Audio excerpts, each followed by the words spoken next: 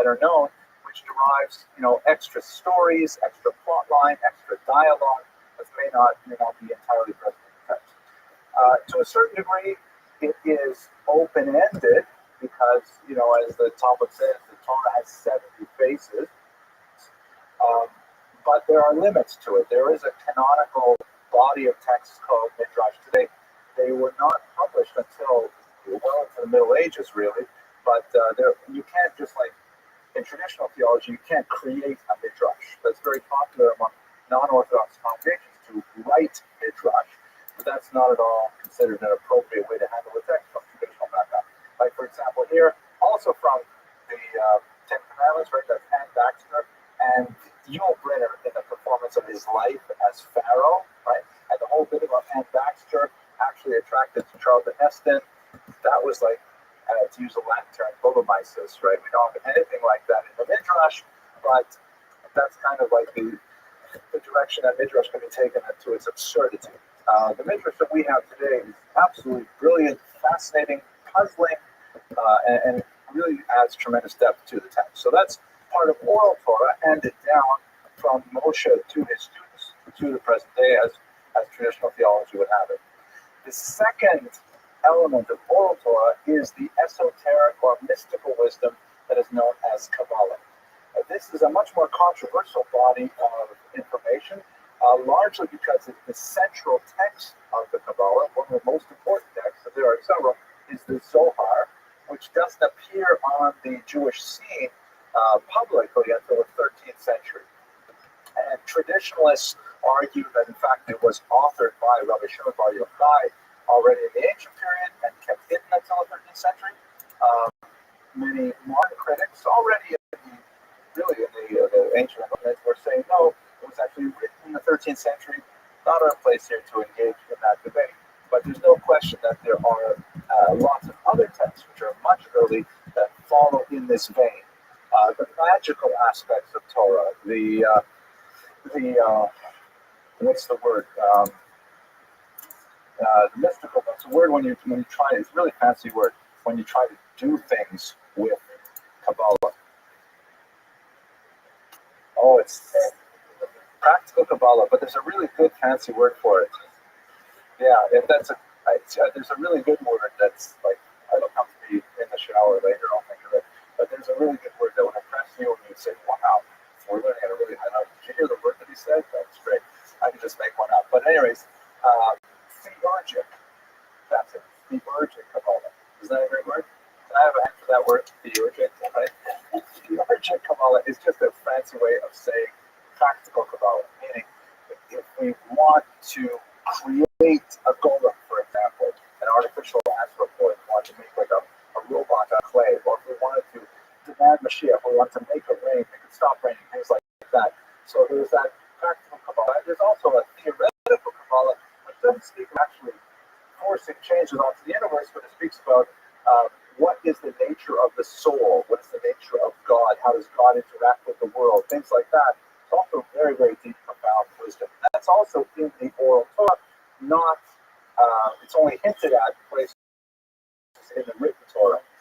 And then you have the third part, which is going to occupy our attention for the rest of the day, law.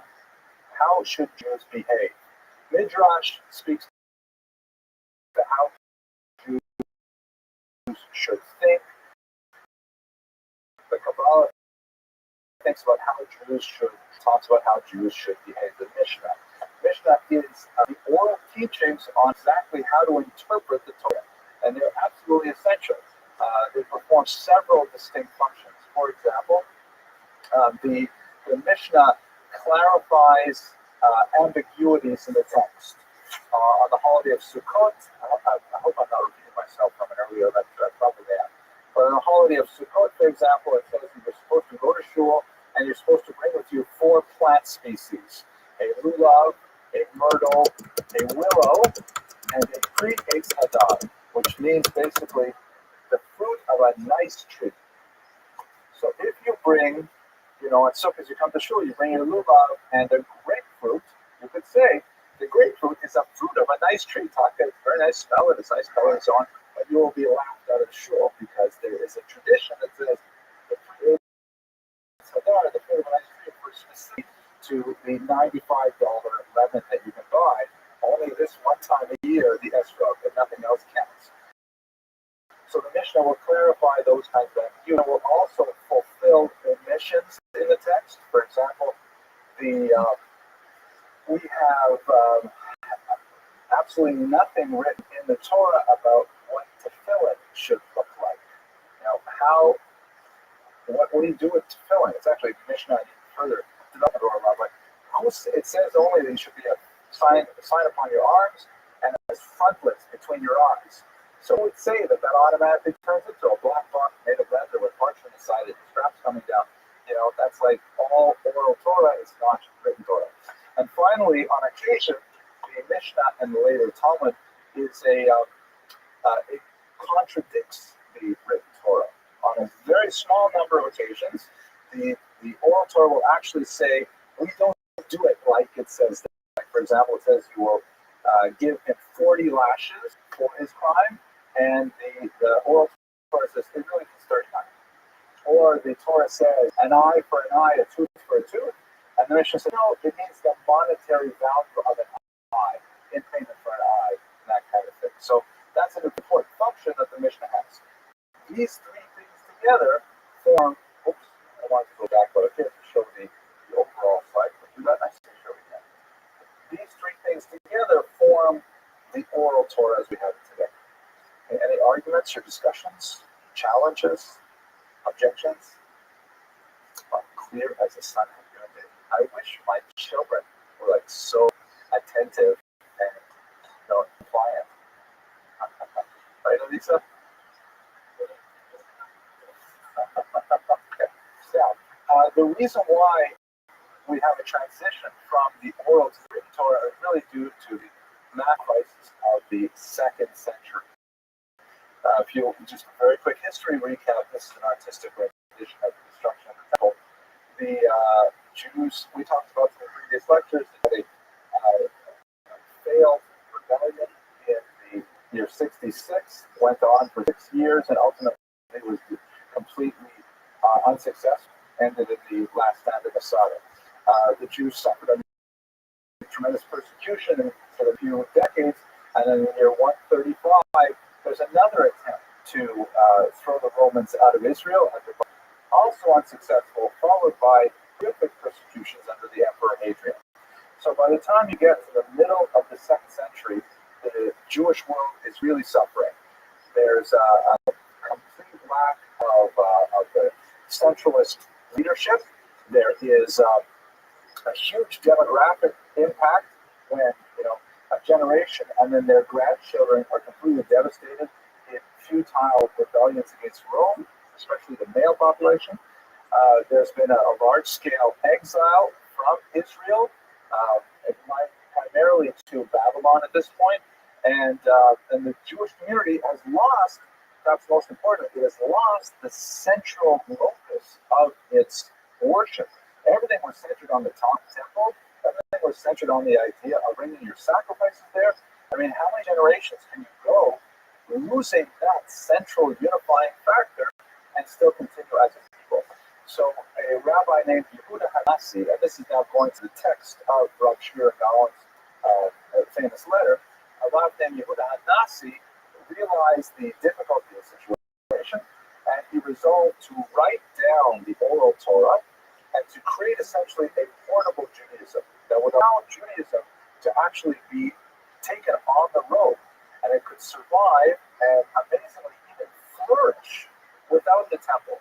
And this magnificent work of literature was the Mishnah, as we shall see. Yes, Ms. Abramson.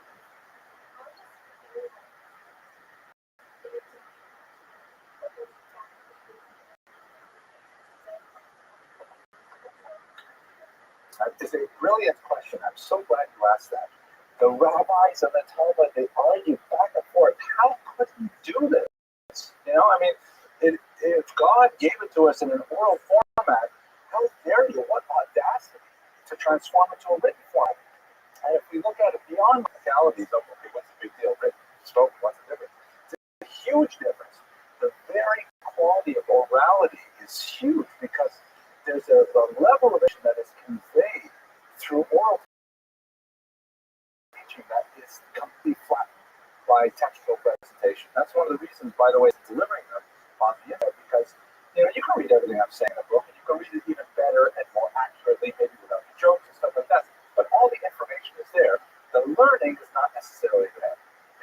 The features of an oral presentation, even one that's fairly, where I do most of the talking and you do most of the listening, I like a partnership of converses, is that, you see my tonality, you see my facial expressions, my body language, you see where I emphasize, what I don't emphasize. There's a whole message that is delivered here that cannot be retained on the written page.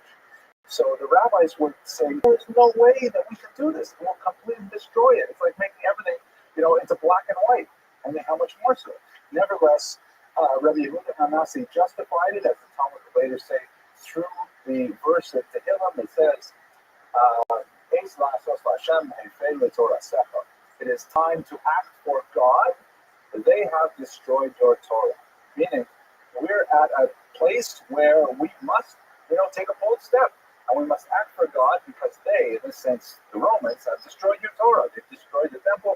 They've destroyed our national integrity. What are we going to do? Others, by the way, criticize them with the same verse, say, you say it's a time to act for God, you've destroyed the Torah. If you're going to do this, that in itself destroys the Torah.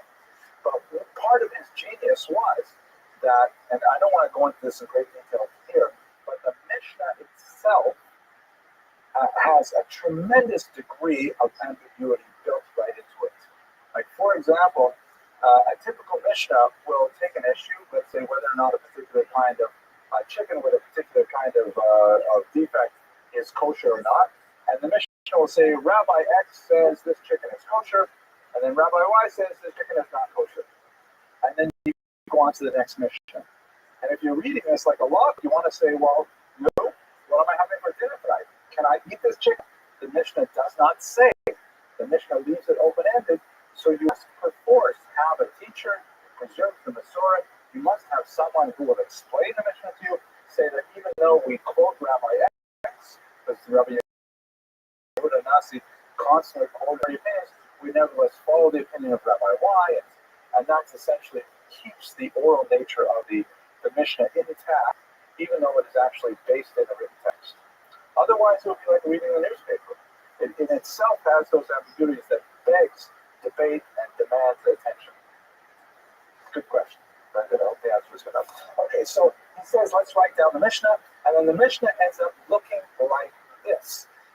There are 6 orders, just to run through them to give you a sense of what they're talking about. The first is called seeds, or Zerayim, and it deals almost exclusively with agricultural law. A lot of laws in the Torah that deal with the sabbatical year, mixing species, all kinds of things like that.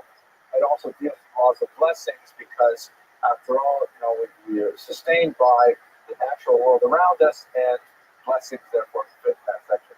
Then in the next section are times, Moed, that deals with the Shabbat, and so on, all the various holidays. The third section and largest section is called women. It's also the most mysterious and difficult to understand. I'm just making that up. But the reason why, I'll ask you guys, so why is there a section on women and there's not a section on men? How come there's a whole section, one of the 6 sections on women, no section on men? I'm sorry? They're very complicated. Okay, we have a little section maybe. So the answer is because the Mishnah is basically a very anthrocentric document. It's something that is written by men, for men to consume, and even the concept of women studying the Mishnah, the way men study the Mishnah, was pretty foreign to most of the ancient world. There were always exceptional women who did master the Mishnah throughout history, but it was a very, very unusual circumstance. We happen to live, ironically, in a time of, it's like Charles Dickens, right? We live in the best of times and the worst of times. On the one hand, we have the most atrocious level of Jewish ignorance ever in our history, especially in this country. But at the same time, we have some of the education available for women in our times, after the Beis Yaakov movement and so on, even studying Talmud for women. So we live in a weird time. But your grandparents, your great-grandparents for sure, wouldn't know how to list these Nashim, women, is the largest section of the, well, it's the largest section of the Talmud, not the largest section, but it's basically men trying to understand their relationship with women.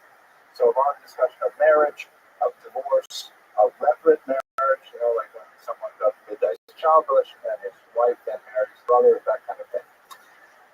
Right after women, as in Shiva joke, goes that you study damages. Okay, thank you for chuckling. It was a joke, right?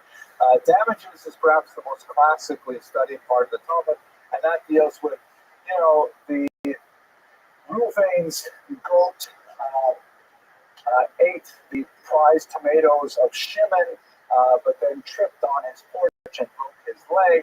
So how much does Reuven have to pay for the tomatoes, and Shimon has to pay for the broken leg, and what's the fence allowed the goat in? All these kinds of basically tort law, criminal law, that's dealt with in damages.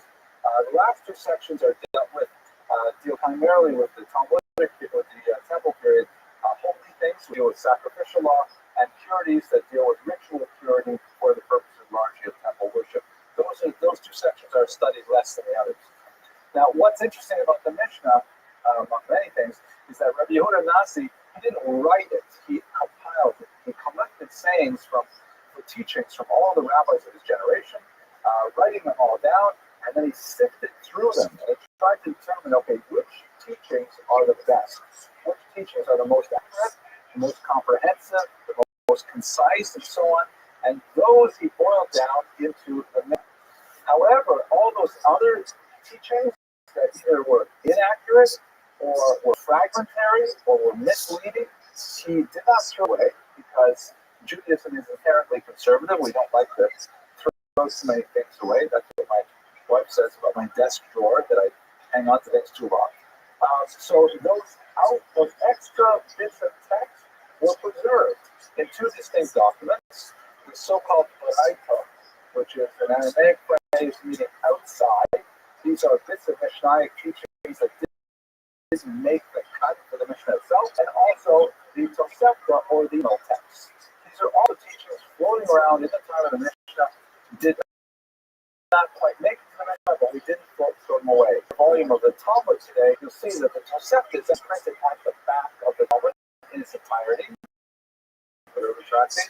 Mixed into the Talmudic text itself. If you look at this diagram here, Talmud is made up of the following. It's made up of the Mishnah. It's a discussion of the Mishnah and the use of Tosefta and Baraitot to clarify the meaning of the Mishnah. When all these things are mixed together with a whole bunch of miscellany texts dealing with the biographical stories, legends, recipes, folk stories, cures for diarrhea, and all kinds of amazing things, all buried into the document as kind of a glue, then you have the Talmud. I actually like that. Can I show you that again? Let's do it again, because the graphics are really fun. So you start out with the Mishnah, and then the rabbis, the Mishnah, by the way, is set to writing sometime around the year 200. So it's set to writing sometime around the year 200, and a lot of discussion is going on about it. And so those discussions have been recorded, and they are made up primarily of passages from the Tosefta and the Baraitot, challenging understandings of the Mishnah, debates around the Mishnah, and a lot of other miscellaneous stuff that takes up, I don't know, off the top of my head, maybe 25% of the Talmud is miscellaneous category. That altogether is what we know as the Talmud today. And that's basically Rav Shmira Gaon's description of how we got to where we are today, intellectually, through the passage of the writing of the Mishnah, in addition to the Braita, the Tosefta, miscellany, and that then we get to the central document, which was basically set to the writing that we have today, sometime around the end of the 5th century. There's a certain amount of debate; it could go even a century either way. There were two versions of it. One that was brought together northern Israel, called the Jerusalem misnomer, because it wasn't in Jerusalem, but nevertheless they also called it Palestinian Talmud, and the more authoritative later of the Babylonians, one more widely studied and lectured here today. So, why Babylon? This is getting to your question now. Here's a quick look at what happened to the Jews and why Babylon became center of the Jewish people during the centuries after the destruction of the Second Temple. Israel, of course, located here, and there was an exile in the 6th century BCE. So we're talking now about 600 years earlier. Not a very deep exile, didn't reach deep into the demographic pool of Jewish people. The exile primarily for leadership, but they were sent all the way out here to the Mesopotamian region. So-called Mesopotamia is from the between the rivers, Potomac rivers in Greek, the two very important rivers of the Euphrates and Tigris rivers that here take a lot of silt from the mountainous regions here, and the more rivers flow downward into the Persian Gulf, bringing some regular flows of nitrogen-rich soil that once the Babylonians, already the Assyrian period, learned how to create, the Sumerian period, learned how to create dams to control the flooding, this became like Silicon Valley of the ancient world, because they had all of this new soil coming down every year. It was amazing for agriculture, and it created a replenishable, renewable resource that was a tremendous economic engine. So this is really a very, very wealthy area historically. This is where Abraham came from originally, and he wandered all the way over here to the Middle East without any natural reserves of oil. And I even choose my belt joke. No one right over there. Thank you. I appreciate it. So the Jews during the first expulsion made their way over here, and there was no expulsion. It was less than a century that they were forced to live there. And again, most Jews didn't even leave. So in Israel at that time, leadership was over there. And then under Cyrus, they were allowed to return. Only a small minority returned to Israel. Most of them were very comfortable, thank you very much, in Babylon, and decided to stay. So that means you have a strong diaspora community that had been in existence for 600 years by the time you get to the destruction of the Second Temple. Again, if you think of our historical scope, right here, Jews have been in America for a little more than 300 years. And, you know, the idea of how cemented Jews are to this country, imagine that our exile was twice that, like 600 years in Babylon. And it's a very, very ancient period. So it stands to reason that when the Jews were exiled the second time, century, it was a natural destination. They knew that here in the lower Tigris Euphrates River Valley, there were going to be Jewish establishments, Jewish settlements, and so gradually Jews made their way over there. There was also a movement along the coast of North Africa, across the Mediterranean to Italy itself, and eventually up through Spain. We already had Jewish populations in Spain by the 5th and 6th century. But the largest center was certainly in the well-established region of Babylon. Throughout the Talmudic period, by that I mean the period between the Mishnah and, let's say, the Protean Talmud, let's say the outside about the year 600, there's a lot of description of Jews moving back and forth between these regions, and a certain amount of friendly rivalry between them. But there's no question that the Mesopotamian River Valley was like the New York of those days. It was the major center of Jewish people, demographically, intellectually, economically, not necessarily spiritually. Okay, so let's go on a little further. What can we say about these Jews in Babylon? As I mentioned, there's like kind of like an ongoing rivalry between them.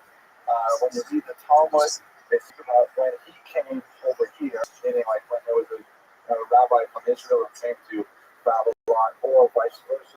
Jerusalem Talmud, when they came by us, you know, so, and they always have like slight disdain for each other depending on the context.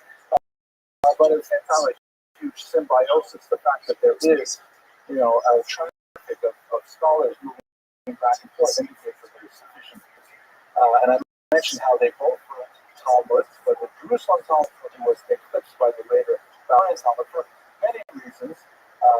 One of the most important is that the Babylonian Talmud was written later, so we're able to consult the opinions of the Jews. The Jews of Israel found themselves under very different kind of leadership from the outside world, the Roman Empire, than they had in Babylon.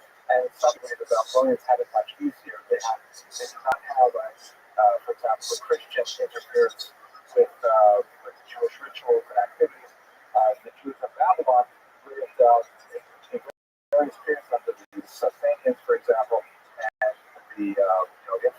Zoroastrian faith, which is seen in the Talmud occasionally, how Jews have to deal with it, but was minor compared to what Jews had to deal with in Israel.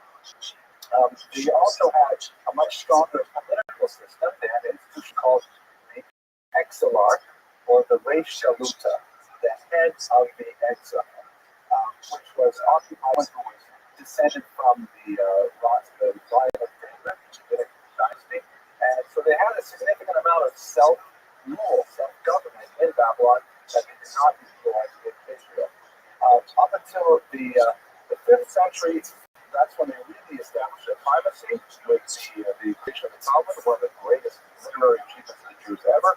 And they maintained that for another 500 years, but it was going to a steep decline by the time you get to Shavira Gaon, which takes us back to our day Talmud. Yes.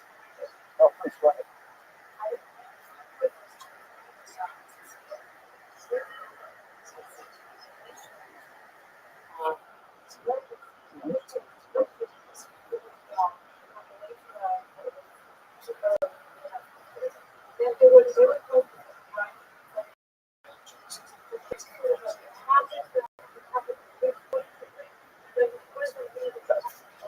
That's an excellent question. I'm glad you asked, because I could feel myself as I was saying it. I was kind of rushing through it. Basically, it's like this. The Mishnah itself is hard to understand. It doesn't have clear direction in a lot of ways. So rabbis would get together, and they would argue about the Mishnah and argue and argue. And these arguments, Geshmak arguments, really good arguments, they would kind of remember the key points of the arguments. And somehow, over the course of centuries, these arguments were down to the code words, or just little codified phrases. And then he said, to remember really what that all meant. And that was all these like memorized debates were then set to writing. And that set to writing debates is the Talmud. So there involves hundreds of rabbis, right? They're like, over the period of several centuries, there are lots of voices in the Talmud, hundreds of voices. And there's some debate as to exactly which rabbis would have closed the Talmud. The traditional view is Rabbi and Rabbi, but there's debate over where they give that credit and it really happened later or really happened earlier. But basically, the story, as given by Rothschild, is they would memorize these debates, and then they finally said, let's set them back to writing, and that's the canonical text we have known as the Talmud. It's a long, extended debate on the meaning of the Mishnah, with lots of citations from the outside sources to try to bolster it. But it most importantly reminds me of a joke. So I'll tell you this joke very quickly. So I mentioned how the arguments were codified, right? People are like rolling their eyes, but it's like a story. I have to say these jokes. Otherwise, I just go home and I feel very frustrated. So the joke goes like this. There are people in a prison who are living together for a long time, right? Of course, they're incarcerated. And they don't see other people. Until one day, a new prisoner is put into the jail. And he sits down in the mess hall with them, and they're sitting and eating. And then one of the prisoners says, 52. The other prisoners all break up laughing. And then another prisoner says, 37. And then they all fall on the floor laughing. And this goes on for a while. So the new prisoner says, what's going on? And I say, well, you see, the thing is, we've been in prison together for so many years. We all know each other's jokes so well that we just gave each joke numbers. And whenever we want to tell a joke, we just say the number, and we remember the joke, and we laugh. Right? That's what the joke. So he says, wow, that's great. Can I try it this year? Go ahead.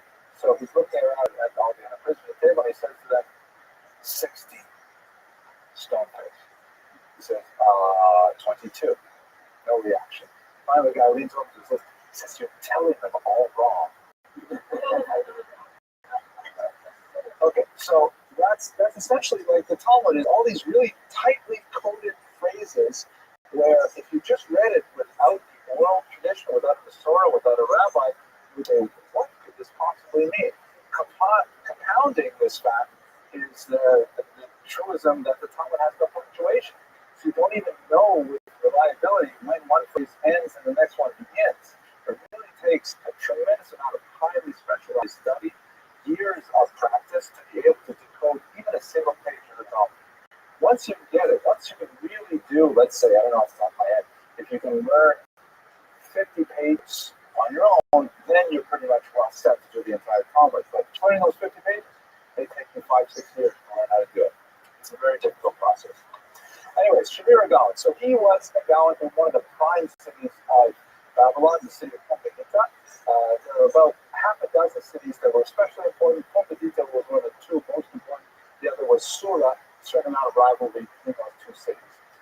He got into a certain amount of trouble because he was the chief judge of the rabbinical court, and he did not agree that they should appoint Nehemiah to be the Gaon before him, and he refused to consent to the appointment of one Nehemiah. We don't know too much about the reasons for it, but based on his later activity, it appears that Nehemiah was perhaps responsible for not taking control of the situation and centralizing rule in Babylon, respect for Babylonian scholarship.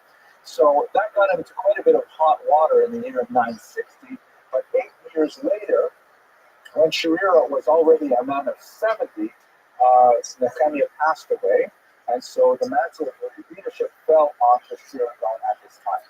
And then he devoted the next 3 decades of his life, he lived an entire century, and he devoted the next 3 decades of his life to specifically shoring up the reputation of Babylon, reaching out to far-flung communities throughout the Mediterranean basin, and making sure that they directed their questions to the yeshiva, the academy in Pumbedita.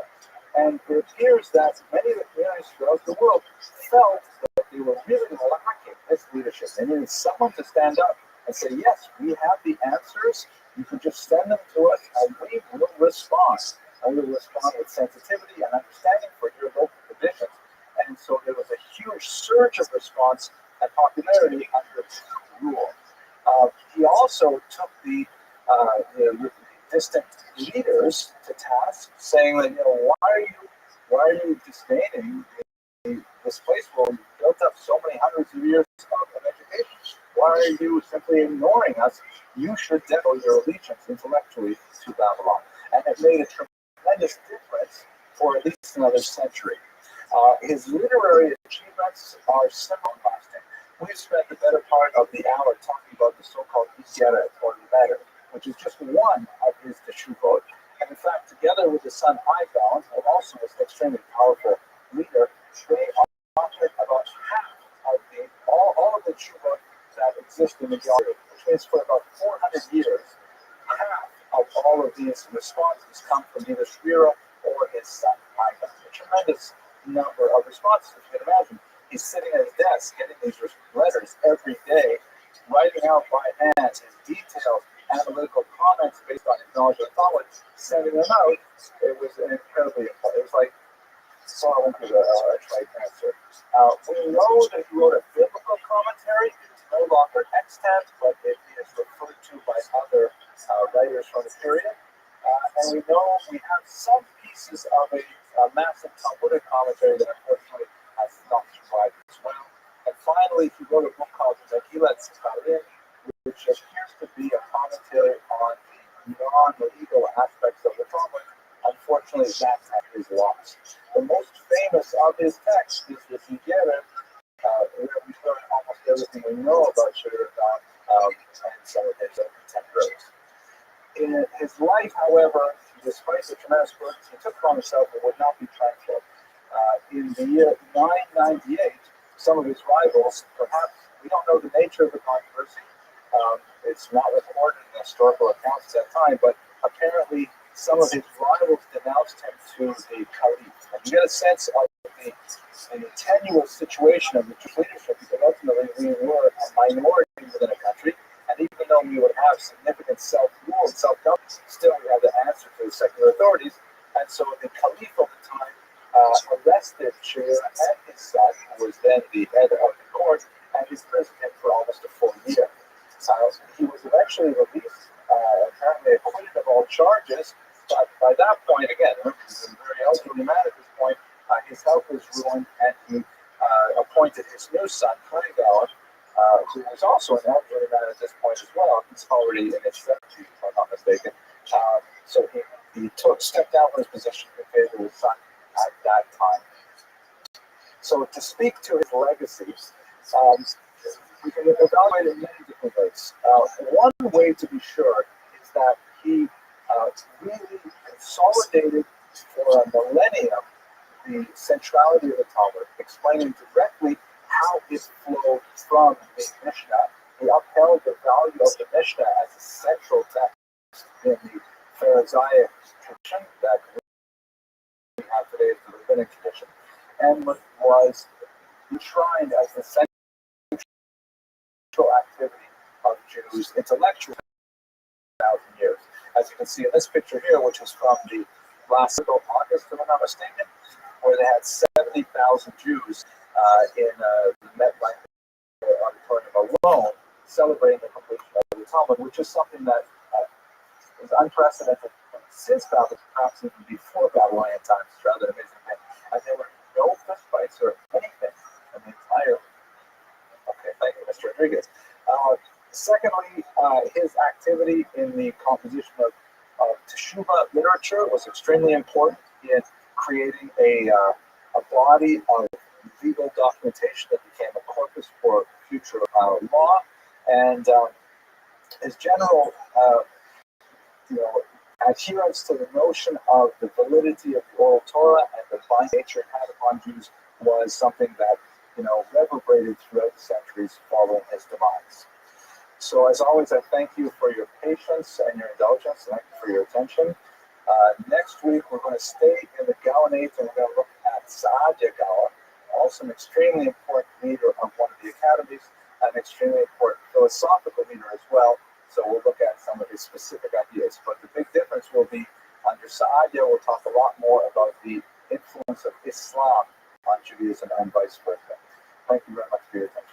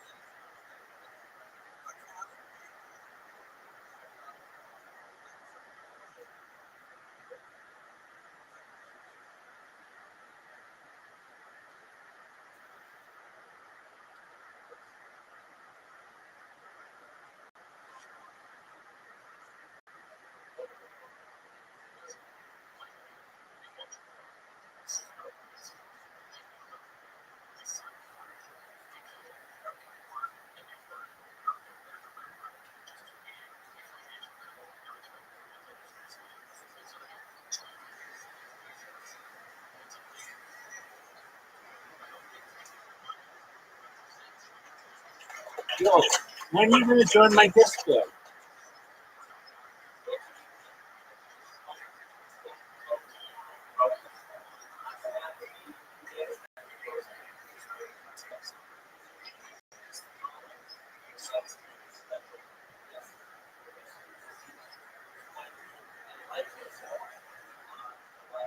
I'm watching Jewish history lectures, but you can see me better from there. Oh, I wish. Thanks, sweetheart.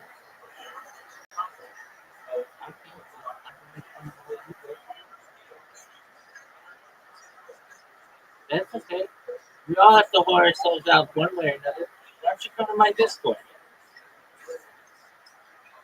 My Discord is discord.me/rabbi. Discord.me/rabbi. The link's there.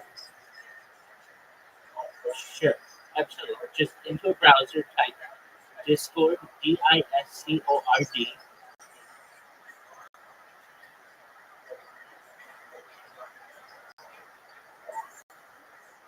Yeah, you are.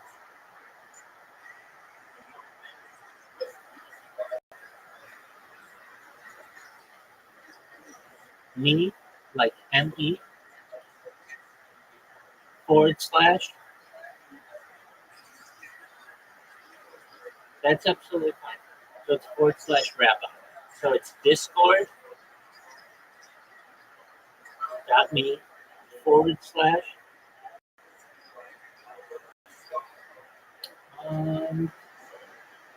it's yeah, it's above the question mark or it's below the question mark. At least on mine. Okay, just it's slash. You know what slash is, right?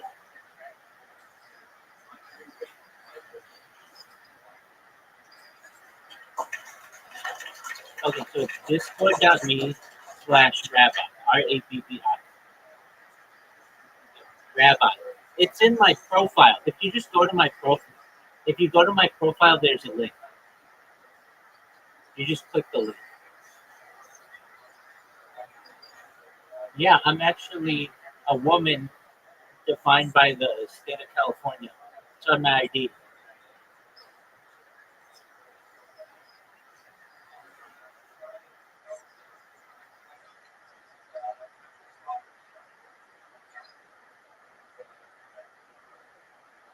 All right, come in the Discord. I can hear you better there. I can tell you all about my project.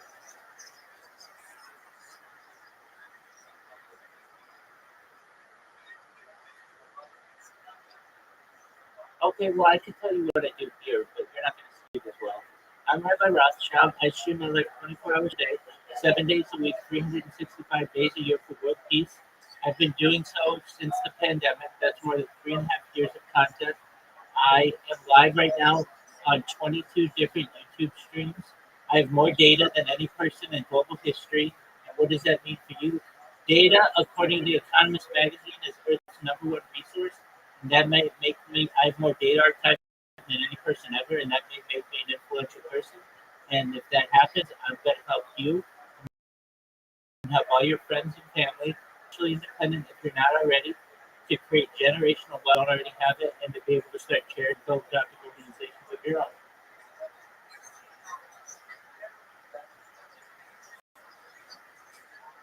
I think so too.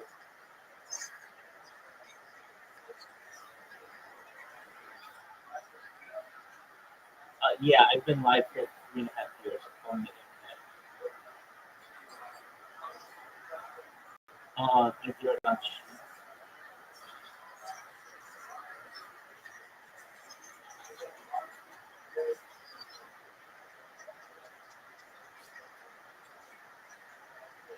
So I would say yes, but a lot of my content gets banned because that's against the terms.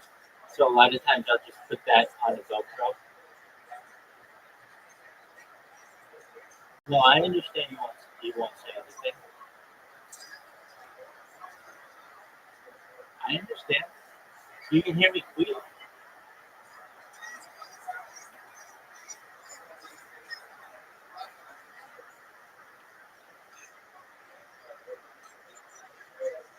Oh, it'll come. Don't worry. And when I do it, I lift my leg like I'm some type of military weapon, and then just let it fire. I recognize that. Yeah. So come to my Discord. It's amazing. We got some other people here. We're watching Jewish history lectures. It's pretty amazing.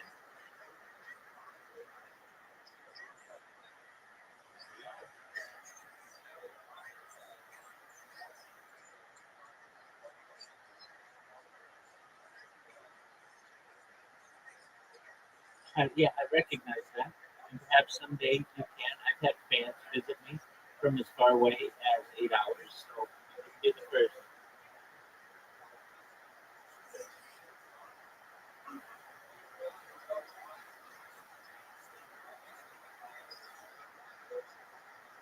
Yeah, I do whatever.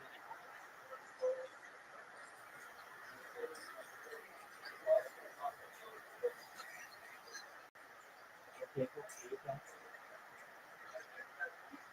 Excellent. Make sure to have your permission slip signed.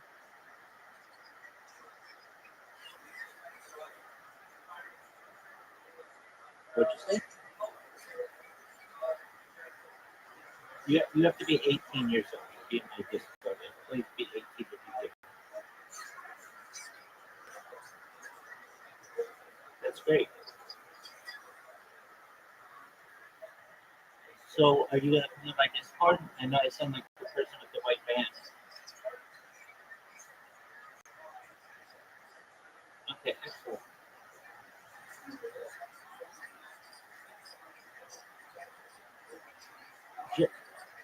Ju- there's a link in my profile. Just click the link in my profile.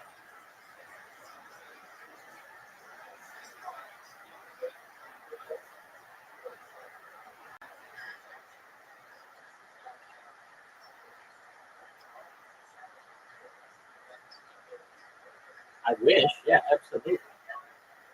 Tell everybody you know about it. This is the biggest event in global history.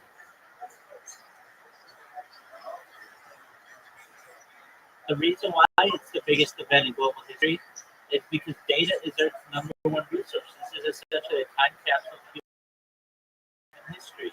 It goes back to the pandemic. We've seen in between the birth of AI, the nation of a king, and everything in between.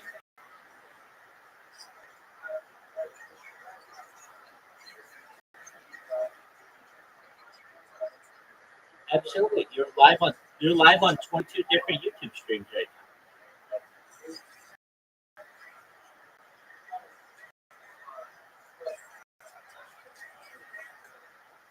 Yeah, I mean you're on a yeah, YouTube can hear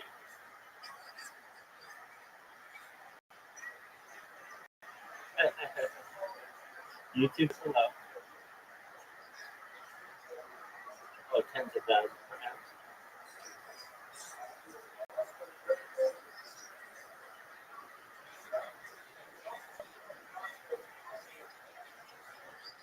That's amazing.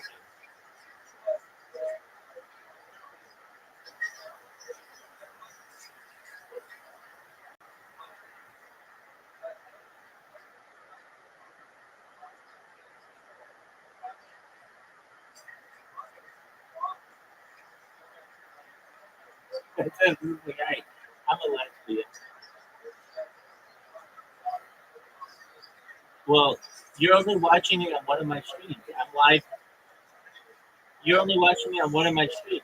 I'm live on many different streams, and I have people. The place where most people watch me is on Discord. I have right now like 8 people in one Discord, another 3 people in another Discord, another 17 people in another Discord, another 3 people in another Discord. No, I have people who can talk to me in Discord.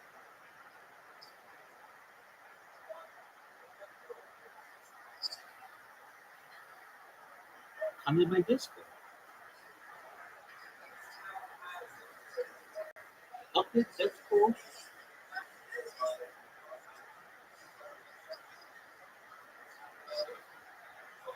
Okay, what do you who uses Discord for work? It is weird. Yeah, where you work, they're really cheap. Everybody uses Teams or Zoom.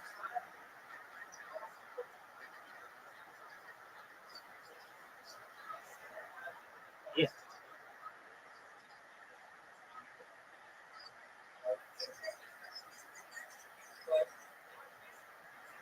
yeah. I mean, I also I mean, when I have a career as a certified project management professional, and we use Teams.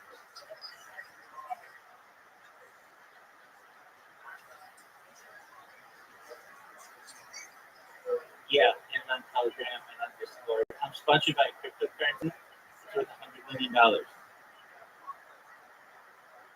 It's called Trade Labor.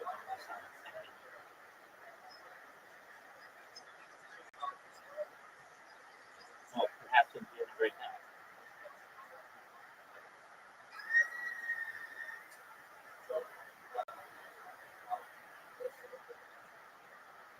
I like you all.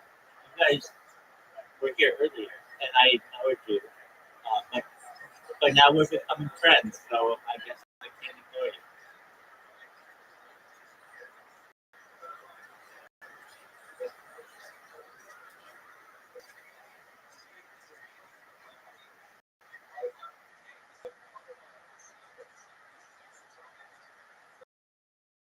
you. 100%. Yes, you are. No, I don't want to sell individuals. I just want to sell my data. Data is Earth's number one resource, according to the Economist magazine. In 2018, data overtook petroleum. So basically, I'm sitting on a gold mine, and it's just a matter of time until people see me. I blow up.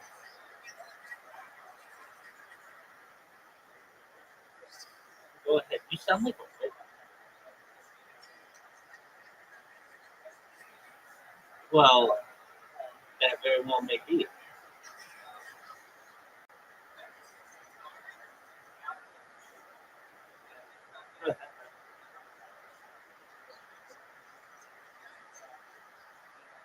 Word. It is. It's bigger than World War II. It's bigger than World War II and World War One combined.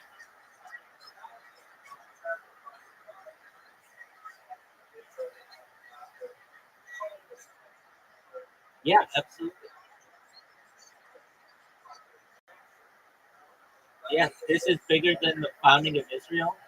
This is bigger than the Vietnam War. This is bigger than the War on Terror. This is essentially a time capsule of global history.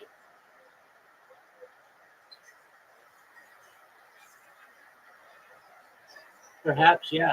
This is bigger than the Bible. This is bigger than the Epic of Gilgamesh.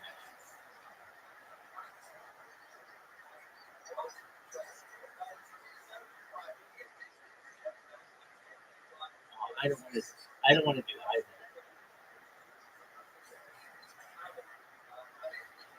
No, I don't want to do either. I don't want to reinstate slavery, and I don't want to end this live stream. What about Burj Khalifa?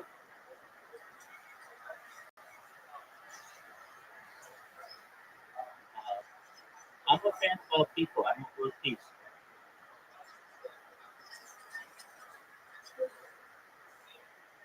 Yeah.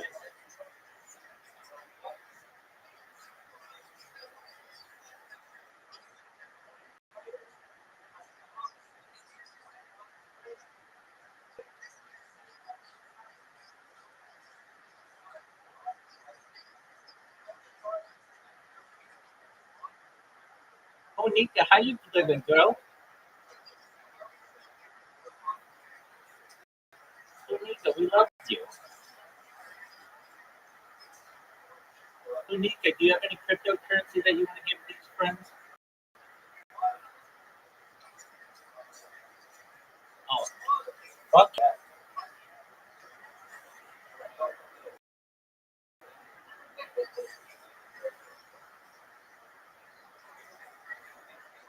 Please do. Knock yourself out.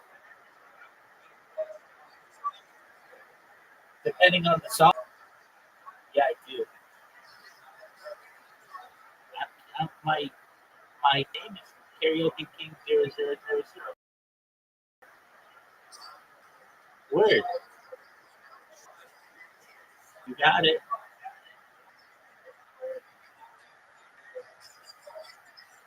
Yes.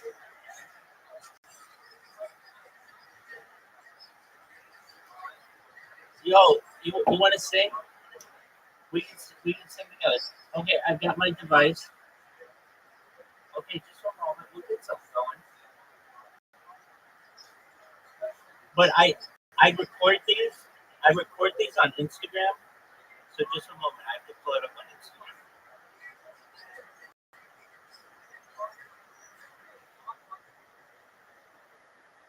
What kind of music do you guys like?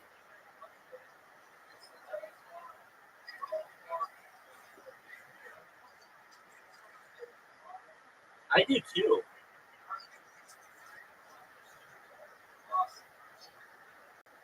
Do you know Wade in the Water?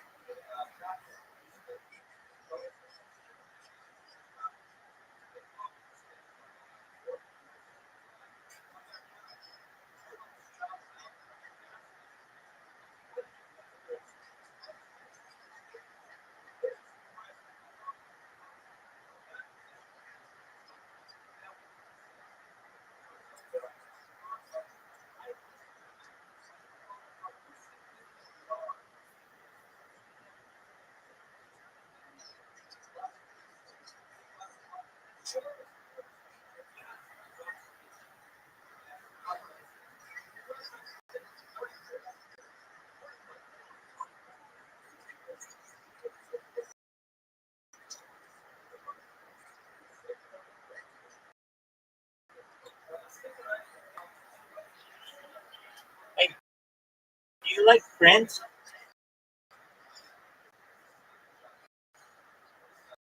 Yo, I just asked you a question. Do you like?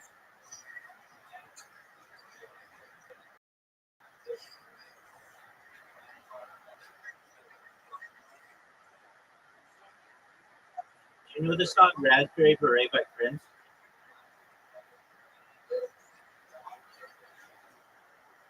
You want to sing Beyonce? Fuck yeah, I know Beyonce.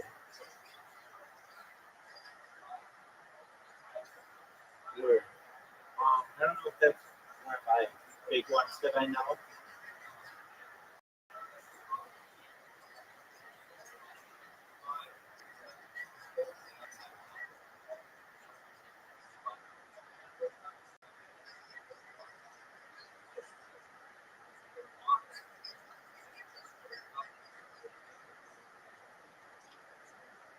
Do you know the Beatles? Do you know the Beatles?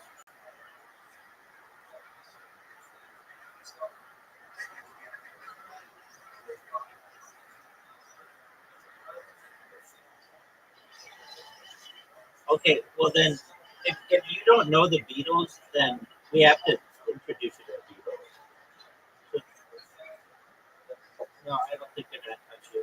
All right, so this is the Beatles, but when I sing, I also do like I like pretend like I'm playing a guitar. So here we go. This is live on Instagram as well. All right, and a one, and a two, and a one, two, three.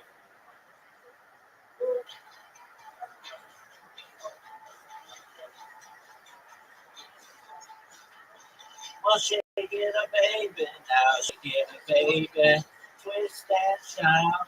Twist and shout. Come on, come on, come on, come on, baby. Now come on, baby. Come on and work it on now.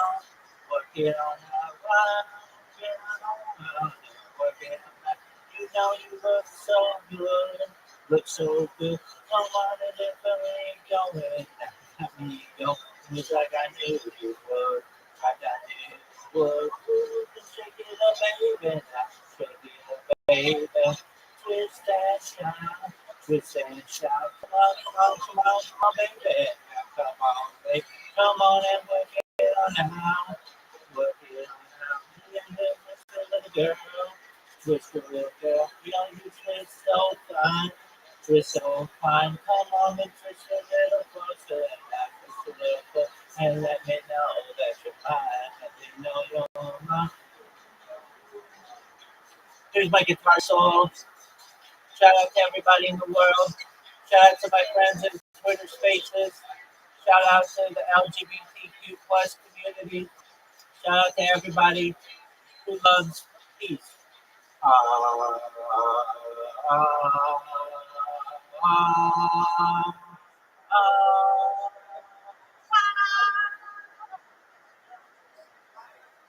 Knock yourself out. You're up next.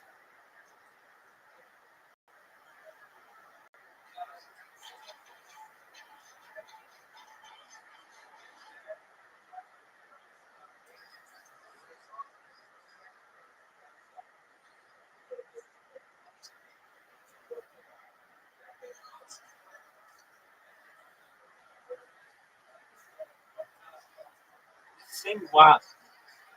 Sing WAP. Yeah, I said yeah.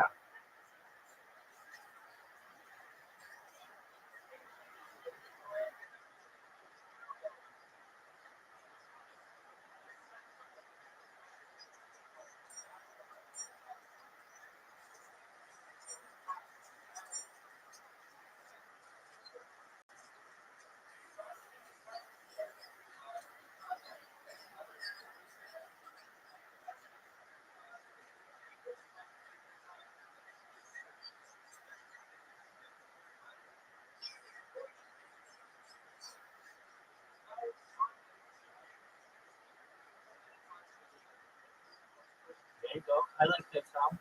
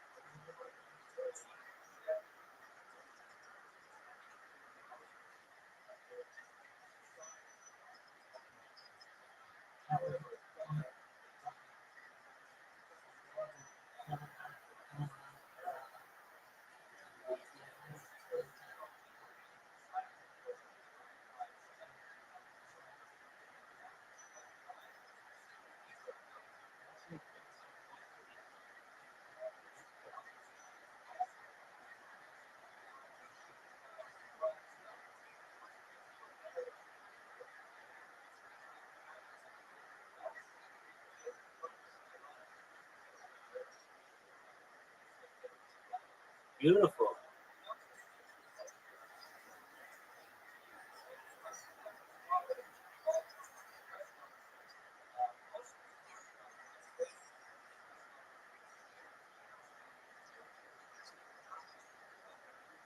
You're not alone.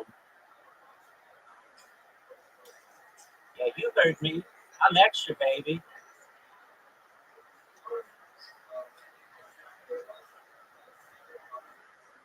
All right, who's up next?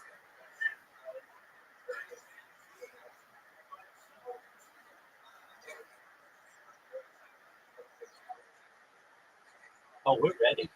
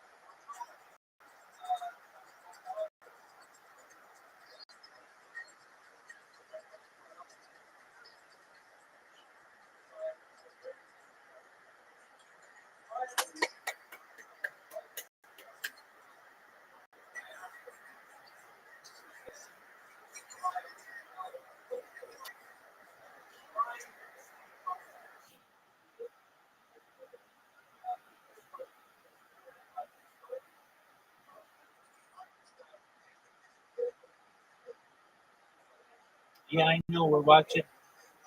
I know we're watching Jewish history lectures.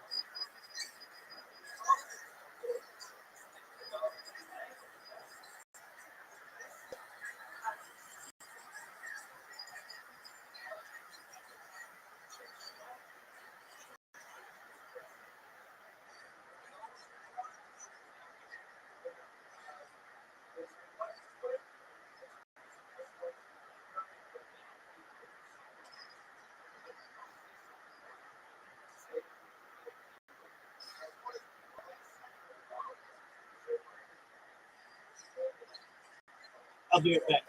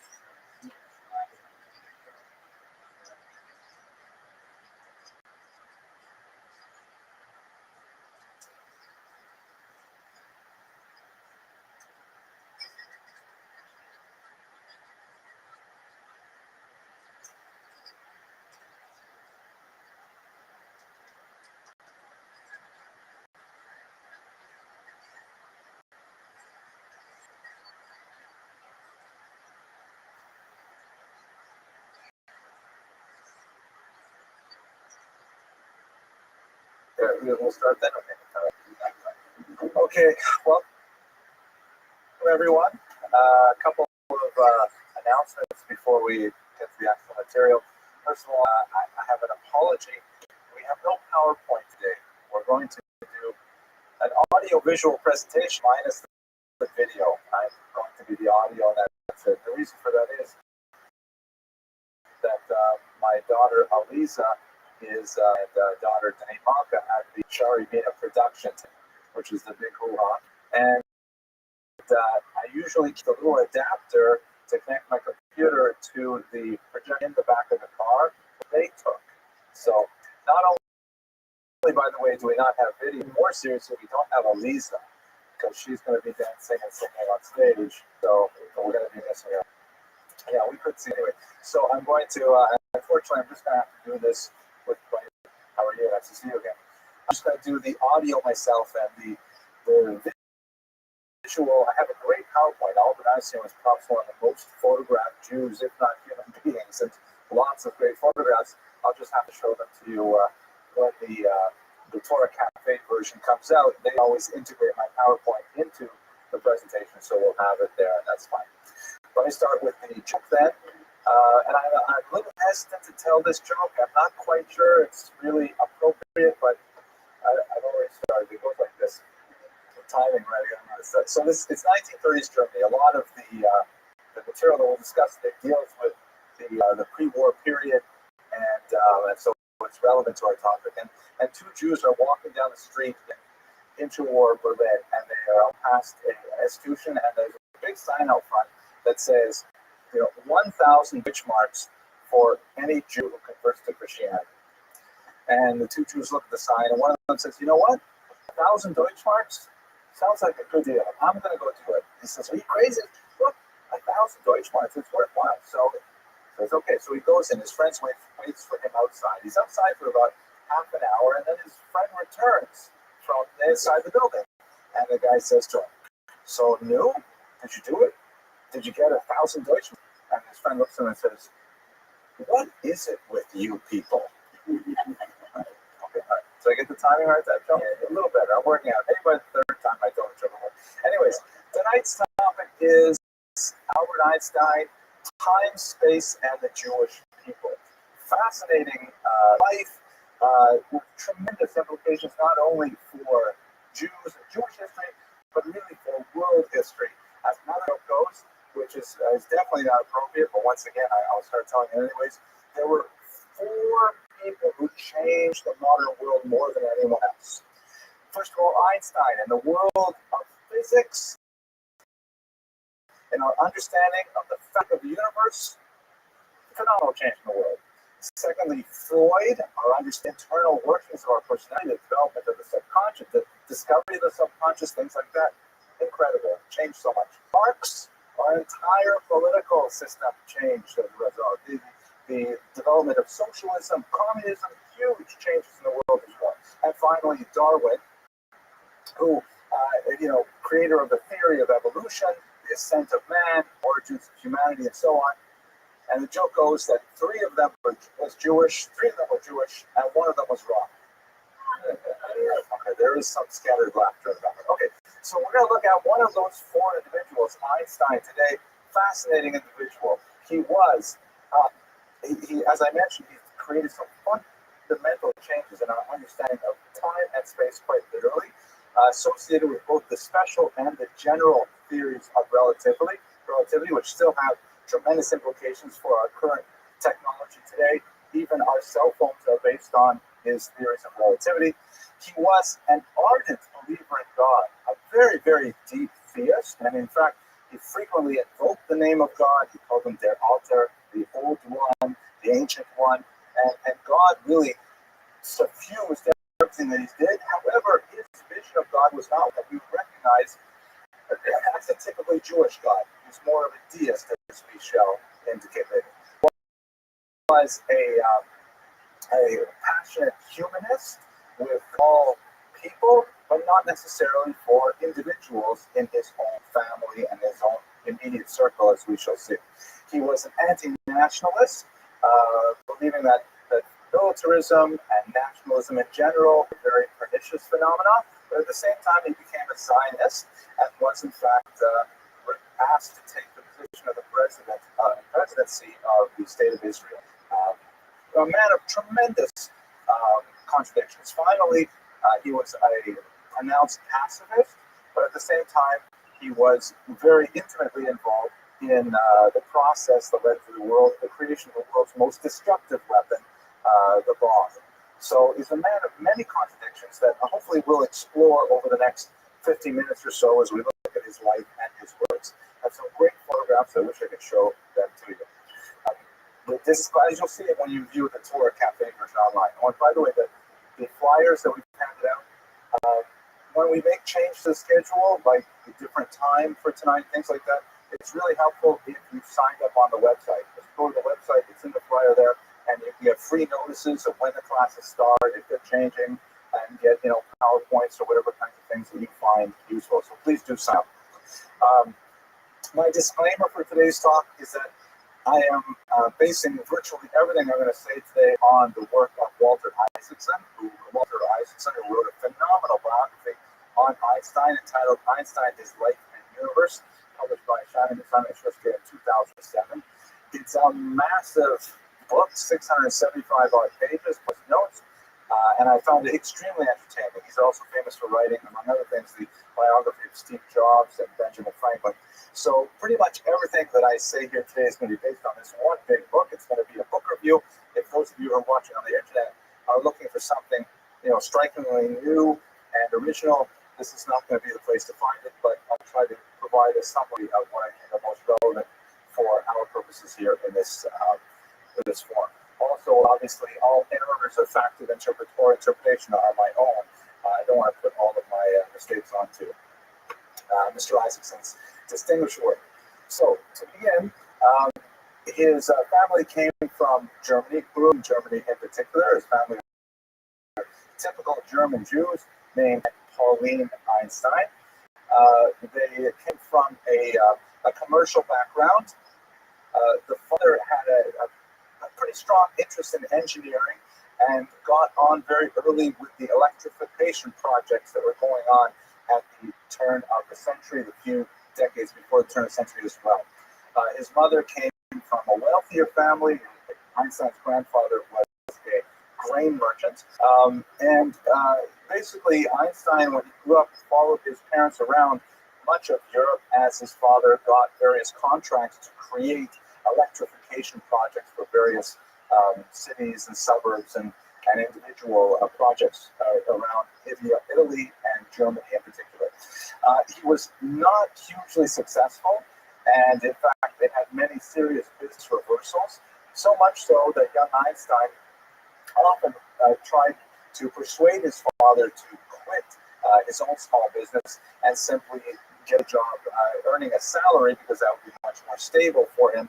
Ultimately, that's what ended up happening to his father, but it was a way in which young Einstein was able to get some glimpse of the mechanical workings of things like power, magnetism, and so on. Einstein himself was born in 1879. He had a single sibling named Maria, who was called Maya for short, and she was born in 1881. They were very close throughout their life. As you can tell from his sister's name, Maria, not a typical Jewish name, although quite often a lot of Jews use, diminutives. Even Mushka is a diminutive of Mary and Maria. But nevertheless, his family provided him with a very, very limited Jewish education. His early years were spent in a Munich suburb, and he received no formal Jewish education. His father felt that Jewish rituals were essentially ancient superstitions. They placed no trust with traditional Judaism whatsoever. He attended a Catholic primary school in which there were 70 students in his class, and he was the only Jewish child there.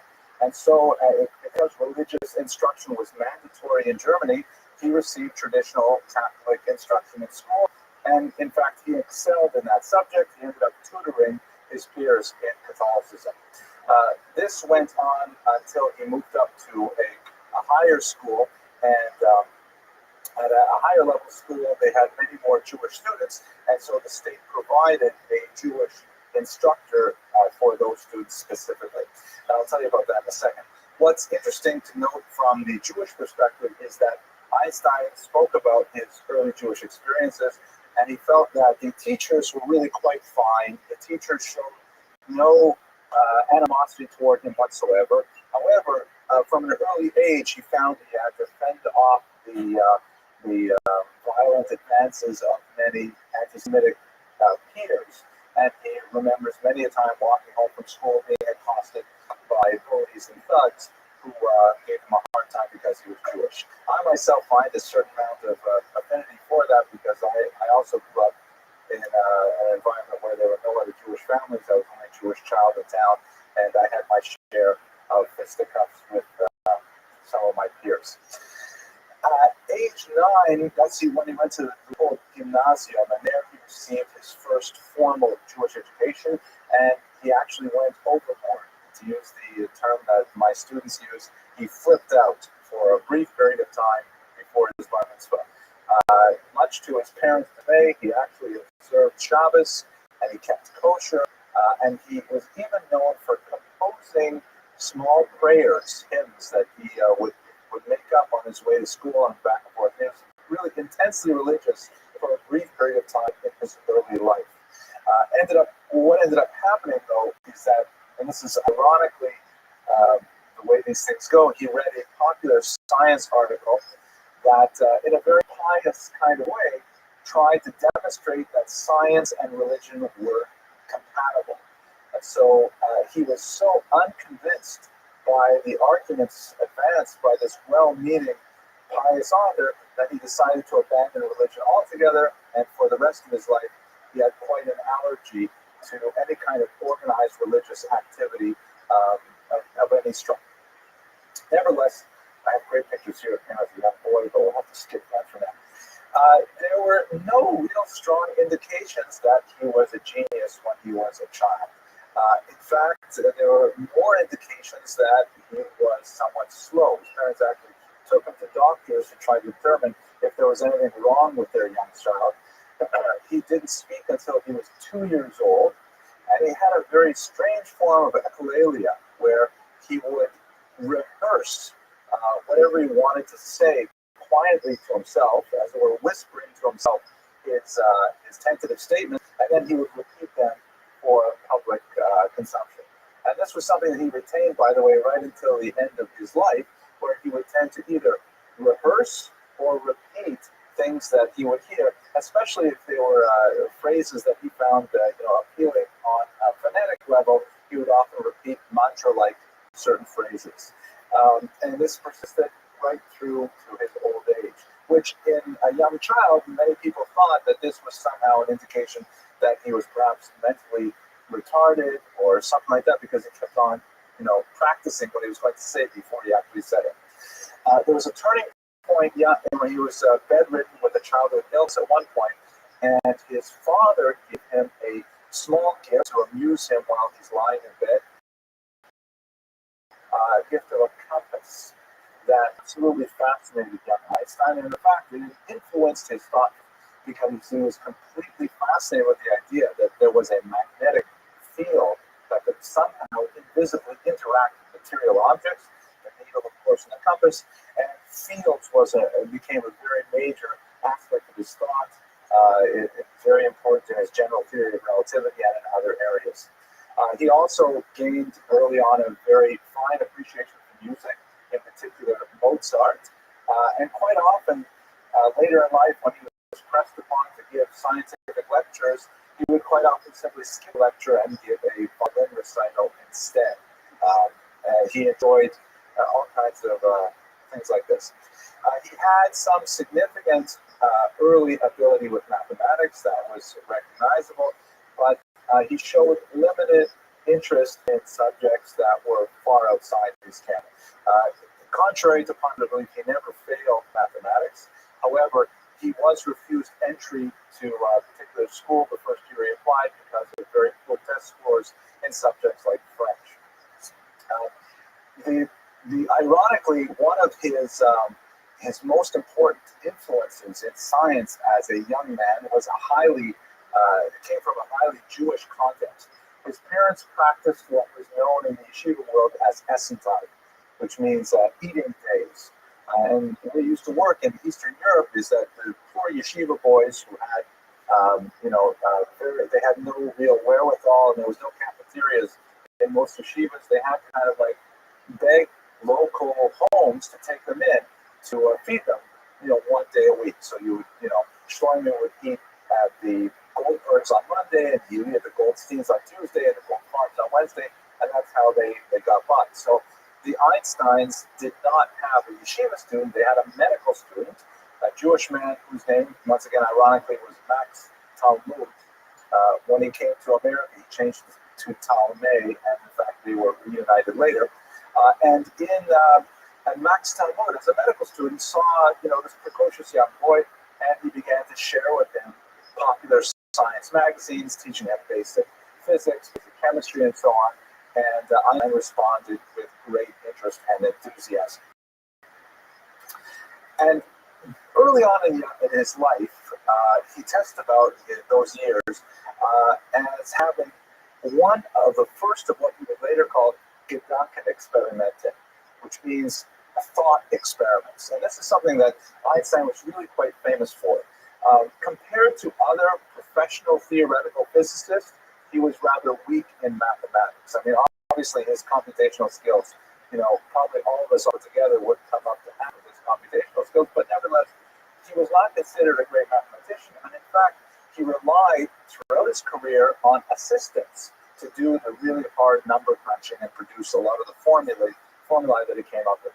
But what he was unsurpassed at were these so-called thought experiments, where he could transform complex ideas into visual images that people could imagine. The first one that he records having had was when he read about the speed of light and a lot of the debate over light as a particle or light as a wave. He imagined to himself, what would it be like to ride a bicycle alongside a beam of light? What would that beam of light, look like if you were traveling at the same speed? This is into his special theory of relativity, which hopefully I will explain to you if I still remember how to do that in a few moments. But throughout his life, he was constantly thinking of these things. For example, explaining the general theory of relativity by describing blind beetle walking on a curved branch, and that the branch is in fact curved. So do they feel the curve of the branch? For them, they're just walking straight forward. Or if you're in a box that is an elevator and it suddenly falls out from under you, you'll be suspended momentarily in the box, but it will have a lot of structural similarities that if you're not in an elevator, but you're in a box that's being spun around on the end of a rope. All kinds of images like this, very powerful, easy to grasp. Another one, again, with general theory of relativity, he described like a bowling ball rolling onto a trampoline and then having billiard balls rolling after it. And the way billiard balls are attracted to the bowling ball is really the effect of the bowling ball depressing the field in the trampoline. These Gedankenexperimenten were ways in which not only he could express these complex mathematical ideas, but he could communicate them to a wide audience, which helped him really make this leap into worldwide celebrity. If you recall, we had a long discussion about Sarah Bernhardt last year. This is the age in which celebrity is beginning to become a phenomenon. The connection with mass media and popular consumption of visual images, photographs, later movies, creates the beginning of superstars. And Einstein was one of those superstars who really went far beyond his relatively limited circle of theoretical physicists and became a worldwide celebrity. I might as well mention it now. This is, by the way, one of the main reasons he was criticized by his peers. One of the reasons why there was tremendous hesitation to give him the Nobel Prize is because his fellow physicists felt that he was far too undignified, that his willingness to mug for the camera, his willingness to speak with everyone about his research was considered beneath his stature as a scientist, and it was looked down upon. And by the way, he had no airs about him about who he spoke to. There's a famous story about how when he lived in Princeton, and he's already in his 60s and 70s, there was a little 8-year-old girl who lived next door, and she went over to his house and she asked the great Professor Einstein for help with her math homework, and she bribed him with a plate of fudge. And in fact, he would help her with his math homework, and he loved to do things like, there was he didn't give interviews when he got very old, but there was a local student that in a journalism school, and the instructor of the class said that anyone who can get an interview with Albert Einstein gets an A, So he went and said, hey, this is how I can get my A. So Einstein gave him an interview as well, published in a little school paper. Eventually, of course, the transit New Jersey News picked up. But I have a great picture here. I wish I showed you. This is the famous tongue picture of Albert Einstein sticking out his tongue. He was an incredible nonconformist, which got him in a lot of trouble. One of his many, many famous quotes is, "A foolish faith in authority is the worst enemy of truth." And this really encapsulates his Weltanschauung and his modus operandi. He was extremely skeptical of revealed truths of any type, whether they be religious or whether they be scientific. He refused to accept things simply because they were widely believed. And this is one of the strengths that, of course, allowed him to ultimately overturn Newtonian physics. This was not a characteristic, however, that garnered much favor from his teachers. His teachers found him extremely impudent, even offensive, and he was not necessarily a disruptive student, but one student, for example, in his student file noted that he should not advance because he sits at the back of the classroom and smirks. And the smirking completely ruins the entire class for me, writes his teacher. So, he had very little disdain for pompous individuals, and he had no patience for simply accepting things on authority. He was also a relatively poor experimenter, and in fact had a major explosion at one point that harmed his hand and sent him to the hospital for a while. So he tried to avoid applied physics and did most of his physical research simply walking and thinking. With these Gedanken experimenting, he'd get these ideas, these images. He'd go to his assistant and say, listen, try a formula like this, work it like this, add in this constant, things like that, and they would come up with the formula.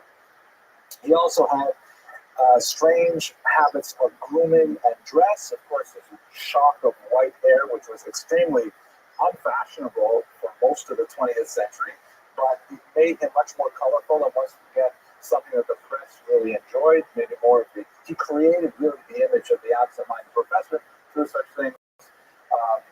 He often simply neglected to wear socks, and he refused to dress in black tie if the event was black tie. He simply dressed however he felt, wherever he went, and so on.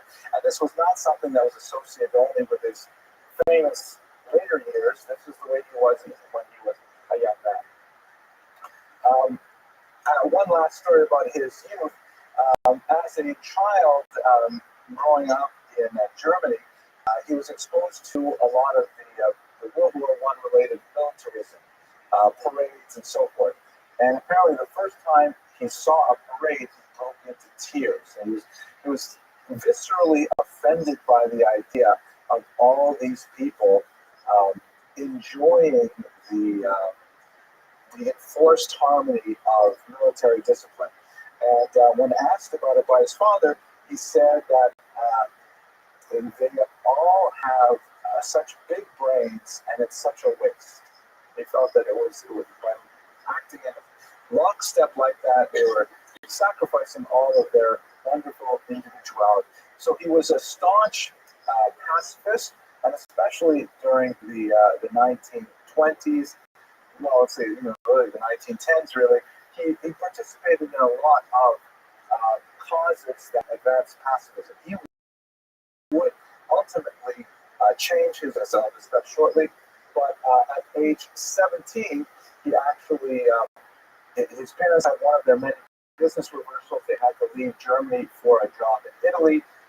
Einstein was supposed to stay behind and study, but instead he left Germany, renounced his citizenship, and moved to Italy with his parents. He actually refused to keep his German citizenship because of the military culture. He refused to ever be conscripted into the military army, which he was due to do at age 18. He gave it up at age 17. Interestingly, on his application for renouncing citizenship, after religious affiliation, he indicated no religious denomination whatsoever. So he spent most of his early studies in the post-high school period in Zurich, where he studied at a place which is called the Zurich Polytechnic. It has a much longer, complicated name, which I'm not going to use. I'm just going to use Walter Isaac's abbreviated version. Once again, he did well in math and science, did poorly in literature, politics, and so on. But after he was initially denied admission, he engaged in tutoring for a year, and he came into very close contact with a woman named Marie Winteler, who was his first girlfriend, first of many, and she was not Jewish. This was another recurring theme in Einstein's personal history that we'll talk about in a moment. Ultimately, though, when he got more serious in his studies, he broke it off with Marie Winteler, which broke her heart. She was very, very attached to him. And we know from the extensive correspondence that we have, the Einstein papers are really quite phenomenal. He was even in the habit of sending her his laundry to wash for him, sometimes without even an accompanying note, just sending the laundry. And all of a sudden, the laundry stopped coming. So that was it. What are you going to do?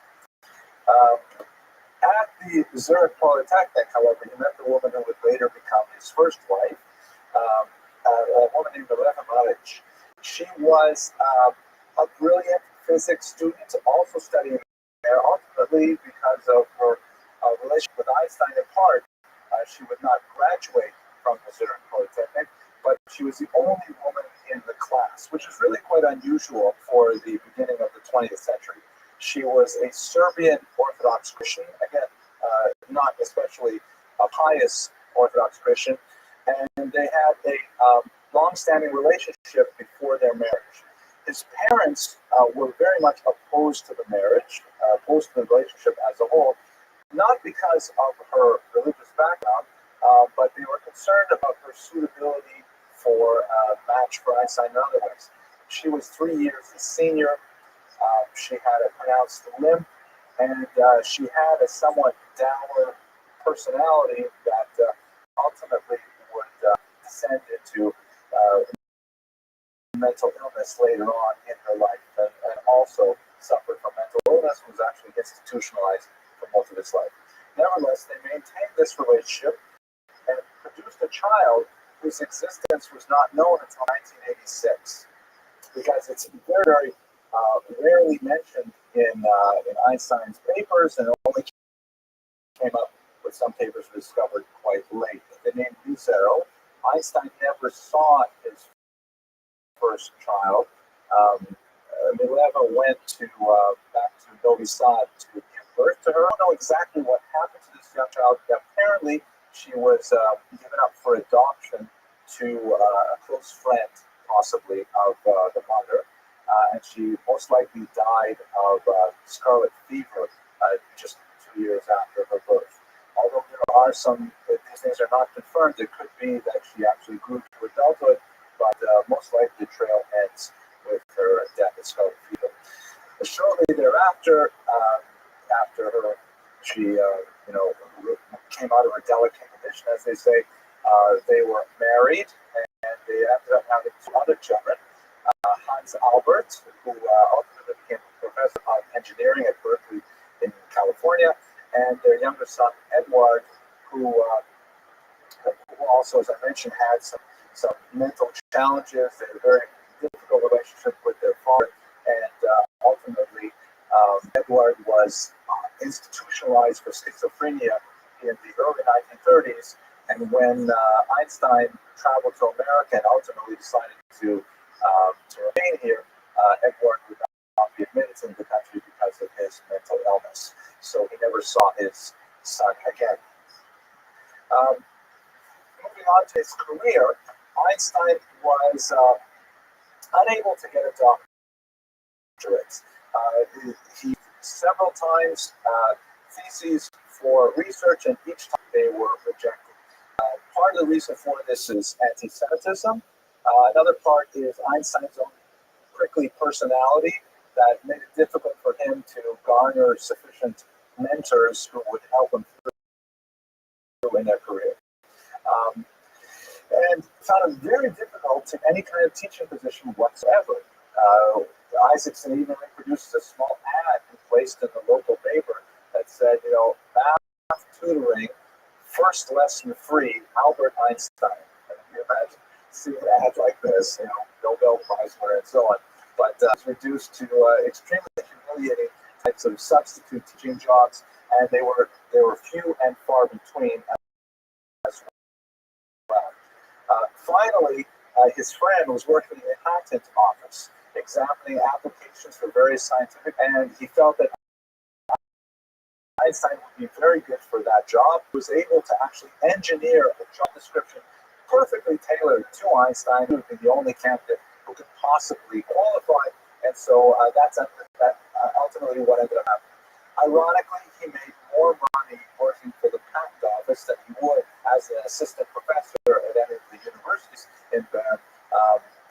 Later, when he finally was offered a position, they actually had to pay him more just to keep him up with his salary at the patent office.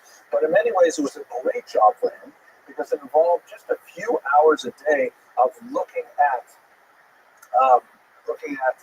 applications for new devices to determine if they're worthy and if they do not transgress other patent applications. And then the rest of the day, he was free to explore his physics. And that's what he did, coming out in 1905 with what historians call the Anna Mirabilis, the year of miracles, the year in which he came up with so many amazing ideas that within the space of a few short months and a few short papers published in the Annalen der Physik, he really changed the world forever.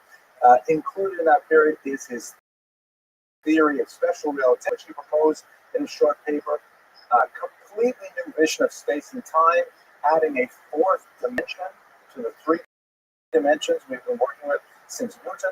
The advancement of quantum theory of light, the existence of atoms, which up until that point were simply theoretical, and ultimately, by working backwards from some research, he discovered that famous energy equals squared, which of course is related to the creation of the bomb some 50 years later. Now, I actually have a diagram here explaining the special theory of relativity. I'll hold it up close to the camera. There you go. Okay, I can see that stuff. And I'll just try to explain it to you with words since we have no PowerPoint. Basically, what Einstein proved, his Gedanken experiment, his thought experiment, was that space and time are intimately related. And the amount of space one uses is related to how fast one is traveling. That material measurements are dependent on the speed of the one who's doing the observing. So here's a simple example of it. Let's say you have a train that's racing along these tracks, left to right. And there are two bolts of lightning, one in front of the train and one in back of the train, that are observed by someone watching the train go past. So if I'm the observer watching the train go past, I will see these two bolts of lightning strike the tracks simultaneously. And if you ask me when they struck, I would say they struck at the same time. Obvious. However, if I was sitting in the train car, or better, if I was sitting on the top of the train car, and I'm traveling in this train at an extremely high speed, then because I can only perceive lightning strike at the speed that that light travels to my eye, I will perceive the one that strikes in front of the train before I perceive the one that's behind me, because the speed of speed at equidistant, and I will be closer to that lightning strike just after it happens. And so therefore, I, sitting on the train, will perceive the lightning strikes as sequential, not as simultaneous. Also one in front and then the one in back. And you can ask me with the front one that struck first and the one that struck. Both observers are correct. It all depends on how fast one is traveling when one observes it. And from here, the physics just gets so wild because it even has to do with things like measurement. How big is something? If you try to measure a meter of rod, say a rod that's exactly 1 meter in length, if I'm standing far away from it and I'm stationary, I will measure it the one way that I see it. However, if I am traveling alongside it, since I will see the part in front first, it will actually be compressed. It will be smaller. So the physical entirely depends on how we observe it. It's mind-boggling. And of course, it caught the physical world completely off guard. There was a stunned silence from the community of physicists who saw these papers and simply did not know what to do with it. But then over the space of several months and several years, there's growing recognition that his few papers that he published in 1905 were of unsurpassable genius that completely upturned all of Newton's physics. There was, and even as he was getting more and more recognition, however, he was still not able to get a job. For years and years after these path-breaking essays, which captured the world's attention, but even more so as we shall see once he proved that he was correct, he could not get a job. Some of the things written about his applications include Israelite scholars have all kinds of unpleasant peculiarities, intrusiveness, impudence, and so his attitude that Jews aren't dignified enough to have professional positions like this. Ultimately, at age 30, he got first academic position at the University of Zurich, working as a, I think the phrase in German is Lektor-Dozent or something, where he was literally paid by the number of students that he received. He was assigned like a 7 a.m. Saturday lecture slot, one of the most popular lecture slots. I get to school by 7 a.m. here lecture. And he had 3 students come into his lectures. 2 of them were 2 of whom were his old friends. And even they left after the first semester. So he was not a success as an instructor. As a teacher, he frequently rambled, he frequently went off on tangents, and people were more interested in the entertainment value of being in his class. He was not necessarily a bold and striking instructor. Ultimately, he got a professorship at Prague, and he did, by the way, since he had to get the job, he admitted in his application that he was Mosaic by persuasion. Things changed much more dramatically for him in 1919. In one of his papers, he wrote that, and he frequently does this, he wrote that you could test my theories with the following kind of experiment. And he would suggest ways in which his theories could be tested, often using mechanics that were not available at that time. Many of his tests, by the way, or his experiments, for example, were proven only when we could leave the atmosphere. But one of the tests he suggested was something that would require a total solar eclipse, because he argued that based on his calculations, light would bend next to gravitational forces, and that the sun, being a large gravitational object, would actually bend beams of light. Our perception of light would cause it to bend, but it would be impossible to observe this because stars that are too close to are blocked out by its light. The only time you can actually see it is during a total solar eclipse, when the disk of the sun stars behind it. Someone suggested, let's try this in the next eclipse, which was in 1914, and it was going to be visible in the Crimea. If you're familiar with the dates of the 20th century, not a good year and not a good place, because it was right at the beginning of World War I. The scientists who were attempting to make this determination were arrested by the Russian government, suspected of being spies, and the whole thing was lost.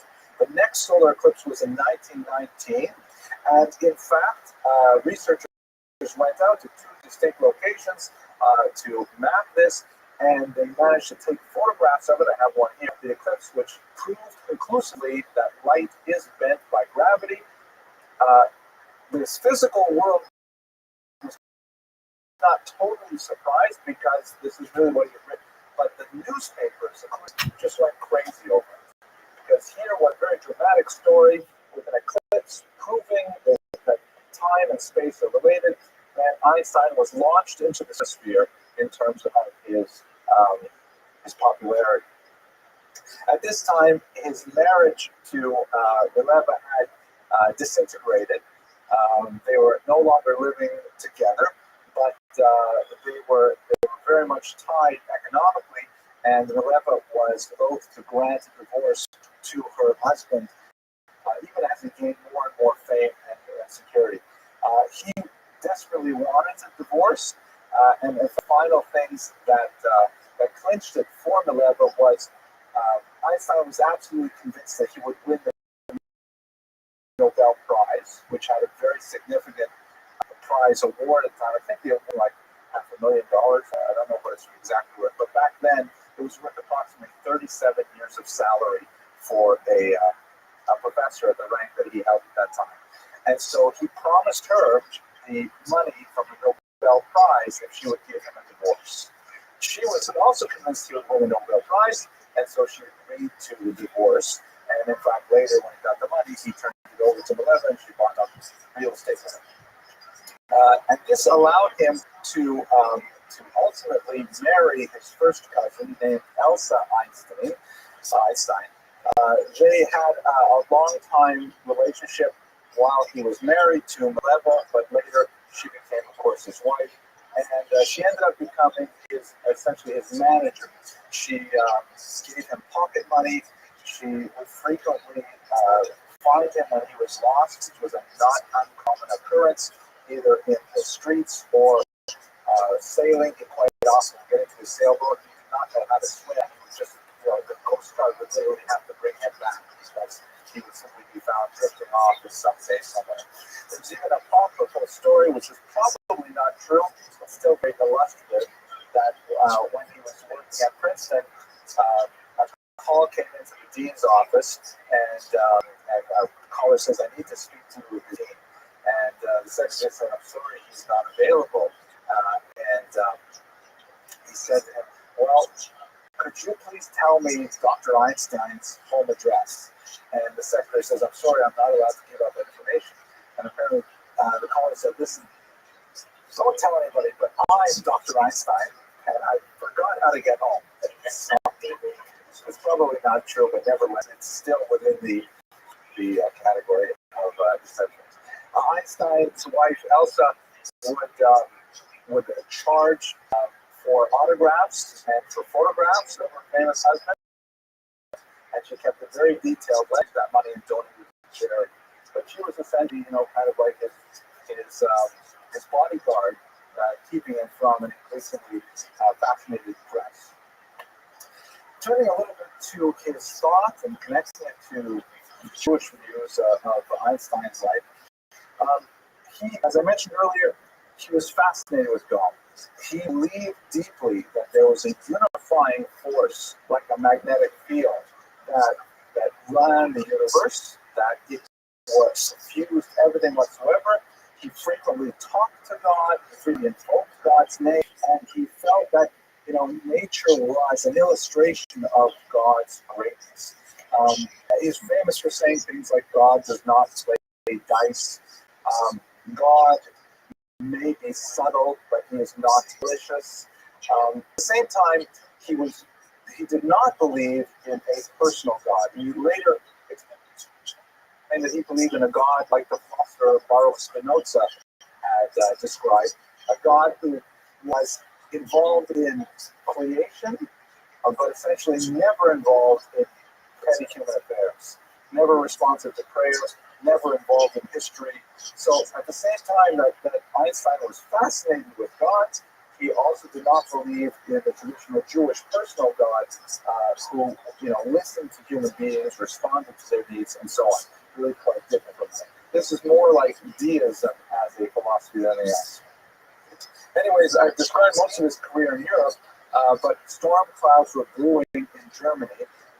There was, as the Nazi movement gained quite a bit of strength in the 1920s, there were several elections held in the very difficult times of Weimar Germany. That's the name of the interwar republic that was established in Germany between World War I and World War II.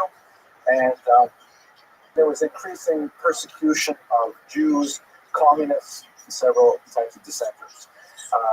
Einstein himself happened to be visiting California when Hitler finally came to power in January of 1933, and Hitler immediately chose Einstein as one of his exemplars of what the new Germany would not tolerate. They ransacked Einstein's summer home, stealing only a bread knife apparently, and Einstein said he would have invited them if they had just asked. But it was very clear that it would not be a comfortable place for Einstein, so therefore he chose prudently with his wife Elsa to remain in the United States. He had been offered a position at the Institute for Advanced Study at Princeton University and for the rest of his academic life. The attack on Einstein was part of a general attack on Jewish science that was very emblematic of the Nazis. Einstein's theories, just the relativity. Einstein, by the way, preferred a different term. I believe the term preferred was the inevitability concept, which gave it a very different kind of shading. But nevertheless, the idea of that things are relative, that the objective truth of what we observe is not necessarily correct. All these kinds of things were called degenerate science, Jewish science, because they perverted the ideal Germanic kind of goal of what is measurable and observable, empirically valid, and so on. Einstein once remarked, "If my theory of relativity is proven successful, Germany will claim me as a German, and France will declare that I am a citizen of the world. Should my theory prove untrue, France will say that I am a German, and Germany will declare that I am a Jew." So, kind of a tongue-in-cheek view of this, but nevertheless, Einstein felt he was really a lightning rod for much of the Nazi anger at his Jewish activity. It was at this time that he became very close with the ideals of Zionism, principally through his relationship with Chaim Weizmann, a very, very prominent British Zionist. This was, again, an unusual departure from Einstein's character because he disliked any kind of nationalism. He felt that nationalism was just one step away from militarism, and he disliked authority tremendously. Nevertheless, he responded to Weizmann's authority. Weizmann could tell him, "You must go to New York and you must, promote this cause," and he would do it. It appears that much of Einstein's motivation was based on the fact that while he had very little affinity for Judaism, he had a tremendous love for the Jewish people. And he recognized the level of persecution that the Jews were suffering in Germany and throughout Europe, and he felt duty-bound to stand by their side. And though he disagreed very much with the idea of creating a nation-state for Jews, he felt that this was an unavoidable reality based on the persecution that Jews were suffering, and therefore he stood behind this project 100%. He was especially active in the creation of the Hebrew University of Jerusalem. He had some significant disagreements with the administration, but nevertheless, he was very much involved in Zionist efforts. And as I mentioned, at one point, he was even asked to serve as the president of Israel, which he politely declined. So, in terms of his own personality, he moved from being an anti-nationalist to being a Zionist. He moved from being a pacifist to a proponent of self-defense because he felt that pacifism in the face of totalitarianism was in fact succumbing to the superior power of the state, and so therefore he believed very much that Jews and Western democracy should defend itself from fascism. And this also was something that happened in his scientific life because although he was an early proponent and pioneer, in fact, of quantum theory, the unnerving uncertainties associated with quantum theory plagued him throughout his later life because he wanted more of a unifying theory that would bring everything together. Quantum theory, which I don't understand very well at all, basically includes just way too much uncertainty to be able to create general theories. We can see quantum theory working, but we don't know how it works is the bottom line that I get on this message. And he was very much troubled by it. Late in his life, and we're coming towards the last few slides here, he was approached in the 1930s by two Hungarian refugees who realized that his formula E equals MC squared allowed for the unleashing of the power of the atom, ultimately creating weapons of phenomenally destructive force. And at the time, in the 1930s, these Hungarian refugees felt that if Hitler were to get a hold of the uranium deposits in the Belgian Congo, then they would be able to take this uranium, enrich it, and create this master weapon out of it. They went and they found Einstein. They presented this theory to him. Einstein agreed that it was a severe threat, and they debated exactly what they were supposed to do with this information. Ultimately, Einstein drafted a historically very significant letter that got to President Roosevelt explaining that the Germans were able to, don't forget, Germany was the most advanced scientific nation in the world at the time. And shortly after Germany declared war, Einstein's letter arrived indicating that, if the Germans get this first, America would be at a huge, perhaps fatal disadvantage.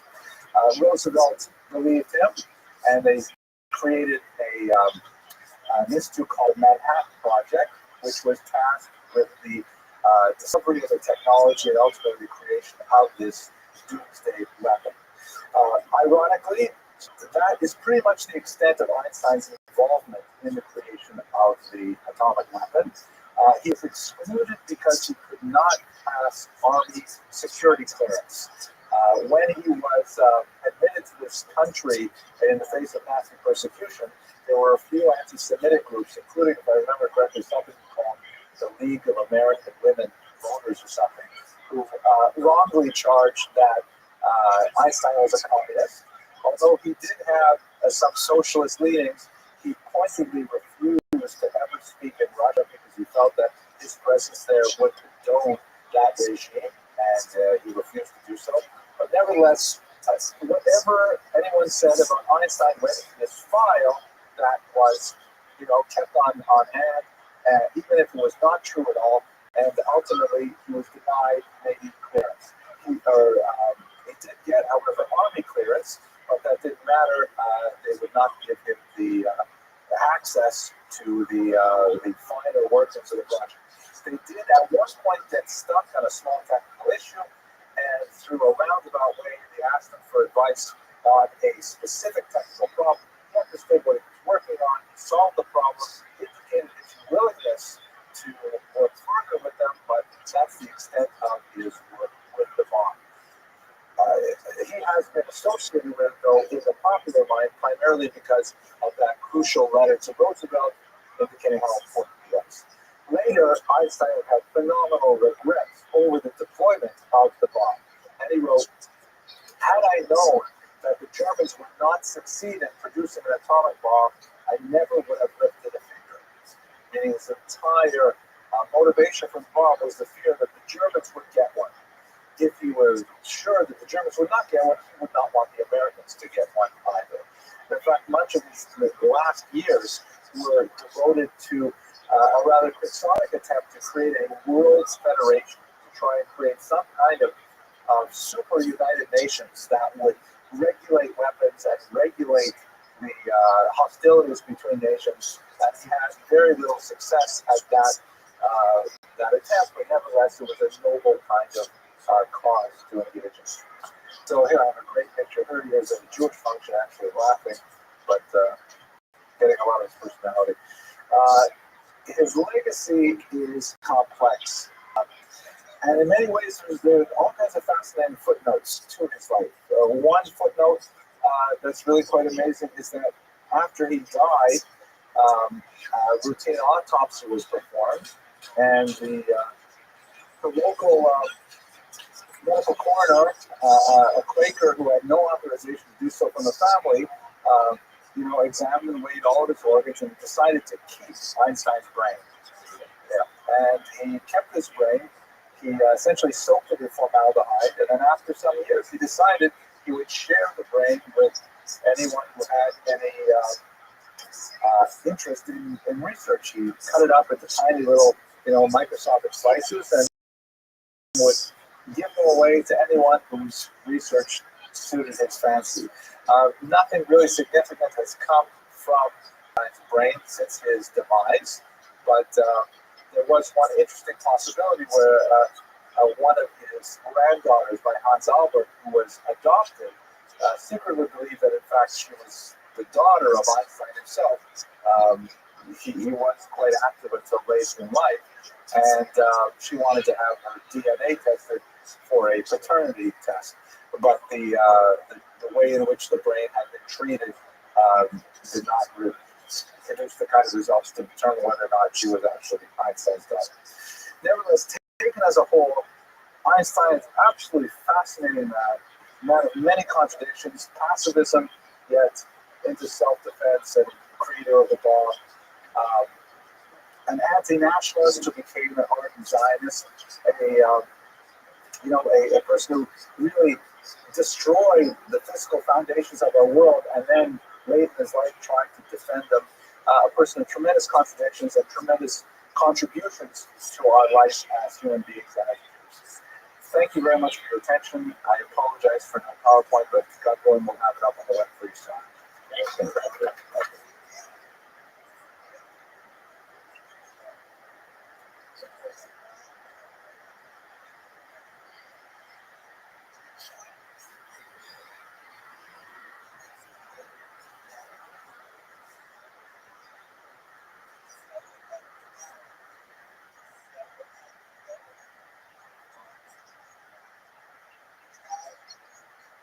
have to just go with the slightly weaker PowerPoint. I'm sorry. I had it for proper, but I do have this one. So, it's going over.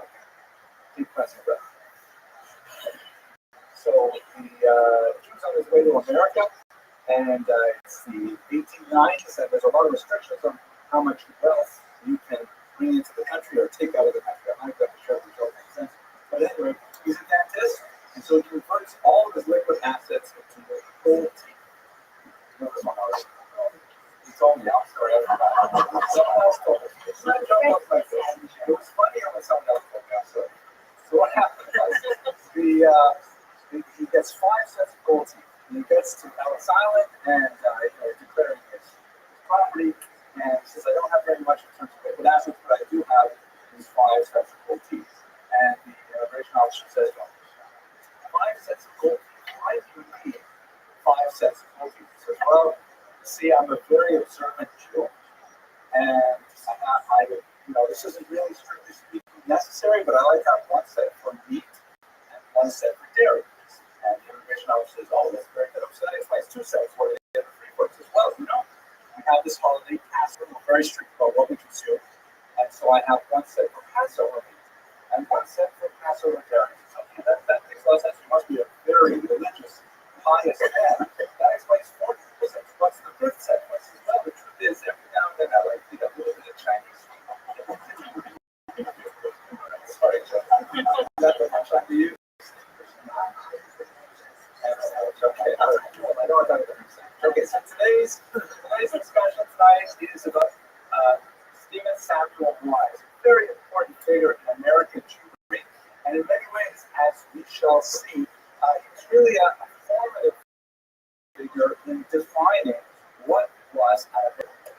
He was from the Reform movement, Reform persuasion, and so we're looking at him primarily in a historical vein. Obviously, here we are standing in an Orthodox synagogue. There's a lot of issues we may have his religious orientation and his approach to Torah, but this is a history course, and we're using his biography to look at some of the major events in America during his activity.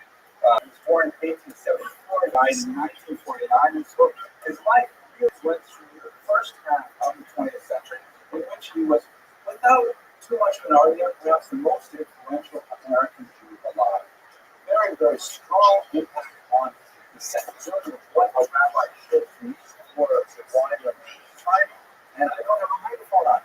Look at that. Okay, that joke was so good. Do we have a sound test, or we're okay with this? That's it. We're definitely canceling Mars. It doesn't give us enough time to set up. Okay. the kind of things that he stood for, he was, as I mentioned, a very prominent reform rabbi, and he advanced the ideas of reform in a certain direction that we will discuss. In many ways, swimming against the tide of his movement, going in the totally opposite direction.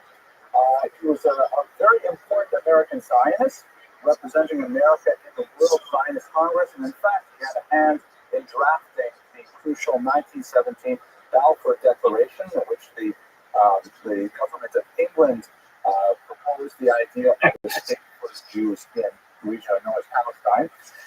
He came under significant controversy, which I hope we will discuss towards the end of our hour together, during the period of the Holocaust, when his style of leadership came under fire because he was normally quite a firebrand and really very aggressive in pursuing causes that fit with his larger social agenda. And for reasons that perhaps we'll explore, if not evaluate, he soft-pedaled many of the crucial questions surrounding the American response to the Holocaust. And as a result, even to this day, the end of his life came under significant criticism, and his legacy is muted as a result. Yes? No. He was primarily practicing in New York City, as we shall see right now. So let's understand a little bit about his background. He was actually born in Hungary, and he immigrated to America as an infant. He took his parents with him. He came from a long line of Orthodox rabbis. Significantly, his grandfather, Joseph Rothschild, was of the variety that we could call Haredi. That term not yet been coined, but we would say ultra-Orthodox. And I will explain to you, by going to the next slide, a little bit of a sense of what that means in terms of the development of Jewish denominationalism in the 19th, early 20th century. His father was of that persuasion, ultra-Orthodox, but immigrating to America with his son, he slowly moved a little bit to the center of the spectrum. He's actually one of the founding members of the Theological Seminary, which is the premier institution of the conservative movement. And in fact, during those early years, was very close to, in many ways, philosophically, Yeshiva University. In fact, at one point, they actually discussed a potential merger. It never came about, but it gives you some sense of how close the movements were at that time, at the beginning of the 20th century. The son, if you say the father was Haredi and the son moved conservative, the grandson became Reform, and in fact, a very powerful Reform rabbi. He, among other things, was the founder of the Jewish Institute of Religion, which later emerged with the Hebrew Union College, which is the premier institution training Reform rabbis to this day. The term neologue, by the way, that's the Hungarian equivalent of what the Germans call the liberal movement, or what we in America call the Reform movement.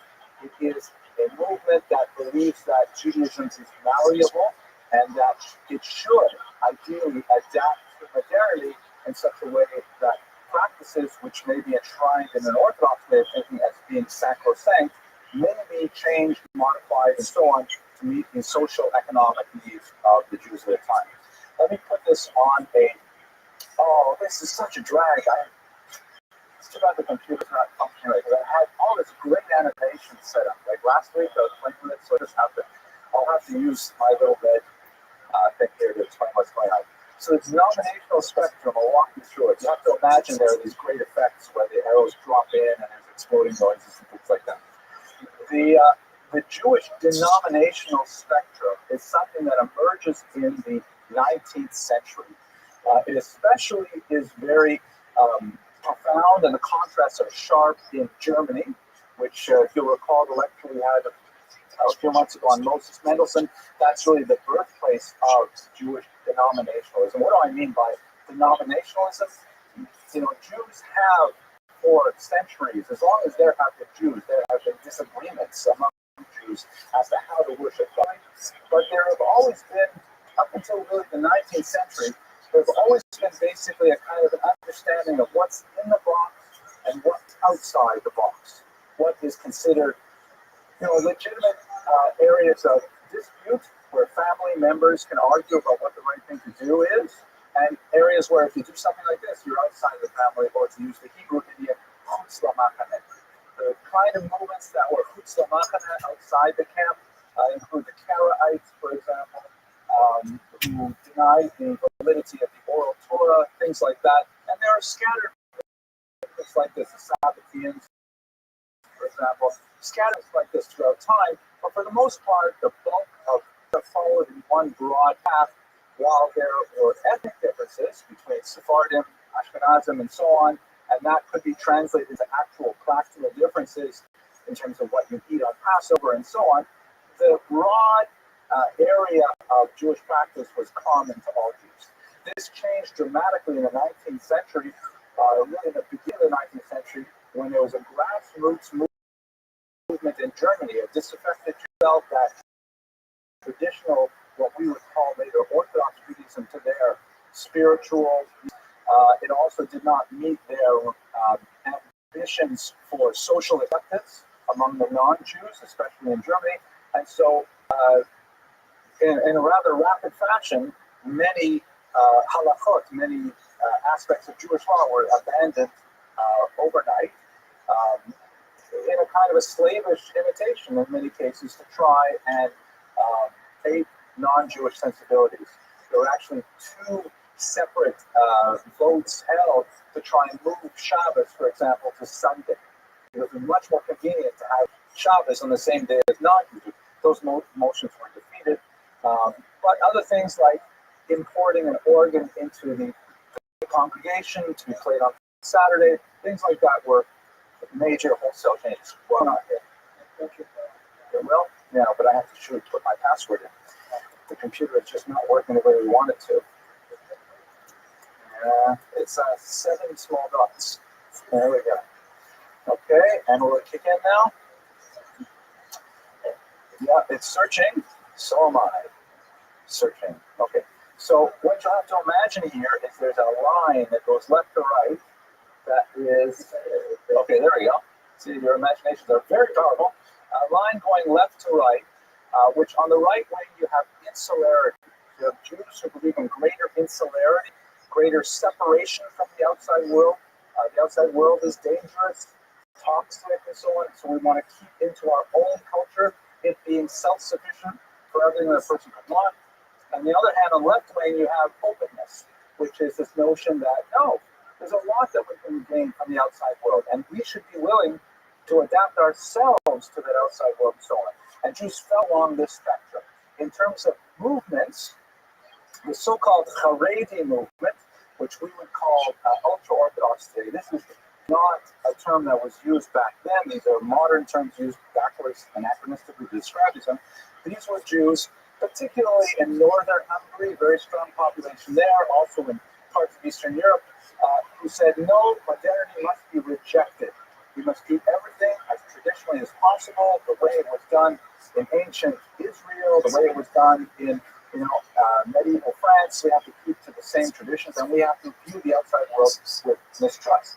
On the other side here, you have the neo-logs, which is the term in Hungary for the reform, who says, no, we should be open. We should, attend universities. We should appreciate the opera. We should dress like non-Jews, learn the vernacular language, and so on. Rather than feeling like we have to, circle the wagons and stay within our own culture, we should explore the outside world and be active participants in the outside world. Later on, and here these actually moved, it was really cool in the animation after these were brackets, you have the so-called neo-Orthodox here, who were Jews who said, wait a minute, change is inevitable, we have to deal with it, we have to adapt to very radical social changes with emancipation, but that does not mean that we should sacrifice the Torah. So the neo-Orthodox, also known as the modern Orthodox, in examining Judaism carefully and culling those practices which are not actually halakha, not actually Jewish law, but are customs that have accreted to Judaism over centuries, issues of styles of dress and things like that that can be jettisoned without too much difficulty, while keeping the essential halachot of Shabbat, Kashrut, Tarat, Mishpachah, and so on. And those were very prominent here in Germany. And since they are more towards the openness end of the spectrum, I moved them to the left of the Haredim. And then over here on the left side, you have the conservative movement. then in Germany called the historical positivist movement, not very big in Hungary at the time, but they believed in similar values to the neo-Orthodox, but a little bit further to the left, more towards openness than towards insularity. There is, however, this bright red line, this is driving me crazy. This bright red line, and I marked out again.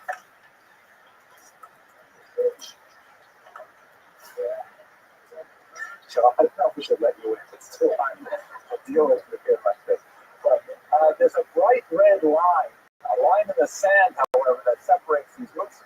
The neo or non-Orthodox and the Haredim to the ultimately, they believe that in the immutability of Torah, there are 613 commandments, Torah from Sinai, and it can't be changed.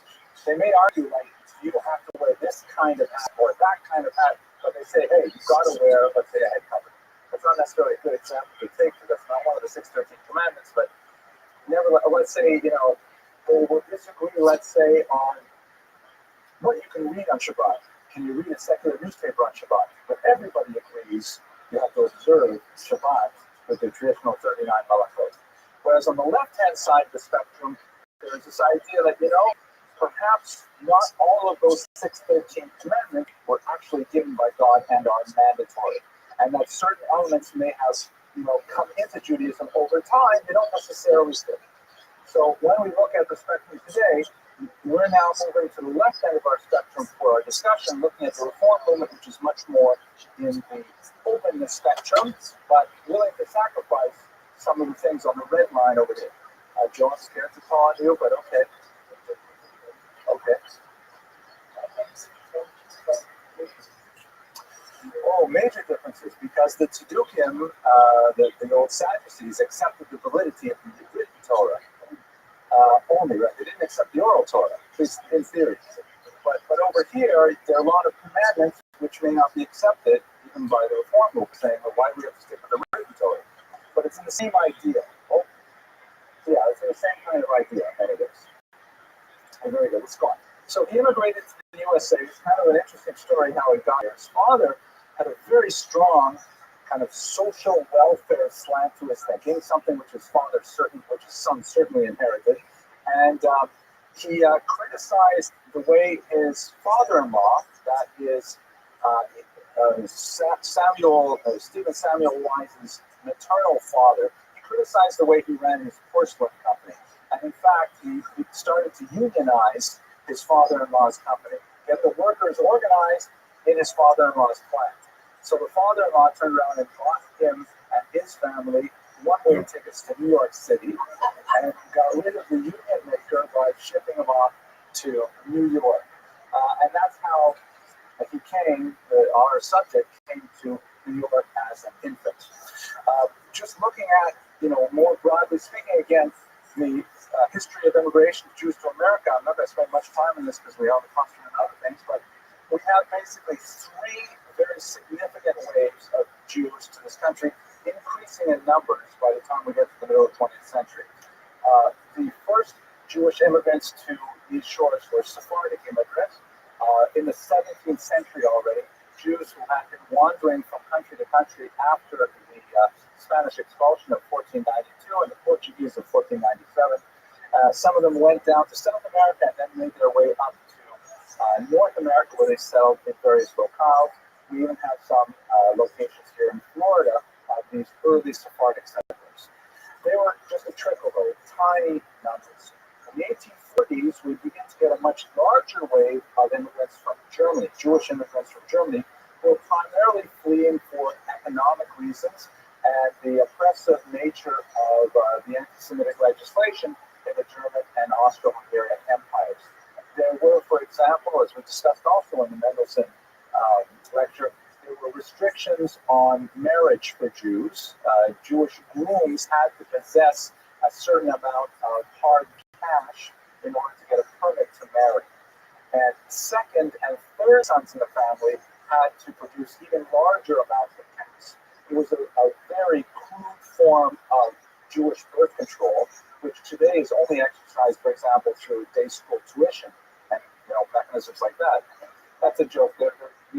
they're probably going to take that out of the Victoria Cafe version of this. But that's the idea is that if you were a third son from a middle class family in Germany, you had little chance of legally marrying a Jewish woman. And the only way to marry a non-Jewish woman would be to convert, which is also not an option. So you had a large number of primarily male German Jews coming to America starting in the 1840s. They get to these shores, and they actually did fairly well. By the time we get to the 1880s, they're already well established, wealthier. They have built many synagogues in New York in particular, and this is the environment into which you have the largest wave of Jews, about 1.75 million Jews coming between 1881 and 1917. These are Jews primarily from Eastern Europe, the eastern parts of the Austro-Hungarian Empire, Russia, Congress, Poland, places like that. And these Jews just overwhelm the existing Jewish communities of German Jews who have now become quite assimilated to American culture. Part of the big story of the last quarter of the 19th and the first let's say, first decade or so of the 20th century is the conflict between the old German Jewish establishment, which has really set down roots and has become wealthy and has done a lot to try and improve the image of Jews by Americanizing themselves, having to deal with this wave of the so-called Ostjuden, the East Jews, who are unkempt, Yiddish-speaking, tend to be much more religious in terms of their observance levels than the German Jews, and the German Jews kind of like, in somewhat of a patronizing way, care for their needs, but at the same time are really asking them to Americanize very quickly because they're an embarrassment. And there's a conflict between these German Jews and the Eastern Jews.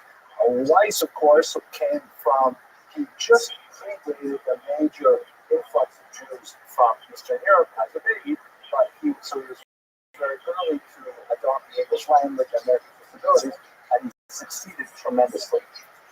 He had ambitions from an early age to join his father and grandfather in a much longer tradition as a rabbi.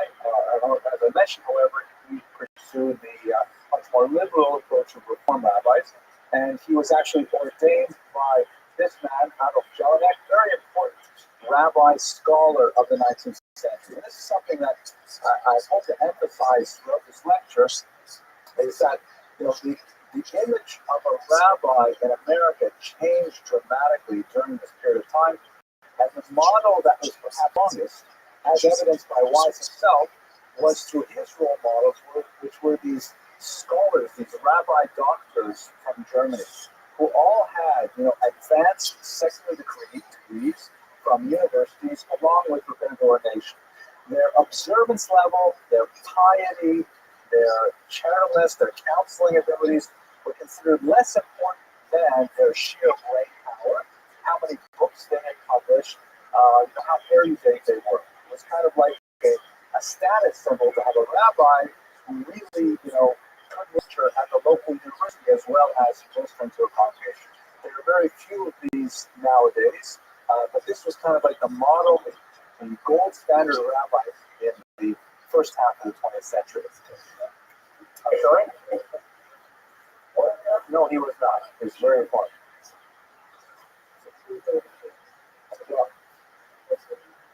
Adolf Jelinek gave him a reform ordination. So he was not an Orthodox rabbi by any means. His teacher was not an Orthodox rabbi, but nevertheless a rabbi scholar. Jelinek and others, published a lot of really good scholarship, mainly in something called Wissenschaft des Judentums, which means the science of Judaism. There was this idea, very prominent in the 19th century, that Judaism was kind of like a static culture, like studying ancient Egypt. And if you wanted to be a scholar, you studied this dead culture that was not moving or going anywhere, and you translated things from Hebrew and Akkadian and Ugaritic and things like that, and that's how you demonstrated your largesse and your intellectual power. The idea of a rabbi as a pious figure, as a spiritually enlightened figure, was not considered high status in Europe or in America even at this time. Absent, of course, the Eastern European model, where you have the Hasidic rabbi, very charismatic, very populist, may not be deeply literate even, but that's an entirely different model of leadership that was accepted by Jews at that time. Mr. Rothschild. Oh, so now we're going to, not Jelinek, now we're going to Wise. Wise, was educated here in America, and he did a PhD at a very young age. I think he was 24, so he finished it. Actually, that's right, he was 25 years old. He translated Shlomo Gibral's ethical treatise, I forget which one it was. He translated basically a medieval Spanish manuscript from the Arabic, talking about real scholars here, and that was his PhD dissertation. He also translated much of the Bible for the Jewish Publication Society. He was one of these early Hebraists here in America. Okay. He married an exceptional woman named Mary Louise Waterman in 1900 when he was about 26 years old. She was an unusual woman. She was a disciple of Felix Adler, who was a very important thinker at the beginning of the 20th century in America, and a little bit earlier. He founded something called the ethical culture movement, which was basically Judaism without God, in my humble opinion. A lot of like secular versions of Jewish values, but palatable if you really do all the God things. And very profound, huge impact on a lot of secular thinkers, including Jews who lean towards the secular. She ended up becoming quite an intellectual force of her own. Perhaps in a later lecture series, we'll spend more time looking at her life in particular. She was a translator, a scholar herself, translating many Jewish works, especially modern Zionist works from several languages, wrote many of her own books, and was a social activist really functioning at the highest levels of the American government. She passed these values along with her husband to their rather exceptional children, shown here in their youth. The son was also quite a prolific author. He was a family that wrote a lot of books. He even wrote a biography of his mother, which is probably the best thing a Jewish boy can do. I'm going to have to write one of those of my mother. That would be, I think, really nice. And he had tremendous skills in the art world. He ended up moving to Europe, where he was an international art connoisseur and expert on various forms of art. His daughter, their daughter went on also to become an author and to become a judge at various levels of the circuit courts. She was especially important in child welfare issues.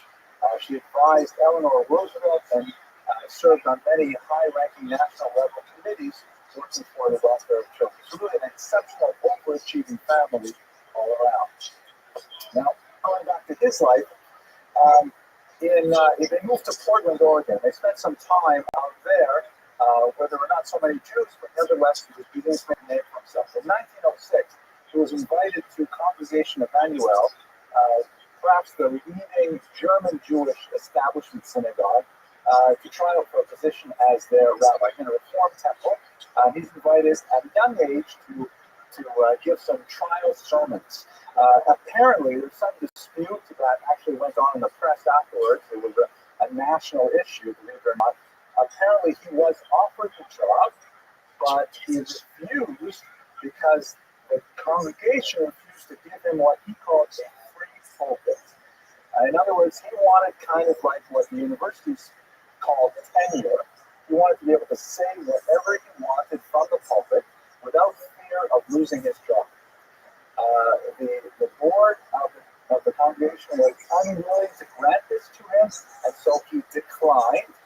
There was quite a bit of a focus of controversy over these version of events. He ended up going back to Portland, but then he came back a year later and established a rival temple, which actually became even more famous, the so-called Free Synagogue. And we called it the Free Synagogue because it had, of course, a free pulpit, and he could say whatever he wanted and not get fired. But it also had free high holiday seats. You could, everything was free. It was based on donations only, but there was no fixed price membership. Everything was designed to be totally open, very much in consonance with his social welfare values. Yes, Joe, I'm okay. I don't know. I imagine he had some fairly wealthy individuals. He's a very powerful speaker, very charismatic. I didn't do research into where the money came from. But it reminds me of a joke. Did you hear the one? I'll tell you in the middle. We'll catch it. The one about Goldstein comes to the door to get in on Yom Kippur, and the Rabbi holds him back. So Goldstein goes to daven. He goes to the shul on Yom Kippur, and he goes to walk into the sanctuary, and the Rabbi says, "Where's your ticket?" He says, "I didn't buy a seat." He says, "I'm sorry, you can't come in." And he says, "But I have to get in. I have to talk to Goldfarb. It's crucial." He says, "Look, I'm sorry. If you don't have a ticket, you can't come in to be with the congregation." He says, "It's really important I talk to Goldfarb. It's a matter of life and death. Really, you have to let me in." So the Rabbi says to him, "It's fine. You can go in, but don't pray." Okay. Sorry. I also like the iconography of Stephen Samuel Wise is pretty amazing. He always has this. I didn't find any pictures of him smiling. It's always strong, stern, kind of like steely-eyed, determined, fighting kind of images. Here he is with his son, working on a railroad project at the time. Yes. I do not know. Is there any New Yorkers here? Oh, so I don't know. Did the Free Synagogue become the Central Synagogue? I'm sorry. I'm a Canadian, and I try to avoid New York City as much as possible. But I know a lot of people like it. I find it so, you got to put on your New York face when you're walking on the street there, like something. It's like, you put on, you're like, "Don't mess with me." It's like if you're in a building and you hear people come to get the elevator, you push the closed door button, that kind of.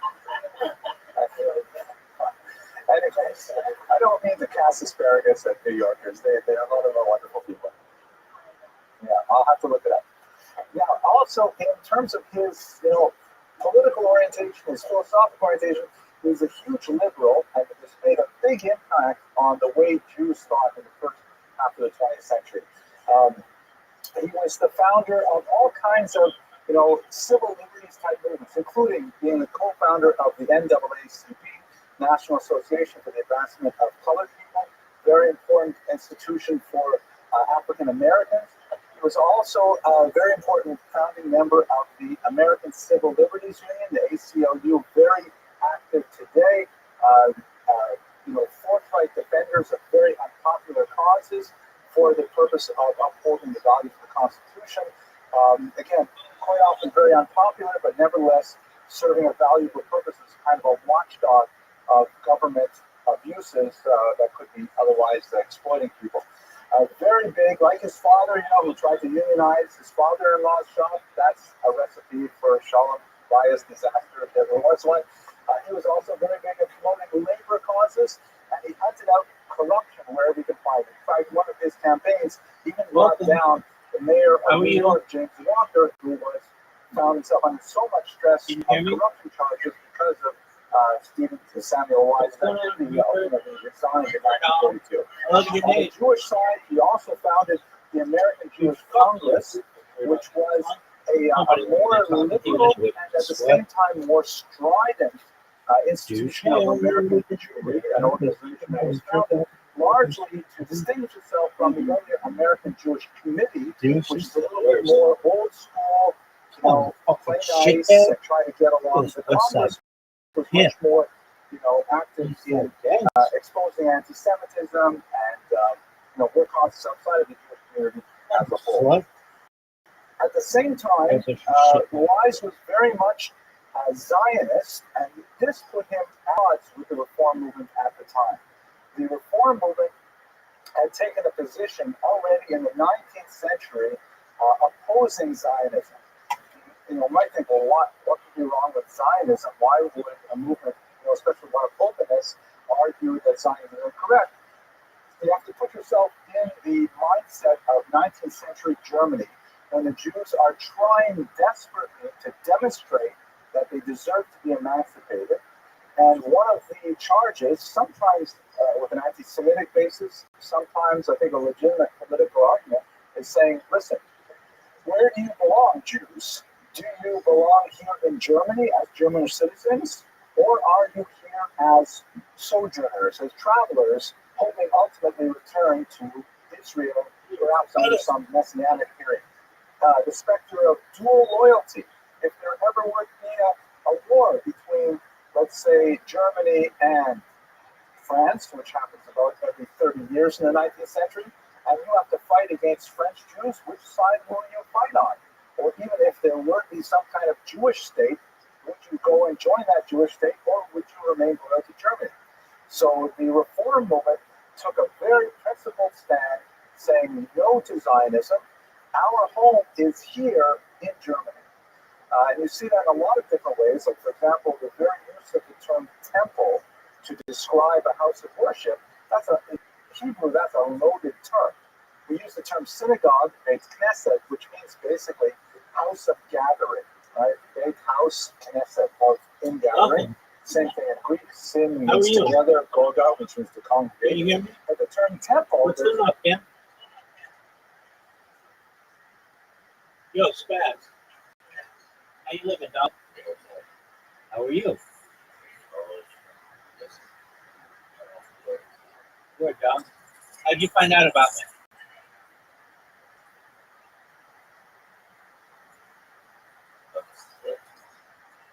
Oh, from Kick? From Kick? That's tight, dude. No way. Are you a streamer?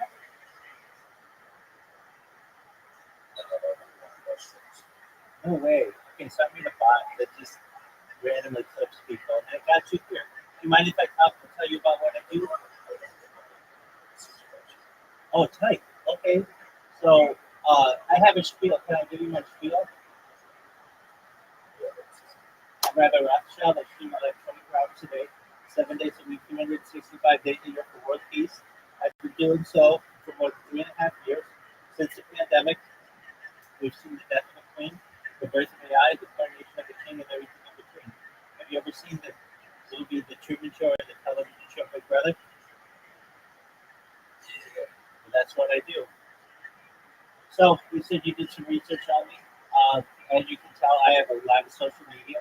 I have over 100 YouTube accounts, over 200 Instagram accounts, over 500 Twitch accounts, over 1,000 TikTok accounts, over 2,000 Twitter accounts, over 5,000 Instagram accounts, and over 10,000 Kick accounts.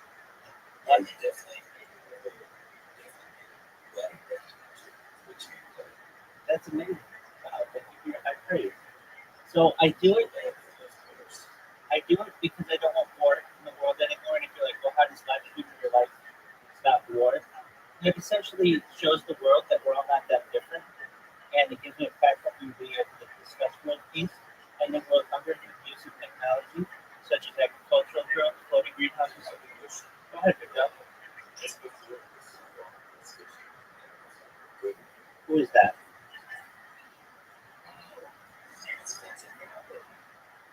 Yeah, just because you said yes so much.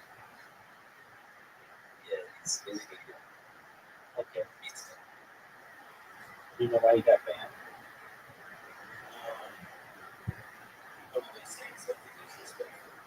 That's cool. That's cool. We all deserve a second chance.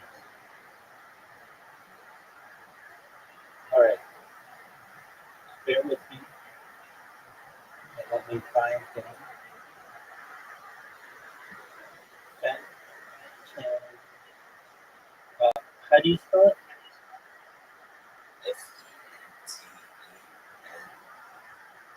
Are you sure he's banned?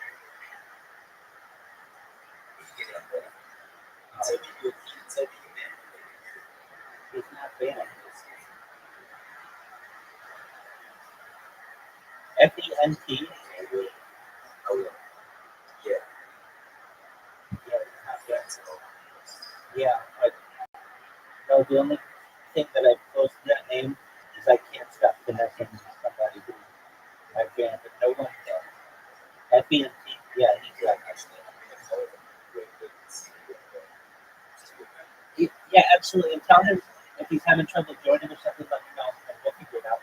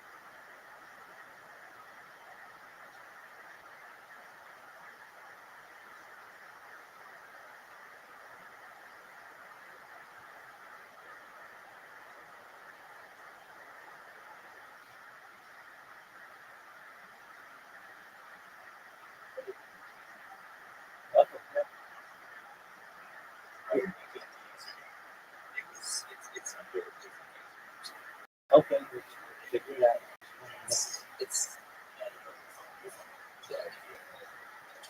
All right, ready.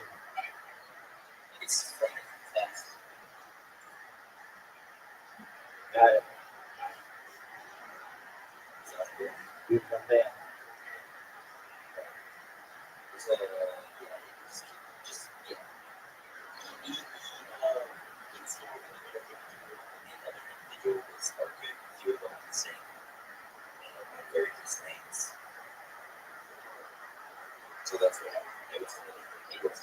That's okay.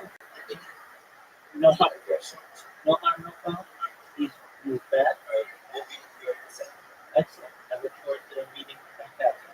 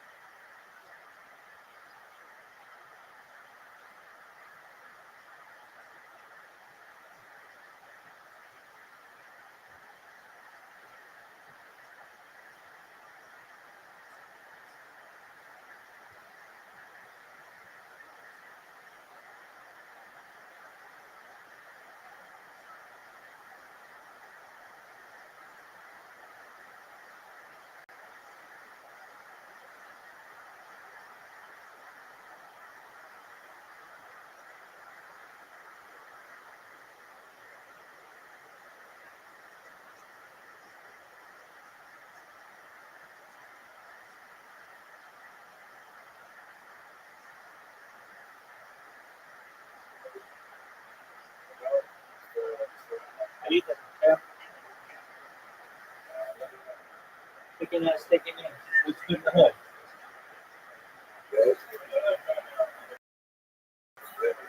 What up, Frank? How you looking, Tim?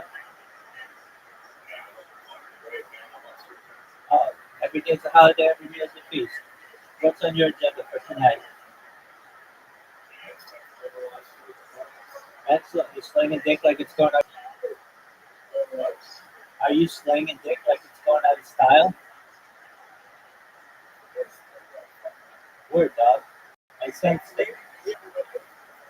Absolutely. I love it. Thank you so much for doing so. Go ahead. Okay, excellent. First, is everybody 18? Okay, if you're not 18, you can't be.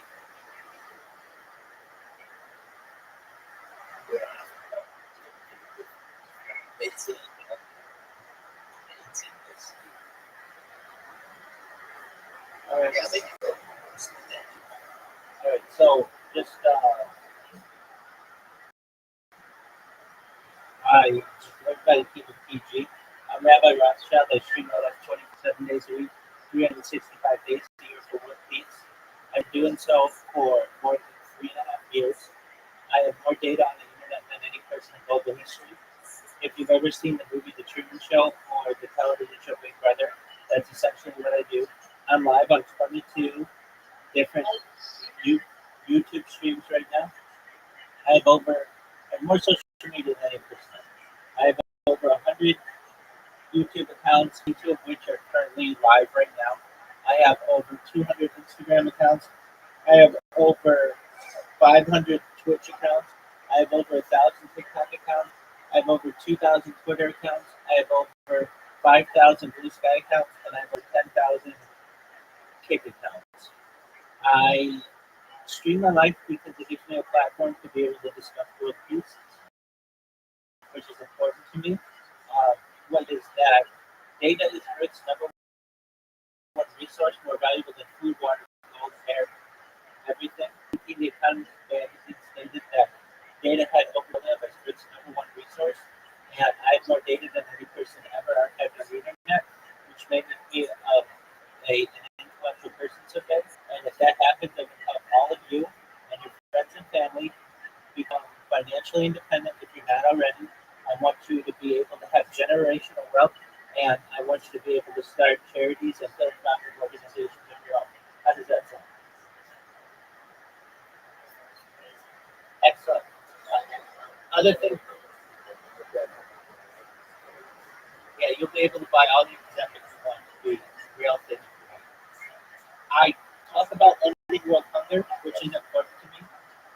Things like by doing so uh, with technology such as agricultural drones, floating greenhouses, saltwater greenhouses, things like perhaps hydroponics, vertical farming, cloud seeding. I want to help end world thirst. Sponsored by cryptocurrency, it's worth about $100 billion to build wells in developing nations. I want to keep those kind of projects going.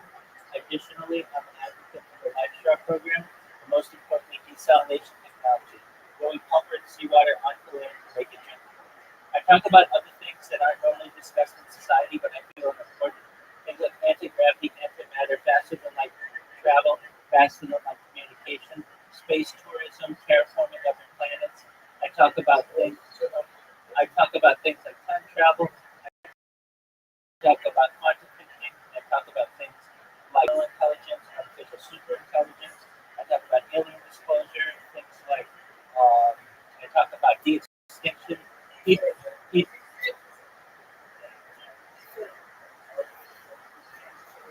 no, artificial general intelligence. No, it's AGI, artificial general intelligence. And since we have a question of the person here who's maybe not 18, I don't want to talk about these things. Look, if you're going to talk about that, then I'm going to have to kick out the person who's some good for eternity. I don't want to have sexual. I don't want to have sexual discussions. That's okay. I talk about things like de-extinction.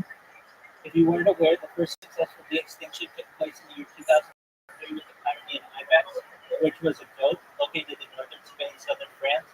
Fast forward to the year 2021, a company out of Texas and London known as Colossal Bioscientific, they made it their goal that within the next 3 years to reintroduce the woolly mammoth into the Arctic Circle, utilizing Asian elephant surrogates. I think this is a mind-blowing goal.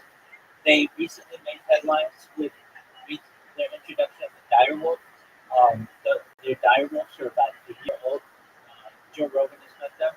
they want to reintroduce the Tasmanian tiger and the dodo bird following the woolly mammoth, which I just think is really exciting, and I look forward to archiving.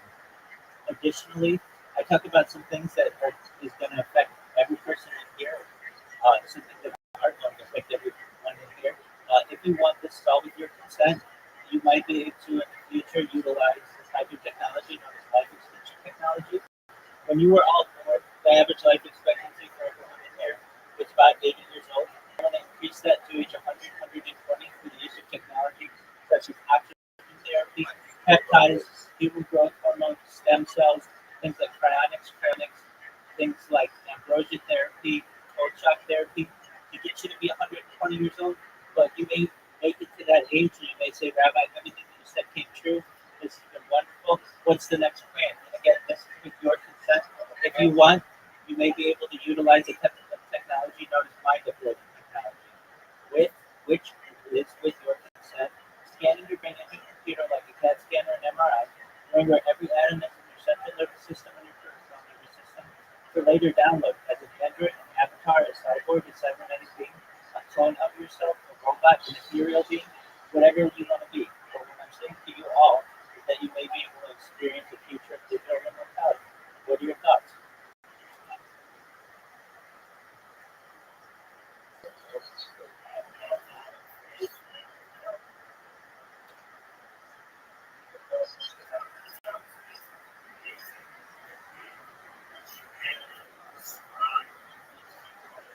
I agree, man.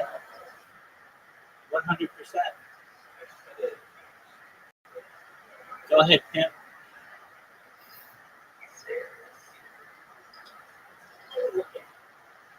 No, I used to let people chat, but then I get people who put like really gory things in there, and okay, I don't know.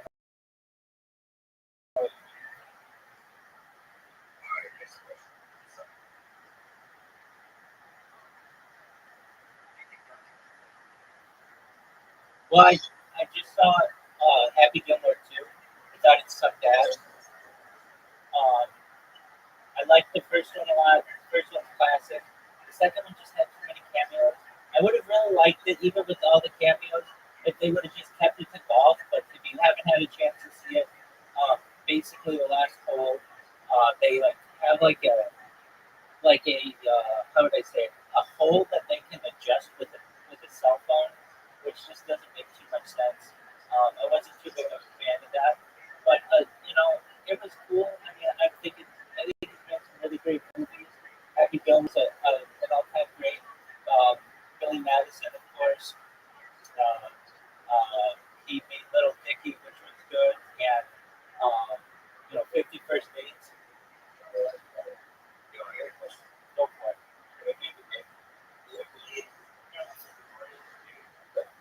I am. Yeah, because I utilize artificial intelligence better than any other Jew or any other person on earth. So if there's ever a question that I don't know, we're going to get to the bottom of it as quickly as possible utilizing artificial intelligence.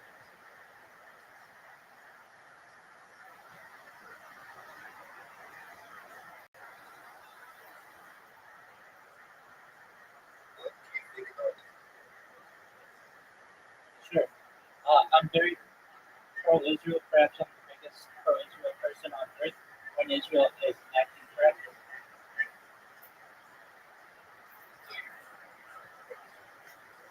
I'm pro-world peace. I don't want anyone to die.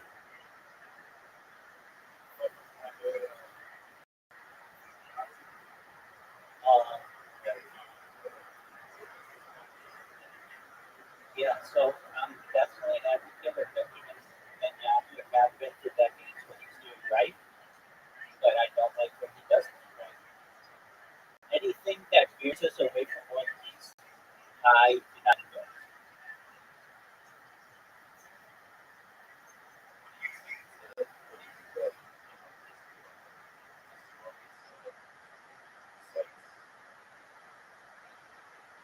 I'm proud of advancements that we've made. I don't think that that's necessarily true, though.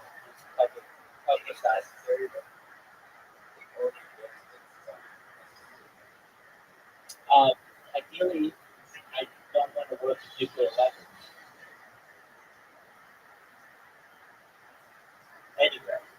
in a world that utilizes nuclear power, that's very important to me. The nuclear weapons, I don't feel necessary. And then because I'm a pacifist, so generally I do not support violence on cause. Yeah, I mean, it's in self-defense. You know, you do what you have to do. But I don't believe in aggressive violence. Dude, I'm a huge advocate of the young black community and the old black community. I love the black community.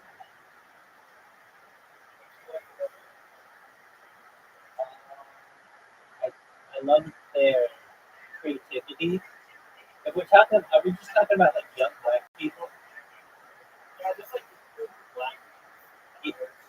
Yeah, I love their creativity. I love their views on the. I don't know what that is.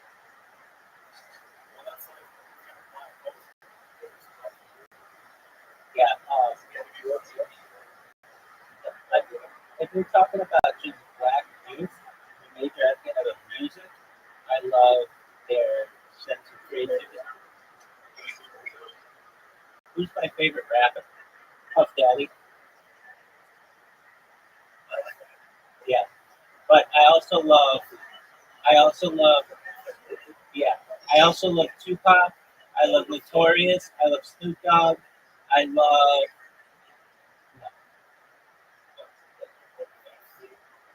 no, no. I've never had the opportunity to be.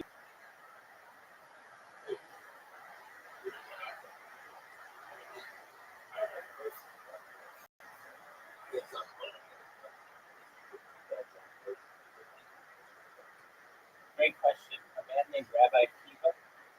He was a rabbi about 2,000 years ago. And I'd love to have a conversation with him.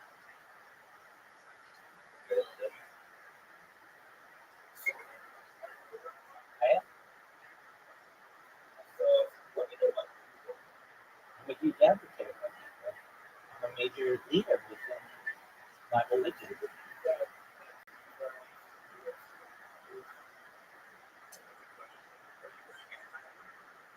And I have a job. Just under just my brain, maybe. Do I think that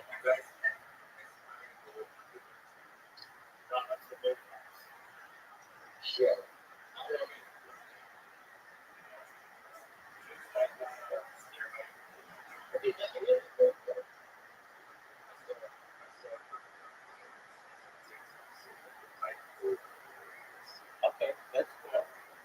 I, it's in many a shul, many a synagogue, never seen any gold under any hats. And even if there was gold under a hat, you wouldn't.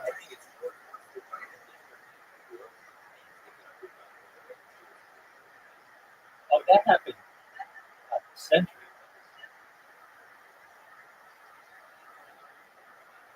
If you think that we Jews are taking over the diamond district now, you don't know your history.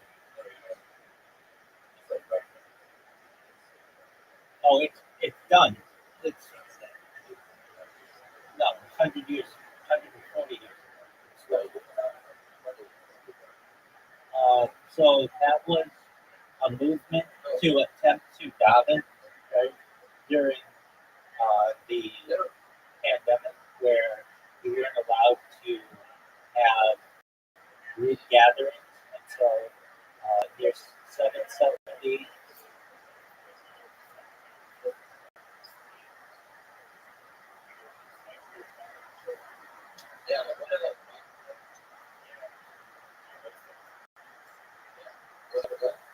I mean, I wasn't there, so I don't know.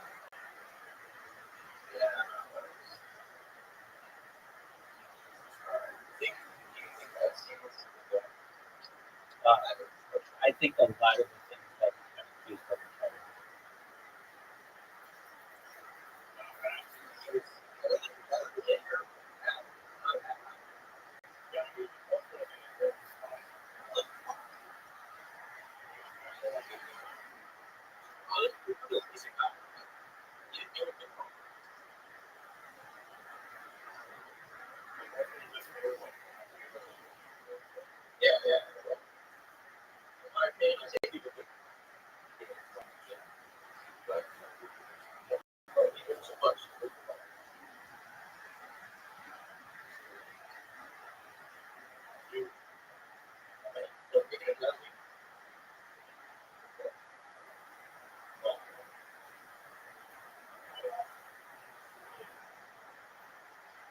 So if I may ask, to the person who found me on Kick, you just saw one of my clips.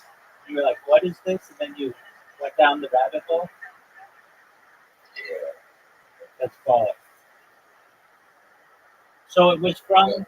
It was from a clip. It was not from spam, correct? Wow. Excellent. Yeah, exactly. It says YouTube, Rabbi Rothschild, and then my Discord. It's brilliant. Got all of you guys in here.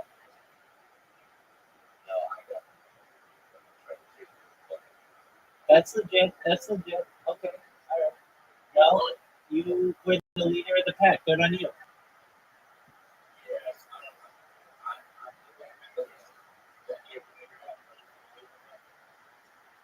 He's a what? I can't hear what you're saying. Can you repeat it and no one else interrupt you? Yeah. Yeah. Don't talk about those things.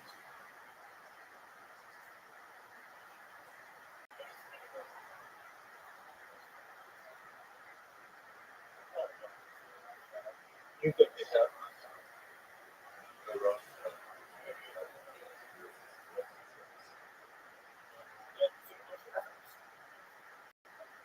Yeah. I'm good. No, I'm good right now. Israel knows that I'm good.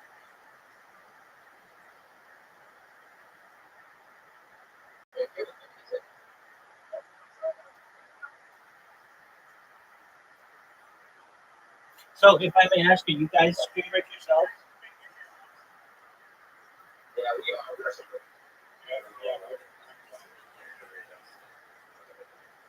Okay, that's cool.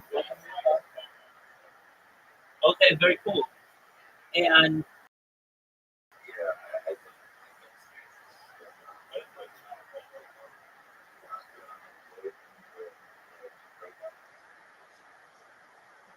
very well. So you look to influencers. That's nice.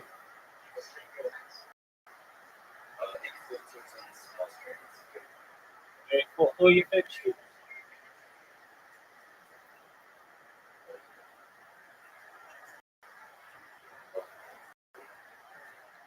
I can't do it. Not that personally, but I've heard of them.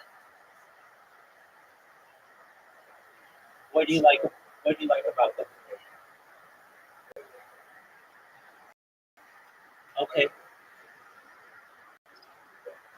You know, I'm the number one streamer all time in Eight Rosh's Discord.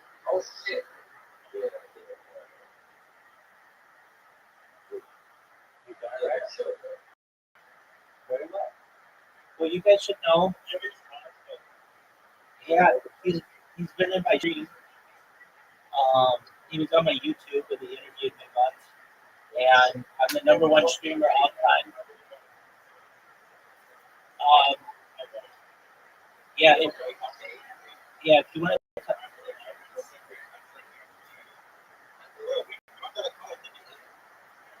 okay, I don't know if that was a good idea.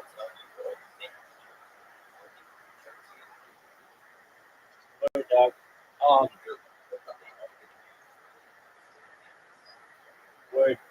So if you want to be and if you want to connect with Aiden, the best person to connect with is Citrus, who is his like right hand man, and just drop them a message with your proposal, and if they like it, they'll connect with you.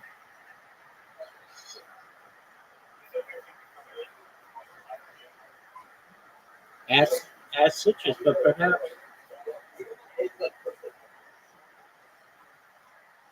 that's not.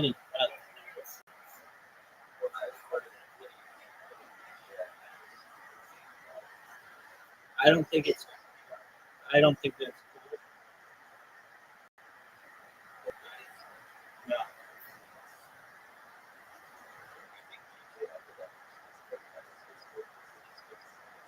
Think that.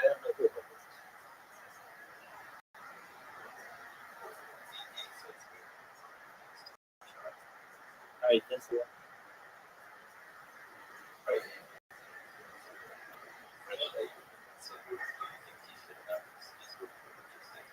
No, I don't think anybody should be canceled.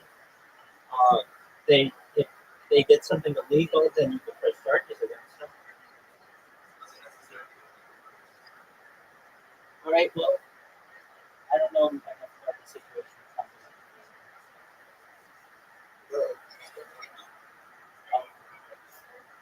All day, every day, all day, every day, baby.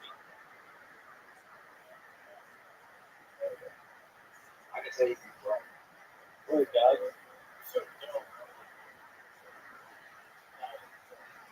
100%. Are you guys live on Kick right now?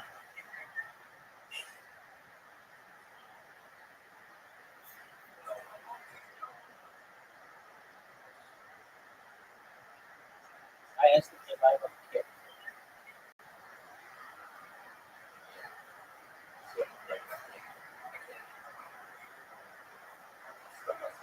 I understand.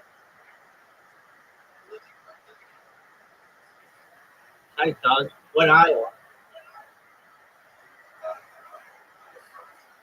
Oh, like by the checkout?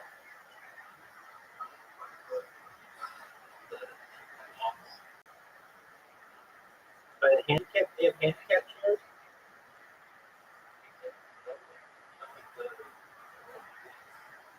A wheelchair?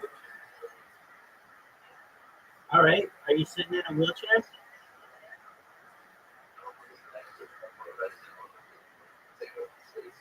I mean, I don't know. Maybe there's nowhere else to sit. Maybe you are handicapped.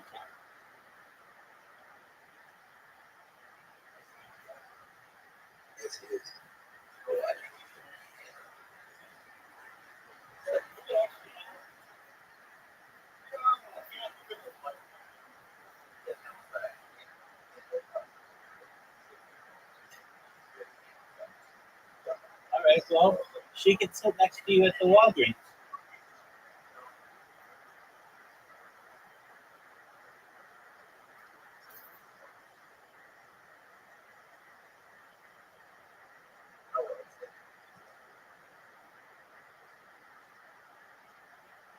Go ahead, speak, Anna.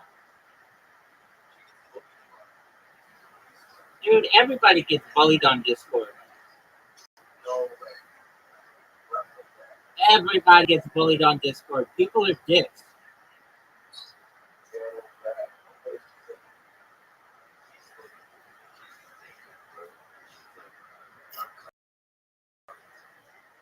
All right.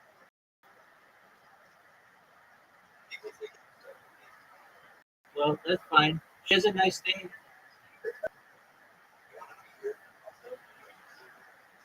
Yeah, sure. If she's 18. Oh, great.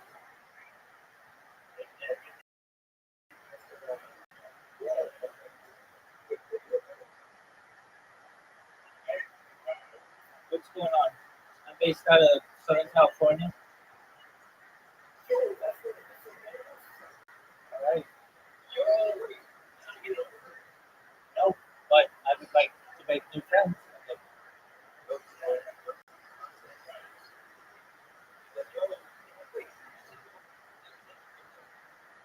Do you know how many girls want to date me? I got Africa's a list, dog.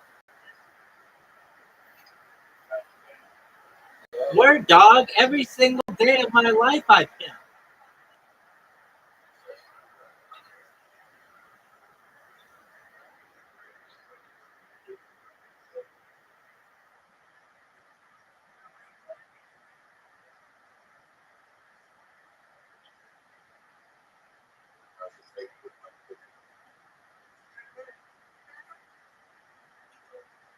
Hey, what's up, Miss Aquarius? How are you?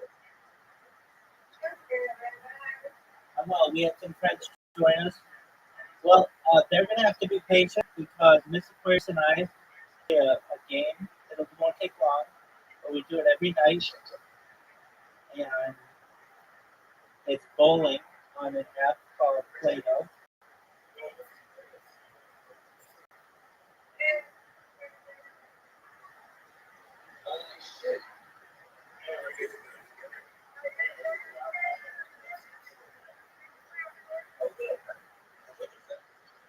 Doug, she's asked you a question 8 times. Are you January or February?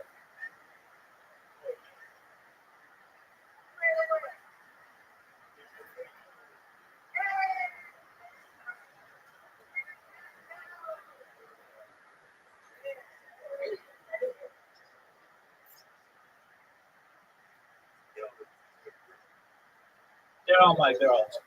She's my friend. Mr. Queer, you should have an invite. Take a look.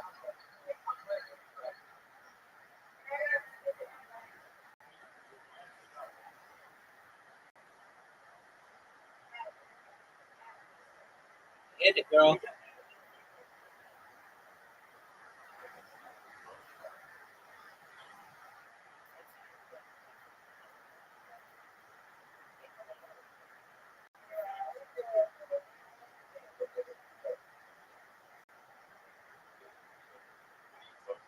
Be respectful.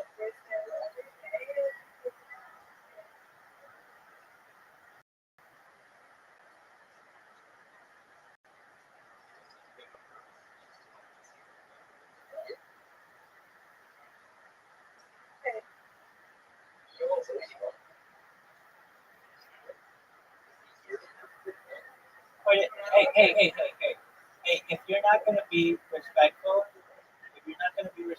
then I'll ask you to leave.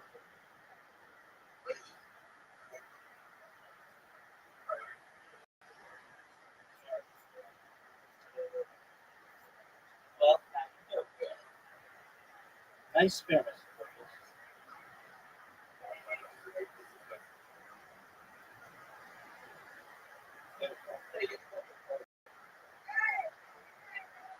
I just did. There we go.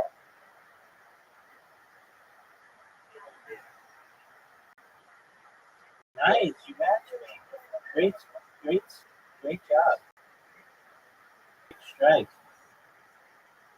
Ooh, got you back. I am. Thanks, baby.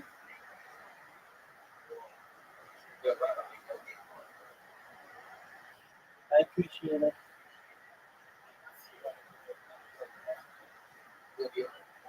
Nice pair. Nice pair, Mr. You're welcome. Ooh, 3 in a row. That's a turkey.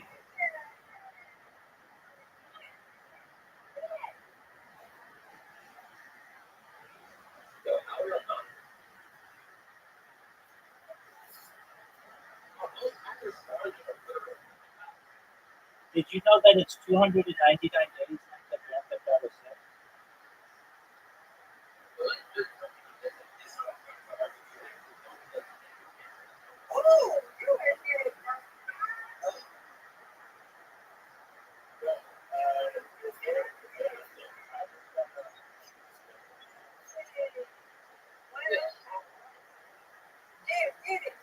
There we go. Wow. 111. All right, let's start.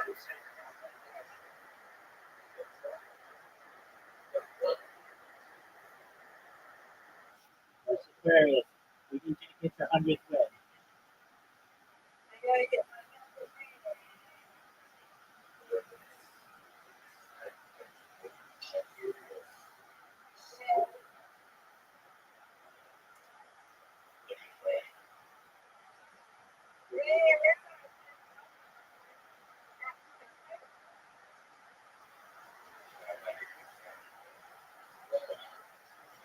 Nice fair, Mr. Aquarius.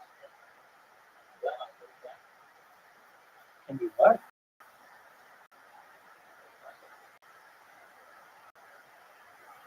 Can you talk about that?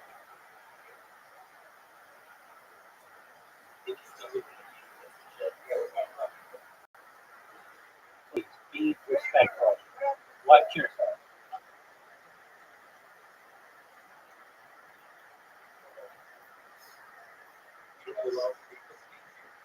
I do.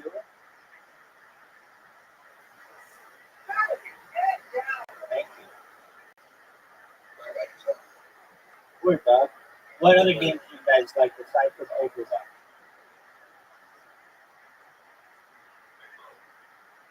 Rainbow upstairs.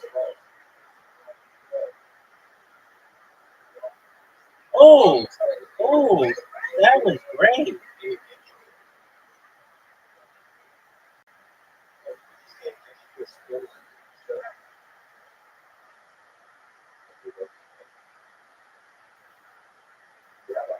Yo, Cam.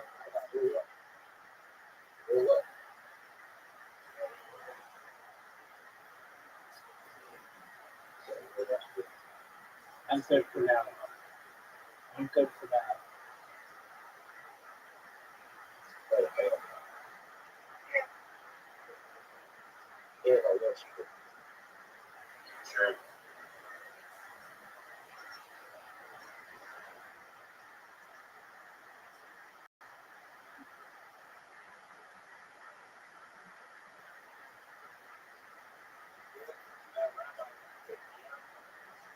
No.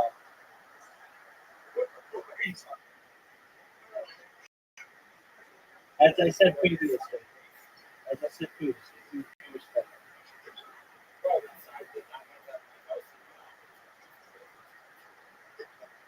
All right, what did I just say that? What kind of business do you do? What kind of business do you do?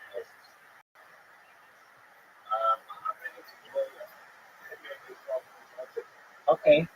Do you do sports betting? I should have this Aquarius.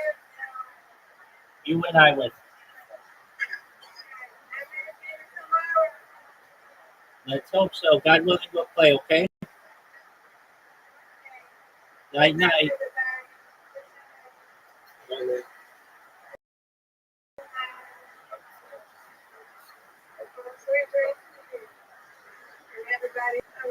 Take care.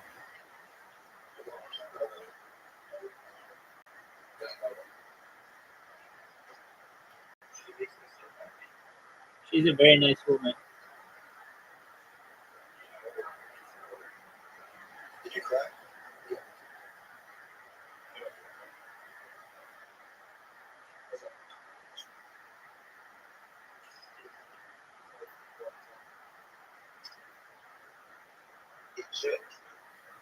All right, friends. I've answered a lot of questions. I want to say shout out to my man, Spaz. Spaz, thank you so much for bringing everybody in. I'm going to continue watching Jewish history lectures. Feel free to enjoy. Only one temple in Jewish history, and that's the temple in Israel, in Jerusalem. Okay, it was destroyed and built, so there's really My whole two life temples. is a feature. But the call, for example, you're building a temple, Emmanuel. My whole this life is is our a home, feature. right here in Berlin. And so they took a principled stance opposing Zionism.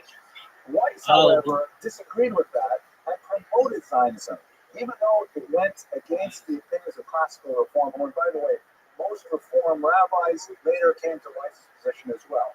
So the Reform movement did shift along with Weiss. But even here in Miami, I understand that I think it was Temple Israel for a long time. They had classical reform where there were these kind of attitudes back in 50, 60 years ago. But I'm not sure. I probably shouldn't have said that. Please take that part out because I'm not sure about it. But I make lots of mistakes. There's a lot of things you can cut out there. At any rate, he founded the New York Federation of Zionist Societies in 1897. That's a really early date. The World Zionist Congress was founded that same year. So we're talking about quite early on in the Zionist movement. He worked hand in hand with Herzl. Herzl dies in 1904. And so the last very productive years of Herzl's life were conducted with Weiss at his side as his primary representative to the strong and growing American population. He represented American Jewry in the World Zionist Congress in Basel. That would be the year after it was founded. And as I mentioned earlier, he was also very much about the text that ultimately would be issued by the British government declaration. Now, let's just look here a little bit at how that sort of thinking was played out by American Jewry. And I want to jump ahead a little bit to say how Jews really were absorbing the kind of values that Weiss extolled. I'm not sure that he is the primary factor involved, but nevertheless we see his thinking quite prominent. And I know that this is pretty much, very well known to most of you in this room, but to all the undergraduates I have who are watching this on the web, who are younger than 25, this is going to be surprising, shocking even for them. And the first thing is that the vast majority of Jews historically voted Democrat. That's something that especially Orthodox Jews will say, what? All my friends are Republican. I only know Republicans. But it's something that's a little bit of a quirk for Orthodox Jews in the last, say, since Reagan, since 1980s. But overwhelmingly, Jews voted Democrat. If you look at this chart here, this shows the Jewish vote in presidential elections from 1916 to 2004. I have a little bit later statistics coming up. This shows if all Jews fill up the chart. So up to the top is 100% of Jews. In those elections, you can see that blue is by far the largest chunk. It goes up and down a little bit over the years, depending largely on which candidates are running. But overwhelmingly, with the exception of the 1920 elections, the overwhelming number of Jews, way more than 50%, voted Democrat. Well, we have polling. I'm sorry. Well, they were either answering the polls incorrectly, the exit polls, or it's an anti-Semitic plot. It's one or the other. But, yeah, exit polls, sure. Yeah, and they ask your religion too. Where do you live? You don't want to answer. You don't want to answer. But this is really good research from Ira Shevskin, a very important Jewish demographer, perhaps the world's greatest Jewish demographer alive, who's actually right here at the University of Miami. And his research is rock solid. And this has not been contested. The vast majority of Jews voted Democrat. However, let's look at this, for example. I'm sorry I didn't have 2012 election results to show you, but this is similar kind of material on the 2000 election. So if you look at how people voted by ethnicity, you can see that. And also, I tried to figure out how to make these blue and red, but I couldn't figure that out. I'm sorry. So if you look at Caucasians, whites, a little over 50%, let's say about 60% voted for McCain, Republican, and closer to about 35% voted for Obama. Among Hispanics, the number is reversed, where you have many more Hispanics voting for Obama than for McCain. Obviously, Romney experienced something similar in the last. Blacks, this is a huge surprise. 90% voted for McCain. And overwhelmingly, of course, they supported Obama. And look at Jews here. Jews are voting more like Hispanics than like Caucasians. This is what Norman Horatz once said, that Jews make money like Presbyterians, but vote like Puerto Ricans. Meaning that Presbyterians, old-style Mayflower Americans, tend to be wealthier. Wealthier people tend to vote Republican. But the Puerto Ricans, relatively new additions to the American continent politically, with less wealth per capita, they tend to vote Democrat. So Jews, overwhelmingly, let's say 2/3 and higher, tend to vote Democrat, even when they're rising in the socioeconomic scale. And of course, the total population is pretty much 50-50 in the 2008 election, pretty much the same thing in the population in the 2012 election. And now let's look at how denomination makes a difference as well. This is different for Orthodox Jews. So if we break down, again, 2008, the numbers that I've seen anecdotally, I didn't look very hard, but the numbers for 2012 are pretty similar. If you look at Jews overall, you see that most Jews voted for Obama in 2008, but a significant minority, about 38%, maybe a little lower, voted for McCain. When you look at the Orthodox respondents, however, the numbers are reversed. About 75% of Orthodox Jews voted for McCain, and about a quarter, 25%, with my 25% voted for Obama. So for reasons that are too complicated for us to go into today, the Orthodox vote tends to be the reverse of the general Jewish vote. General Jewish vote is higher Democrat.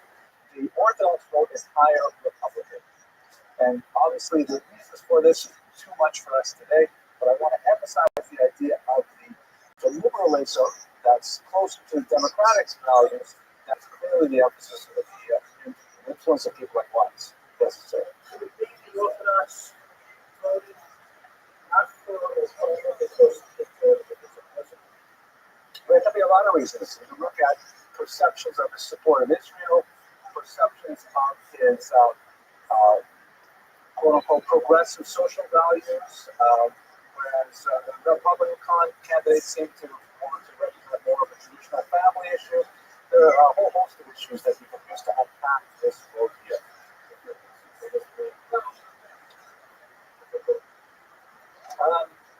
Yeah, well, I think my guess is, and this is like, I'm in the history department, but not in the theoretical history department, but I would guess that the numbers might not be as extreme, but when you look at candidates before Obama, before 2008, this pattern was holding as well. Yeah, Orthodox Jews since Reagan were breaking away from the Democratic trend, and the Republican trend was increasing.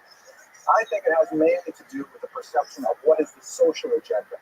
Issues like abortion, gay marriage, things like that, tend to polarize Orthodox voters. And so a lot of those things hold into this. But anyway, so if we take the Orthodox out of the equation, this is all like Stephen Wise's kind of activity. Yeah. So I told Joe, and then, I could get one. Yeah. But we have a chart like this on Kennedy. So I don't know if I'll do it this. Maybe I can squeeze it into another lecture. But the point that I want to emphasize here is Wise's influence. Please. Sure, that's true. These are very rough numbers. I think you get a better idea if you look, for example, there's some really good studies done at the local level in New York City. And if you look at neighborhoods, zip codes that are overwhelmingly Orthodox, then Romney is like off the charts. There's like 3% Democratic voters, and it's all Romney. And then you cross over to another zip code where it's more African American, also Obama's off the charts. So you get a much like a scalpel precise view when you look at neighborhoods. These are kind of broad tendencies overall. Like, okay, let's go back to the early 20th century. He's big in international politics. He's the person who really stood on the world stage, and not only for Jewish causes. At the end of World War I, one of the major issues that had to be decided was, what do we do with the ruins of the three empires that previously occupied Europe? The Russian Empire, the Hungarian Empire, the German Empire, all of which did not exist in 1918 after the war. And so one of the biggest issues was, how do we divide up the territory? Which nationality gets a country? Which nationalities do not get countries? And at the Paris peace conferences, the Rothschild one here, a lot of different groups had an opportunity to present their case for statehood. Weiss represented Zionism and the case for Israel there. He was also influential with President Woodrow Wilson, who established the 14 points, a system that was designed to try and create a for who would get statehood after World War I. So this is a figure. We have a person who was a religious leader, social activist, prominent Zionist, very leftist in many of his views, and he's also active on the world stage. Yes, Mr. Wax. Definitely a spokesman for Herzog. He's a strong ally of Herzog, absolutely. And at the same time, he's writing lots of books. I don't have too much time, so this is just one of about 7 books that he authored. Basically, his speeches, sermons, things like that, which are maybe you can think.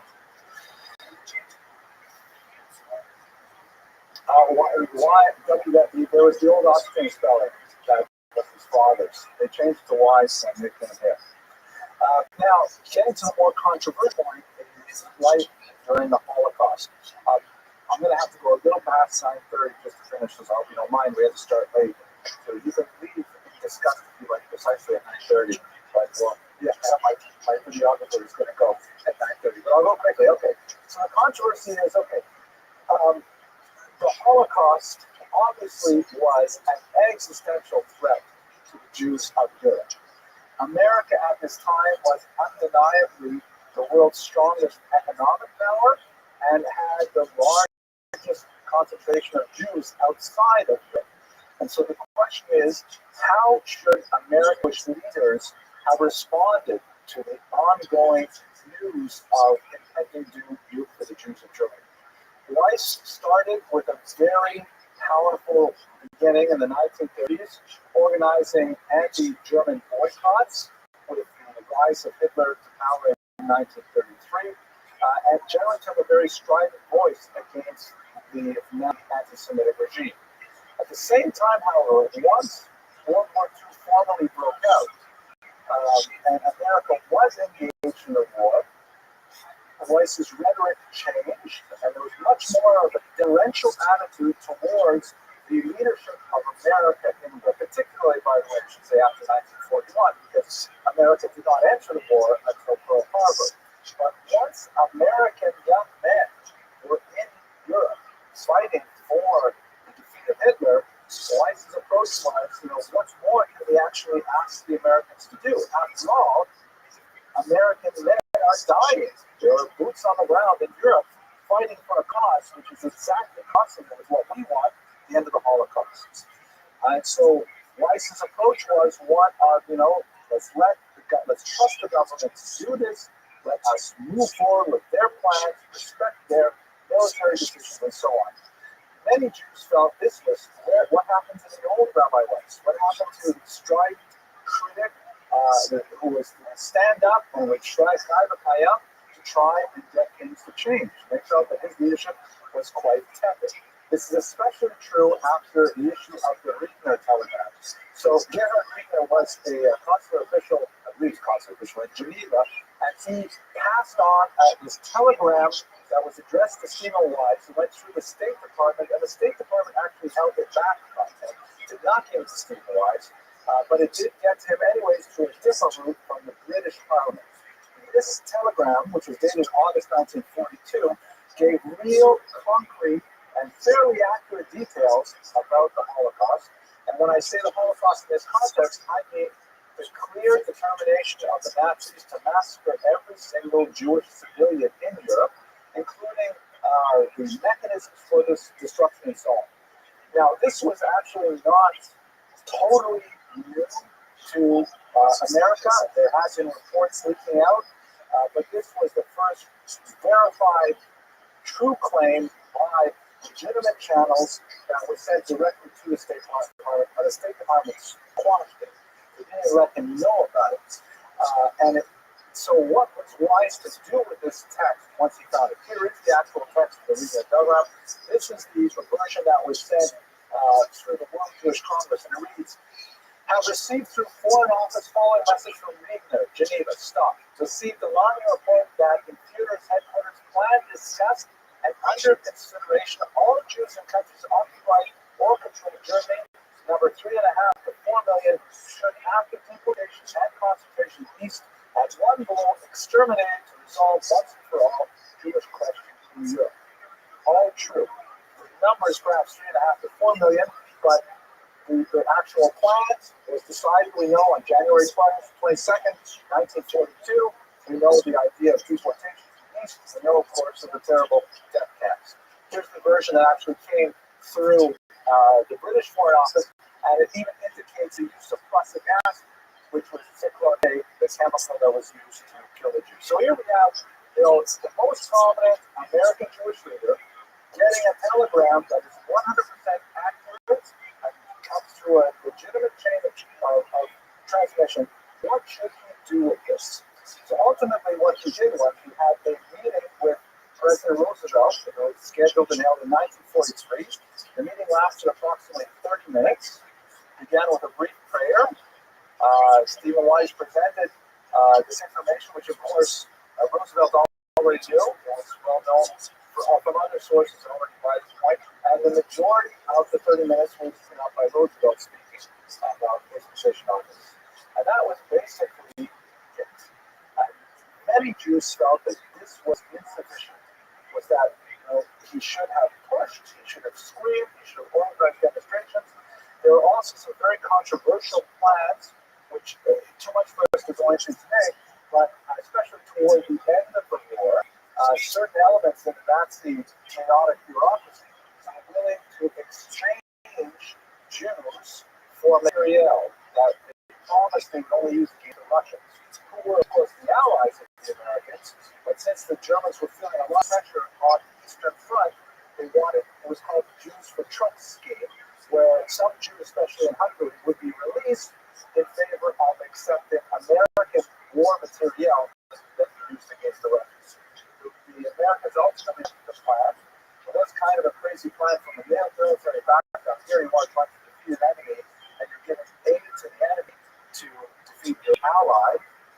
But it could have stayed, potentially, about 500,000 Jews in Hungary. So the very controversial thing is why this decision was controversial. The critics is also controversial, and the legacy of this entire period is yet to be determined. So let me just conclude with a few comments. I'll take some questions in a minute. Ultimately, though, with a recap of Weiss's life, we've seen that in many ways his career as a pulpit rabbi and as an American activist defined, in many ways, what American Jews, and I'm talking broadly about American Jews, not specific Orthodox Jews, viewed as the ideal rabbi, someone who is learned, erudite, leftist, activist, Zionist. These were the kinds of adjectives that were used to describe his life, and that were used to describe, the ideal rabbi for many. His legacy is one of tremendous influence on Jewish voting patterns, on Jewish thought. It's somewhat more mixed and controversial when it comes to the difficult period of the Holocaust, but nevertheless, Rabbi Weiss's approach to the problems of the day definitely made a major impact on the way Jews think, even in the 21st century. I'm going to take some questions, but first I want to thank you very much for your attendance and dismiss you because we're already out of time. So thank you very much for attending.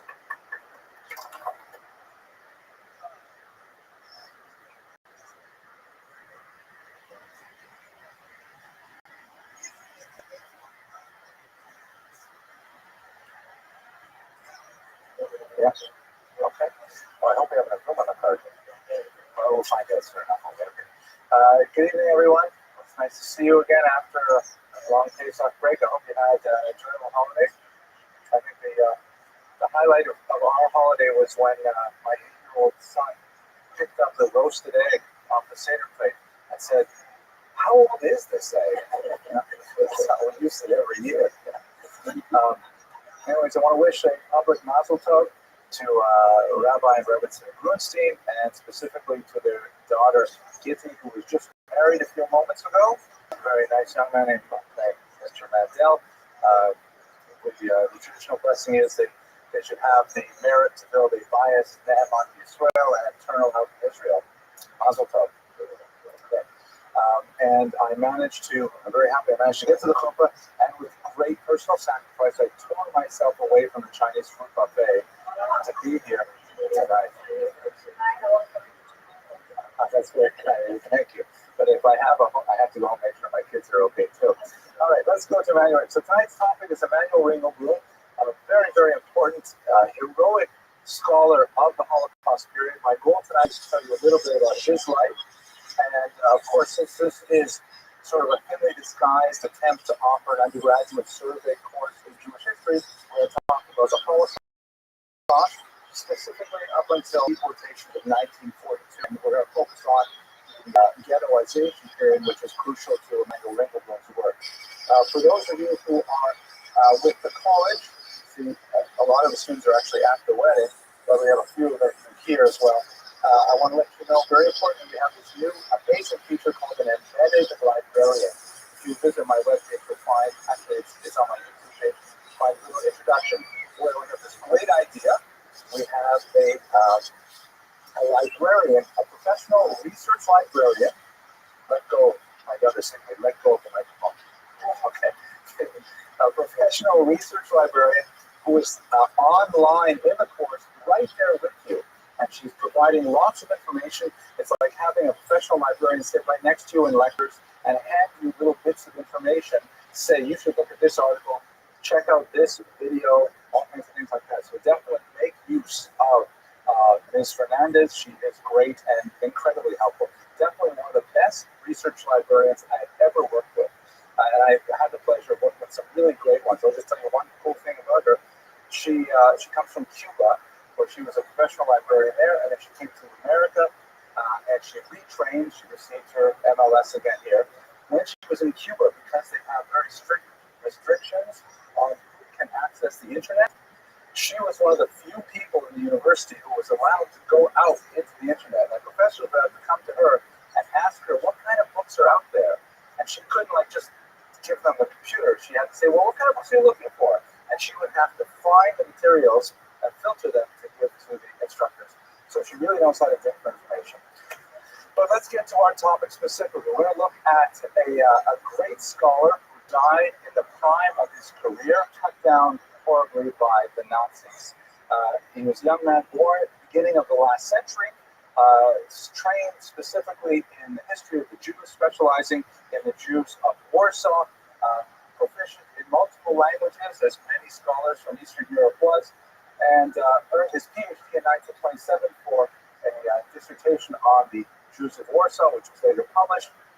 But really the thing that makes him stand out head and shoulders above his peers was his activity during the Nazi occupation of Warsaw. Specifically, he created a clandestine group of volunteer scholars, demographers, sociologists, anthropologists. When necessary, he trained them in the basic school tools of the scholarship, and he sent them out with the simple goal of documenting as accurately and as objectively as possible what exactly is happening in the ghetto. An incredible, powerful record of every aspect of life in the ghetto was recorded by this group, which was called Oneg Shabbos, because they met on Saturdays, and that was the time they all came together to discuss what they were doing. And although he saw immediately after the rebellion, the Warsaw Uprising in 1943, that their work would be halted by the Nazi onslaught, not to mention the deportations that happened earlier, he arranged for the burial of this massive archive. I'll give you a sense of its size shortly, in 3 separate caches underground in Warsaw. 2 of them were discovered after the war. They scholars back because there were 3 survivors from the group, the archives, and they unearthed 2 of them. There's one that's still missing. We're hoping that one day we will discover it. And it gives us a glimpse into the 9th circle of hell that we would not otherwise be able to understand without the tremendous scholarship of Mendel and Local. So my goal for tonight is to tell you a little bit about his life in particular, and then to kind of ease back the focus of the lecture to talk about the unfolding of the beginning of World War II, specifically on the creation of the ghettos, and then talk about what his archive tells us about ghetto life, and then we'll speak about his legacy. We will not discuss tonight the second half of the Holocaust, specifically the evolution of the final solution, the Endlösung, that was saw the creation of Auschwitz death camps. I'm hoping that next week's lecture, when we talk about Canada Ginsburg, we'll use her life to talk a little bit about that aspect of the Holocaust. Okay, so why don't we get started here? Here he is as a younger man.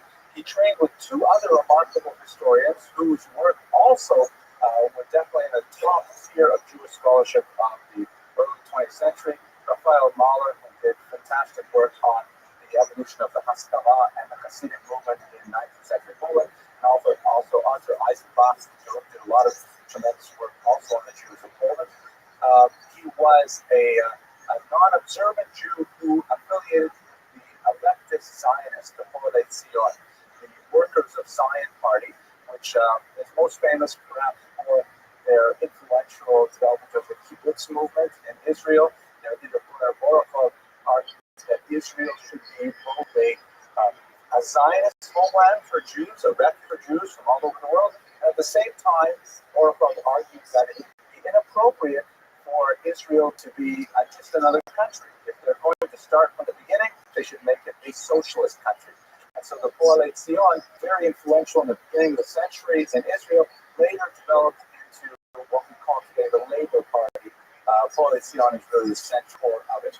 The Poalei Zion, like many of the Jewish parties at the time, had a lot of internal conflict, and at one point it split into a left branch versus a right branch.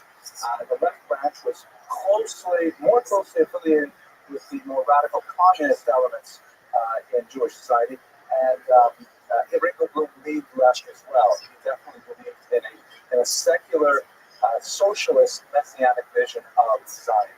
He was also very common for the Population members of the time, an intense believer in Yiddish.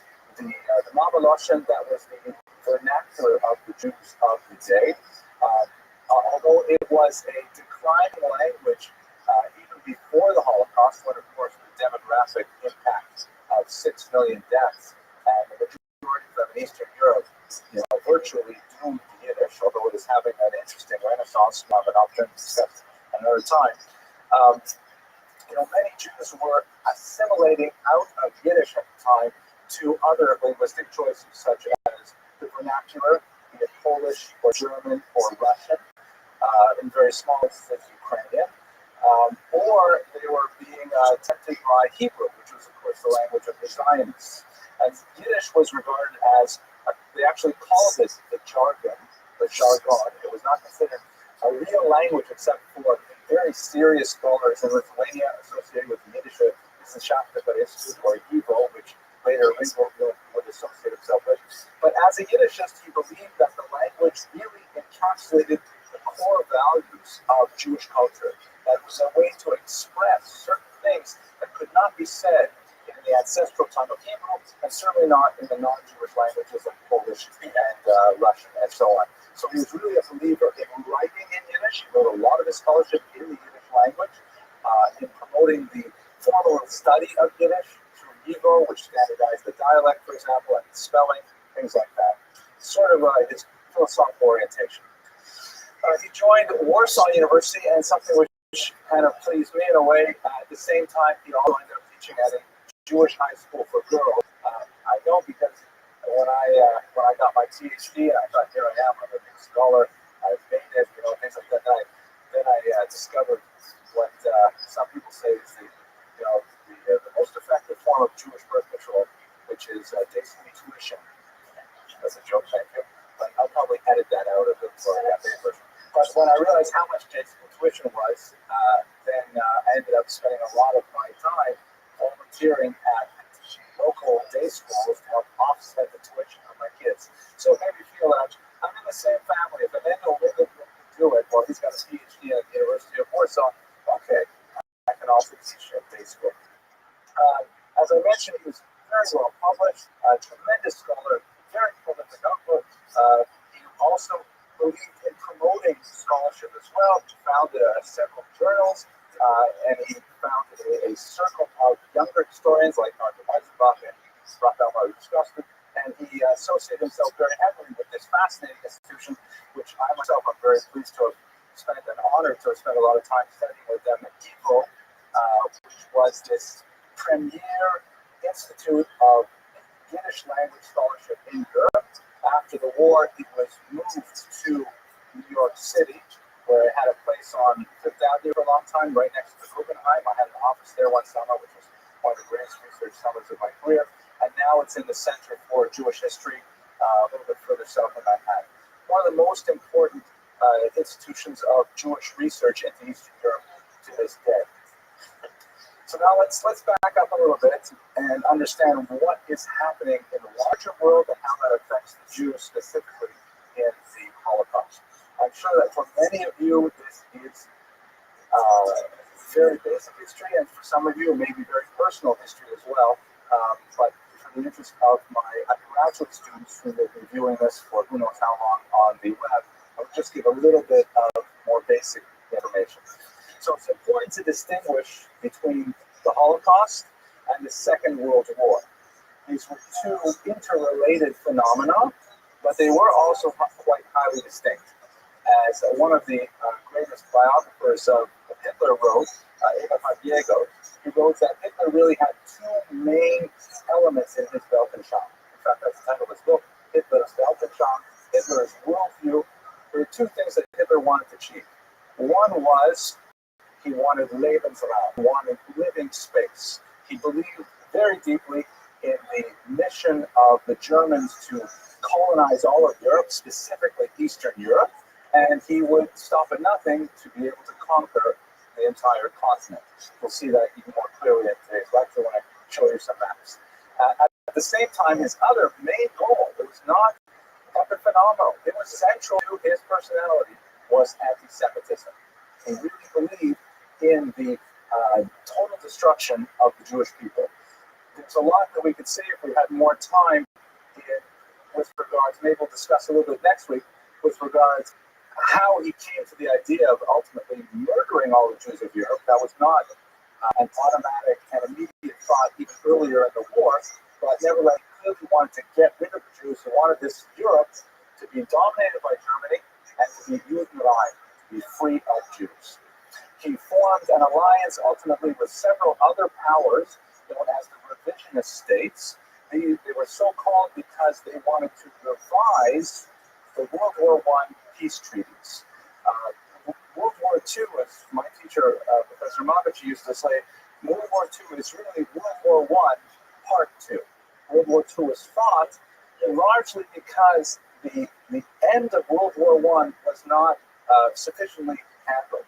The Allies went in at the end of World War I, and they assessed blame very one-sidedly on the Germans and the Austrians, and they imposed some really harsh treaties, some tremendous changes to the map, huge demographic inversions where, for example, you would have two-thirds of citizens of Austria-Hungary after 1918 are living outside of the boundaries of Austria-Hungary.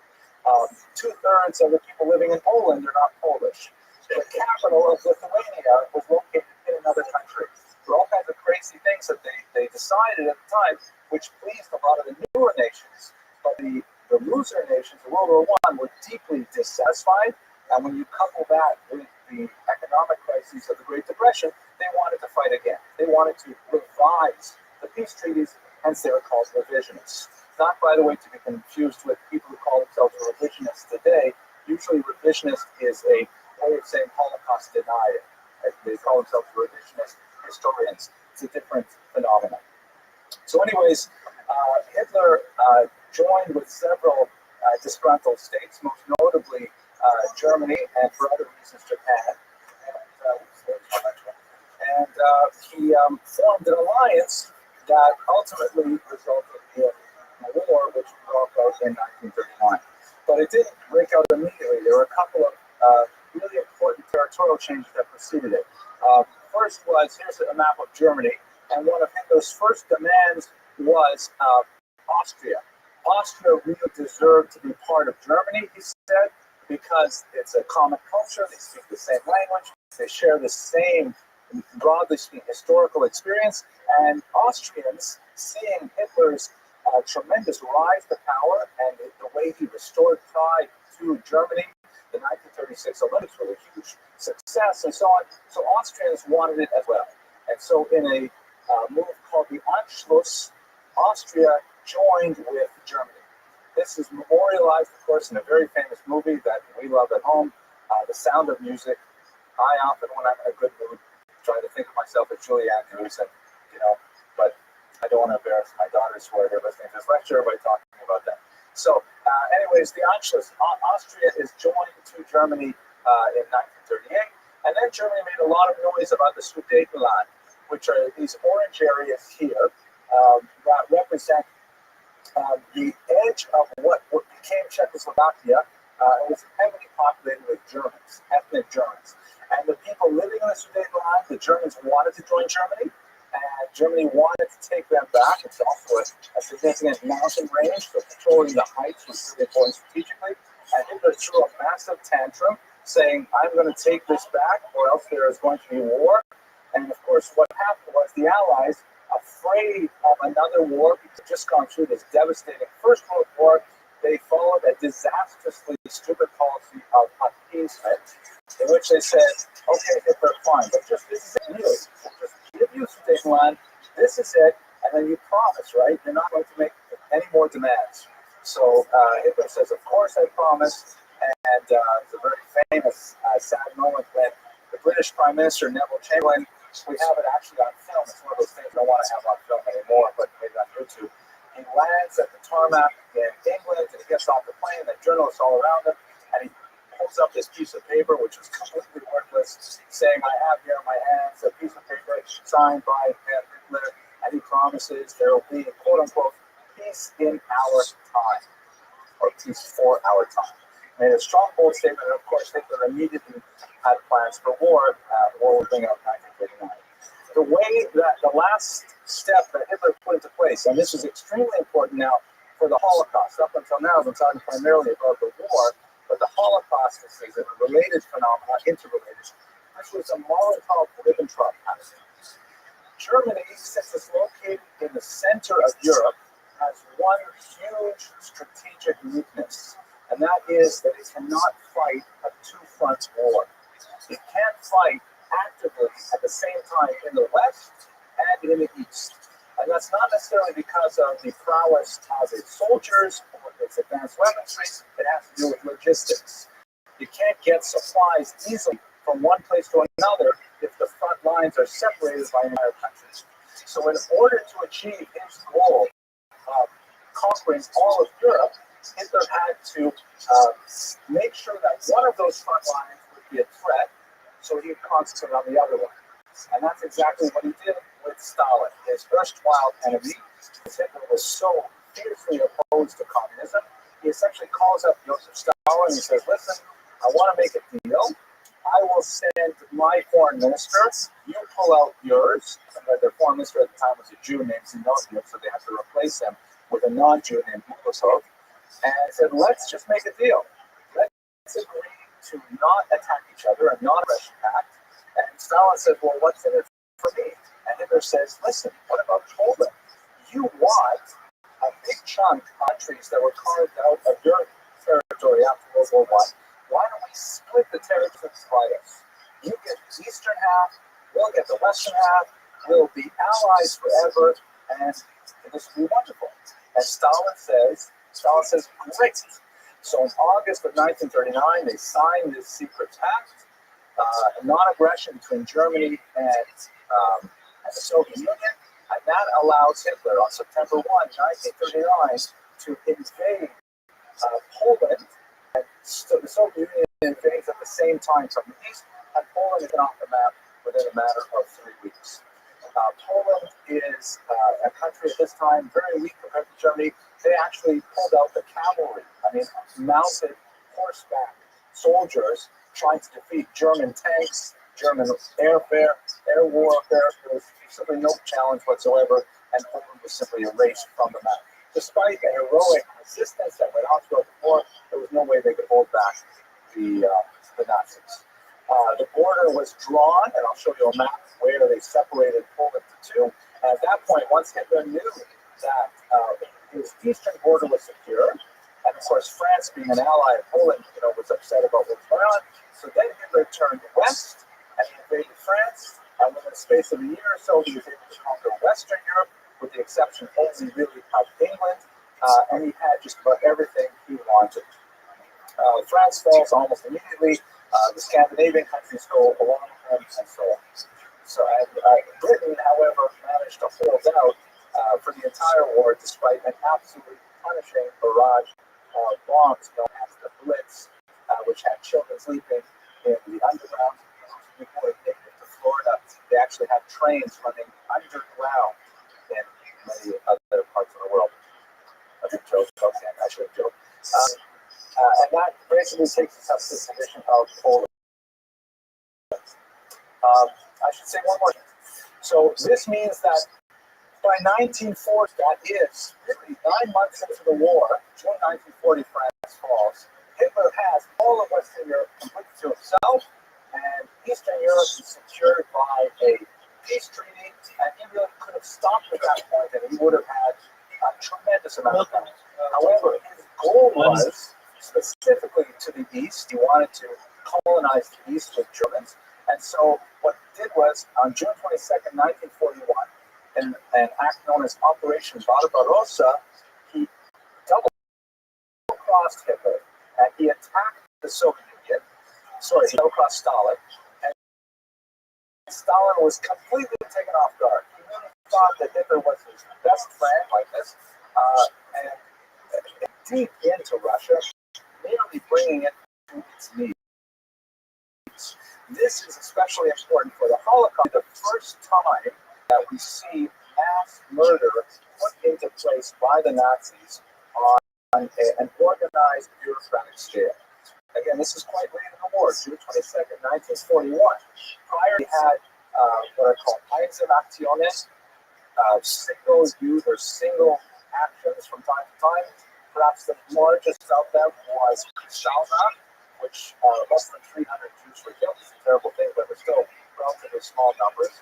With Barbarossa, Hitler sent behind the German army, 4 police battalions who were specifically tasked to round up Jews living in the little villages throughout Eastern Europe, take them out to ravines, such as shown here in this photograph, and then machine gun them to death. Estimates between 1.5 and even 2.5 million Jews exist, or there are estimates of as many as 2.5 million Jews killed by these so-called Einsatzgruppen, or mobile killing squads, including my own family in Lithuania, Rothschild, this way in Elberwood, 1941. Ultimately, however, the battle would turn against Hitler, as we know, but that was not until 1943. This map here shows you the extent of the Nazi advance in Barbarossa. You'll recall Western Europe was all under Hitler's control. So Eastern Europe, this is the boundary that was drawn by Hitler and Stalin. Then once he double-crossed him, he went all the way out here to this shaded here. He actually, you can't see it on this map here, but this Leningrad, he came within striking distance of Moscow, you can see up here, and it was only after a really telling battle here at Stalingrad that the Red Army finally managed to turn the tide of the war and eventually send the Germans back to Berlin. Okay, so much to say about this here. I guess I'm going to talk for 2 more slides and I'll take questions. I apologize for being on hold. What happened to the Jews with this advance? So I mentioned the Operation Barbarossa, where the Einsatzgruppen would go through and round up Jews, communists, hominists, other undesirables, take them out and shoot them. There was a significant movement of Jews to evacuate. Many Jews, once the Germans attacked Eastern Europe, attacked the Soviet Union, many Jews managed to get on trains, cars, and so on, and moved out to Central Asia, where they lived in places like Uzbekistan, Tajikistan, and they stayed there really until the end of the war. Perhaps as many as 600,000 Jews avoided the Nazi onslaught by heading all the way out there. So here's a map that kind of summarizes what it looked like, let's say, by the spring of 1942. The green areas here are all under German control, and you can see it goes all the way here from the Atlantic Ocean straight through to Stalingrad, where they turned around. Also controlled a chunk of North Africa. It controls the Balkans. Italy was an ally. So really, all of Europe was Hitler's at this point. That's the high tide of his expansion throughout the region.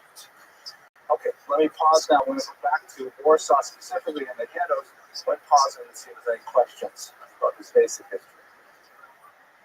Yes.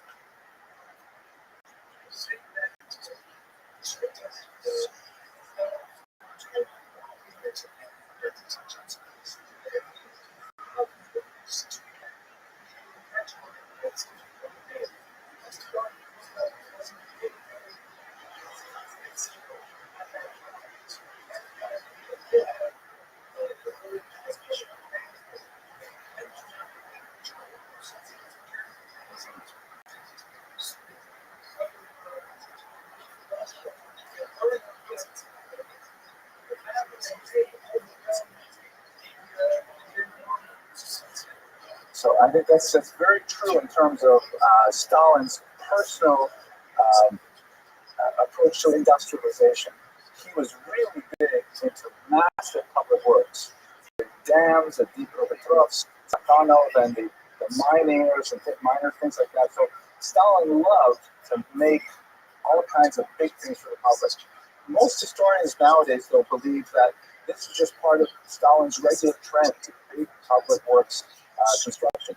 It was not, however, in anticipation of an attack by Hitler. We have lots of records saying, Comrade Stalin, Nazis are doing some kind of funny troop movements on the border. You think we should be worried about it? They say, don't worry, they're just working, so like that. And he's completely caught off guard. It was disastrous for the men. And eventually, they were able to turn them back. And the industrial capacity, particularly in Siberia, the Soviets, was really important to turning that toy. That's also, by the way, the way that America won the war too, because we outproduced them. The sheer amount of munitions that could be made in this country and shipped overseas was, there was no way the Nazis could keep up with it. That's the reason is for both sides of the conflict. But the reason they may lie in fact in the Russian context, but the Russian had a bigger conflict that we know we cannot solve. So the way it was, the internet different age tracks. We had to come and defeating that the general that was that is and they have to unite the States and then they sending thousands of days and we make here in the 1,000 tanks days. That's amazing. Okay, let me take us back to but they need that time. That's a possible interpretation as well. Let's go back to Warsaw then. No, it's a very useful observation. So what's going on in Warsaw at this point?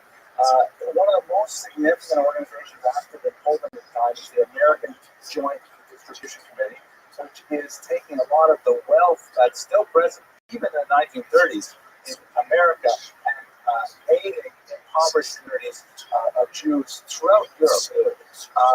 Ringo Bloom joined the so-called Joint. It was called simply the Joint, and he was working on a whole slew of projects of, calculating the number of Jews living in particular places and how much matzah relief they would need during Pesach. A very big project was always providing lots of matzah for the holidays, and so he was well placed, both in terms of his inclination, his training, his experience, and contacts. And when war broke out in 1939 in Warsaw, he was naturally placed to be kind of a central figure for the distribution of effort. This would turn out to be especially important for his organizational skills.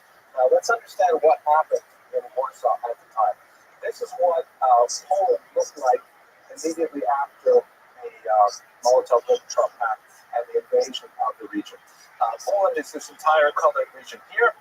The pink area was simply taken by the USSR. They had these kind of false elections, and they annexed it. Meaning this is now part of the USSR permanently for their declaration.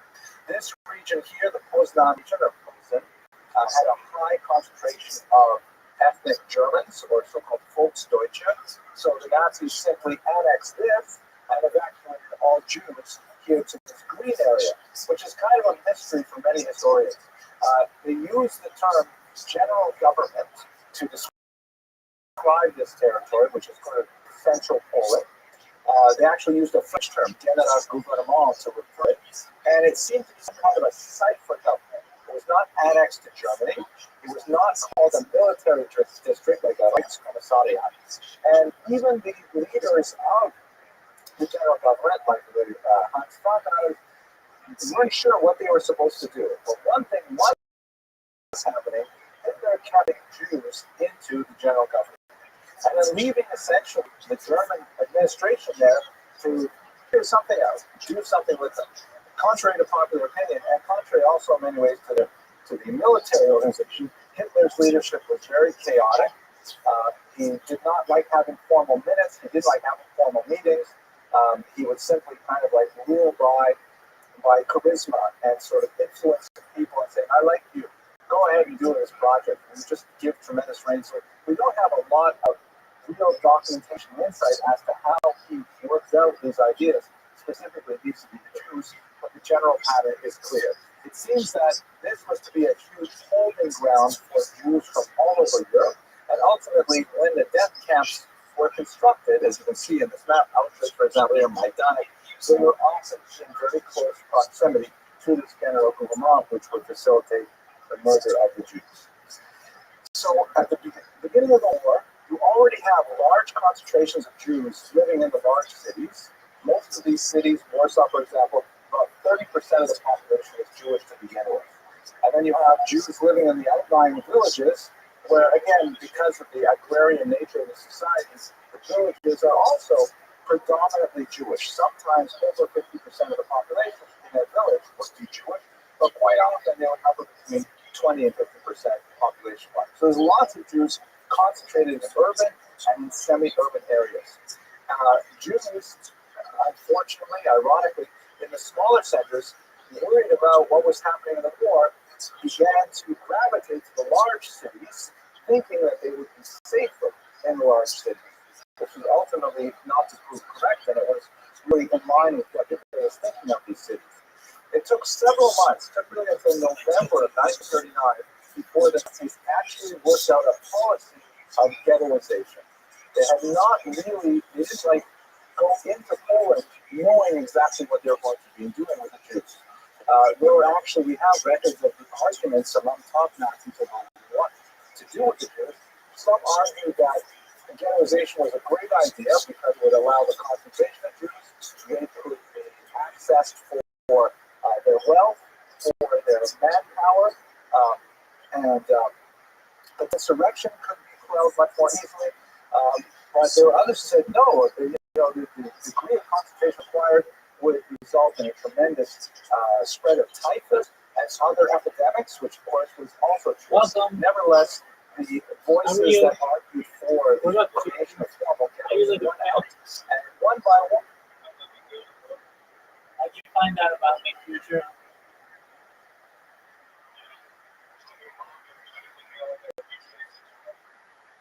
Okay. Yeah, absolutely. So, did you start doing that?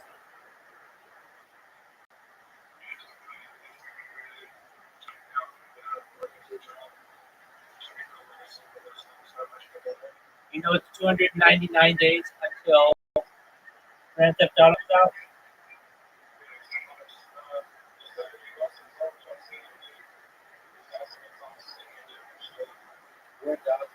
How's that been? All day, every day. All day, every day, sideline to sideline. Where, dog?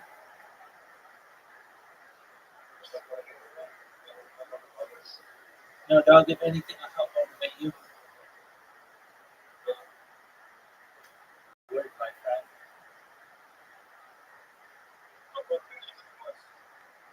Yeah, absolutely. Yourself.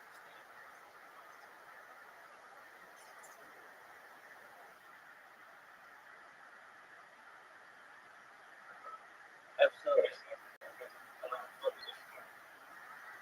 Absolutely. What's your name?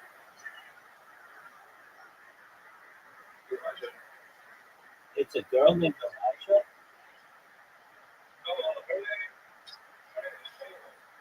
Shayla, is she DTF?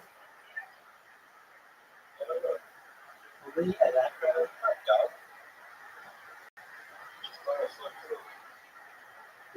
Is she a smoke show?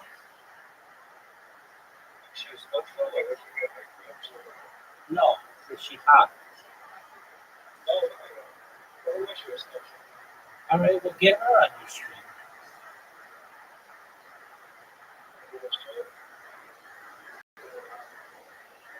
Yo, what's going on? Kick it and stick it in. About to go to bed. What's going on about this one? You don't care.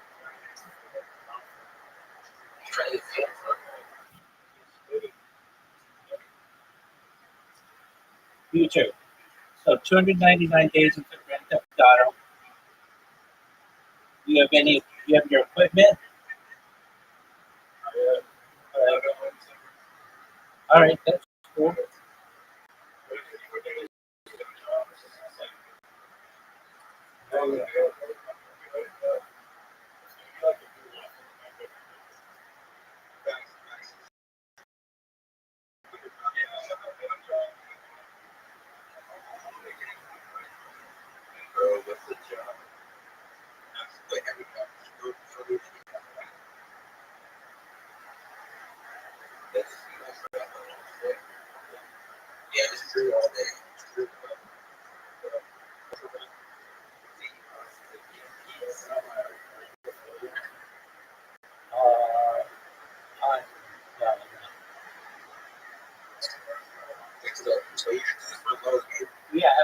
I just get banned.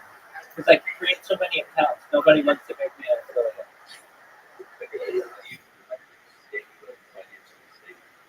I'm a certified project management professional. I've launched apps on the App Store and Google Play, and I have income from that.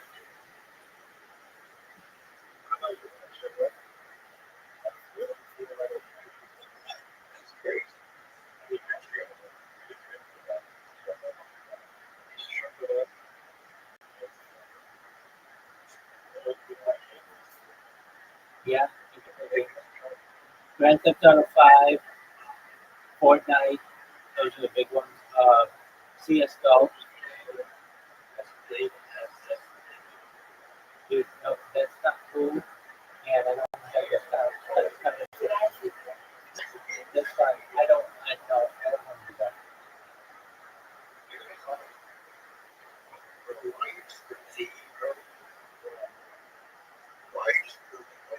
Okay, do what you want to do in here, but I'm going to get some shit out so you guys can watch me sleep. Enjoy.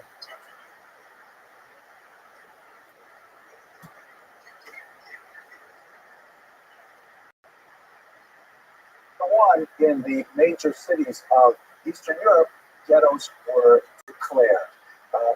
Quite often they were, you can see in this picture here, this is a street scene from the Warsaw ghetto, where most of our photographs will come because we're talking about Raven. And they resulted in incredible overcrowding, like unbelievable overcrowding. At one point, Ringo Bloom calculated that in the average domicile in Warsaw, there were approximately 14 people for every square meter. It's hard to imagine how that could possibly be. A square meter is about a square yard. So how can you squeeze 14 people into that space? It meant obviously a lot of people were living in the streets. You would have stacked up bunk beds with all kinds of things where people were in tremendous privation, particularly through 1941. Some of the headaches associated with the ghettos were, well, where exactly do you put them? The fact is that Jews, very old residents of many of these places, tended to live in the downtown areas because they have communities that go back to literally 800-900 years. They tend to live by the rivers, by the central station, things like that. And that means that in Jewish neighborhoods, you tend to have a lot of important infrastructure. Hospitals, train stations, churches, cathedrals. So how do you simply declare an area totally for Jews when you're going to have all of the other infrastructure that makes you for non-Jews? This doesn't show up very well, I think, in the projection, but this is the map of the Warsaw Ghetto. If you just follow my finger, you see the kinds of jogs backwards and forwards. Sometimes over here it actually has dip in the center, represents the Nazis' attempt to create a of the ghetto that would be acceptable to administrative needs to contain the Jews, appease the non-Jews who were very unhappy, and included in the ghetto or not. We had that went through the ghetto, that were not part of the ghetto, streetcars that were sealed whenever they went through the ghetto, things like that. And ironically, most of the ghettos were not even walled. Most of the ghettos remained totally open. And what kept Jews in them was the fear of betrayal by the called Shalsotniki, or the greasy ones. These were Poles who would hang around outside the ghetto walls or the ghetto area, and they would wait until Jews tried to escape by going underground. That was the phrase used. And if you had what was called a good appearance, you could pass as a non-Jew, you would just try to slip out of the poorly guarded walls. You shouldn't have in your mind a picture of like a prison camp. The ghettos were not prison camps. Some of them for sure had walls, but most of them had none. It was just like neighborhoods, which were highly concentrated. But if you a Jew who tried to slip out on one of the streets into the broader area, and one of these Shmalsovsky would cross you, they would demand a bribe on the spot, and if you could not provide it, they would simply turn you over to a Nazi. They would hold you a citizen's arrest kind of thing, and the penalties were incredibly harsh. We're talking about summary execution right there on the street. It was a very, very brutal time, not at all comparable to the ghettos in Western Europe. So really, these Shmalsovsky were extremely effective in keeping the ghettos closed, even when they did not have walls. Well, I'll give you another, actually we'll talk about that when I talk about smuggling. But the ghetto in Warsaw was sealed in November of 1940. Another extremely important element of the ghetto, and by the way, all of the research that I'm sharing with you now is based heavily on Ringling Groom's work. All of the details about how the ghetto was built, about how it was sealed, who was in charge, how life went on despite the Nazis, that's all Ringling Groom's work in the Ornate Shabbos archives. The ghetto administration is extremely important to understanding how the Holocaust unfolded, and it's one of the more painful elements, really, of the Holocaust history. They do it. One of the colossal and horrible truths of the Holocaust is that the Nazis would never have been able to achieve their nefarious goals if they did not have widespread Jewish compliance.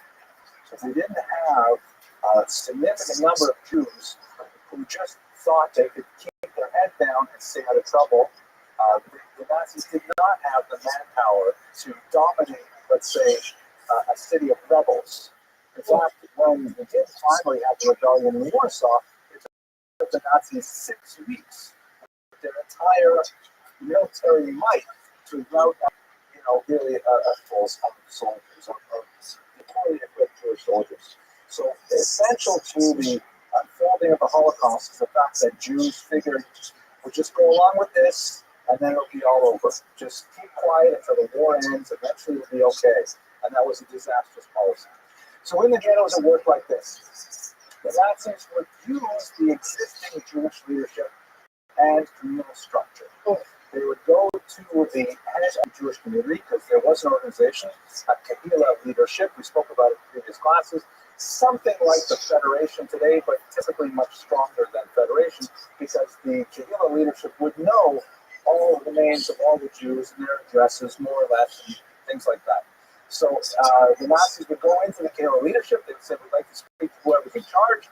The president, the Parnas, would step forward, and they would say, okay, we want you to, for example, turn over the membership list of all the senators in town. We want the addresses of all the Jews in town. Typically, the Parnas would refuse, and he would be shot on the spot.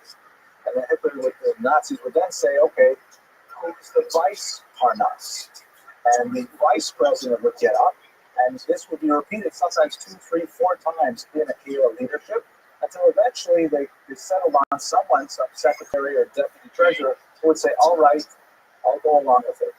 In rare cases, you actually have these Jewish councils. They were called the Judenrat in singular, Judenrat in plural, that were actively trying to, promote the resistance against the Nazis, but more often than not, the Judenrat were trying to keep the Jewish population alive while complying with the Nazis to the minimum extent possible.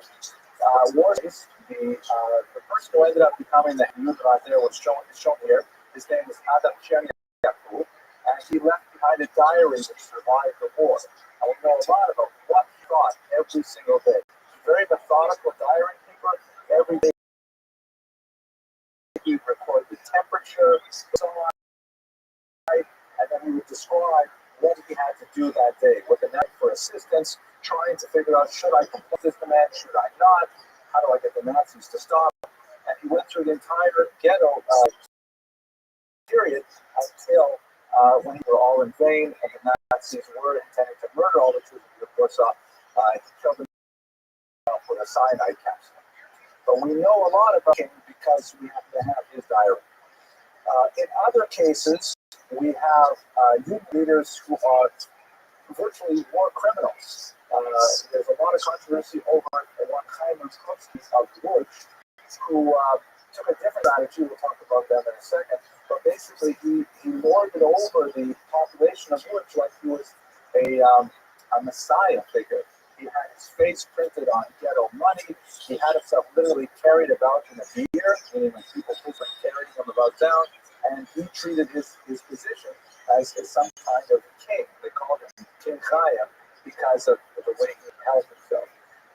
In Israel, immediately after the war, there was a lot of discussion as to if any of these youth leaders or officials were to survive, should they be tried as war criminals along with the Nazis. Very difficult emotional period Also important to note that the Judenrat was in charge of recruiting, equipping, and training and maintaining the Jewish police.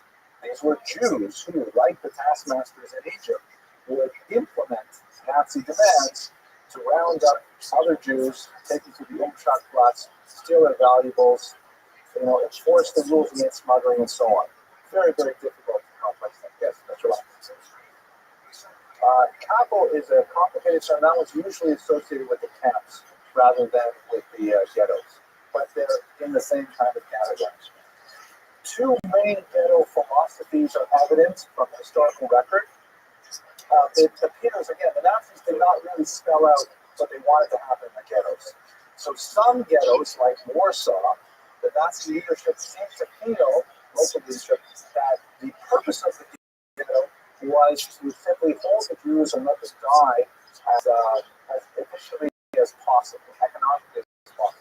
So there were, for example, actual rations allotted to Jews. The amount of rations were 150 calories per day, which is an incredibly small amount. That, the adult male needs something like 2,000 to 3,000 calories a day. To live on 150 is impossible. And in fact, that would be played out in the ghetto as well. These are called the so-called by historians later the attritionist ghettos, because it seemed the model was to have the Jews simply die of attrition. Other ghettos, like the one in Lynch that I mentioned earlier, it seemed that the leadership felt, well, have the Jews all locked up here, let's do something useful with them. These are so-called protectionist ghettos, where the secret to survival, it was believed, turned out ultimately not to be so, was a cherished work permit. That as long as you had an official permit to work in one of the factories, for example, in which they produced textiles, so they're working on all kinds of clothing for the German army. As long as you were productive, then you would live. However, as it gets to the deportations, even the most productive members of which were to die. In Warsaw, specifically looking at that region, the overwhelming experience was one of starvation, of near constant hunger. Incredible malnutrition, again related to the tremendously low rations provided by the Nazis, and no normal influx of food into the ghetto other than what the Nazis provided or through smuggling, which we'll talk about in a minute. Malnutrition meant that many Jews succumbed to typhus, a disease borne by fleas, which spread to the ghetto at alarming rates. And there's so many photographs we have. And I've chosen a lot from a place called the Lokanei Gadot. It's a kibbutz in Israel, the ghetto fighters' house, where they have one of the largest archives of these. Also different from Yad Vashem. And people would simply get tired, lie down in the street, and die there. And there were so many bodies that, according to Ringelblum's research, at one point they were collecting. The public sanitation workers were collecting 150 bodies every single morning from the streets of Warsaw for burial in open pits. So one of the most frightening studies that you have in Ringelblum's work is the study of the activity of the Feber Kadisha, the burial society, which at the beginning of the war is struggling to keep up with people who were killed in the initial bombings, and then they slowly become overwhelmed, and they simply stop digging individual graves. They're digging large trenches, not filling them up every night because it's pointless. You just go more in the morning. A lot of terrible, terrible things associated specifically with starvation. The other end of the starvation was smuggling. In fact, Ringelblum, in a very, very powerful passage in one of his books, which he wrote in the ghettos, he says that if he ever had the opportunity to create a memorial for the ghetto, it would be a statue of a little child, because much of the ghetto was sustained by the work of children smugglers who were able to fit through cracks and crannies and eventually engage, Schwarzownicki jumps around them and so on to bring back rations from outside the ghetto. Here's a picture of the Jewish police arresting a child who will then later be hung. The child can't be older than 6 or 7 years old. How did the smuggling work? The ghetto had an incredibly ingenious industry of recycling. Typically, people would sell their valuables first, their jewels, their cash, their furs, whatever they could get rid of, they would sell it first, and it would be taken out to the outside world because the ghetto walls were extremely permeable. To give you an example, quite often the architecture in Warsaw has these duplexes where you have like a large apartment building with apartments that face one street and on the other side facing the other street, separate homes. And so one set of houses might be on the Jewish side of the ghetto, and the other side would be on the non-Jewish side. So a simple matter, since they shared a central wall, they can simply break through the wall inside the building between the Jewish and non-Jewish side, put a big closet in front of it. You know, in Europe, it's much more common not to have built-in closets like in Europe and America, but they have like boxes that they move. And by night, that would simply be an open traffic route for smugglers. Children would take whatever valuables they had. Sometimes they would take, the Jews would actually have little factories going on where they're making special things like brushes and brooms and recycling, and they would take it outside of the ghetto, trade for foodstuffs, whatever they can, and then bring it into the ghetto, unless they were caught, as shown here, by the Jewish police. Real records an incredible diversity of Jewish life in the ghetto. In some places, it is incredibly heroic, understanding what the Jews did under these incredible circumstances. Real Bloom would include in his archives examples of about a dozen different newspapers written in Hebrew, Yiddish, and in Polish, published in the ghetto. There was apparently a functioning underground Jewish medical school in the ghetto. There was a theater. There was a circulating library. It was an incredible amount of activity. Jews were actually attempting to maintain some kind of normalcy despite the overwhelming tremendous of the Holocaust as a whole. Marriages went on. Here's a photograph of a wedding that happened in the Rothschild ghetto during this horrible time.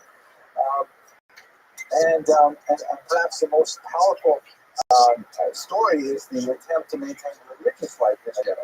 We actually know a fair bit about that from one scholar in particular. His name is Shimon Buberbrad. He was one of the observant members of the Oneg Shabbos collective, and he was tasked specifically by Rabbi Bloom to record all aspects of Jewish religious life in the ghetto at the time. And so we have a huge amount of documents from Buberbrad describing, going to the Hasidic table of Rabbi Shalomis Kalmash Piaseczna, Shalomis Kalmash Shapiro, known as the Eish Kodesh for the writings that he produced that also survived the war. Purim celebrations, the maintenance of mikvaot, and many of these things, by the way, took place in complete defiance of Nazi bans. The Nazis banned the assembly of Jews in the ghetto, and people were going to shul, they gathered together. The kind of questions they asked, we have records of them because of Huberman and Rima Bloom's work. We also know quite a bit about the resistance. Maybe I should take just a moment to talk about it, although it's really a very large topic. Resistance was a complex and hotly debated topic in the ghetto, in fact, through much of the Holocaust. It seems that there was, to make it very simplistic, there's a huge generational gap with regards to the question of resistance against Nazis. The older generation, particularly with rabbinic leadership, the established Parnassa, the established Gil leadership, believed in the strategy that has worked for 2,000 years, which was basically feed or flee. You pay your bribes, and the Nazis will leave us alone, or we run away. We find another place to live. In the case of the Holocaust, neither of these strategies were effective. Hitler was not at all interested in bribes, and of course, the Jews had less and less places to run. But nevertheless, the established leadership felt that the best thing we could do is to just try and stay out of trouble. We have to also compound this with the fact that the Nazis were very big into collective punishment. It was one of their strategies to quell the incipient rebellion among the Jews. For example, early in the war, I think it was already November 1940, there was an incident where someone fired shots at a Nazi soldier in a particular street, and then the culprit ran into one of these courtyards that had multiple apartments surrounding it. The Nazis surrounded this, but he was long gone. But they went into this building and they arrested them. It was 60 men who were living there and took them away. And they said that they wanted to find out who the culprit was. Everyone in the building said, we have no idea. The courtyard is open. Everyone can run in. They probably ran out the back way. We had nothing to do with it. And in fact, they did it. They were just at home at the time. And the Nazis demanded a large bribe to release them, something like 100,000 zloty. It was on a Friday, and on Shabbat, the community, of course, overrode Shabbat in order to collect the money. But by the time they delivered it Saturday night, the Nazis had decided to murder all of the men. And by the way, there were young boys in that group as well, as young as 12. Simply murder them all, despite the problem. So this, struck tremendous fear into the population. And the older generation was saying, we cannot stick our heads up. We can't revolt because the Nazis will come down hard on all of us. This ultimately proved to not be a successful strategy either, as the resistance was left young and rebellious who disagreed with the establishment. And ironically, because of the resistance that we know, the famous Warsaw Ghetto Uprising, it happened very, very late in the war, after the ghetto was demolished by the Nazis. It was just the remaining few Jews who were living there who said, if we had done this a year ago, maybe we would have had a chance. Now it's purely symbolic, but nevertheless, they did make a huge impact on world history. Oh, the last one, thank you, Rabbi. And again, Radio Rome doesn't provide with a kind of like a fairy tale version of these heroic Jews who are trying to make the best of life. There was also a very active functioning Jewish mafia in the ghetto. There was a very lively trade in prostitution, of alcohol, and nightclubs in the ghetto for people who were able to somehow amass a huge amount of money through these ill-gotten gains. And so there was also a dark, underbelly to the ghetto at the same time. Obviously, highly hated individuals, but nevertheless they profited off the misery of fellow Jews in the ghetto. And these are the details that we get from Ringelblum's pretty nuanced studies of the ghetto. To turn back to a wider focus again, the ghettos essentially existed from 1939, fall of 1939, until the spring and summer of 1942. And that's primarily because it needed to work on a different strategy for eliminating the Jewish population that we have clearly articulated in January 1942 at an event called the Wednesday Conference. Up until this point, if you'll recall, the Jews were being murdered by mobile killing squads in the east, the Einsatzgruppen, and slowly in the attritionist environment of ghettos like Warsaw, but this was insufficiently rapid for Hitler. And so he directed his henchmen to devise more efficient means of killing the Jews of Europe. An experimental camp called Treblinka set up in the fall of 1941 to see if gas poisonings would be more effective. And in a report that was presented to Hitler at the end of that year, they seemed that was going to be the options he chose. So several high-level Nazis got together at a resort north of Berlin called Rothschild in January of 1942 to sit down and say, all right, what are we going to do to solve the Jewish problem, so to speak? And this is the first clear documentation we have of Hitler's plans to murder all the Jews of Europe. This is a page from the minutes of that meeting, which includes Hitler's plans to round up to 200 Jews in Albania.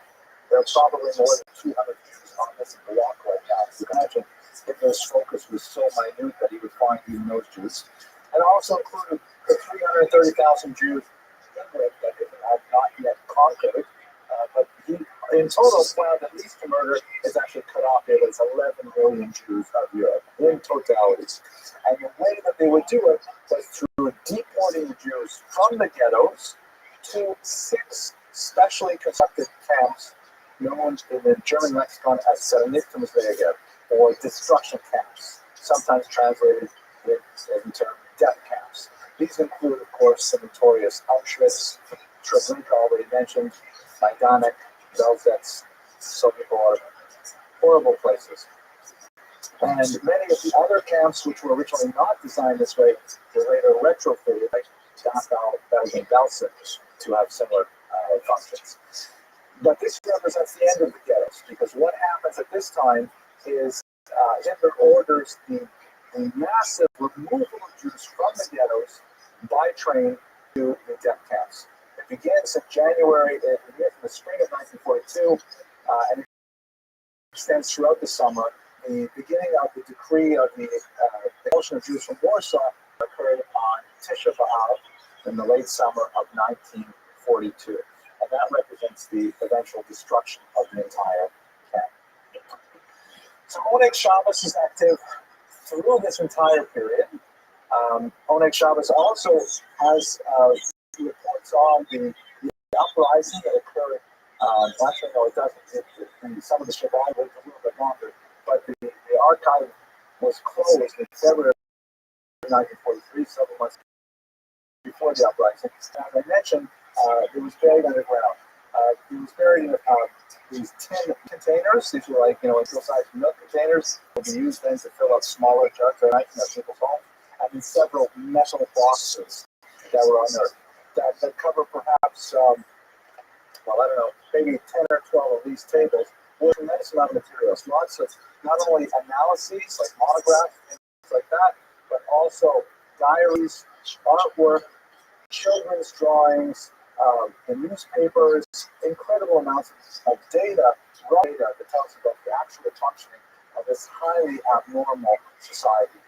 And many of them are available online for your perusal. I strongly urge you to look at them.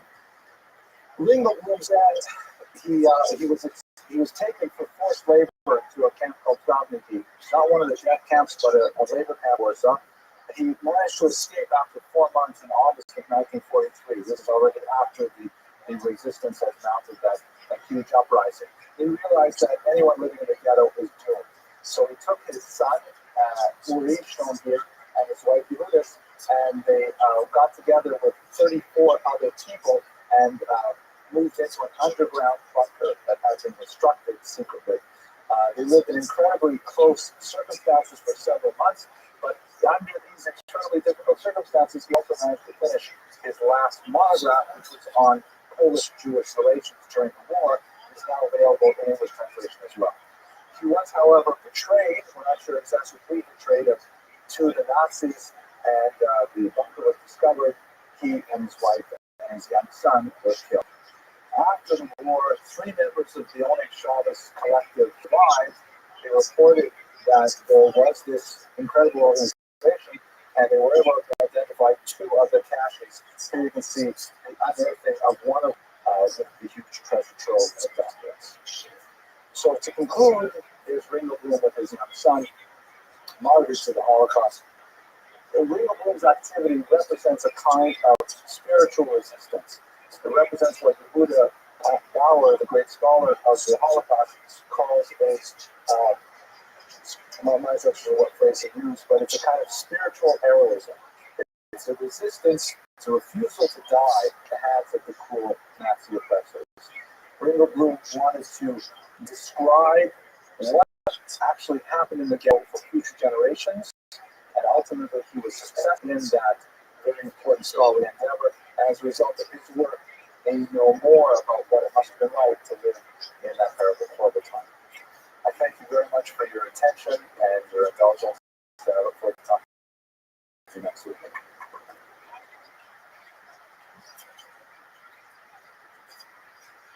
So good to go. Okay, so this is the last class for the Passover break. We'll take a few weeks off until I think April 10th, the next meeting. We're going to be picking up with Emanuel Ringelblum. We're going to be just touching on the Holocaust a little bit today, but we're going to concentrate on it more after we return from the Pesach break. But in today's text, the joke goes like this. There's this mobster in New York City, and one of his employees steals $250,000 and flees to Colombia. And the mob sends a few enforcers to Colombia to try and catch up with this person who stole the money. And they also have this Jewish bookkeeper and speaks Spanish, so they send the Jewish bookkeeper down with them. This is another ugly anti-Semitic joke, which I really probably shouldn't say, but maybe the context is acceptable. I don't know. Maybe I'll edit it out. I never edited it anyhow. So anyways, joke of it. They go down to Colombia, they find the guy who stole the money, and they take him to a wooded area, and the mobsters from New York say to the Spanish-speaking guy, tell him that we need to know where the money is. And so he translates, and the guy says, I'm not telling you where he is. So the Jewish guy translates it back. The mobsters shoot him in one of his kneecaps. So the mobsters say, tell him now, he should tell us where he hid the money.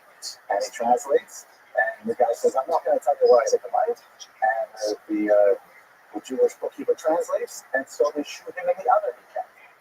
Then they take a gun and they point it at the guy's head, and they tell the Jewish guy, tell him that he should reveal where he hid the money, or we're going to kill him right now and bury him in the woods.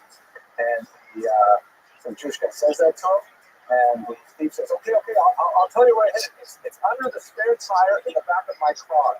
And so they say, what did he say? And the Jewish guy says, he says he's not afraid to die.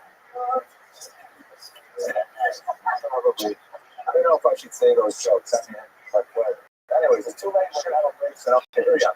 Tonight we're going to have another problem. We should always have this problem, but it happens that I know a lot about the topic that we'll be discussing because my dissertation was really on the first years of this period, and I spent studying in the Soviet Union and working in arts like there. So I know a lot more than I possibly cram into 60 minutes. Normally, I know about 15 minutes worth, and I just sort of speak slowly and add in filler, and so it makes up for 60 minutes. But tonight, I could actually probably speak for 3 or 4 hours without stopping, and I've got to condense it. So it's going to be one of those classes where a lot of background on the social movements, the major political events of the period 1917 through 1948, with a little bit of material specifically on Shlomo Michoels and his life. It'll be containing a useful lecture for you. Why don't we start right away? So, his years 1890, famous as the director of the Moscow Jewish Art venue for Jewish cultural expression in the Soviet period. Specifically, he happened to have the rare nation of good talent and good fortune in that his particular expertise in drama was so well suited to the moment of that particular period. During the years 1918 until 1930, there was a remarkable renaissance of Jewish culture in the Soviet Union, so much so that many Americans actually immigrated to Russia during that first decade of this very, what looked like a great promising state, in order to more fully actualize Jewish culture. And Shlomo Michoels was like one of the greatest exemplars of the heights that Jewish culture could take during this period. This period was, and the policy was known as kolonizatsiya, which we will explore in greater detail. But for now, it basically means, it's hard to translate, indigenization. The word koren in Russian means root.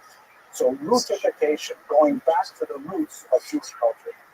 Later, when this was shut down by Stalin in the 1930s, Michoels didn't do too much because he was under kind of close scrutiny during the Stalinist period. But in the context of World War II, he had another major heyday because once Hitler double-crossed Stalin and invaded the Soviet Union, all of a sudden Stalin felt it appropriate to get the aid and assistance of these various nationalities living in the Soviet Union, as well as their diaspora communities. So he allowed for more expansive nationalist expression in the period after 1941, meaning Ukrainians could be free to express their Ukrainian identity a little more, Jews were free to express their Jewish identity a little more, and he hoped to use people like Shlomo Michoels to enlist the support of Jews around the world. And as a world famous figure, he did in fact create a lot of this kind of movement for the Soviet Union, but that was short-lived. After World War II, Stalin's paranoia returned, and he survived the notorious doctor's plot that we hope to discuss towards the end of the hour, only to be murdered later by Stalin and then run over by a car trying to make him look like an accident. He died a martyr, literally, for Jewish art and activism during this period. So we'll look at his life, and we're going to spend a lot of time talking about this Soviet policy in general. First of all, let's get to the revolutionary period. So you'll recall last week we talked about the end of the the end of the Tsarist Empire, when the corrupt, corpulent, bureaucratic, top-heavy Tsarist Empire fell in the context of a riot on International Women's Day in 1917. Shortly after that period, when the Tsar fell, a new provisional government was put in place, led by a man named Alexander Kerensky. You don't want to miss that. Very important. And Kerensky had this sort of idealistic image of how to create a new political entity out of the rubble of the Tsarist Empire. He felt that it should be really democratic, everyone should have a say, and nothing radical should be changed until everyone can come into agreement on it. And he spent a ridiculous amount of time preparing for a democratically elected constituent assembly.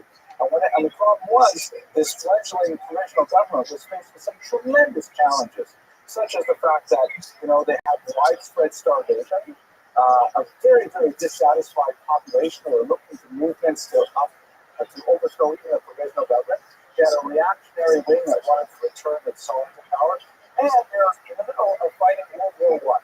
I mean, it was 1917, World War I was still going on.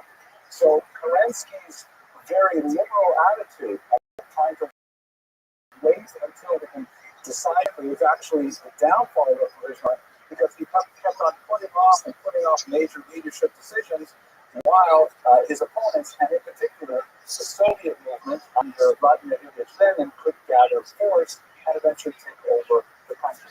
This happened in October or November by the Western calendar of 1917. You'll recall that the Russians were literally, I think it was 11 days behind the rest of the world because they were still using the Julian calendar.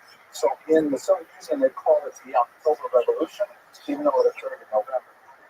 And Lenin managed to amass a lot of support, particularly in the urban centers, working with the proletariat, the factory workers, and Soviet soldiers, or Bolshevik soldiers as they were known then, marched to the Constituent Assembly when it was first finally convened, and they, with arms, disbanded it and proclaimed all the power to the Soviets, meaning they would create a new entity, the first communist society in the world, in the leftover remains of the provisional government. They were never able to recover. This is a propaganda poster from the period. This is kind of cool. I can use this here. Here you have a capitalist, with the traditional top hat and the tails, and on his stomach is written "Capital," overweight, indicating that he's, really engorging himself on excess income. And he's standing on top of a worker here, and essentially says that, this is, if all power is given to the capitalists and death to the workers and the peasants. But over here you have the opposite, which is the heroic Soviet peasant, very muscular, tall, and he's got it says in his sign, "Long live the workers, peasants, and Soviet power," and this is with the death of capitalism. A huge inversion of the political order with now, theoretically at least, the working masses, both urban proletariat and peasants, joined together to create this ideal new society. He came of age during this tumultuous period. You'll recall he was born in 1890, so he was 17 and 18 during the years of the revolution. He was born in Dvinsk, originally in Latvia, and his family name was actually Rothschild. He changed it later to Mikhails, which is just a little bit more Yiddish sounding. Rothschild is kind of a strange name even for Jews. He dropped out of law school in order to join the theater. That was his dream, and he rapidly advanced advanced through theater at St. Petersburg to Moscow, and then a few years later was appointed the director of that theater. Note that this was a Yiddish language theater. You have to recall that in 1897, when the Russians took their last census, fully 97% of Jews in the Russian Empire spoke Yiddish as their mother tongue. That was the language that everyone used first. There was a huge shift towards Russian in the 20th century, as well as a small but significant movement towards Hebrew. But in reality, the Mother Russian, Yiddish, was overwhelmingly popular.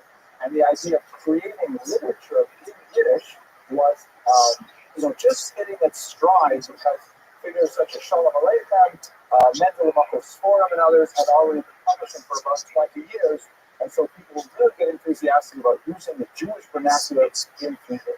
Yiddish happens to be, in my humble opinion, an extremely funny language. I mean, it has a remarkable range of expression, particularly in shades of humor.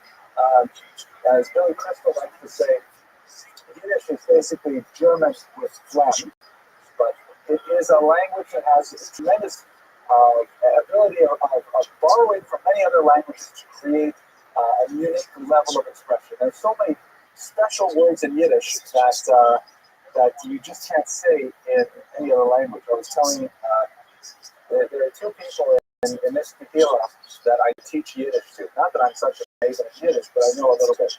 One is a person who's undergoing conversion to Judaism, and therefore he has no Yiddish skills. And the other one is a very, very highly educated scribe, but he's from Yemen. So he also knows no Yiddish.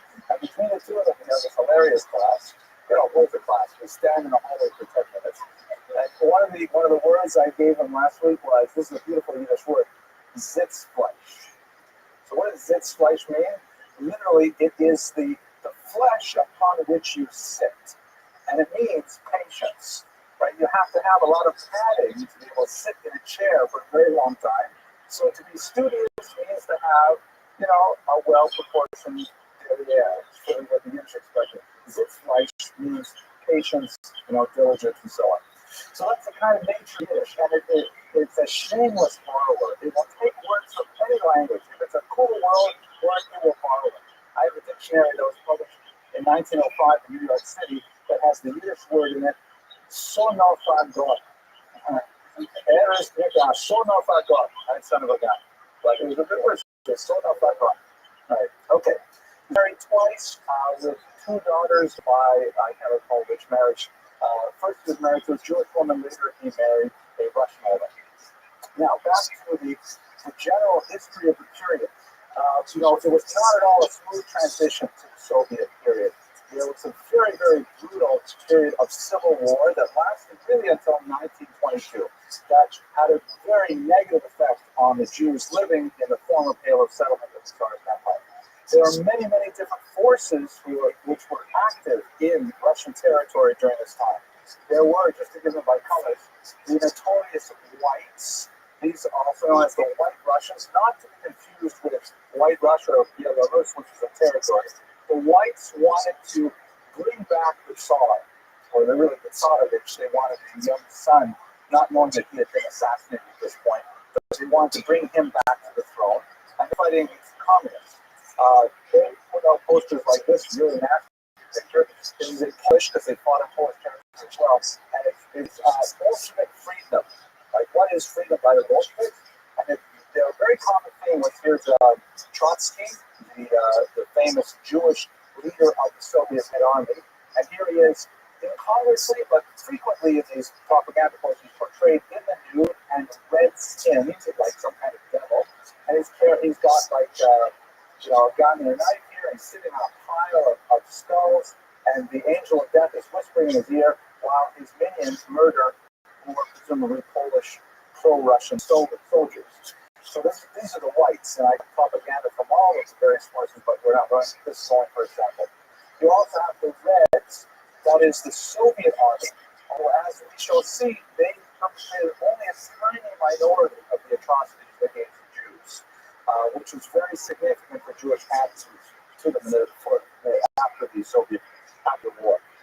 The Greens, perhaps the most awful, is anarchists. People like Nestor Martino and others who terrorize Jews, but they especially attack the Mennonites. There's a large Mennonite community living.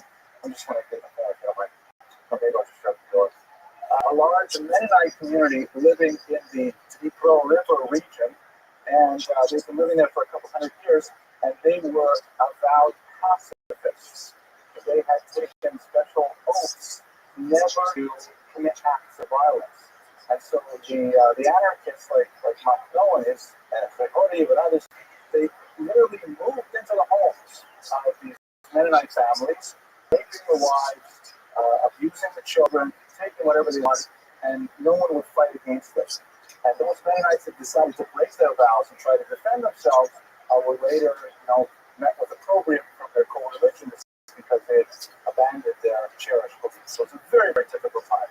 And finally, the Blue Yellows, these are the Ukrainian forces, and as we discussed last week, one of the great ironies of the period is that 40% of the recorded pogroms were perpetrated by the same armies or the same troops that technically were loyal to the government that had granted autonomy to the Jews, which indicates, as Abramson indicated last week, a huge divide between the dark masses, the peasantry, and the enlightened leadership, perhaps in Kiev.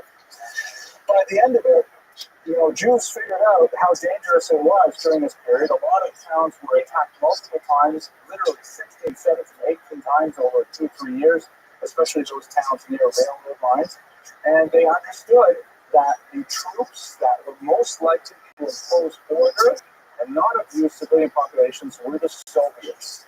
The Soviets were the most disciplined, and they could be trusted to a much higher degree than the other troops. And so, not surprisingly, there was a huge groundswell of popular support among Jews for the Soviet Red Army, led by a Jew itself, Leon Trotsky.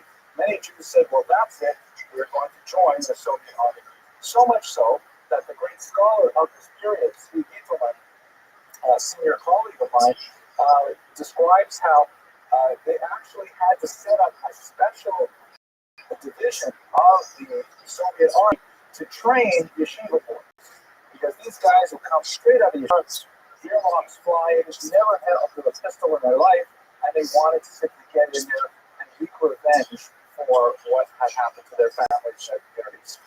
So just a few moments to try to understand more about this groundswell of support for communism along in the Jewish street, to use the days. We should not forget that there's a big difference between Jews in socialism and Jewish socialism. Although Jews were remarkably prominent in the leadership of the Soviet movement, particularly in the first decade of its existence, comprising at some point even 30 or 50% of the Central Committee, nevertheless, they represented only a tiny minority of Jews overall in the period. And as we discussed briefly last week, when they did have elections in Ukraine, the most popular political position was Zionism, with about 40%, and then the religious parties with about another 13%, and only after that you have splinter groups of Soviet or pro-communist or pro-socialist parties. So the vast majority of Jews were not communist, but those Jews who were drawn to communism were doing so at a number disproportionate to the population of Jews in the overall Soviet Empire, and also reaching leadership positions with great rapidity. In fact, so much so that the Central Committee was called at the time, I think it was Sila Siski Centralny Komitet, which the abbreviation in Russian was Vitsik, and the Jews used to joke that Vitsik actually stood for not all Russian Central Committee, but where 10 Jews are in charge. We said even coming here. That was a joke because there's so many Jews at top levels. Why was it? Well, communism had a tremendous utopian appeal. Marx's ideas put into practice promised that this would be the beginning of a secular messianism with the end of all national hatreds.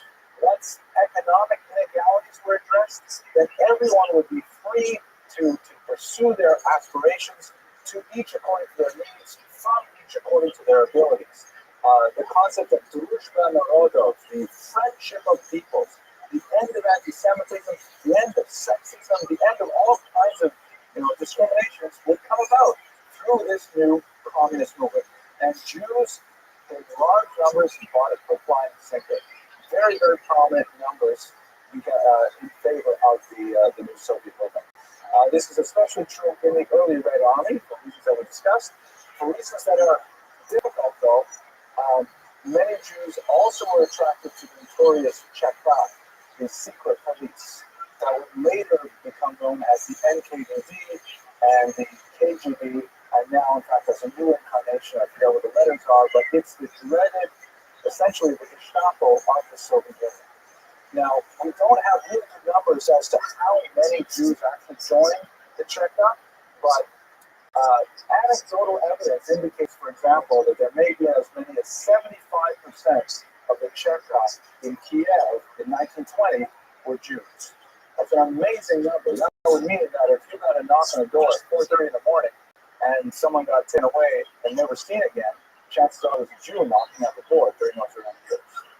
Now, in the mid-20s, there was the first of many purges where the Soviet leadership tried to get rid of a lot of different people that were undesirable, and the Jewish participation not only in the Cheka, but also in the overall leadership declined precipitously, but the image in the popular...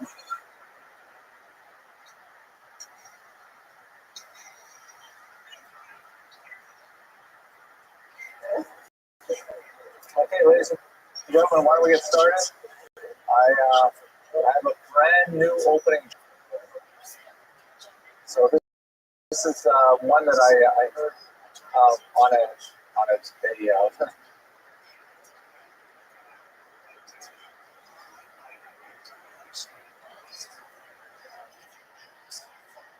Say a tape, but I don't think that's what do you call it? I guess it's a digital recording. I heard this on a digital recording. The tape sounds better, but my daughter brought it back from Israel. And there's a very, very intelligent, humorous rabbi named Rabbi Rothschild, who gives a really amazing presentation. So he tells this joke. It goes like this. Young couple just got married.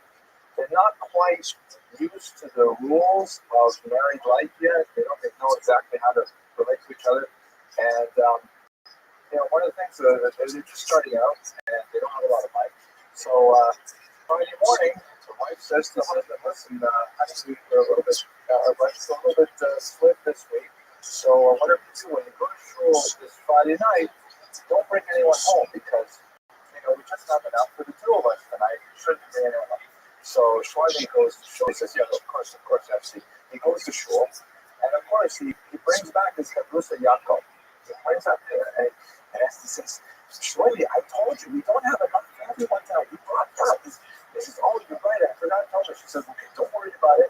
We don't have nothing sorted. We have to give, some hospitality. I'll cut up the food very fine. But just please, one thing for sure, don't offer seconds, okay? Because we don't have enough to go around. So they sit down, and they just get it. She brings out the gefilte fish, and they're just not quite the right size servings.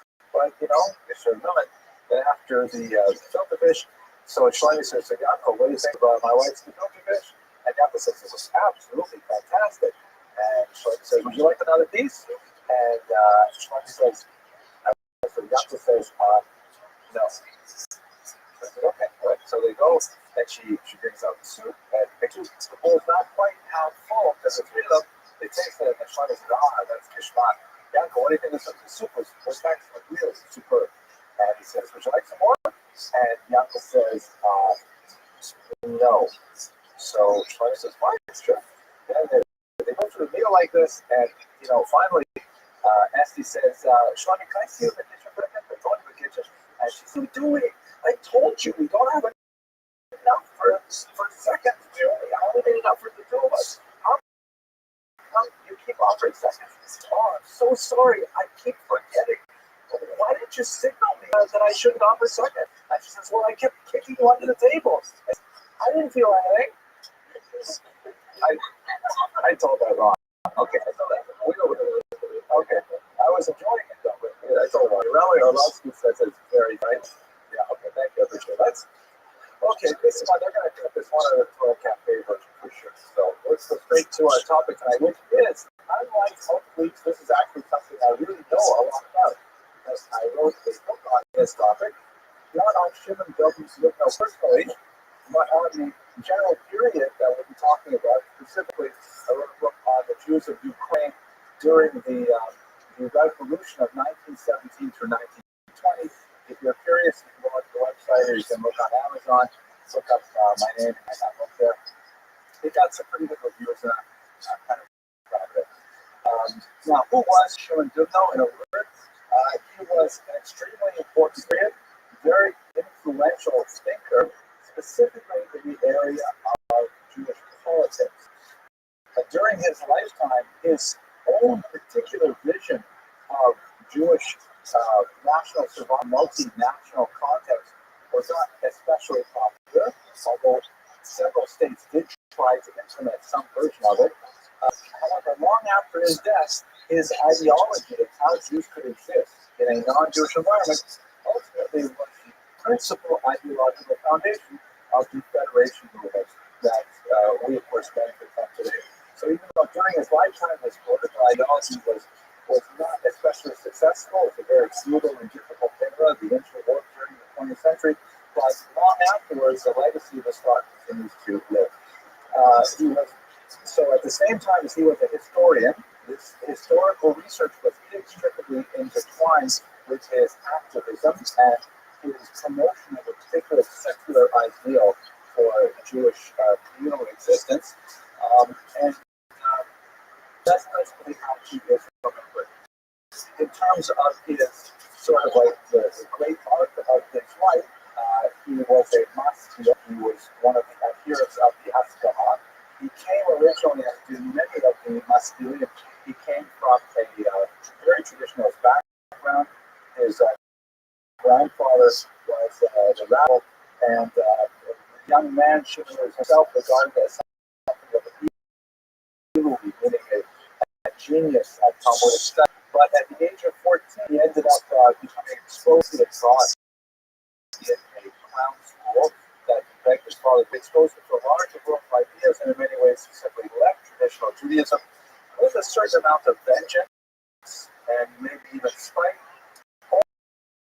only to come back to a more moderate position later on in his life. So let's explore his life, and specifically, we're going to spend a lot of time talking about the general political events of this era, because it is an extremely complex and important era and cover a fair bit of time. The region we're looking at is known as the Pale of Settlement. This, here's the clicker. There we go. There we go. See? So that way, if I want to point to Minsk like this, you can see I'm pointing because I can use this. There we go. Okay. So this is the Pale of Settlement. What is the Pale of Settlement?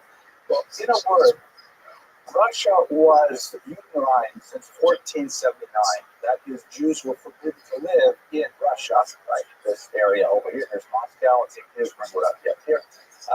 And they remained that way for a good 300 years until the country was known as Poland, which was primarily this big chunk here and a good chunk of this southern region here, which is also related to Ukraine, was swallowed up in three partitions by its neighbors. We talked about this briefly a few weeks ago. Prussia took some of it, Austria-Hungary took some of it, and Russia took a very large chunk of Poland, which meant that under the reign of Catherine II, known as Catherine the Great, Russia all of a sudden became home to the world's largest community of Jews anywhere in the world. And so Catherine had to make a decision. What am I going to do with all these Jews? Because we had forbidden them to live in Russia for so long, and what do I do with them at this point? Many of her advisors urged her to take on some kind of anti-Semitic approach to drive them out of the Pale of Settlement, or that's what she would ultimately call it, or to, in some way, kind of discourage them strongly from continuing to live in this region, expelling them to the west. But at the same time, there were merchants who wanted the Jews to live in the region because they were effective at spurring the economy and facilitating trade and so on. So Catherine the Great created a compromise position, very beneficial for the Jews, where she would not allow the Jews to live in Russia proper. They could not extend past the boundaries of what was originally the Russian frontier with Poland, but she did give them the right of residence in the region which was known in English as the Pale of Settlement. It's a strange term. I don't know why we use this term Pale. It may come from Scottish usage. Pale meaning like kind of a borderland. In Russian, it simply is region of settlement. It doesn't mean anything else. So the Jews were allowed to live in this quite large area from the Baltic Sea down to the Black Sea. It was expanded a couple of times. And although they were subject to a lot of restrictions, especially economic restrictions, they nevertheless had the right to live there. It was not a residency right that went along with citizenship. They still had the negative status in their passports that indicated that they were inozemnik or foreigners living there for however many years, but they nevertheless had some security, and they had the right, for example, to manage their own affairs. They could be elected as municipal authorities, mayors even, and since the Jews were concentrated in villages, Städte, quite often they were the majority, and they essentially ran the town, basically according to the way they saw fit. It was not so bad for much of the early 19th century, but it begins to go downhill under Nicholas I, as we shall see in a second. There were a couple of islands in the region, like the city of Kiev, for example, which was officially not part of the Pale of Settlement, but by 1917 there were 60,000 Jews living there illegally anyways, because the Russian government was simply not able to really enforce the boundaries so effectively. Lots more to say about this, but I'm going to go on here. So, looking at the 19th century, and we're going to zip through the first, say, 3/4 before we get up to Gilgal for our talk today. Looking at the concentrations of population here, you can see that Central and Western Europe between 1650 up to this larger circle, which is 1880, grows significantly, but Eastern Europe grows even much larger, and the great mass of the Jewish people in the world live in the Pale of Settlement and in surrounding regions like Romania and Hungary. We have distinguished professor from Hungary who's here with us today. And you better watch out, because you know how those Hungarian Jews are. Pretty soon they're going to cover all the furniture with plastic. They're going to make sure, lower the chandeliers. Right? Anyway, I'm just joking now, if you don't mind. That sounds like an ethnic slur. I have to be careful about these things. Down here, and you see that the Jews Near East and North Africa are much smaller by size. So looking at the Jews in Eastern Europe, perhaps the most significant thing to bear in mind as kind of the precursor to the life of human Dumno is the horrible period that the Jews experienced. How's our sound check? Do we still have the mic on now? So rugged microphone given to us by the CoralCafe.com. And he sent me an email, by the way. They said the Jaguar, they would if they could. So I'm hoping that that'll come through eventually. Let's sponsor the video. Right. So under Tsar Nicholas I, who reigned from 1825 to 1855, the Jews experienced a rather intense and prolonged period of official state persecution, which was aimed explicitly at assimilating them to a Russian way of life. Nicholas I was a very military individual, fascinated with parades and soldiers and so on. He was traumatized by the fact that his own father was killed in an abortive coup in December of 1825, and he felt that in order to be an effective member of the Russian political unit of the Russian state, you had to belong to three things. You had to belong to Russian Orthodoxy, meaning you had to be Christian of the Orthodox variety. You had to believe in autocracy, meaning that the Tsar has absolute authority. And thirdly, you had to participate in the narod, which means the people. Narodnost means like peopleness. And for Nicholas, that meant, for example, speaking Russian. It meant valuing Russian culture. It meant, feeling completely at ease in everything that was Russian. And the Jews didn't fit. They were Orthodox, but the wrong kind of Orthodox for sure. They had very little to say about Russian autocracy. As you know, the bracha that Tevye says for the Tsar, the rabbi says, may God keep the law, may God bless and keep the Tsar far away from us, right? And then finally, the Rothschild, I mean, here's a group of people who speak Yiddish, more about that later, don't speak Russian very well, dress differently, hold themselves differently, regard themselves as a foreign indigestible mass within Russia. It didn't fit. So he put in place two nefarious policies which dramatically altered the experience of Jews in Russia as it had been under his predecessor, not immediate predecessor, Catherine II, who had a much more liberal view. First of all, he established the notorious cantonist system. Under the Russian government, as many governments in Europe at that time, service in the army was something that was elected. Volunteer to serve in the army. Conscription was not a really large part of the way in which they would muster troops under regular service. However, it was really a career decision because to join the Tsar's army meant you served for 25 years. It was really a lifetime decision. And typically, Russian peasants would only choose to join the army if they were, let's say, third sons.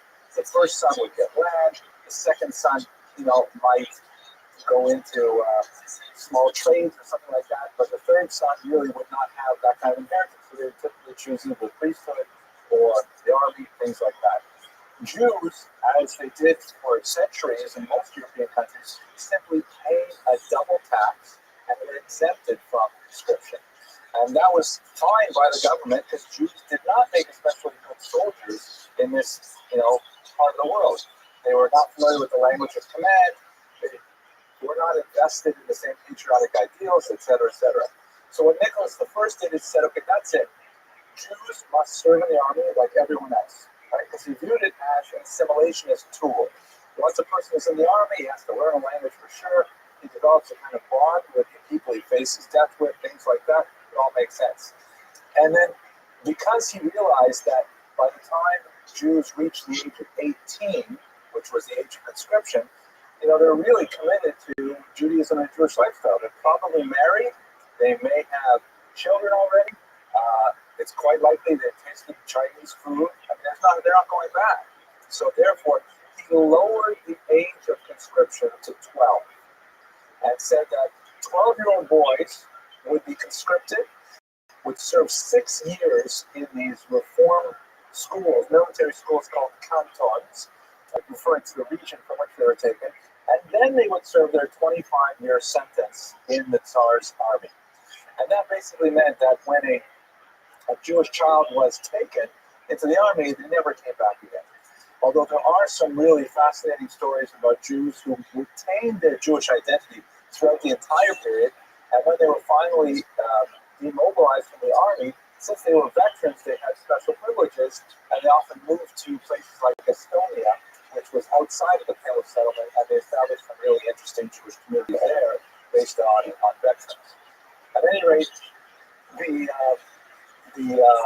Tsar imposed this on the Jewish community specifically to try and accelerate assimilation, and he coupled this stick with what appeared to be a carrot, so-called crown schools. These were Russian government schools that were put in place. I think it's going to be locked out unless you... Okay, well, Russian government schools, which were openly conversionist. They had priests working there specifically with the purpose of getting Jewish children to convert to Russian Orthodoxy. And so parents, but, I forgot to mention, if a parent enrolled a child in a crown school, they were exempt from conscription. They were exempt from conscription. These crown schools, these are like Russian government schools, not unofficial schools, but so you basically, if you were a parent, you had a choice. You could either put your child in the Jewish cheder and teach them the traditional curriculum, but then, he might be sent to the army. Or you could put your kid in a Russian government school where he's certainly going to be exposed to Christian missionary influences, and he'll learn the Russian language, things like that. but you risk his spiritual life thereby. It's a very, very difficult time. This especially had a very corrosive impact on the leadership because the Tsar, with his typically weak bureaucracy, said, okay, I can't figure out exactly how many Jews live in each shtetl, so I want the leadership of the Kahal, the leadership of each Jewish municipality, to choose who's going to the army when we come through next October. And so he put the Jews themselves in charge of selecting the candidates, which was absolutely horrible because, as you can imagine, it's such a terrible decree to lose your child for like 6 odd years. The children of the wealthy and the connected and the powerful typically did not get selected, but the children of orphans, the children who were orphans, the children of the poor, they typically were pushed forward to go into the Calvinism. And in a few really notorious cases, the Kahal even employed professional killers called trappers, from the Yiddish verb to chap, right, to take, that would literally take the children, often much younger than 12, from their beds and deliver them the next morning to the Tsar's office. This led to a wide-scale rebellion and disgust with the Jewish leadership that essentially began to crumble the whole structure from within. And it's not surprising that when you look at, one generation later, the 1880s, you have a massive, widespread dissatisfaction with traditional Jewish leadership, and we'll talk about the implications in a moment. Yes, Ms. Abramson.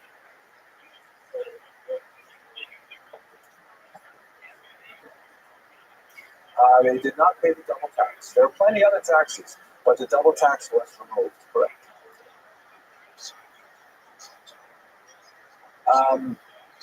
This was his plan to assimilate the Jews into Russian society. Yes, you're right, and it is a violation of the Abramson rule, so I'll have to think about it a little deeper to see if it's actually true. But, yes, one more question, and we have so much I have to go after. Clubbers were professional kidnappers.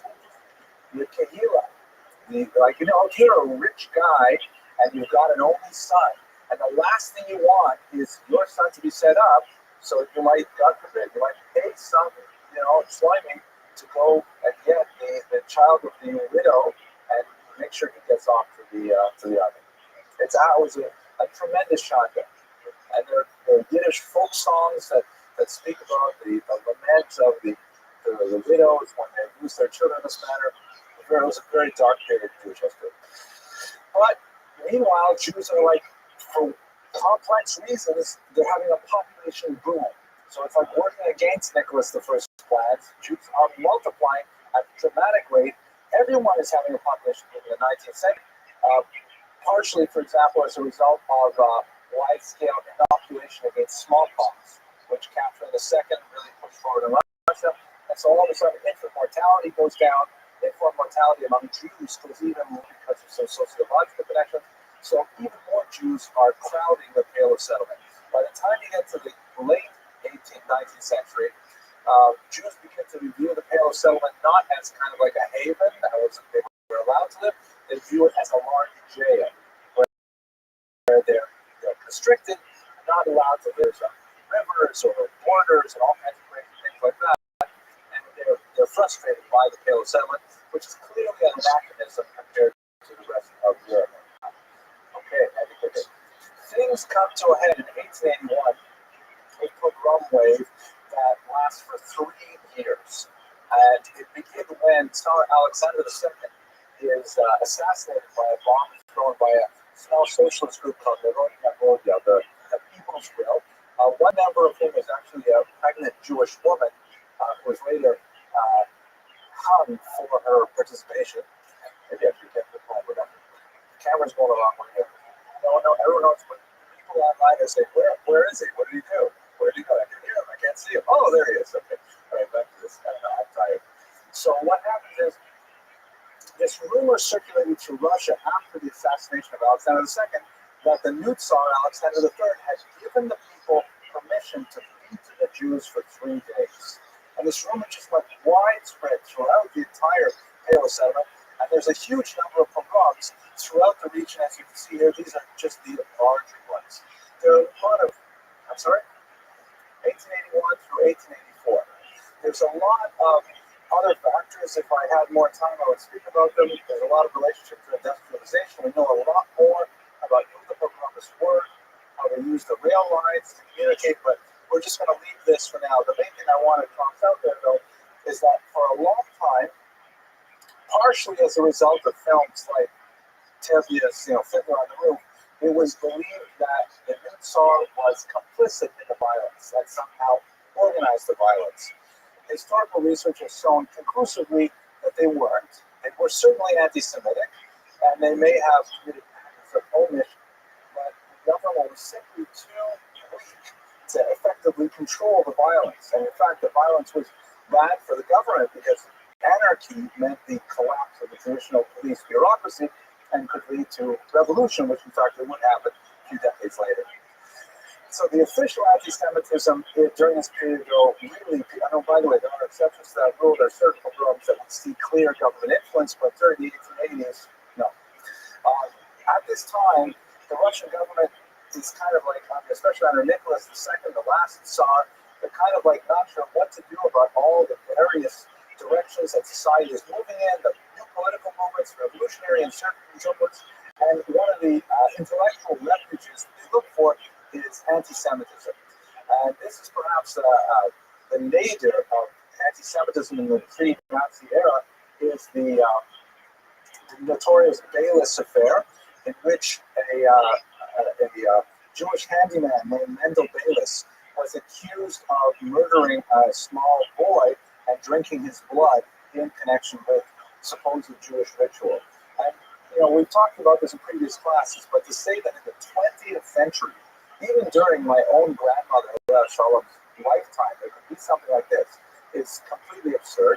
And moreover, what makes it even weirder is that the Russian government prosecuted Mendel Baylis on those grounds, hiring crazy experts to try to prove that it was true, that Jews drank those blood and things like that.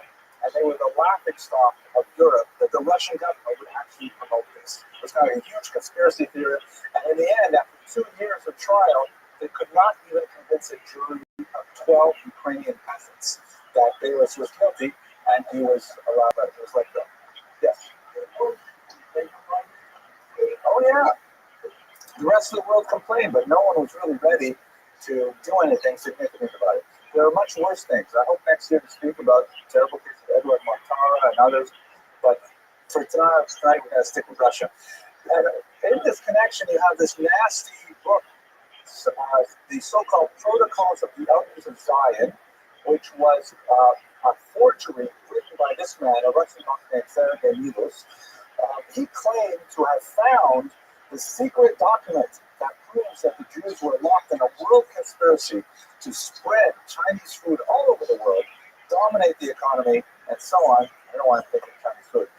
It was a complete forgery. He made it up. He cribbed sources from different places, but it became incredibly popular since its first publication in a serial form in a Russian journal at the end of the century. I'm just going to show you a few slides to give you a sense of its popularity.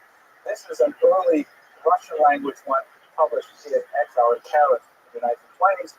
There's a Mexican version, 1930, the Invisible World Government Jewish Program to subjugate the world. Right, you get the theme here. It's not too subtle.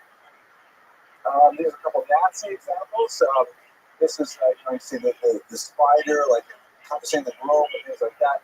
And here's a Polish version, also published by the Nazis, of the Jews sitting on the pile of corpses. And then the imagery tends to get a little tedious. There's a 1977 English language version published in London, and a 1994 Russian edition as well. So it's a book with tremendous popularity. It's been published in 2 separate Japanese translations. I mean, can you imagine? The Japanese need 2 examples of it, and there are precisely 14 Jews living in Japan anyways, so you have to, a little more than 2, okay. Now, as a result of the 1881 pogroms, Jews turned to 5 new narratives of Jewish history, 5 new strategies to try to cope with what it meant to have the collapse of Russia as a Rothschild, to try and understand how are we supposed to deal with this new reality. Please recall that less confidence in their traditional rabbinic leadership. And by the 1880s, you have a lot of revolutionary moments, and a lot of Jews are saying, what future is there for us under this current status quo? So there are 5 strategies, which we'll look at very quickly, and the last one is going to be Shemar notes, so don't worry, we're coming back to that. Let's look at them quickly. The first strategy is, you know what, we're just going to leave. And so a massive number of Jews simply leave the Pale of Settlement, which is shown in this map here. You can see the red area is the Pale of Settlement. And between 1881 and 1917, you have, which is the date of the revolution, you have 1.750 million Jews coming to the United States, over 100,000 coming to South America. You have 250,000 to England, 70,000 going for national health insurance, 45,000 in South Africa, and 5,000 in Australia. Note that there were 45,000 going to Israel as well. But this is a very traditionalist response. It's too difficult for us to live in Russia. We simply have to leave and go to America. The second strategy was, no. We can't repeat this pattern over and over again. It's bad for us now in Russia, so we'll go to America, and then what? How long will it be good for us in America? It should be good for centuries and centuries, but there's no sense that there'll be an end to this. So many Jews said, let us finish this cycle, let us end it formally by moving for the last time to Zion, to Israel. And that's a topic that we will explore in much greater detail in later classes in this series, but that's one of the big facts. This is, by the way, a Jewish farmer from the early Hebrew movements from the 1880s moved to Israel. Thirdly, socialism. There are many Jews who say, you know what? Why should we move? Why should we be going from place to place? And what difference is with Zionism, especially if you were an atheist Jew, which was very common at this time? So many Jews said, instead of moving to a different place, let us change this place. Let us fundamentally alter the political, social, and economic foundations of this country, and then it will be egalitarian, and it will be, free of racism, free of anti-Semitism. How does it go? To each according to their needs, from each according to their ability. That was like kind of utopian idea. This is a picture of Leon Trotsky after his arrest in the 1905 revolution. It's not widely known, but one of the widespread satisfaction of the early or the late Tsarist Empire was that it was virtually impossible to get a good haircut anywhere in the Pale of Settlement. I think I took too long to tell that joke, but okay. You can't tell because I'm wearing the microphone. There's a huge wave of laughter as I tell these jokes. Fourth, renewed traditionalism. And this is an interesting strategy that's present today. All of these are all still present in one way or another. This was kind of like a back to religion sort of movement that gained tremendous strength, particularly in the first 2 decades of the 20th century, saying that no, we were wrong. We should never have strayed. We played with foreign ideals like socialism and Zionism, which is like, Zionism is also considered as a foreign ideal, kind of a nationalism. Let us get back to the Torah and so on, and let us go back to our Gedolim. And certain movements like the Agudat Israel were formed specifically to try and defend the traditional understanding of the meaning of Jewish history. What was unique, though, about these new movements is that organizations like Agudat Israel used the modern political platform to advance that agenda. So they participated in elections. There were many Agudat Israel members, for example, in the Polish Sejm, in the Hungarian government as well. I believe you had the Agudat Israel represented. So this was like very traditionalist rabbis using very modern mass politics to achieve their ends. So even if this was somewhat different. And finally, autonomism. And this is Shimon Gilfeld's movement. That brings us back to our main topic. Autonomism was this idea, also known as diaspora nationalism, saying, wait a second. We Jews have gone through so much in our history. We have had a state, we have lost the state, we've regained the state, then we've lived for 2,000 years as minorities and maintain our national identity, maintain the integrity of our peoplehood. Perhaps this is a greater evolution of our identity and to create a state would mean going backwards. We have learned, say the autonomous under Dugno, to exist as a minority, as a cultural kind of like conglomerate that exists freely within a democratic state. Why show back? Why don't we learn to establish our credentials as participating members in the various societies that we live, and at the same time pursue our specifically Jewish goals as a people? So to give you one example of it, and we will talk more about it shortly, this is from the brief-lived Ukrainian state that existed between the fall of the Tsar and the rise of the Soviet Union. And here on the front side of the bill, it's a Hunter Kompromatsi bill. It's all in Ukrainian. It says the Ukrainian National Republic. Here on the obverse, it has the three official languages of Ukraine. Besides four, sorry, Ukrainian is of course the main language, and then three other recognized languages are Russian, which is slightly different from Ukrainian, Polish, and under here you can see Kundar Karbomansis. Yiddish was also an official language of Ukraine. It was very difficult to place a correct call in Yiddish because of shortage of operators, but otherwise it was actually an official language, and we'll discuss that in Shidno's context. Okay, pausing for questions. Does anyone have any questions? Yes, please. Well, it's Ukrainian, Russian, Polish, and Yiddish.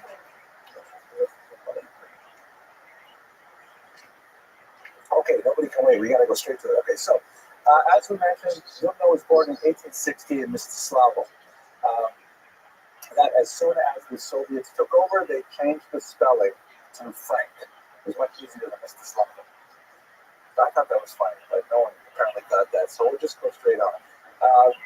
As I mentioned, he excelled in Talmudic studies. At the age of 14, he begged his parents, after his bar mitzvah, he wanted to go to the Crown School, which had its benefits, as we discussed earlier, primarily because he wanted to learn more secular studies. He wanted to learn the Russian language, and he was immediately exposed to the intellectual currents of the day. Very, very quick study and a lifelong autodidact. He read very widely, very impressed with a lot of the same literature, by the way, that really impressed guys like Rabbi. For example, he was fascinated with Chernyshevsky, who wrote a very influential, very bizarre book called Shtodielakt, or What Is to Be Done, which talked about this character who learned to toughen himself in every way through putting himself through all kinds of ascetic regimen, like for example, to toughen his digestive tract. He regularly ate ground glass. To learn not to enjoy physical comforts, he slept on nails. I mean, all kinds of crazy things like that. It's really hard to read this book, but it had an amazing influence on a lot of thinkers at the end of the 19th century. Lenin wrote his major political tract and titled it after this particular book. So young people were thinking, my gosh, we can change the entire world. We can change the way we live in every way if only we will be disciplined about it.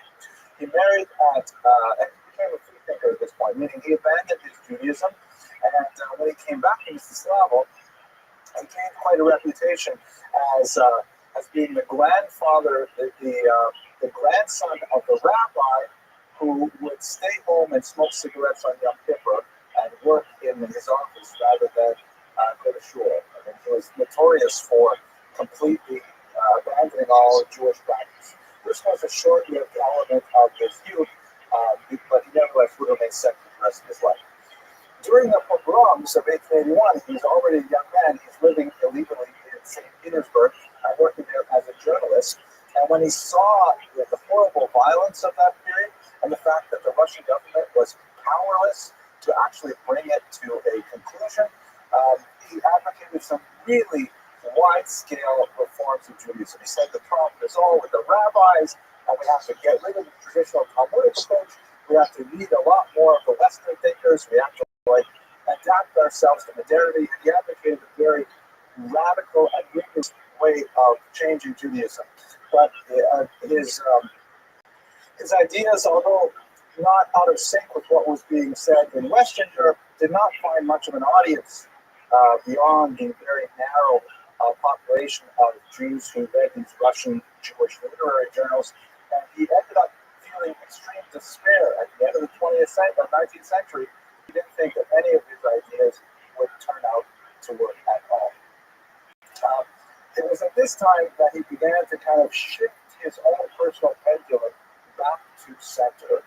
And rather than seeing religion as the enemy of the Jewish people, as some kind of artificial power that was holding Jewish people back and preventing them from succeeding outside the world, began to see Judaism as a natural expression of the Jewish psyche with tremendous value. And although he himself could not participate in the belief structure, thought, you know what, there is still a lot of value to the religion as it is inextricably connected with culture.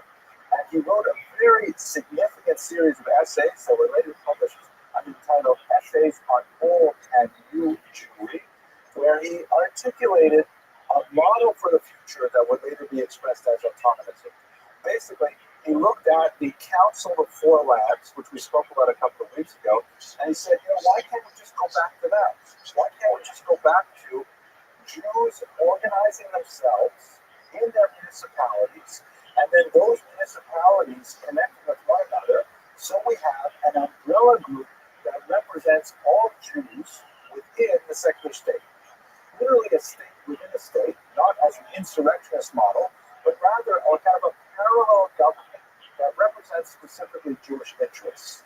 Now, he viewed this idea as something that would be connected with the state government. So imagine this, for example, in America, it would be like, let's say, all the Jewish communities of Florida would get together and we would elect a representative to a state Jewish government in Florida.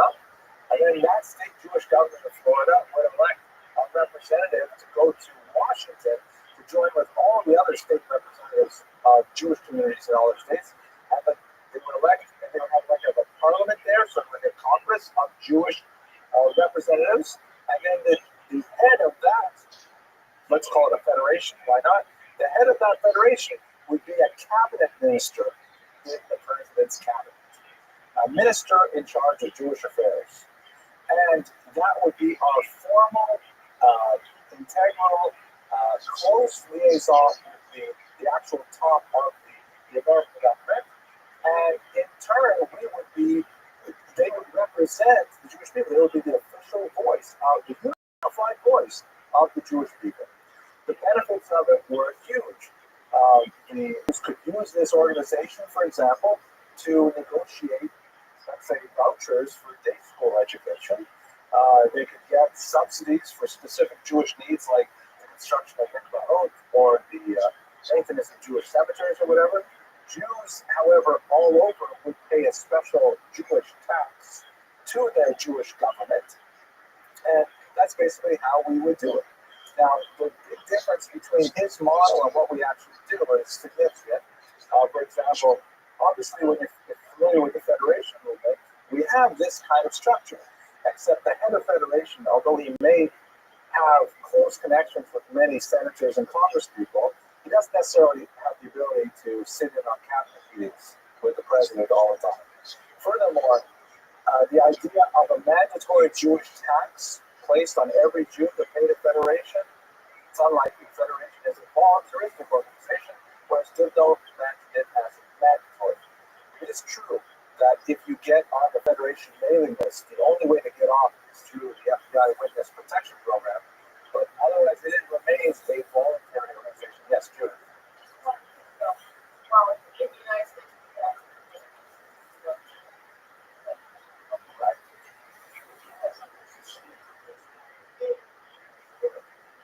England and France have difference. Right. so that like where I don't go back to France, I do Right. A chief rabbi, that kind of thing. Right. And so this is basically Dibno's thought. Dibno imagined this. Yes.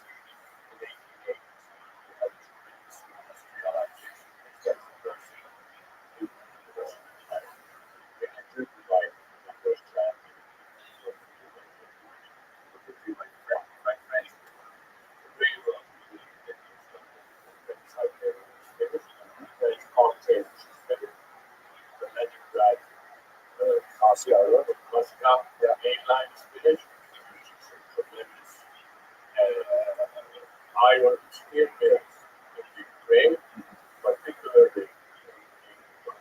And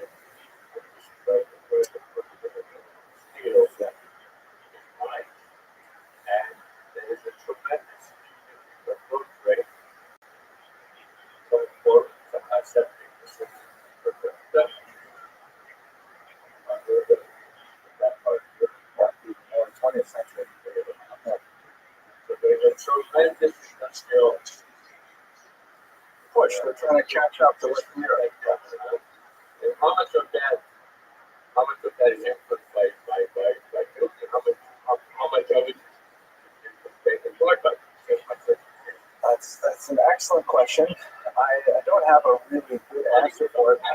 Right. Because they don't have hundreds of millions of dollars. Jewish participation in the great industrialization of Russia really it spikes in the 1920s. There is some participation, particularly in the oil fields, in the Galician region, and things like that. But that's also not necessarily the Russian Empire, that's in Galicia, in the Austro-Hungarian Empire. So I have a good answer for it. It's a sophisticated question.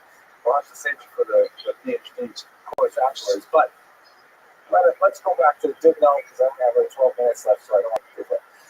He begins a period of feverish writing where he completes a tremendous amount of work, a path-breaking study of Hasidism, and what would eventually be, as Jonathan Frankel put it, is the last of a dying breed, maybe already dead. The great monolithic Jewish historians who write the history of everything. The historians like Heinrich Goetz in Germany in the 1880s, Salazar here in America, professor of Columbia, wrote a massive 16-volume social and religious history of the Jews. And Dubno wrote this huge 10-volume history of the Jews that is still being cited today. It's a very important work. It eventually appeared in European languages from I believe it was a Russian manuscript first translated to German, but it eventually appeared in the 1950s in English translation as well. Very, very path-breaking, sociologically oriented historical research. Now, the last really big chapter that we should explore in Dubno's life is in the context of the fall of the Russian Empire, because that's when his ideas are first put into actual practice, and although they were a failure initially, they would find existence in other contexts on a more significant level. The Romanov dynasty, the last Tsar Nicholas II, falls in February of 1917. That's February by the Russian calendar, which they had insisted on remaining on the Julian calendar when the rest of Europe switched to the Gregorian about 1,000 years earlier. So quite literally, Russia was 11 days behind the rest of the world because they used an older calendar. This is very confusing when you refer to the February Revolution, the March Revolution, but let's say it was early 1917, the Tsar falls, and a new provisional government is put in place. The reasons for his fall are complex.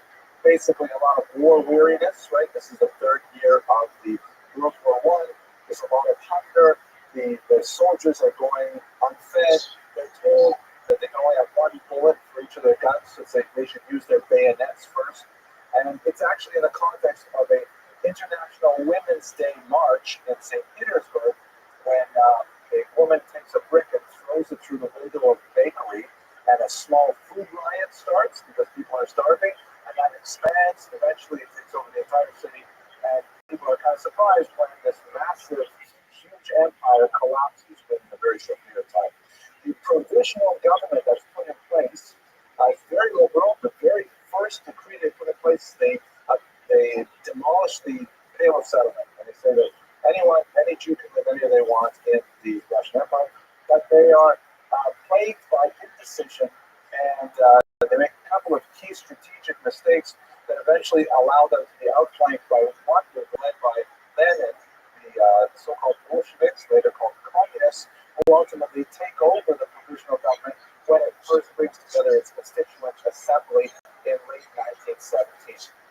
And then the whole region falls into tremendous chaos with a period of civil war between those who want to bring back the Tsar, those who want to bring back the provisional government, those who want to establish the Soviet Union, and a whole host of other forces intent on creating anarchy in this large region. And unfortunately, unfortunately, anarchy is the worst enemy of the Jews. Even worse, perhaps, than organized anti-Semitism. Although it's hard to say that, looking back in the 20th century. But as the line in Perpiamo says, having Mispano, Bishlema Shel Malchut Shil Mole Morona Ish et Reo Chaim Balae, that pray for the welfare of the government, because if it were not for the fear thereof, everyone would swallow his fellow alive. That is, by the way, the title of my exceptionally interesting book, Prayer for the Government, Ukrainians and Jews in the Revolution, 1997-1920, out of University Press. So the point of it is that available on Amazon right now. So the point of it is, though, that when the Russian government is gone, provisional government is gone, who knows what warlord is controlling your territory, pogroms happen. And the pogroms of 1917 to 1921 dwarf the 1881-84 pogroms. They made them look like small potatoes. There were an estimated 50,000 Jews killed, roughly the same number as the Khmelnytsky pogroms we talked about a few weeks ago. Absolutely horrible. One of the interesting political experiments I get discussed in my book is what happened in Ukraine. So Ukraine was a very large territory in the southwest of Russia. In terms of its agriculture, very, very wealthy. They had the black soil that was really productive, and it was also the hard land in the Russian culture as well. But the Ukrainians, and the vast majority of the population, were not well disposed to continued Russian domination, and they wanted to establish their own state. However, they were very, very weakly represented in the cities because they were an overwhelmingly agrarian population. Their literacy rates were extremely low, and they had no real foothold in the cities, which were crucial to trying to establish a modern government. So they reached out to the minorities, the Russians and the Poles and the Jews, and they found very little support among Russians and Poles, but the Jews actually looked at the Ukrainian offer of some kind of liaison with favor. Specifically, what the Jews could offer the Ukrainians is that urbanized, intellectual, literary cadre of workers that could begin to organize a new government. And what the Ukrainians could offer in return was German autonomism. The Ukrainians would say to them, hey, you know what, you're a minority. If you join with us, we'll make Yiddish a state language. We will allow you to create a Jewish parliament, and you will have a minister of Jewish affairs. We will devote a certain amount of tax dollars to Jewish causes, and basically you'll have the right to run your own affairs, like Shimon Tugno said. And the Jews said, great. And for a very brief period of time, primarily late 1917, early 1918, it looked like it was actually going to fire. It looked like this newfound relationship, especially since such old antagonisms had existed between Jews and Ukrainians, it was like a brief-lived flourishing of a newfound rapprochement. Hang on one second. On this, I want to say a little bit more about this. Well, I'm going to have to go through this really fast. So I'll take your question, please, Ms. Abramson.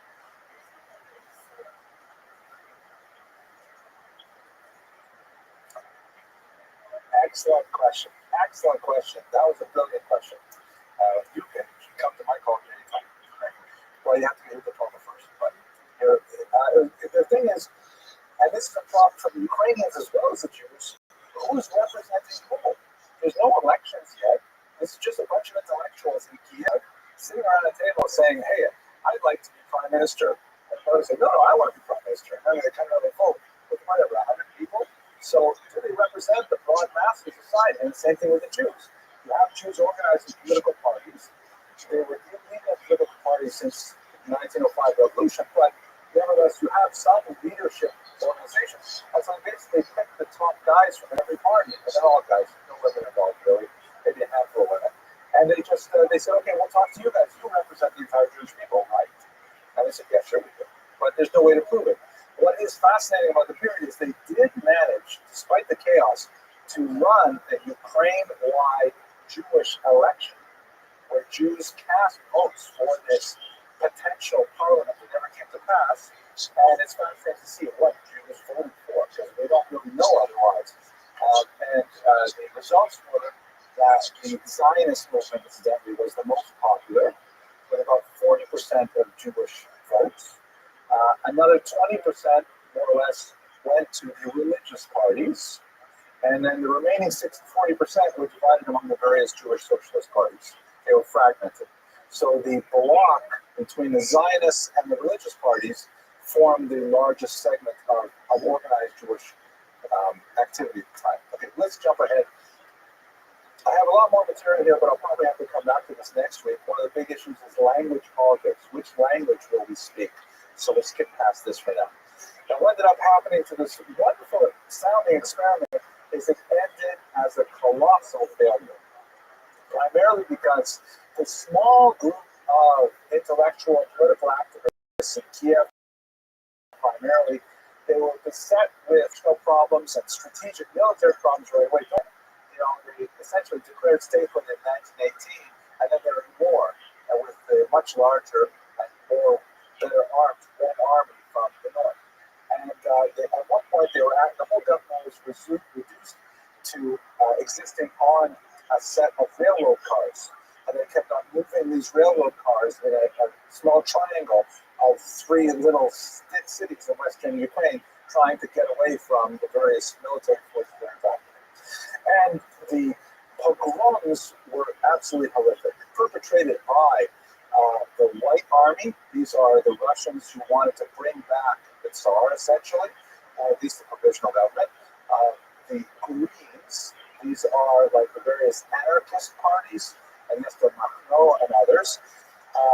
A very small number by the Red Army, almost negligible by the Soviets, which is one reason why so many Jews flocked to the Soviet Union and supported the Red Armies, because they were much more disciplined and much less likely to attack Jews. And unfortunately, the largest single chunk, I believe about 40%, were perpetrated by the Ukrainians themselves, under the leadership of this man, Simon Petlura, who was the brief-lived head of the government. Now, to be fair to Petlura, it's most likely he did not order his troops to make these pogroms. He was simply incapable of controlling it, and during a brief period of time in the spring of 1919, when he could have at least said something, at least made a proclamation, he failed to do so. Later on, in 1926, he would be shot dead in a Paris street by a Jewish assassin named Sholem Schwarzbard, who would claim that he had killed Petlura out of revenge for these pogroms of that era. But that's another story. At any rate, with the pogroms, Jewish support for this Ukrainian experiment completely fell apart. We don't know exactly how much Ukrainian support there was from the beginning anyways, and even though it had these beautiful ideas, the Minister of Jewish Affairs in their government, they actually had 3 ministers of Jewish Affairs over time, it all fell apart. Dubno's idea and the country itself fell apart when the Soviet Union finally took over the entire region in 1920 and 1921. Still, Dubno's ideas were also tried out in the same way in the Baltic states, Estonia, Latvia, Lithuania, and even to some degree in Poland, where they looked at Dubno's ideas as a workable model for dealing with this large minority in these multinational states. And as we've discussed, the Federation essentially operates on Dubno's model, with the major difference in that it's a voluntary organization. Dubno understood that Federation membership would be mandatory for all Jews, and they would have a much greater connection to the government, but it simply would not work that way for reasons like the Constitution, as Drew has mentioned. So after the war, Dubno moved to Western Europe briefly and then headed back to Riga. He did a lot more research and so on. I'm going to skip over much of the events of that time, not only because we are out of time, but also because I want to cover it more next week with the early Soviet Union. But his legacy, in conclusion, was the creation of this model of political Jewish identity that actually functioned in the 20th century and continues to function in America. He was never wealthy as a scholar. He always ran from job to job. but his dedication to his discipline was incredible, and his output was phenomenal. His days ended in the Riga ghetto when he was shot by the Nazis, and as he was, people went to his side, he managed, his last words were, "Schreib und Fahrschreib," write and record, which has become the unofficial motto of Jewish historians of the second half of the 20th century, remembering Goodno's legacy. So with that, I want to thank you very much for your attention. I hope you have a fantastic week, and look forward to seeing you next Wednesday.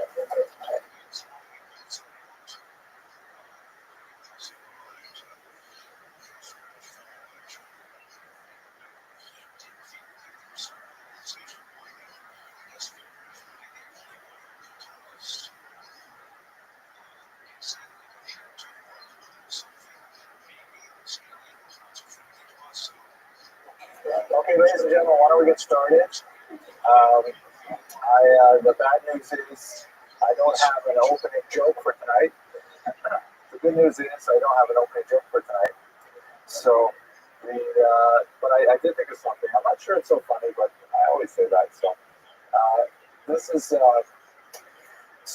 this is today we're going to be speaking about Eastern Europe, specifically Ukraine in the 17th century. So I have kind of like a late Tsarist period, late 19th century joke. It goes like this: there's a Jew who gets on a train, he's traveling from Minsk to Pinsk, and sitting in these compartments with these wooden chairs and so on. And he has his lunch packed with him, and he's sitting and he's eating some herring, and bursts into the room a kind of a rowdy peasant with obviously been drinking quite a bit, and sees the opportunity to sit and talk to a Jew. So he sits down and says, "Hey, Jew, what is it that makes you people so smart?" It's very difficult for this small peddler to avoid the attentions of this peasant in the room with him. So he doesn't know quite what to say. He says, "Well, we have a special diet, and it's what we eat that contributes to our intelligence." So the peasant seems satisfied with that answer for a few minutes, and he says, "So, Jew, what exactly do you eat that makes you so smart?" And the Jew doesn't know what to say, so he says, "Well, for example, we have this herring that we eat, and the herring, it really contributes to our overall intelligence." So the peasant thinks for a minute and says, "Jew, how much would you accept for a piece of that herring you're eating? This is the herring you're eating right now. How much you accept?" And the Jew says, No, I can't. It's my lunch.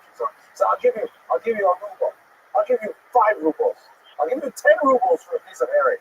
Finally, the Jew says, okay, fine. So he gives him the herring for 10 rubles, and the peasant, immediately begins eating it. He's eating it, and he says, "Wait a second. This isn't special herring. This tastes just like regular herring. It's not going to make me smarter." And the Jew says, "You see, it's working already." Okay. It's not such a funny joke, but, I appreciate it. I don't know. That's a joke that's easily to tell with an ethnic slur, so I'm trying very hard to de-emphasize it. The peasant in this story, for example, is Jewish as well, but no, they can't say that. But we'll edit this out of the final version, I'm sure. Okay, today's discussion is not it's not a very happy topic. We're going to look specifically at the horrible massacres of the mid-17th century. The Khmelnytsky rebellion and the horrific pogroms that occurred in that context of the Ukrainian revolution against their Polish overlords. So we're going to have a lot of discussion about the nature of this kind of communal violence that has its roots in the kind of antipathy that I outlined in a small humorous episode. And it's not necessarily a happy story, but nevertheless, I'm not a rabbi, this is not a sermon, so I'm just discussing some of the aspects of Jewish history, whether it is positive or not. I would like to mention to you that I'm trying a little bit of an experiment with how I communicate with my students. As many of you know, there are several thousand people who watch this class every week around the world, which is kind of a strange feeling because we have a small intimate group here, but there's a huge internet audience out there. And I'm going to discontinue for the time being my direct emails because I'm not sure they really do what I need to. If you would like to receive word about upcoming classes and just stay on top of what's happening, find out when the classes get posted to the web, please go to my website, jewishhistorylectures.org. You can also Google my name, and you'll probably find me that way. And then on the top right of the screen, there's a little box that says, follow this blog via email. Put your email address in there. It'll send you a little confirmation note. You click yes. And you'll get 1 or 2 emails a week that are mildly irritating. You can forward them to your former friends, and they'll just let you know what's happening with class. If you prefer, I'm also using Twitter and Facebook as ways to broadcast the class. So if you prefer those means of staying in touch, they're also available on the homepage. And it's easy to unsubscribe as well. No commitments. If you feel that there's too much spam and you just want to get off, then just go straight to it. If you don't have a computer, then we post the lecture dates on a flyer. We have some flyers in the back of the room. Where's my assistant, Ms. Abramson? Could you please bring up a few flyers? Thank you, Ms. Abramson. I appreciate that. So there is the flyers.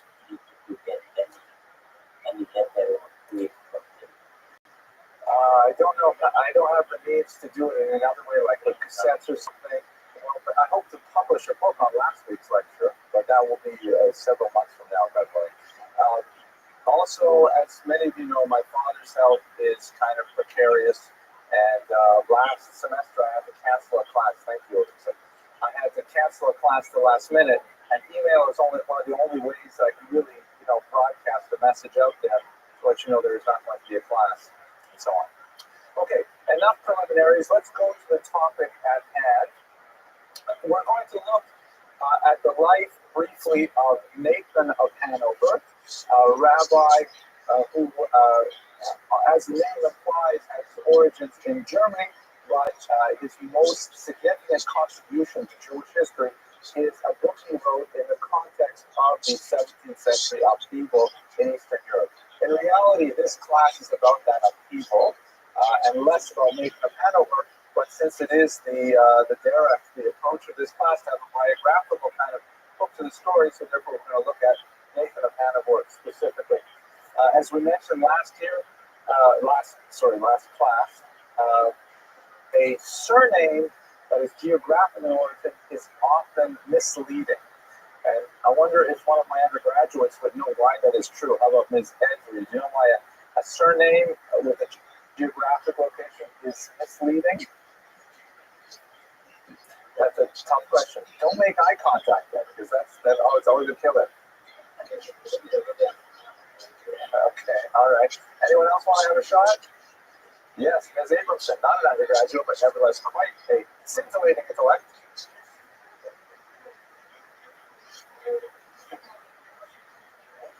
My parents are from Canada, correct? And I moved to Surfside. Right.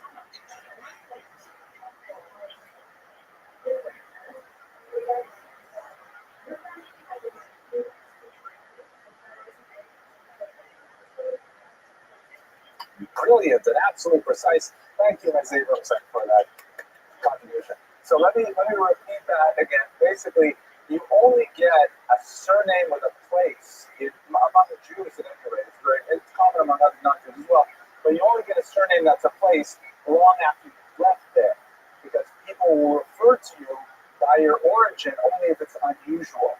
No one would call you Moshe, Surfside if you live in Surfside. They would call you Moshe Canada if you came from Canada to Surfside. So Nathan of Hanover lived in Ukraine. That's where most of his activity was.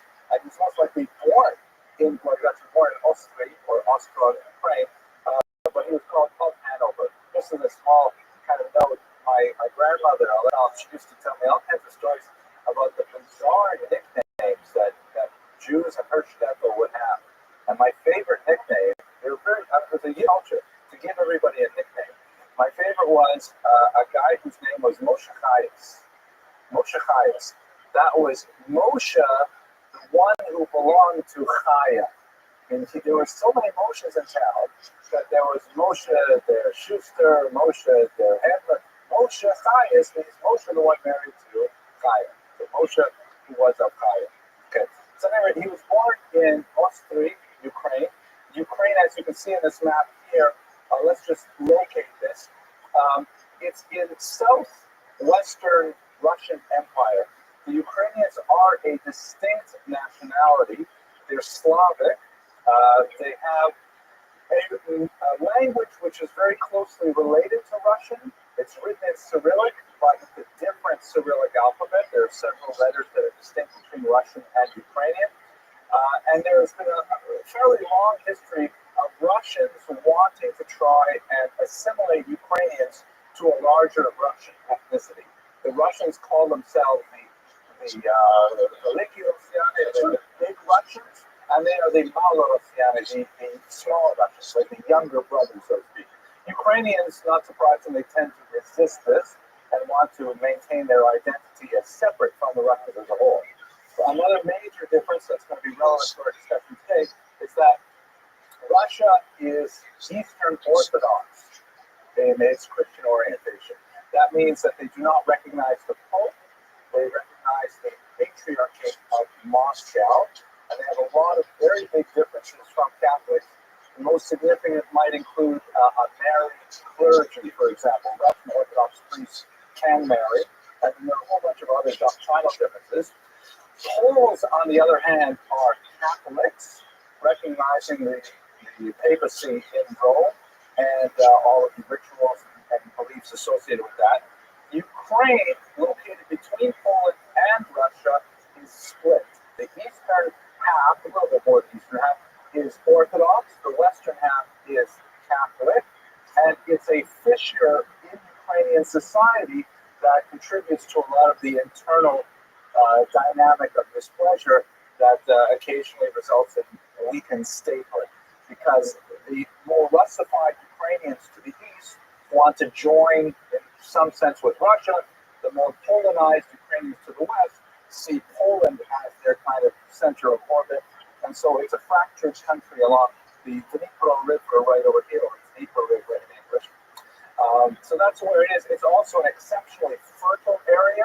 It's known as the breadbasket of Europe because it has the Chernozem, the black soil that's extremely productive, and so it's fought over by many of the surrounding countries.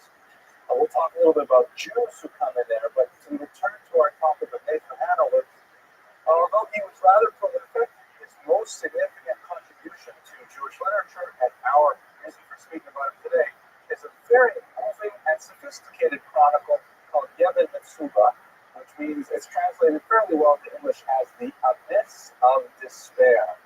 And it's a very powerful historical account of the Khmelnytsky Rebellion and the pogroms. It's written with a remarkably high degree of sophistication for the 17th century. And although obviously it is a martyrology that describes the tremendous suffering the Jews went through, it does not spare the Jews in its assessment of their culpability for creating the scenario that would ultimately result in violence. So it's a rather even-handed account, surprisingly so, of the upheavals of that time. Okay, so why don't we take a step back here and understand how the Jews came to Ukraine. It was a very, very large population. If you look at the 20th century, it is looking at ethno-linguistic Ukraine, because Ukraine was not a country with its own state until really the Soviets took it over, and even then it was kind of a puppet state of Moscow. Ukraine had basically the second largest concentration of Jews in the world. There's a massive population of Jews living there. Most Jews who call themselves Russian Jews, if you probe a little further, they're really Ukrainian Jews. They come from the region of Kiev or Western Ukraine, the Zhytomyr, places like that. Although they may identify themselves as Russian, typically they are actually Ukrainian. So there are two reasons why Jews moved to Ukraine in large numbers from the 12th until the 17th centuries. And they're moving primarily from the Rhineland, from traditional Ashkenaz, and you've got significant populations moving from the south as well, from Austria and Hungary, So you have this massive concentration of Jews. Here's the Dnipro River that I showed you earlier that bisects Ukraine, and what was called right bank Ukraine, sorry, because when you're facing the flow of the Dnipro, it's on the right-hand side. Right bank Ukraine is heavily Jewish. It's again, this is the Polish side, and has huge populations here. To the left side, left bank Ukraine, this had very, very few Jews living there because the Russian government had banned Jews from settling in those regions from 1479. It's an unusual episode worth mentioning as a kind of a footnote. Jews were allowed to live in Russia up until the 15th century when there was a scandal in the Russian imperial court involving a surprise conversion of a princess to Judaism. There was a Jewish doctor in the court whose name was Raphael, ironically, because Raphael means one who heals. And this was known in Russia as a shanta for the hidden, I guess. So what they did was the emperor said, that's it, no more Jews from Russia. The Russian Empire was declared officially Judenreich, free of Jews, banned to Jews, until Catherine the Great in the 18th century ended up conquering militarily this territory, and suddenly inheriting the world's largest Jewish population, even though up until the 18th century no Jews were allowed there. So she gradually allowed, her successors gradually allowed Jews to settle to the west here, the east, places like Kharkov, also known as Kharkiv, or Yekaterinoslav, known as Dnipropetrovsk. People found that Yekaterinoslav was too hard to pronounce, so they switched it to Dnipropetrovsk. So, and now you have significant populations of Jews out there as well, but that's for another lecture when we get to the 20th century. Just relax. So, just avoid those body motions because, go ahead, please.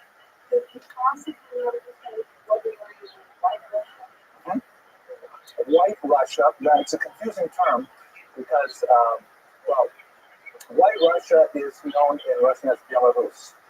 Biela means like white. And it is to the north of Ukraine and to the east of Poland. It's even less well-defined political entity than Ukraine. And the Belarusians have difficulty as a people defining where they live, who they are, how they're distinct from Poles, Ukrainians, and Russians.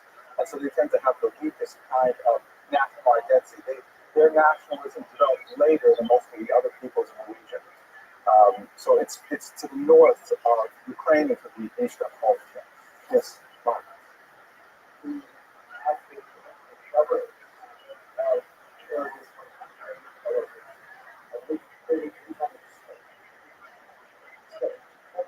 Correct. That's going to be our period today.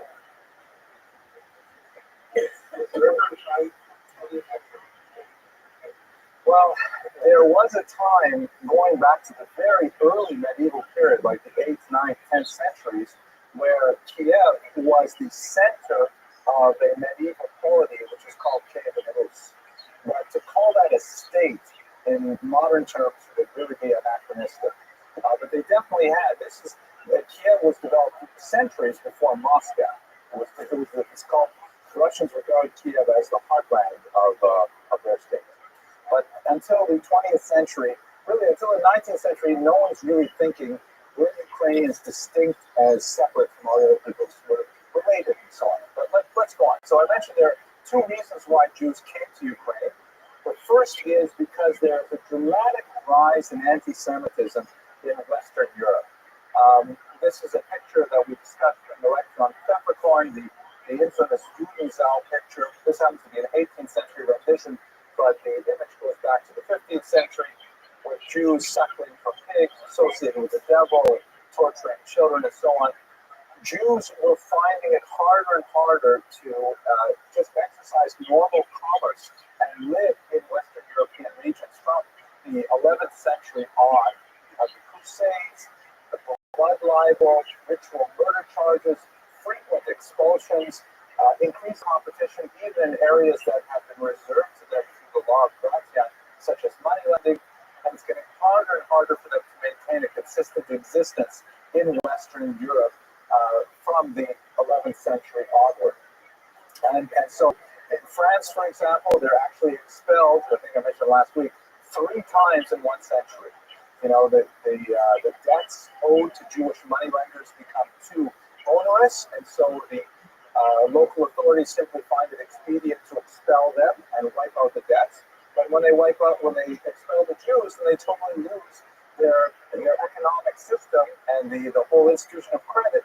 So they have to invite the Jews back again. They invite the Jews 20 years later. There's too much of a debt load, and therefore they simply expel the Jews again. And the cycle repeated itself 3 times in France, just to give one example.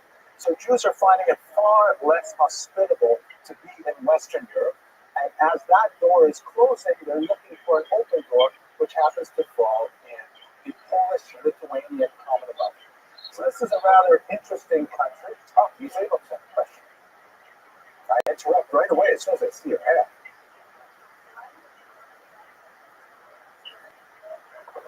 Well, the question, why would the Jews go back if they were expelled beforehand? You know, well, I think it's a good question. Why not? I mean, you're expelled once, you could be expelled again. I guess it's kind of like it's like a bad marital relationship. You know, why does she keep going back to him? You know, it's going to do the same thing over and over again. Not a very good answer, I guess, but I'm going to skip over next time you ask a question. We're going to so. They never like to live in Ukraine. They were always German to have a chance to go back. Okay, we'll see what's going on here. So the Polish-Lithuanian Commonwealth is a rather unusual territory. It's so called because of a dynastic linkage between the royal homes of Poland and Lithuania. And through this marriage, it created literally the largest country in Europe. This massive country extending from the Baltic Sea almost down to the Black Sea here, encompassing all of what we would call today Estonia, Latvia, Lithuania, Poland, Belarus, and most of the right bank Ukraine under this massive country that was nominally Catholic, with Polish as the dominant language. It had an incredibly weak, primitive economy with tremendous freedoms for anyone who would come in and could start the economy moving. And so Jews were attracted to the potential of being there and working in that context. They were working as vintners and getting tremendous freedom to act there. And they also had a strange kind of political system that allowed for high levels of diversity in society. I don't have time to go into it in great detail. It was ironically the great tolerance of diversity that led to the destruction of the Polish-Lithuanian Commonwealth, because their tolerance of dissent was to such a high level that they were literally paralyzed with hate when faced with very serious threats. And when you get to the 8th century, the Polish-Lithuanian Commonwealth is simply removed from the map by its far more powerful and autocratic neighbors. It becomes, however, a haven for Jews from the 13th century onward, with an especially large wave of Jews moving in from Germany in the 16th and 17th centuries. And they like to refer to Poland at this time by the Hebrew acronym POLIN, which means here we will rest. Poland was considered the place where, finally the Jews can breathe a little bit. The levels of anti-Semitism that they experienced in Western Europe were nothing like this in Poland, and they had remarkable rights and freedoms and privileges. There were no ghettos in Poland. There were no restricted areas. Jews had tremendous power and ability to organize their lives according to Talmudic principles and so on. I'll mention just one small example of this. A rather amazing thing. We'll come back to this when we talk about Shimon Dukov, a 20th century historian later on in this course, was the so-called Vad Arba Aratzot, the Council of Four Lands. Because Jews would typically set up these little municipalities called kehilot. We use this word today too. As a kehillah means a congregation. And they would set up their own judiciary, the Beit Din. They would set up their own executive branch, the Parnasim. They would have their own board of the city, the Tuvei here, and they earned the right from the Polish-Lithuanian kings to judge themselves by Talmudic law exclusively. And in many cases, even when they were in disputes with non-Jews, they were the right to have their disputes adjudicated by Talmudic law. Now that in itself is not so exceptional because that's happened many times in Jewish history. What was unusual about the Polish-Lithuanian Commonwealth is that all of the municipalities in this massive region, about 5 times the size of France, simply decided that they would all agree and work together and create literally a state within a state, a Jewish government that ruled over all the Jews living in the entire Polish-Lithuanian Commonwealth. They met 2 times a year in Madrid, and they adjudicated all kinds of disputes. They worked to take care of notes, like the women who were trapped in marriages after being abandoned by their husbands.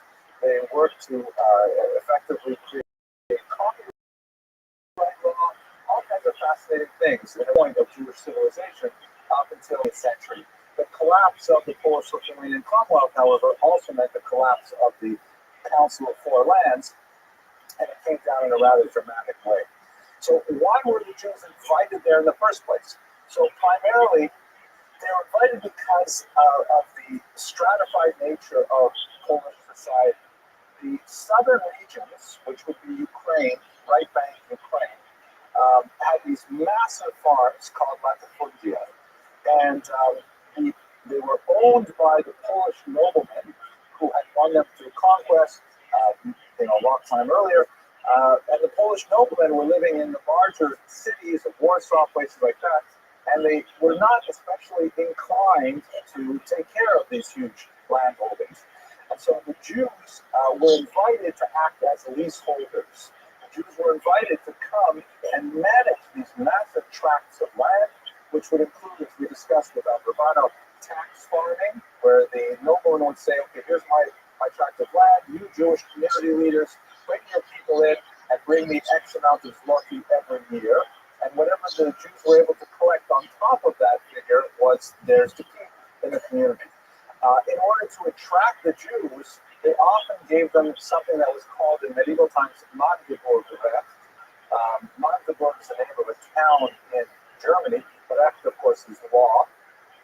And these were charters that defined for the Jews what their rights and privileges were in a given town.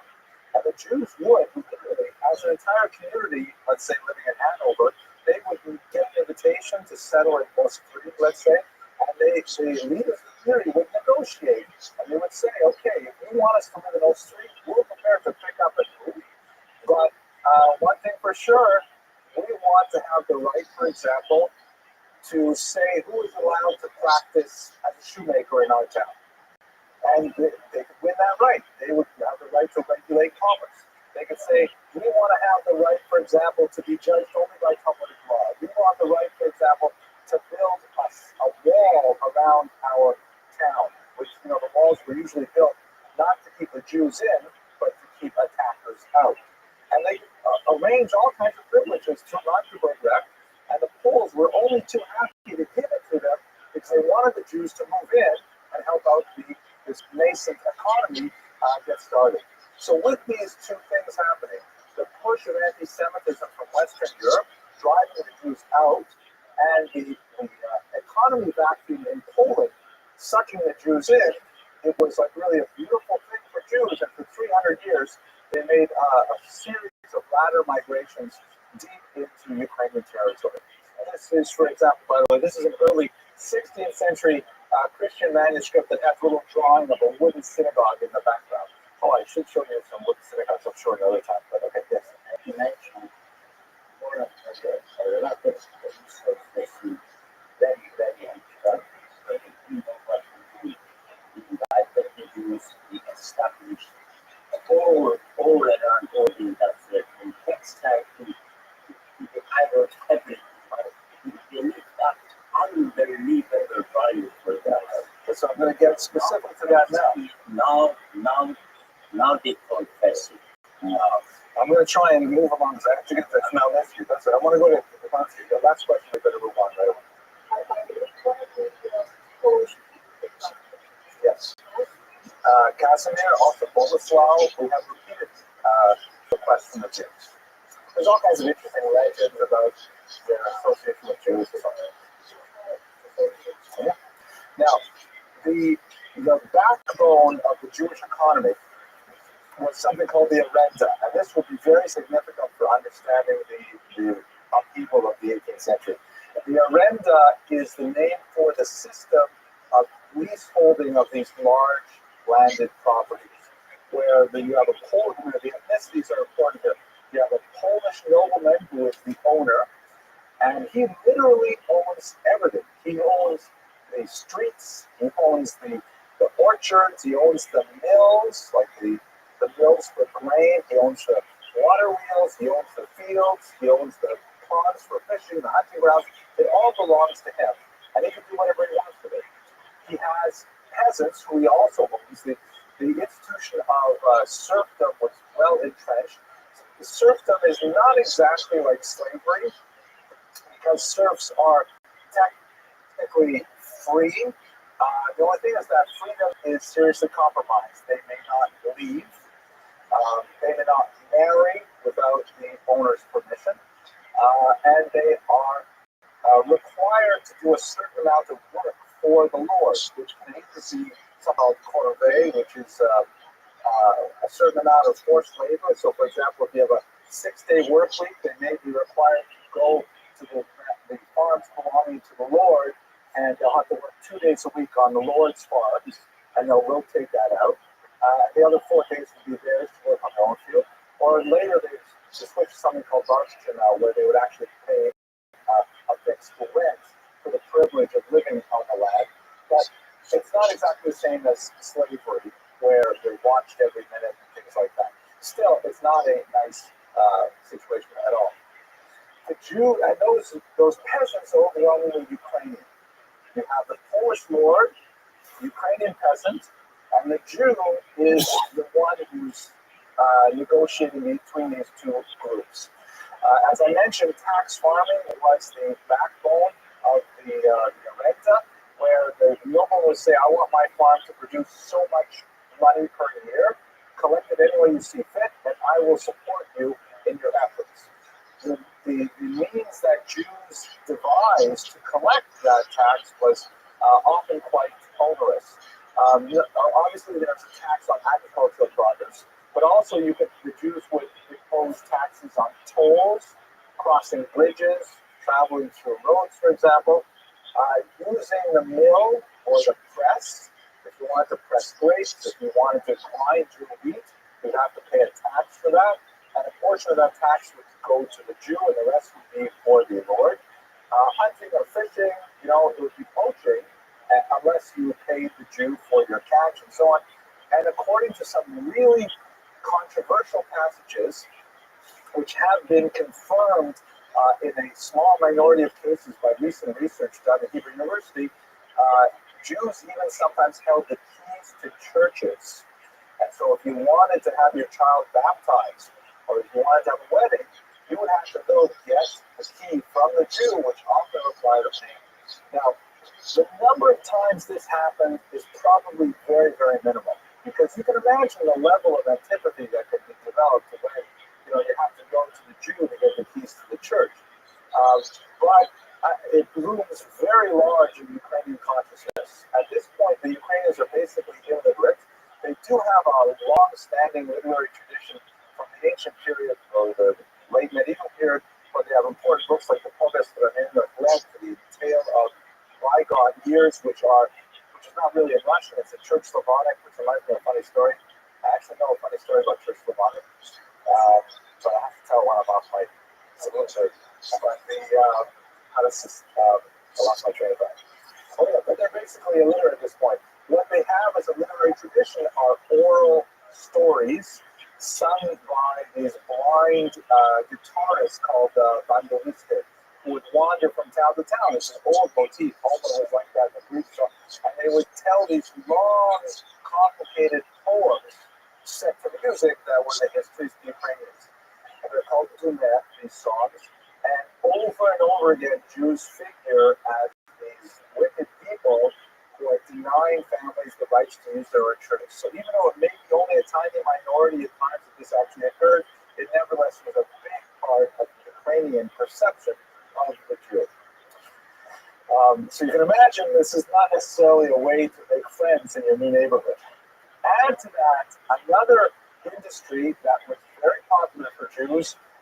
It's called propinatia, which I may have mentioned in an earlier class. Propinatia refers to the monopoly assigned to the Jews by the noblemen for the production, distribution, and sale of alcohol. Jews have a long history with this industry. A lot of the big distillers today and distributors today are Jews. Certainly not a majority, but significantly. Like, for example, there's that guy, what's his name? Glenn Levitt, I think. Yeah, okay, that's a joke, but okay. No, anyways, not so much. But so the Jews would be given the right to have the exclusive privilege of producing alcohol and selling alcohol. And you remember that vast majority, close to 98% of Ukrainians are farmers, peasants, and the figure is just about reversed for Jews. Only about 2% of Jews are farmers. Most of them are living in the northern Hungarian region of Siget, and they're primarily dairymen too. Like Debbie was a dairyman. Jews are just not big into farming for lots of reasons that I won't go into right now. But one big industry for Jews was maintaining inns. You know, you travel along the road, stop at an inn on your way home from the fields, and you have a few drinks. And the bartender would be Jewish, and the alcohol is produced by Jews. So every encounter you have with this perhaps less salient aspect of modern society would be Jewish. You combine that with the fact that you could often run up a tab where during years when you're farming, but all your produce is still in the ground, so you say, I'll pay you at harvest season, and the bartender can say, sure, I'll put it on your tab. Then when you get to the end of the season and you get your harvest, all of a sudden you realize you drank a portion of your harvest through the work here. That's certainly going to generate another higher level of animosity as well. That's not to say that Jews were only involved in these nasty kind of trades. These are the trades that, were perhaps largest in the Ukrainian imagination, but Jews were engaged in all kinds of small-level commerce. And in fact, when you get to the end of the 19th century, Jews in this region were heavily impoverished as well. Very reliable demographic studies indicate that as close to 20% of the population of Jews were so-called Luftmenschen, which means they lived on air. That they had no discernible means of support, and somehow they're just living on tzedakah, off charity that's somehow coming their way. So we're not talking about a hugely wealthy population. We're talking about, let's not go there. So Jews were involved very heavily in all kinds of crafts as well. Silversmithing was very big. Typically, small kinds of trades that Jews could peddle from farmstead to farmstead. Spoons, cutlery, shoes. Later in the 19th century, textiles would become a huge Jewish industry, especially with the advent of industrialization and the availability of sewing machines. Remember the scene in Fiddler on the Roof where the tailor Uncle Cowsoil gets a sewing machine, and that represents a huge breakthrough for his family economically. It really was like that. So Jews very big into a lot of crafts. Another fascinating area of Jewish work is music. Again, you have to think about what we're dealing with in terms of the lifestyle of these people. The Ukrainian peasants, dawn, they're out, they got to be in the fields, back-breaking work, weeding, hoeing, plowing, sowing. Sun starts to go down. They don't have the energy for intellectual activities. They barely have energy for any kind of cultural activities. So the music of this region is overwhelmingly Jewish. Specifically, a style of music called klezmer, which comes from klei zemer, vessels of song or instruments of song. And the klezmer musicians, typically, they're only playing with instruments that can be carried. It's very hard to run with a piano. But, violins, snare drums, clarinets, woodwinds, things like that. Later on, bass, guitar, things like that. And they're essentially taking a lot of folk Ukrainian melodies transferring them through typically a minor key into a Jewish sort of mindset, and this becomes Eastern European music. It's a beautiful genre that crosses many ethnicities, and we are lucky, by the way, here in South Florida, to have one of the most amazing klezmer musicians in the world. My colleague Aaron Kula, his brother actually, he puts on his concert every year at Florida Atlantic University for 20 people, and it's sold out months in advance. Beautiful modern klezmer. But anyway, this is also a Jewish occupation. Let us turn, however, to the upheaval, which is, of course, the main topic that we're getting to 45 minutes into it. It's important to understand that this particular region, because of its ethnic complexity, typically involves triangular conflicts. It's never the Ukrainians versus the Jews, or the Poles versus the Jews, or the Russians versus the Jews. Although the versus the Jews part is pretty much common, the fact is that it's usually more than one ethnicity involved, and it's a complicated conflict that can only be understood when you look at the dynamics of the whole picture. In the theory that we're looking at right now, the nature of the Arenda system placed the Jews as the leading edge of the hammer with which the Poles beat the Ukrainians. The Jews did not create the system, but they definitely were part of the system. And when the Ukrainians ultimately rose up in rebellion, as they did, with tremendous ferocity and brutality in the middle of the 17th century, the Jews felt the brunt of that anger even more than the Poles. If you will consider by analogy, if you remember the riots in Los Angeles over the beating of Rodney King, and that was horrible. Los Angeles was burning for days and days as blacks were, understandably upset with this instance of police brutality. The people who hurt the most were the Koreans, who were the only ethnicity that was willing to set up shops in these, more dangerous, perhaps, areas of South Central Los Angeles. And so, although the rage of the African American population was usually directed at the white establishment, the Koreans were much closer, much easier to attack. So too, we find in Ukraine that when the Ukrainians, want to throw off what they see as Polish oppression, the Jews are close by, and the Jews are the instrument of that oppression that they can reach easily, and of course, the Jews suffer terribly. This pattern will be repeated throughout the next few centuries, including even in the Nazi period, which we will discuss later on this year. So this culminates in what is known in Hebrew historiography as Zeras Tatat. Zera means eagle decree, and Tashatat are the Hebrew acronyms of the years 1648 and 1649, which is where the pogroms were at their worst. Ironically, many Kabbalists believe that 1648 would actually be the year of the arrival of the Messiah. We see that as a recurring theme in Jewish history, and they could not be much further away from the truth. The revolt, when it happened, as you can imagine, had several key factors. The first was economic. The Ukrainians were tired of several centuries of increasingly exorbitant taxes they had to pay to the the Polish nobility.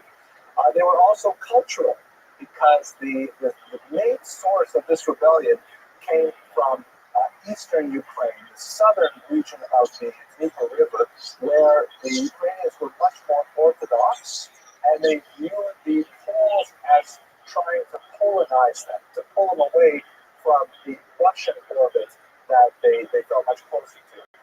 Poles are also a Slavic people, but as I mentioned, they're Catholic, and they write their language with the Roman alphabet. The Ukrainians in the region where this rebellion started were Orthodox writing with the Cyrillic alphabet, even though the languages are very closely related. Usually, Ukrainians can't sort of understand Polish and vice versa. I remember one of the compliments I ever got when I was studying in Ukraine many years ago is I went to buy something at an outdoor market, and this old peasant woman looked at me funny and said, You have an accent. You're not from around here. Where are you from? Poland? Wow, that's great. Okay. So the Jews, though, were essentially, and they're finally religious because the Poles really wanted to, the Ukrainians become Catholic. And they put great pressure on the Orthodox Poles to convert to Catholicism. And in fact, a new church was created called the Uniate Church, which still exists to this day. And it's very popular among Ukrainians in America, primarily because that's where the migration came to in this country, which was a Catholic church, which the Pope recognized as having primarily Orthodox rituals. So they look like Orthodox. They have similar kind of communion and things like that. And they even are allowed, under some circumstances, to marry, but they owe their allegiance to Rome rather than to the Patriarchate of Moscow. So the Ukrainians rose up under the leadership of a man named Khmelnytsky. Here's how you may see his name spelled in a lot of English language work, and it's also another very difficult one to spell. Khmelnytsky, it's completely wrong. So this is just the way it's written in Polish, and if you understand Polish phonetics, you'll know that it's pronounced Khmelnytsky, which is also not so easy to pronounce, but that's not our job anyway. Khmelnytsky brought together a band of outliers in Ukrainian society, the so-called Kozake, or Cossacks. These were people who were like runaway serfs. They were living as bandits, mainly attacking Turkish ports on the Black Sea, living outside the boundaries of official society. They were not typically part of any given noble landholding in Latifundia, and they were like outlaws. They were, in Ukrainian mind, like cowboys of the Wild West, living on their own, and it's ironic, it is strange that, when you get into the Ukrainian Weltanschauung, the Ukrainian worldview, the Cossacks are like the heroes. They're like bold, independent spirits. They're, freedom fighters. The Cossacks are quite literally heroes to the Ukrainians. And for Jews, they are like anathema. They're horrible villains. And one of the reasons why Ukrainians and Jews often have difficulty communicating with each other is because they don't even have the same vocabulary to describe how they feel about these groups. But we won't say more about that. Here's a picture by the famous artist Ilya Rabbi, who shows the Cossacks in their home base, the Sich, which was located in the rapids of the Dnieper River, and you can see that they wear these Turkish-style haircuts with the top knot and a long, drooping mustache. It's kind of like the style, and they're laughing at a letter that they're writing to the Tsar. They're kind of like devil-may-care, recognize no authority kind of people. So when they finally rose up under Khmelnytsky against the Polish landholdings, they essentially moved their way from shtetl to shtetl, making their way up to the northwest and northwest, to the Polish main area of Polish settlement, and along the way committing absolutely horrific atrocities along the way. At this point, I'll pause to speak about what these atrocities were, but we have a little bit of time so I can take a question or two. Nobody has a question, so maybe I'll drink a little bit of coffee. Okay, so what is a pogrom? The term pogrom is of Russian origin, and it's unclear exactly what the root of this term means. It indicates a quasi-military attack on a civilian population. Although it was not used exclusively for Jews, 200 years of its existence, and it was used interchangeably with terms like riot and insurrection. By the time you get to the 20th century, and especially the horrible pogroms of 1919, this becomes basically a Jewish word. Jews suffer pogroms. There were definitely other populations that suffered pogroms as well, but it's kind of like the Holocaust that is specifically directed at Jews, and that's how people understand it now. The Jews as they saw this wide-scale peasant uprising, which, by the way, was only one of several major uprisings that occurred in Europe in this terrible century, the Jews saw their allies as the Poles. They saw the Poles as their employers, and typically, historically, the Poles had supported them whenever they had any minor dispute with the Ukrainian peasantry. And so they went to the Poles hoping to receive some succor and some aid. And quite often they received it, but more often than not, the Poles would betray them to the Ukrainians, hoping that the Ukrainians would vent their anger on the Jews rather than express their violence against the Poles. And they literally marched from shtetl to shtetl. We have to remember that the Jews are living in really well-defined, discrete numbers and villages, easily found, easily attacked, not like farmsteads all the way up in the middle of nowhere. They're on the main roads. They have really no place to go, no escape whatsoever. I'm not going to tell you some of the horrific stories that Hanover writes of in Yemen and Cuba, but they are really very, very chilling graphic displays of specific massacres that are confirmed by other accounts of the region as well. One area, though, that does deserve a little more attention is the scope of these massacres. Hanover's figures are undoubtedly inflated, and it gets even worse when you go to the 20th century. And many historians have estimated as many as 250,000 Jews dying in these pogroms. That number is certainly far larger than the reality. It's probably closer to 50 or 60,000 deaths, which is a huge number for the 17th century. If you look by comparison, the infamous pogroms of the 1880s that ultimately brought down the Russian Empire, ultimately created a huge wave of immigration to America. Only 84 Jews were killed in 4 years of pogroms during the 1880s, and those loom large in Jewish memory. So 50,000 is a huge number. However, very good demographic analysis indicates that there probably weren't anywhere close to 250,000 Jews living there at the time of the pogroms. And then if you look at a bounce back of the demographics after the pogroms, the Jews replaced themselves so rapidly that the numbers are most likely inflated. Nevertheless, it had a huge impact on the Jewish mind, Jewish memory, figures in the Tisha B'Av liturgy, and so on. To give you, let me just say one more thing about this picture. This is a picture from, actually, this is in Kiev, Rothschild which is the Independence Square now. Right in the center of it, they have here, this is a statue of Khmelnytsky, and he's riding on this horse that's raised up, and he's facing towards Moscow. But ultimately, what happens to Khmelnytsky is he defeats the Poles, and then he immediately joins Moscow, which made him very unpopular with some later Ukrainians who felt that he defaulted by giving up Ukrainian statehood when they were, just about to grab it.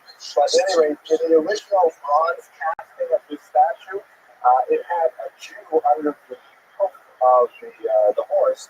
Even the Tsar felt that was in poor taste, so when they put up this heroic statue of Khmelnytsky, they decided to remove the downtrodden Jew. Now, what is the result of Khmelnytsky rebellion? Well, it definitely had a colossal impact on Jewish thinking, comparable to the Spanish expulsion. One might say comparable even to the Holocaust in how Jews thought of the reality of living in the diaspora.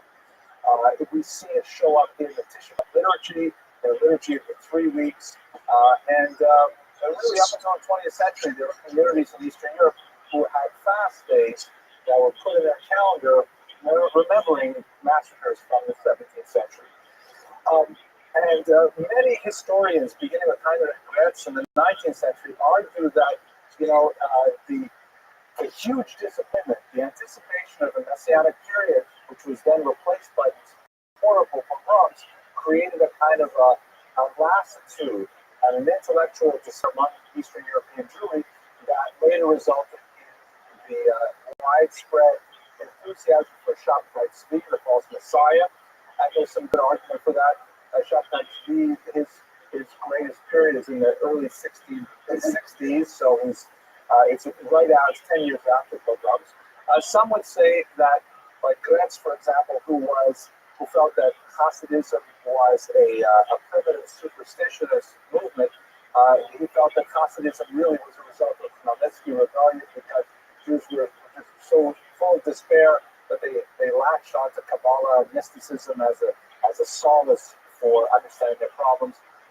Other historians disagree and say that the connections between these events are highly tendentious, but there's no question that Khmelnytsky and the rebellion looms large in the Jewish imagination. We should return, by way of conclusion, to Nathan of Hanover, who had survived, of course, the pogroms and went on to collect a large number of other chronicles that were prepared by other survivors and put them together in this book, Yevon Metsula, which is available in English, a very fine translation by Abraham. As I mentioned, the title is Abyss of Despair. His father was murdered he was 1649, and so he began a period of wandering where he engaged in various rabbinic positions, first in Germany, then Holland, Italy, and finally Arabia. He was really quite prolific. Perhaps his most famous religious work is called Shari Tzion, which is a Kabbalistic prayer book that's still in use today in many congregations. And an interesting book called the Safa Barura, which was very useful for Jewish refugees, which was a quadrilingual dictionary using basic dictionary vocabulary with words in Hebrew and their translations into Yiddish, Italian, and Latin. Later, after his death, he was updated to include French as well. Very, very valuable book because it allowed Jews who were traveling or were displaced to find a way to communicate. Ultimately, in the context of the Turkish-Austrian War, he got caught up in the violence of that war, and he died as a result of a riot in 1683. But his key work in Yevon Metsula is something that really gives us a very powerful, gripping account of the Khmelnytsky rebellion, and it was a rather even-handed and remarkably sophisticated one of historiography for the 17th century. Okay, with that, I want to thank you very much for your attention and endurance. And next week, we're going to Western Europe. We'll talk about Moses Mendelssohn, beginnings of the Reform movement, the Haskalah, and so on. Thank you once again.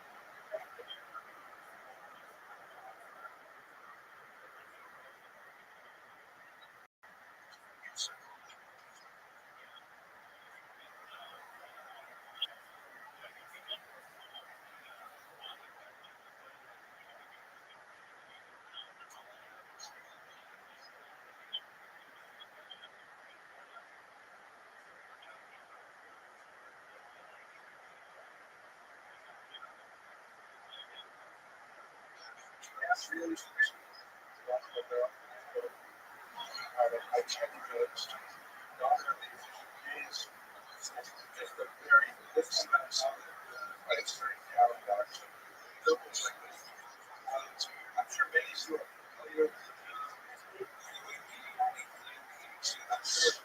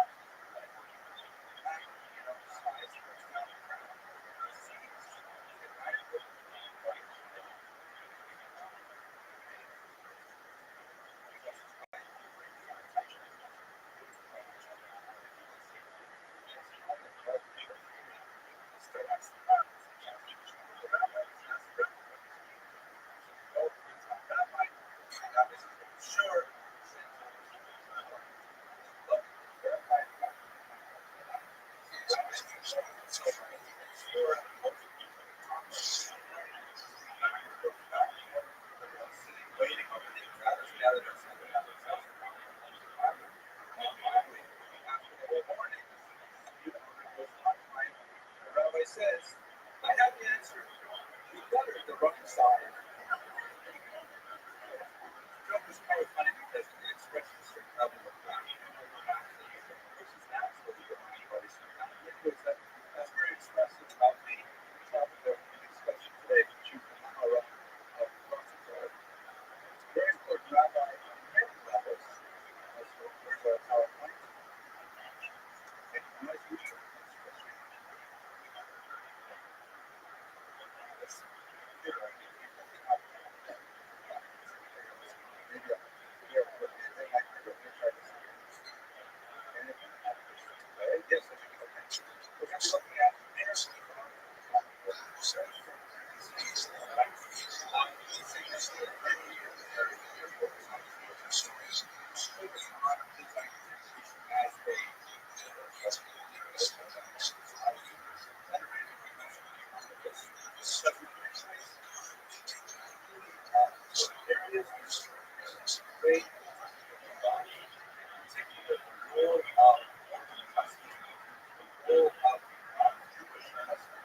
and some very definitive ideas about how to incorporate or reject those ideas.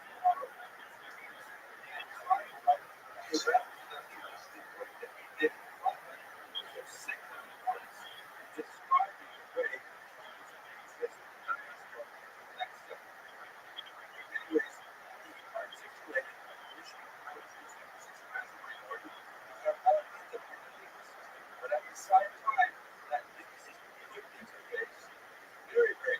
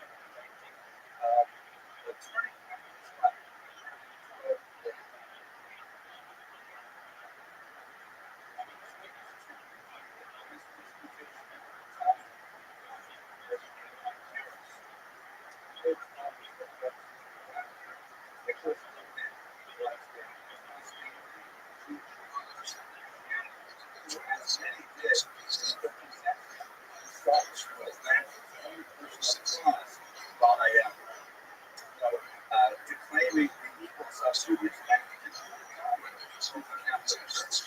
13th century, we talk about the century of the whole. Very important time when the church was ascending, and the church was especially interested in Muslim stuff. Where the Jews are. And very interesting for the first time for basic ideas as well.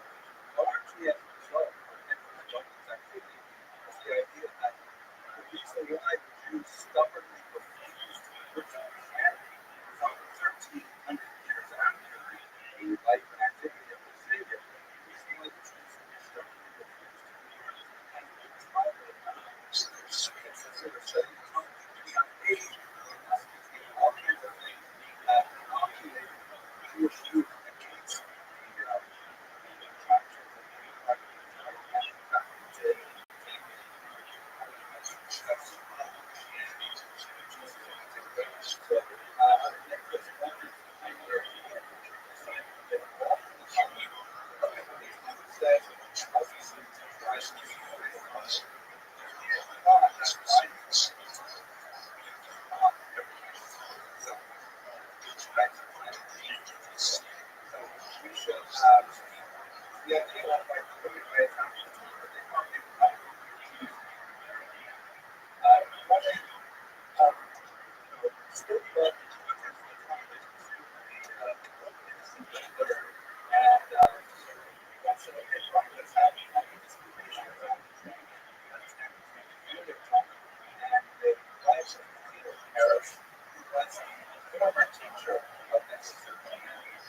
and the two of them sat down and they had a major public disputation in an attempt to undermine the validity of the Talmud and to make this public study of the disputation. And in the year 1239, the order having conflict back to the measure seized all the topics and ideas the actual protocol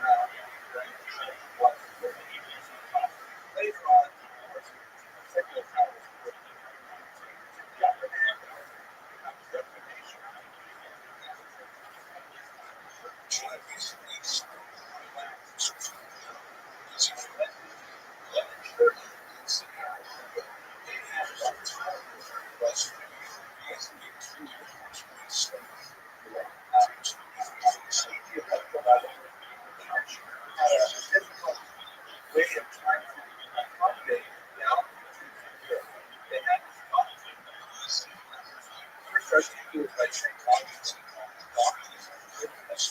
later confirmed by Gregory the Great, 7th century. And so that basically, you can't kill all the Jews. They want to. You can't kill all the Jews. You have to let them live. Why? Because when Jesus comes back the second time, the second coming, Jews will be a witness to his divinity. Because they are the people who are originally there, and if they are the people and really validate that he is the coming Messiah. It's kind of strange, or it's sort of like Dad had there's this children recipe that has been in the family for generations.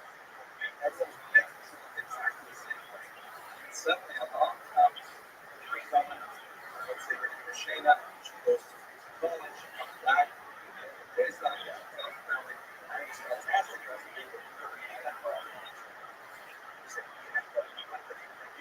what she makes from the butter, so much, they taste it, they say, it's okay, but it's not as good as what is good. And she gets concerned about this fight that sees this. And the fight gets worse and worse for generations and generations. Now these daughters, their daughters, are always making peanut butter, but they can't get any of the rest of the family to sniff that the peanut butter is better. Over time, they'll never feel really secure about themselves. So yeah, one of the members of the tradition taste the difference and says, this is better. Yeah. So this is exactly why the Jews had to maintain a lie, because they had to be present. And so that better with them. That's the they could be present. We're not supposed to let that stand out. That's what that would also have to find the whole idea about witness.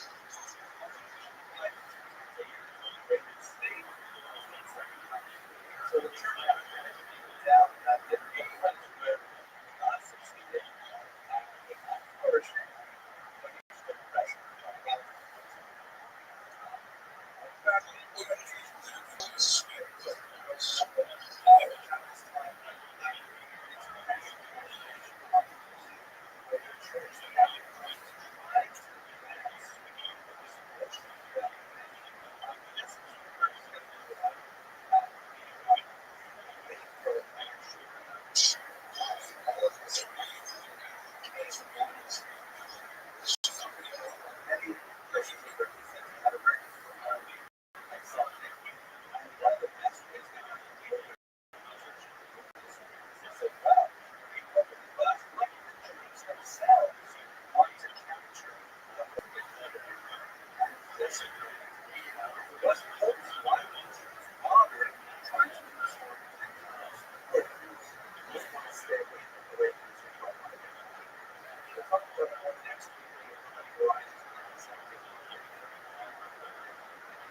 this is the kind of pressure that the church really on the Jews.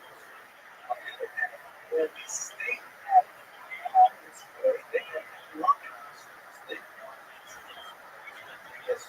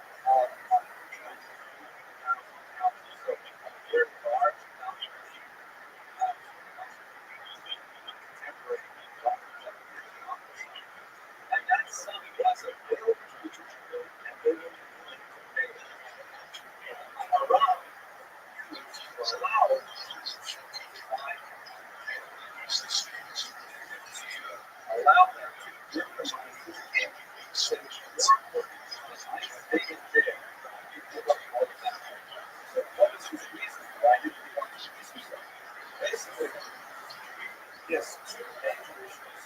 First issue was that the allowance was explicitly covered against this kidnap and the U.S.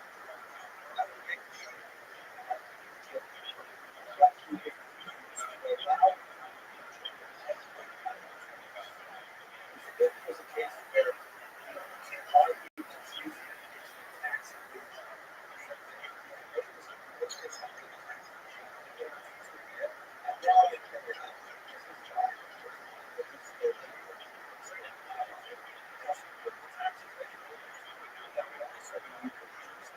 Yes. Then on, slaves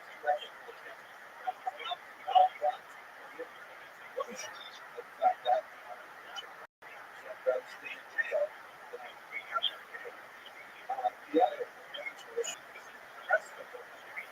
What does it mean to kidnap a rabbi at age 20,000?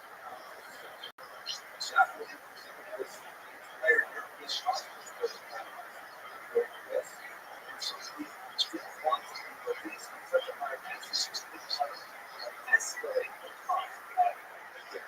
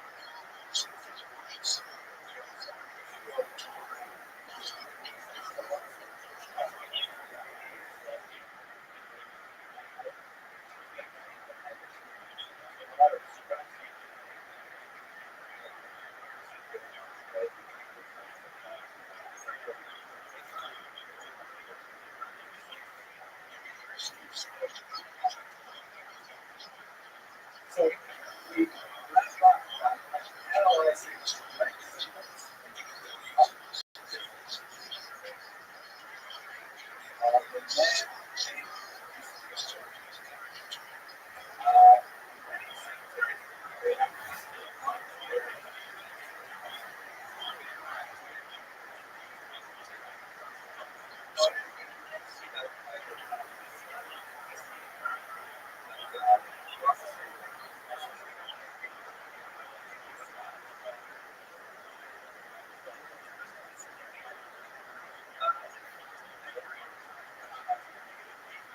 so the legacy of major figure establishment of national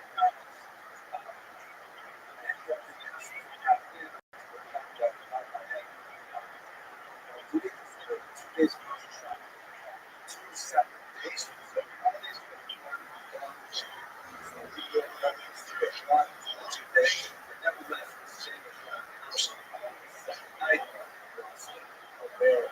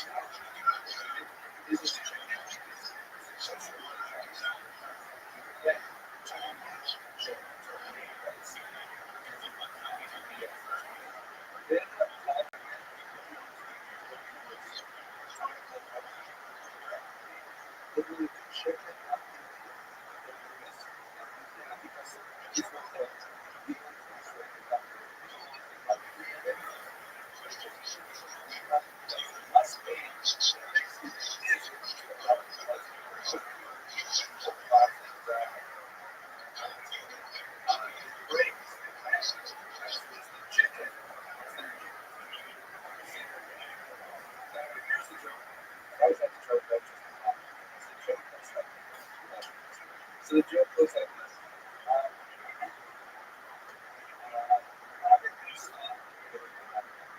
Big,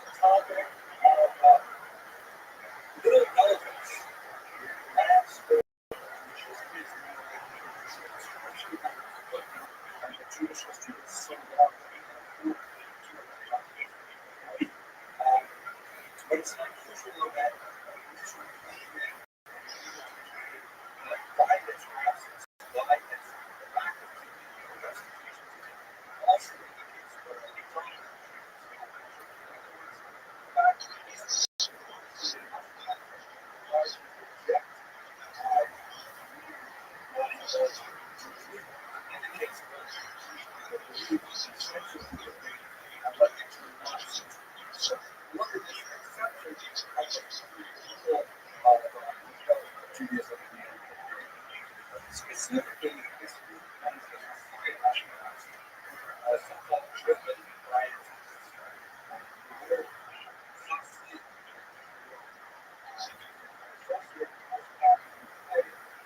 18th century,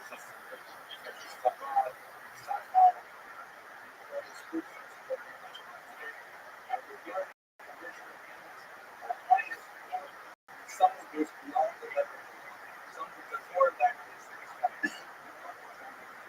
used for this, goes back to the written Greek Odyssey. Dave refers to himself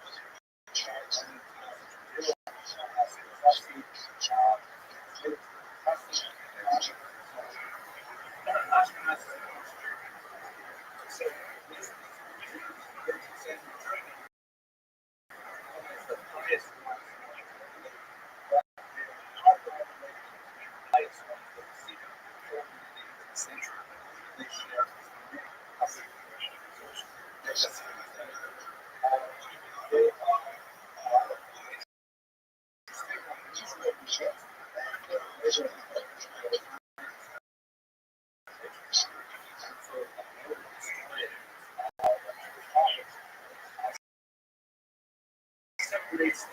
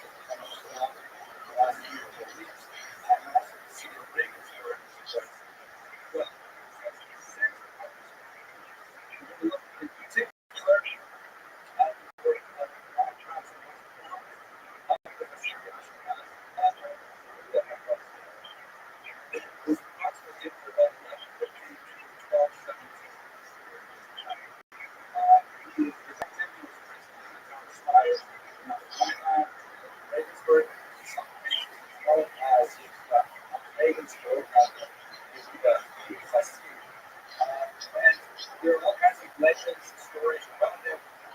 Very famous for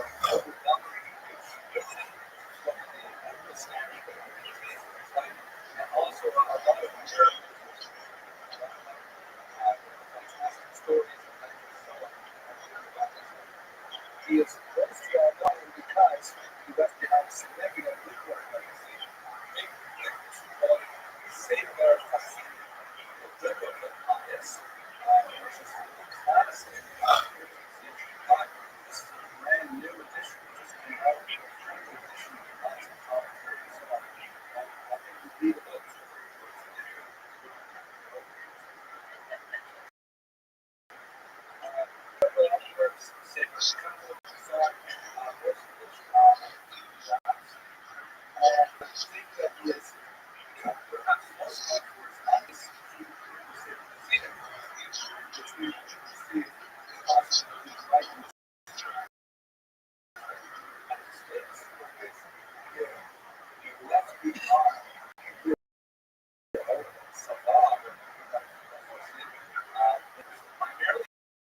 intended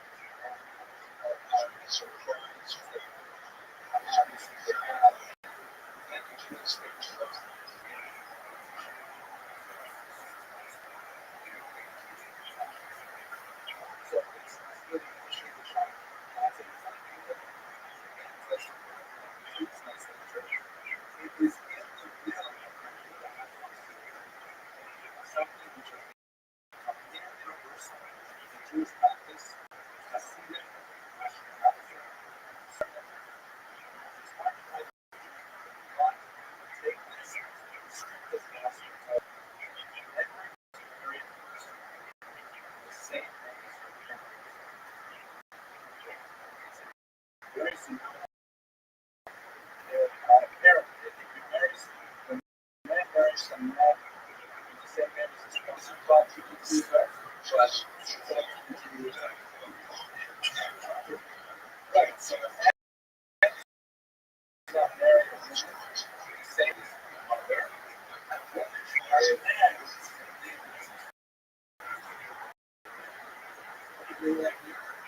So that's what we do. It's, what you take on.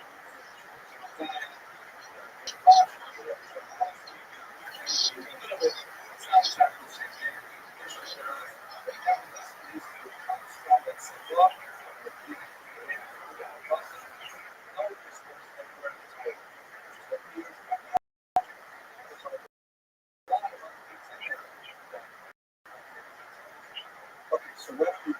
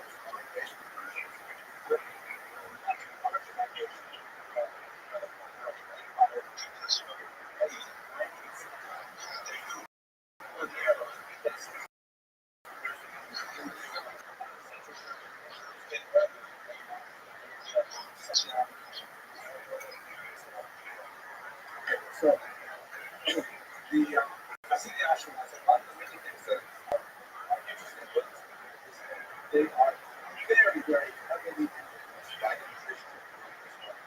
This is a general principle in Jewish history. Absolutely clear that it's not epidemic that Jews living as Jews are not influenced by the societies of Islam. Sometimes it is reactionary, but quite often Jews assimilate into their practice things that they absorb from the outside. There's an expression in Yiddish, which will be referred as a specific as Christians behave, the Jews also. Yiddish means to listen, Christianize yourself. Jews also Judaize themselves. They also absorb tradition. As you know, in the field today, of course, we have probably never seen something like that. But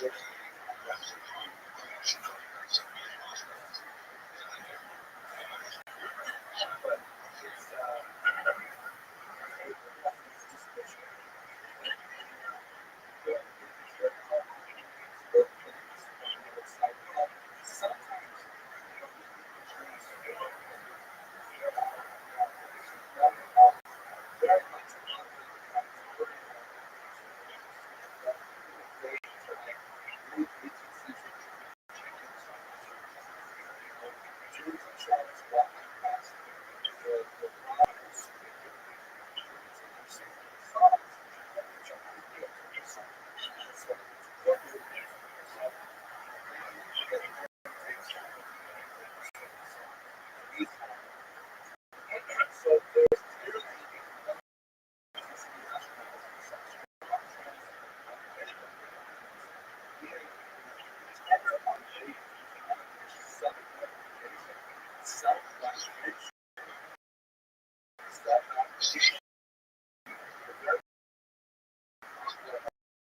Christians see the astronauts as heroes. That brings out the real fundamentals of strong influence of Christian nature of business, the notion of global state, global state,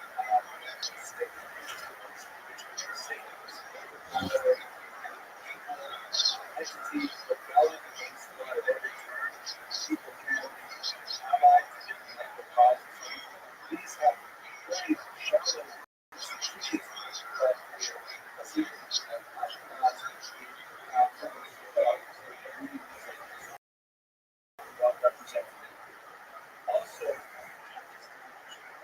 say astronauts are just essentially poor products of the States, which is but this is really like for the astronauts, it's possible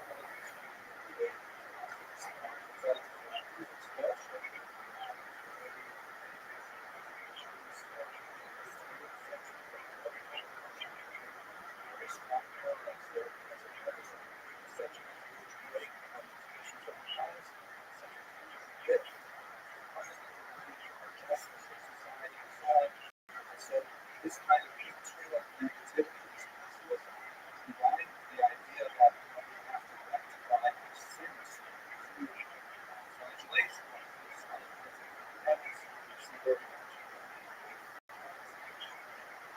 sorcery, witchcraft,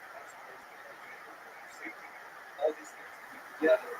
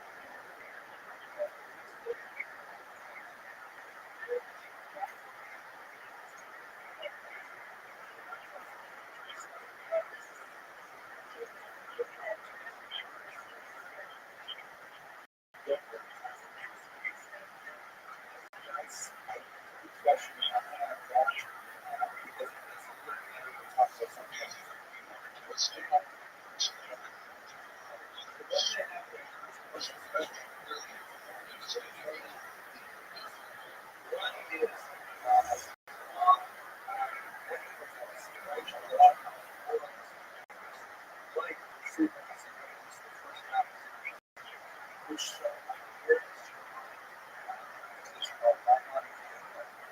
one of these classic formulation of morality is one which you captured from Aristotle, which basically says that for every character trait that is done, there is an excess and there's an efficiency. So, for example, like we talked about this last week, there's actually different characters of courage. It's constantly, for example, too much courage and excess. Males, for example, what courage? There's two things because moderate and the other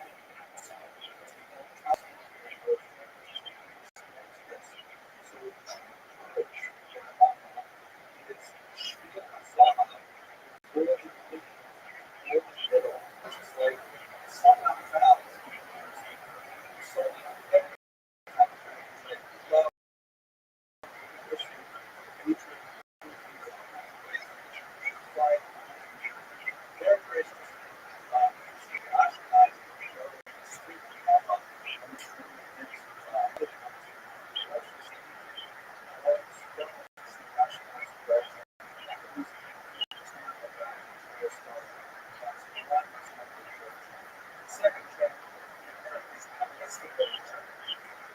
which is very much spiritual growth, whether it's sorcery and witchcraft. It's not promoting sorcery and witchcraft. It's rather more affirming that there is a supernatural world that we live in. And that's the difference with sources that most important stuff. Specific picture of God, a lot of special stuff.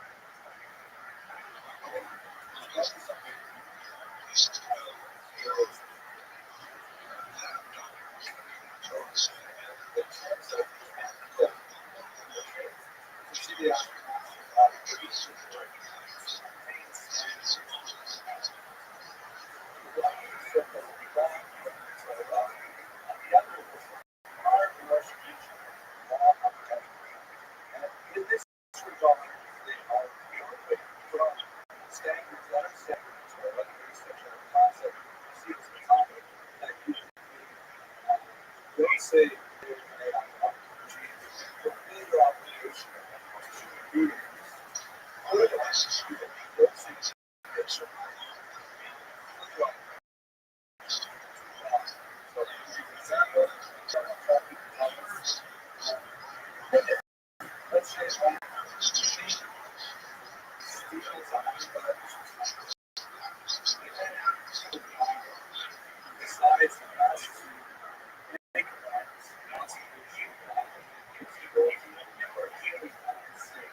so there were two things.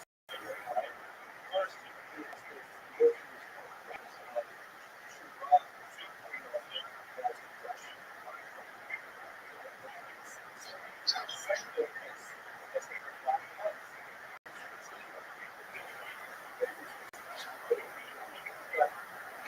so yes, we can't do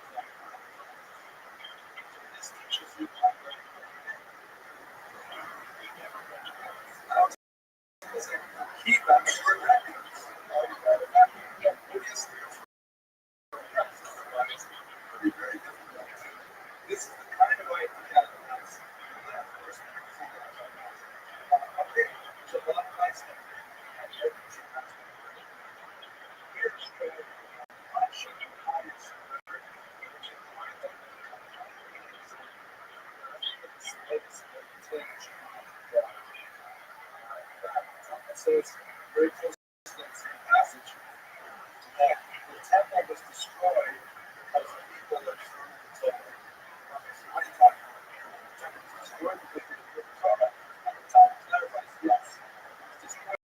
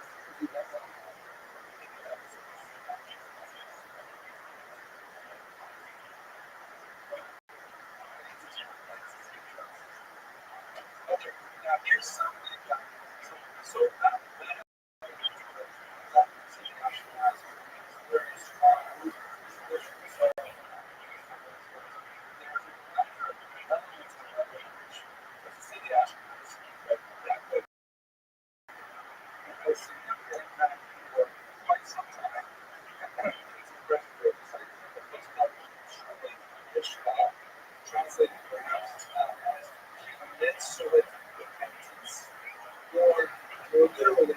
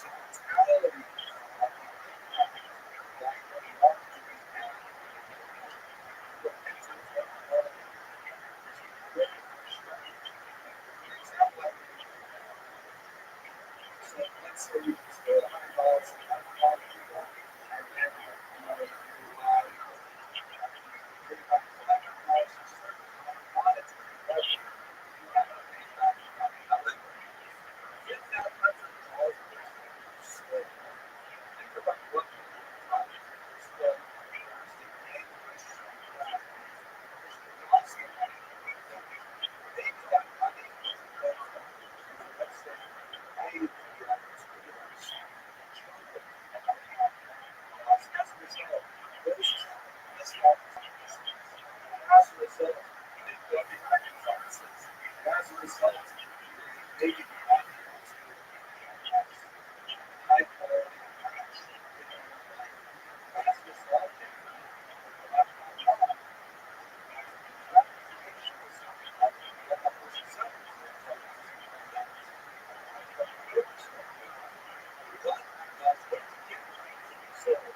of this, they teach children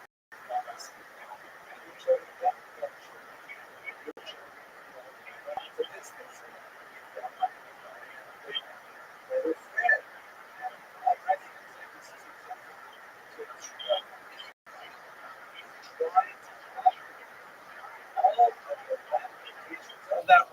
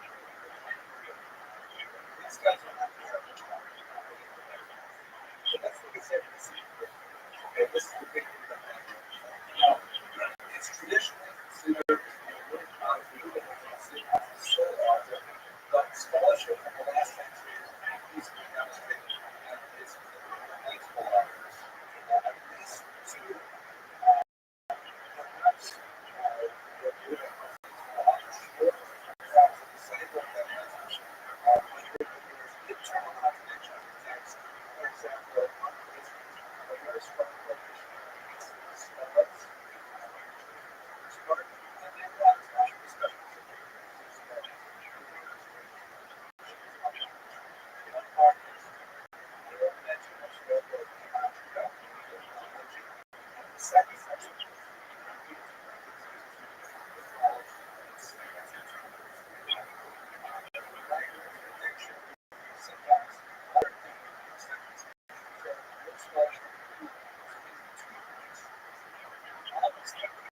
If you look at this edition, which is not first edition,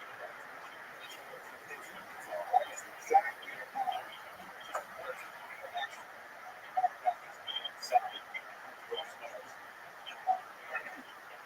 now, really, also makes this more difficult is the fact that you have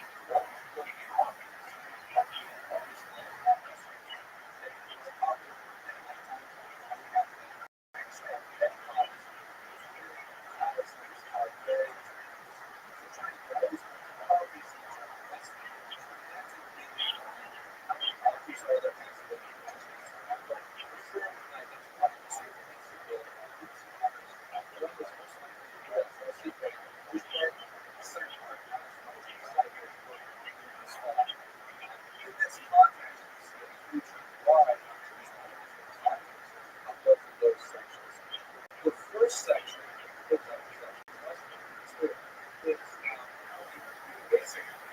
idea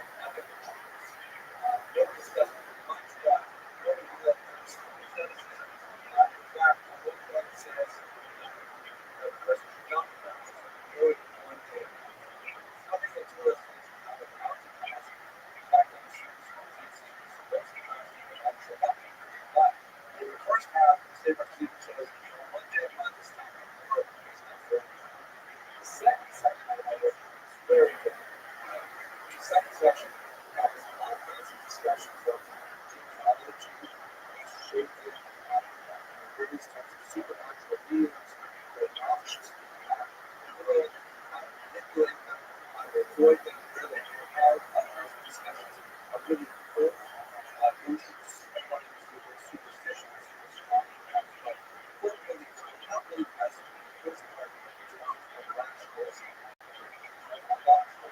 Miracles, and very, very actually coincidence. So it feels very different. So this deep this rabbi, this particular first conversation.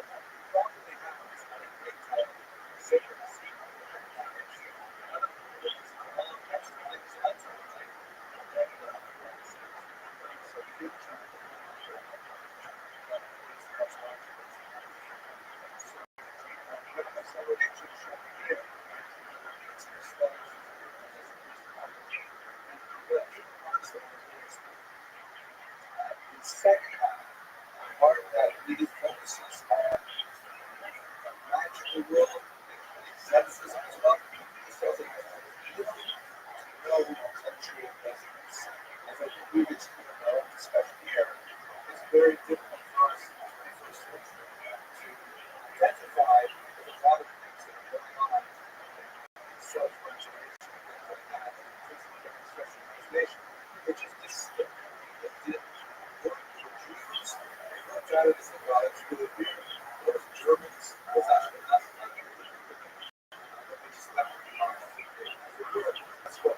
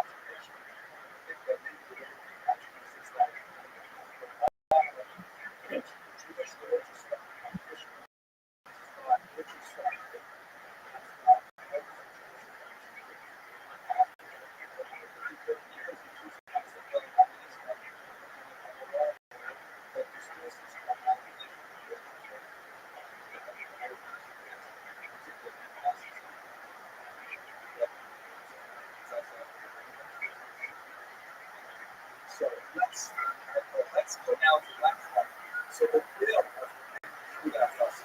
This is a really fun document. In the first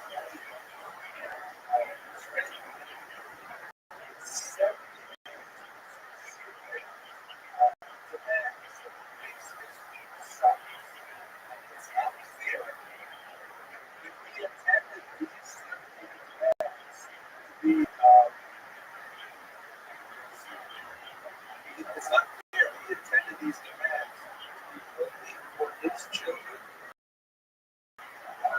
In a sense, or if he was writing a document that was to be read and said personally. He says to his sons, whatever you do, don't marry a woman the same way as your mother. And why? Because I married her. I know. Very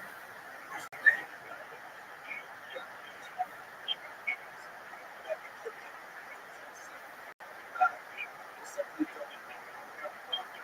It's however.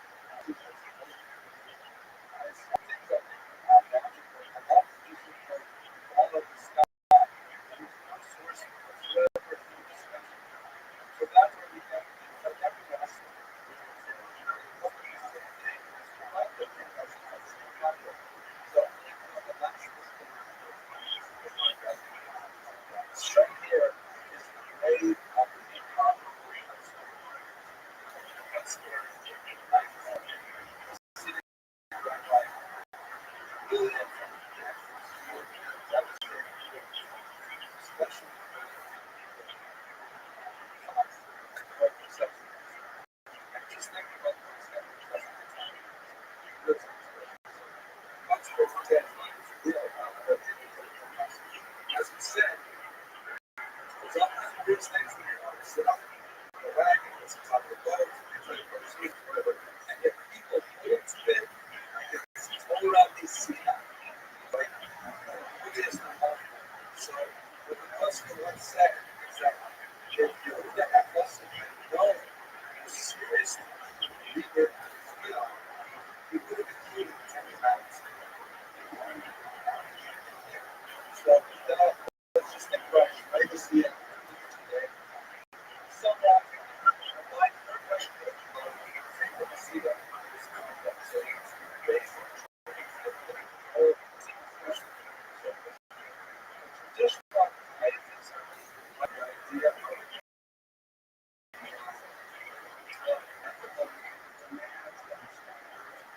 things like that, popular stated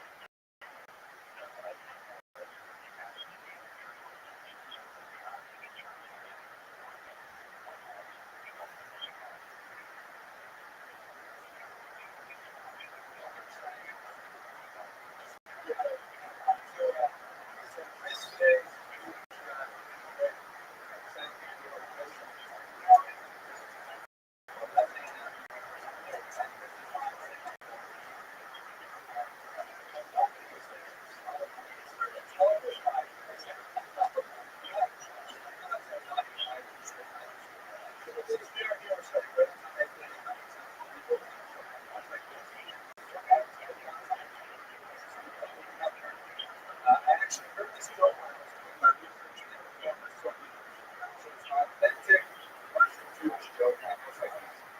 It was, familiarity with certain at the late 1980s. There was this phenomenon that you have this, they call it check on. Wherever you went, any store that had anything for sale, there would be a massive, it could take hours to get. I mean, it was almost like 30 enterprise. I was finding everywhere. And so this is joke, this is huge lineup outside of the country store. And they all standing on the they all standing on the country store.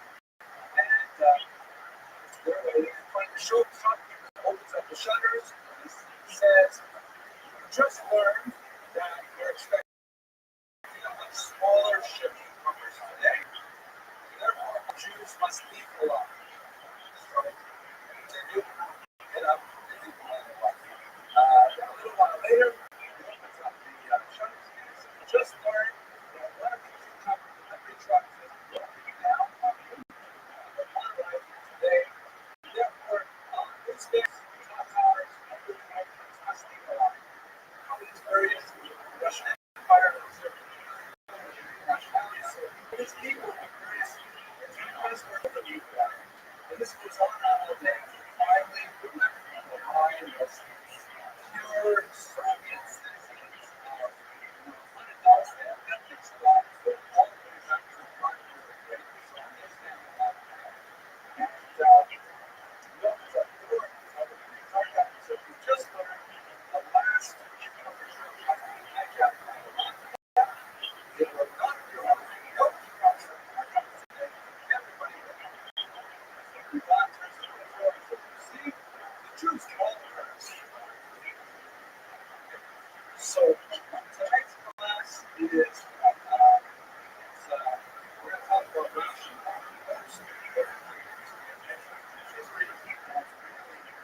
All the Jewish collects the history of town and care, who was called to some by the emperor on his name. There's my slide. Dip the mindset. Yes. Just get my Primary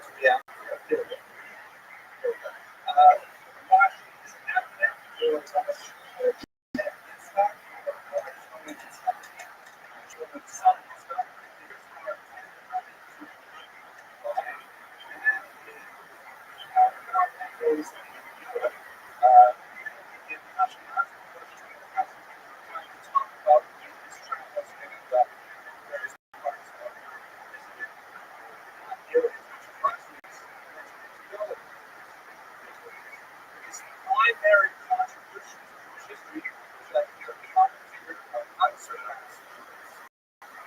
Commentator principally on the entire Hebrew Bible and on the entire Talmud as well. A massive not only is it a purpose of commentary, it is a commentary of stunning clarity and insight that presents material in a very clear and useful young children to share his brilliance and daily insight in the text. And then he starts to particular ways. All these commentators and all of these conductors practice so much different from any commentators and commentators in these sections. And then here with us, what has he been telling you that we read that? There's something to say that in order to learn Torah, you must learn a particular verse, and this is kind of complicated to Rashi because the traditional way to study Torah is always to have one finger in the text itself, either Rashi or Rabbi, and the other text is all structured as Rashi's commentary. It's on the same page, and so you learn the text through the eyes of Rashi. In order to hear our entire rabbinical tradition, Rashi holds that practice of being the first person that is turned to understand the text. It's the lens with which we understand the vast majority of the text of God.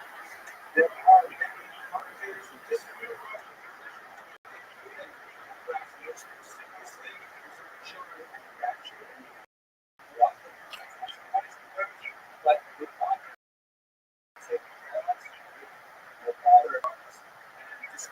significantly, nevertheless, Rashi is the first of many characters that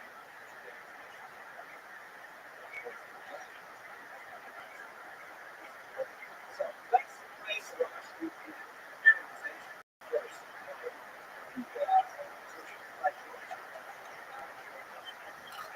It's very important to understand, especially when we delve into how they decide what are the basic theological points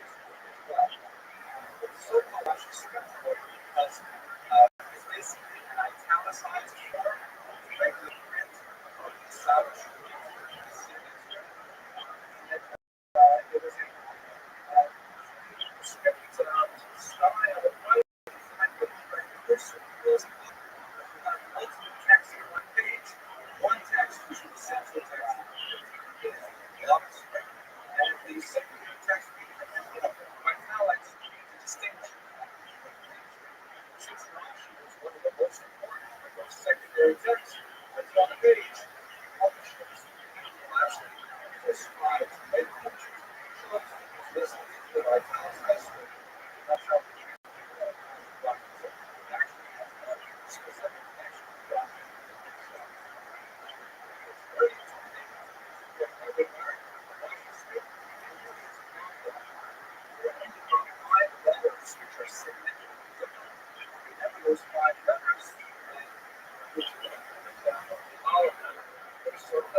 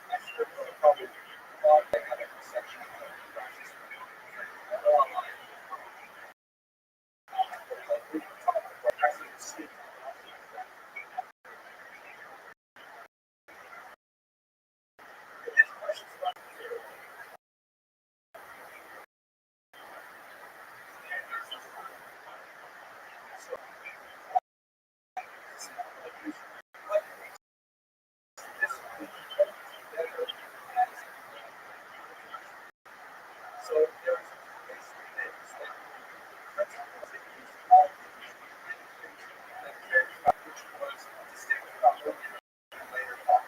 Actually, most significant adjective I can use to describe the shenanigans and the very interesting getting the text exactly right and then systematizing it. So first of all, one of the big problems we have with the to certain people who talk about especially as this huge transfer that's possible to circulate without specializing. And scribes may not be over what they're doing, right? And these things are going on. The spelling words, and they would write the same line twice, not many words. So, to get to the time of show, it's a good format.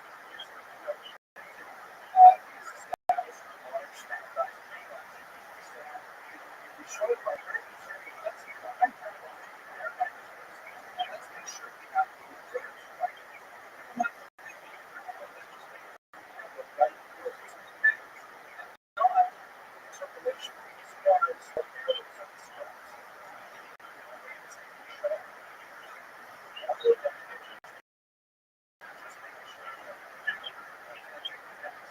It's true.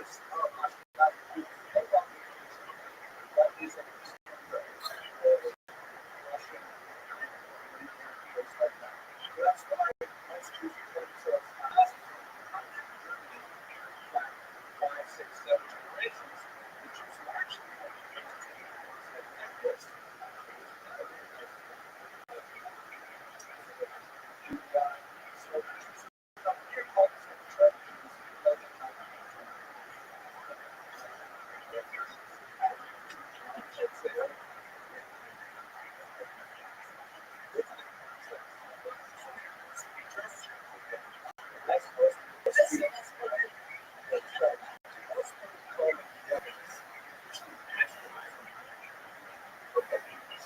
Ashkenaz, as a Jewish center, just like today, don't have any living in the mind of it.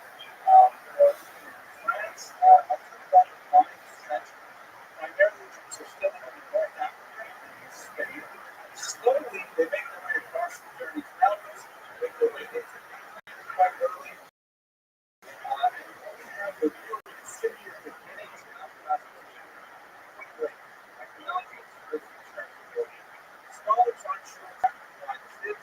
There are some indications that there may have been a Roman climate contained around the first millennium that allowed a lot of Arab and they have but there's no question that there's a significant population that lives around 1,000 affects not just cross-border Jews, but it tracks Jews. Today's lecture is like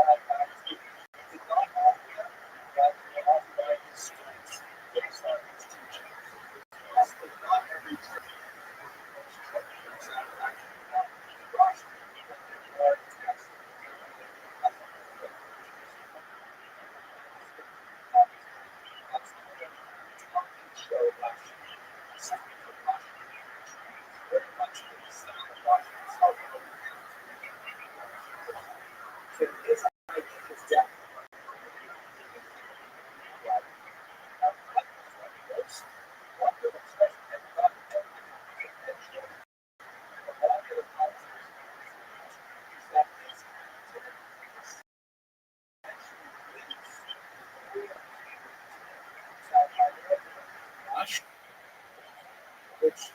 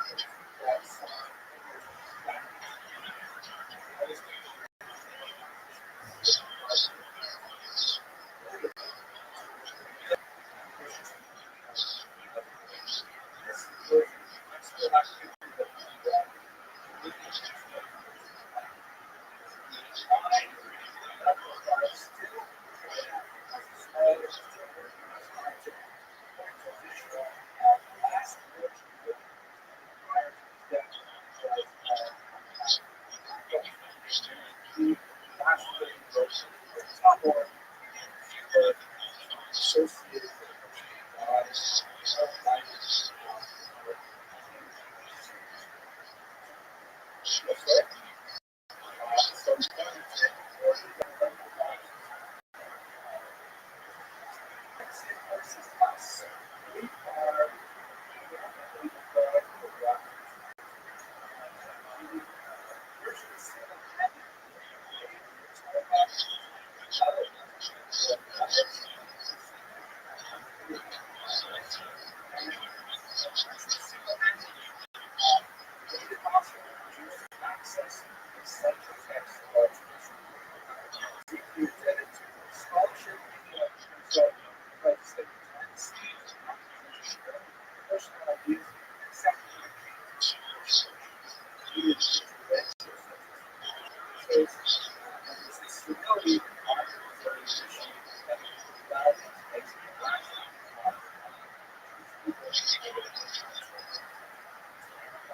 always started.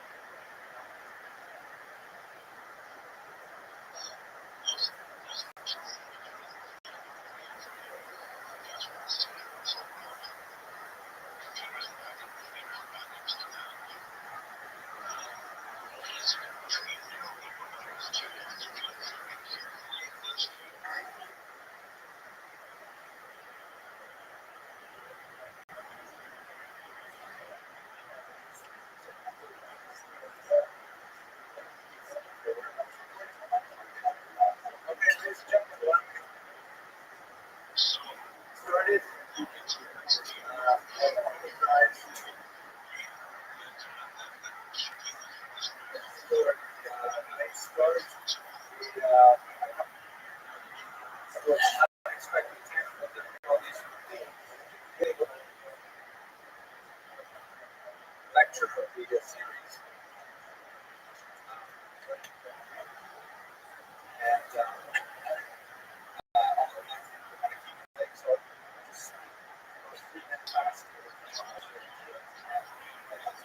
and it's so delighted that so many of you come back to enjoy another season of lectures here.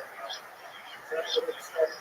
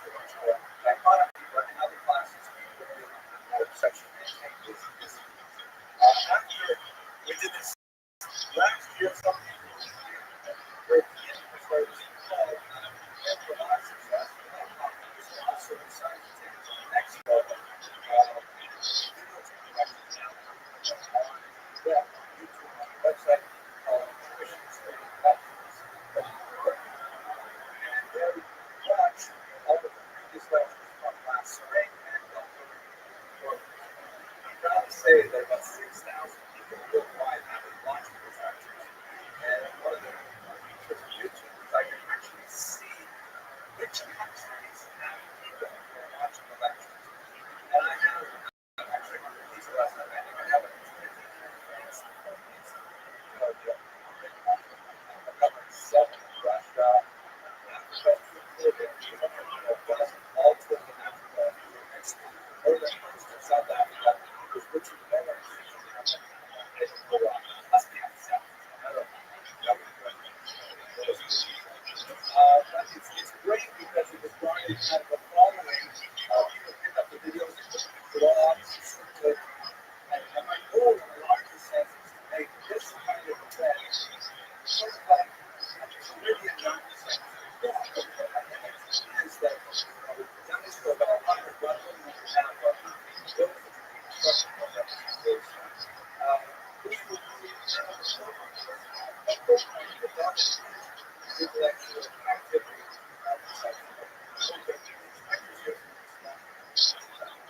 I hope that you will pick up the flyer in the back that has the series. Titles and dates on the back.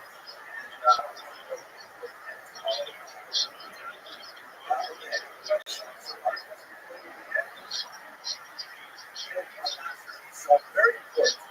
Housekeeping, the income in Torah. These lectures are generally sponsored by the Israeli Christian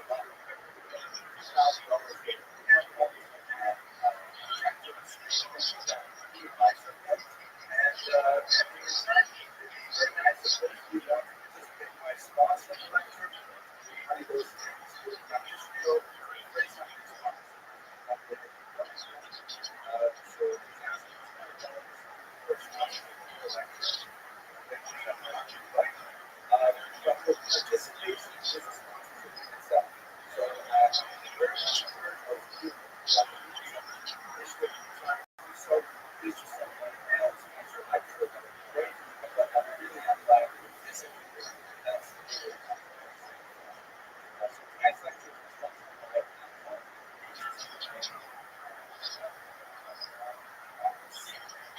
Okay, so with that, let's talk about Hillel. Hillel is there are a few areas in his life which very much about these aspects of his life because there was nobody else sources that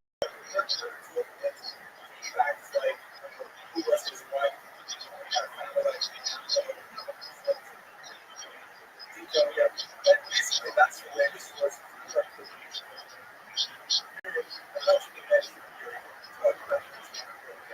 you'll notice in the list of lectures that there is, in my opinion, kind of heroic attempt here to try to push but very hard to look for both the experience of African race that has gone on to see it. Because I think about 40%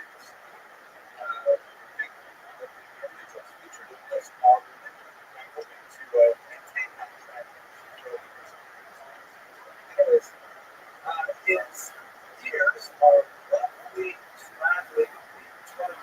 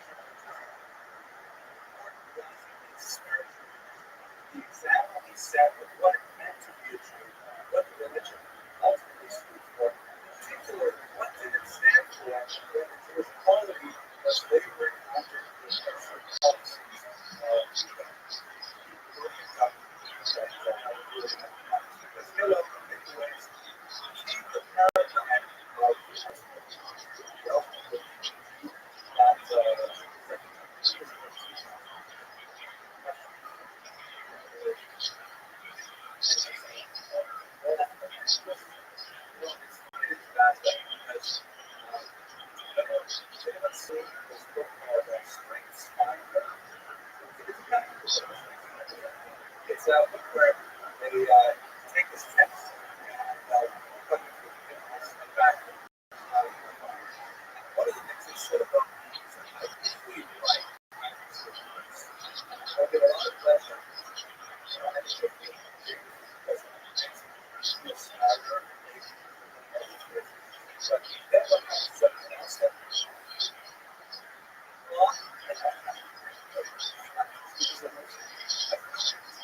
but when I see which is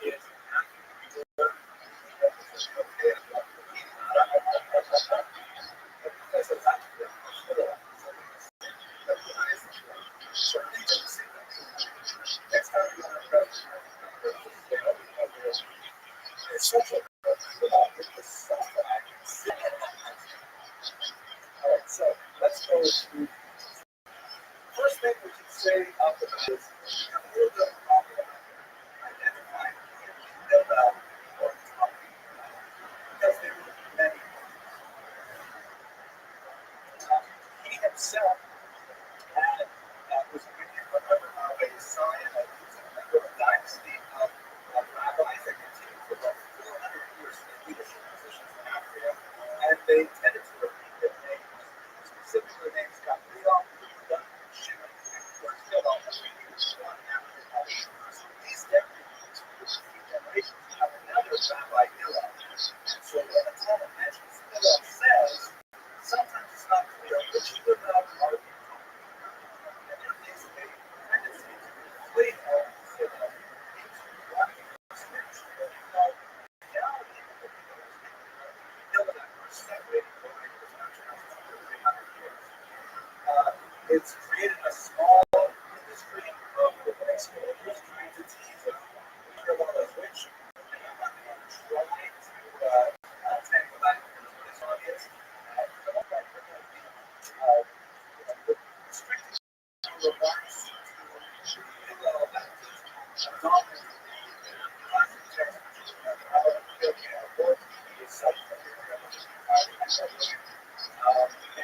most of it saying that are most likely to find that same Hillel at this time. And it's a disclaimer at the beginning of this is a matter of explaining the thing, which Hillel is. Maybe for tonight, yes, tonight is a good question. What generation falls into I'm sure it's not a basically about 3 or 4 years.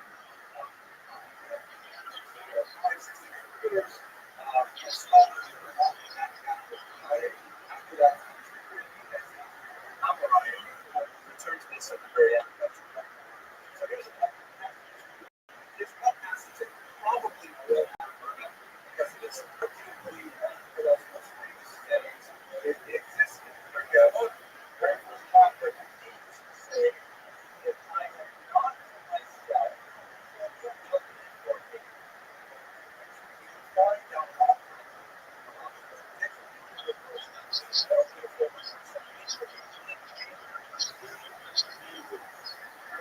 so there and the next clause, though, is if I only show myself, what happens? First clause says, first thing it says, well, I don't think there's no I'm just going to do that. I'm really going to put myself first. But on the other hand, if I'm always putting myself first, what could happen? What's up? Third, if not now, when?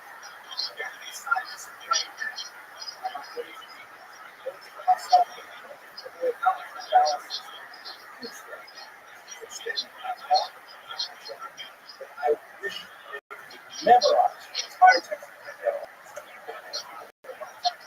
Such a phenomenal treasure. I will tell you, I did a lot of these things.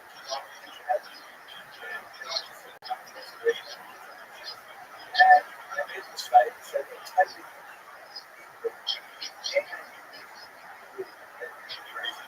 and it appears that this is a very popular tattoo in Israel.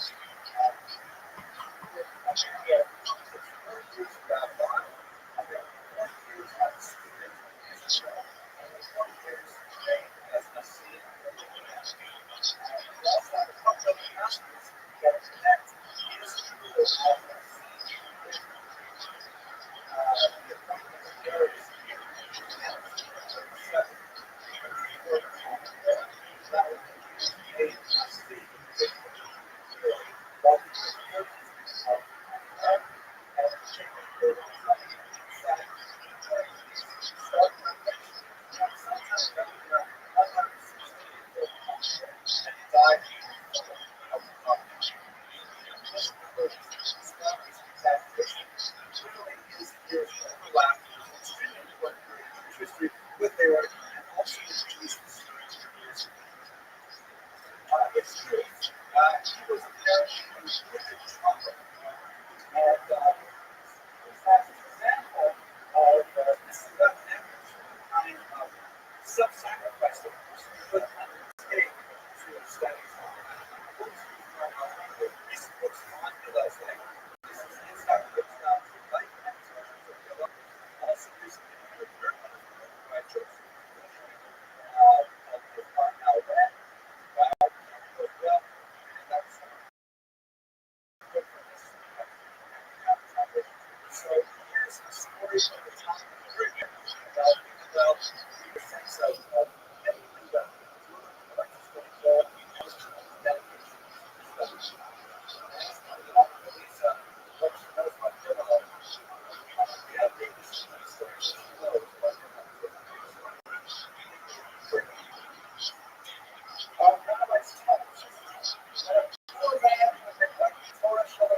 before the divine judgment, he will be asked, why did you not open to us then? If he asks how to support, if you want eternal living, he will say to him, you won't do it alone. What's the story? Because the fellow the ultimate not bad. He went up to work every day, just one time.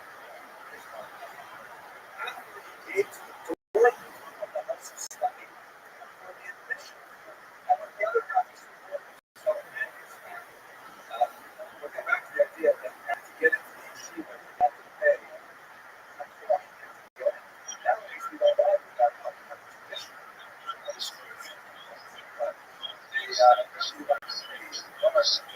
By the way, anyone else can't see what each of the back is blue wavy cards for the policy of admission. So, once the unidentified group of said he had no money to report, not allowed him to enter. So he climbed up onto the roof and swung himself over to the skylight, where he sat down to the words of the living God from the mouths of Shemaiah and of Takiyah. This happened on Friday, during the Shabbat, and during the winter month of Teva. We have snow started to fall very, very quickly. But Hillel was so absorbed in what he was hearing that not notice. For a long time, he was covered over with a blanket of snow and lost consciousness. He lay there watching the night. On Shabbos morning, when the woman was looking in the house of study, Shemaiah said to Ataliah, Mother, every day the hall is filled with by the snow. Why is it still dark? Is it such a cloudy day today? They raised their eyes and saw the figure of a man in the sky. When they went out, they found covered in a layer of snow fully 4 feet thick. After removing the snow, they took it down, washed it, and dumped it into the toilet. This is still dry. All these things are discussed by the context of whether to allow the Sabbath. When they became aware of what happened, and my love was on the roof of their heart as they attempted to. Someone like this is Shabbat. Finally, famous story. She's a lot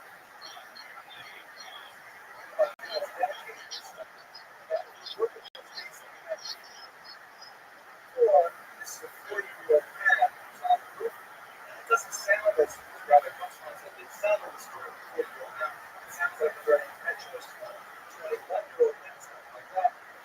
So those dates may not like you get a sense of who else cares. And he goes specifically to study under these three rabbis. You don't know anything about his parents, although there is a tradition that is a direct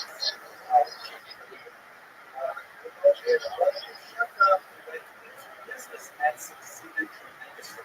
Sheffer later approached Hillel, who was again a good dropper, and said, listen, Hillel, why don't we move into what's known as a Yisrael relationship, which these two leaders of the tribes of Israel, Issachar was very important, but not so much making a living.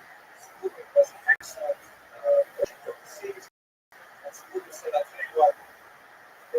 basis. I don't have time to sit there so much. You're learning about time to go money. So how about I pay you for learning, and I get a share of the therapy I learned. It's not a financial system. We stay prepared just for without any loss to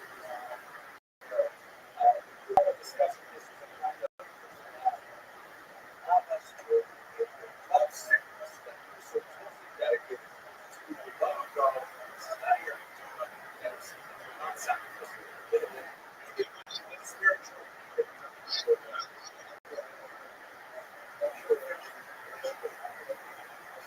Jack himself is on it and he continued to learn in talking until he was eventually going to pass us.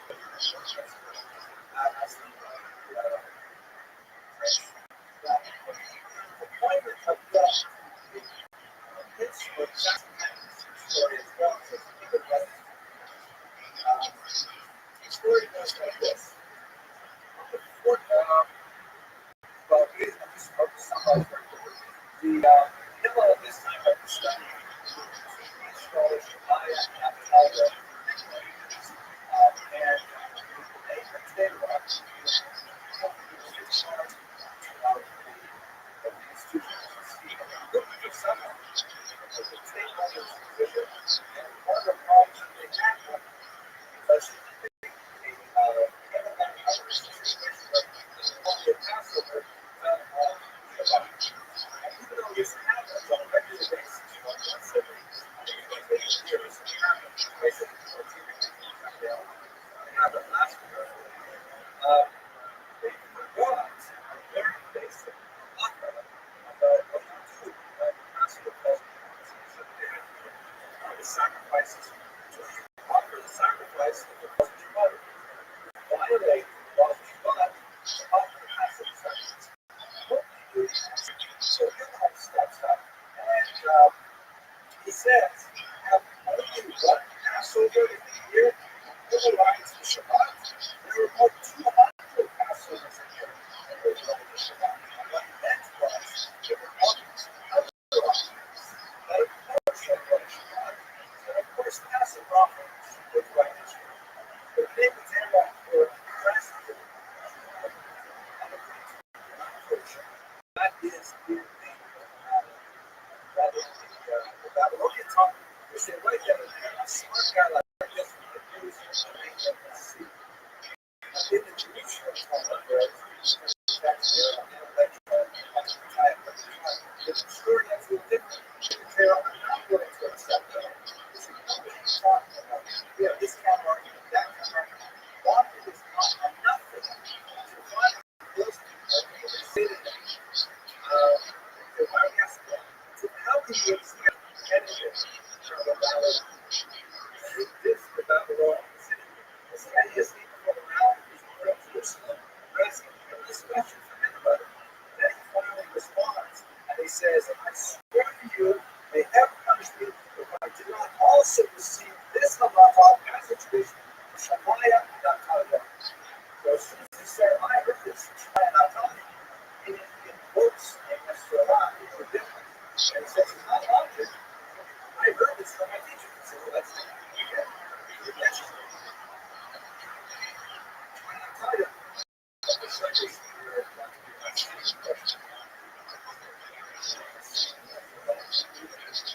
so the appointed trustee is two situations. Yes,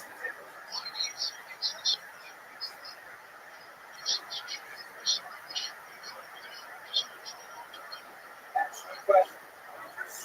That they had a lot of candidates that they did because they worked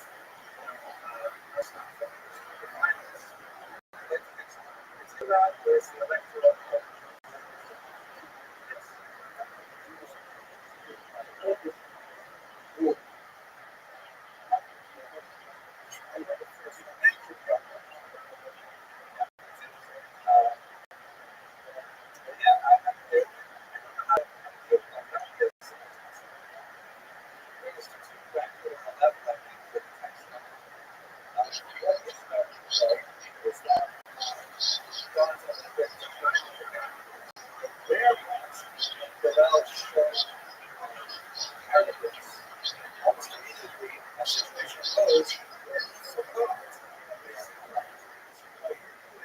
saying about the actors, the disc there for giving him a hard time seeing him. And all of a sudden, one of the questions comes up, you get a question. So, I go around with the show card, it's a punishment for Americans that many institutional texts that arrows crosses. So they say to me, the last thing that we're supposed to do is, you know what? Let's go out and see what the go out and see what the people do because the people as well may not believe today. If they are not prophets themselves, they are the children of prophets. One translation is they humans of prophets. Somehow and I saw that someone was about to show up and what they got is the shofar like a roll of a sheep's neck and they walk the sheep shore. I said, okay. So anyways, that's the story. There's a lot of discussion about how this illustrates the distinction between the Babylonians and the Jerusalem rabbis and their approach to logic versus tradition. Now, back briefly to Herod, we'll return to the much greater detail of the was a difficult position very, very poor position his very poor status as a Jew because he's had many generations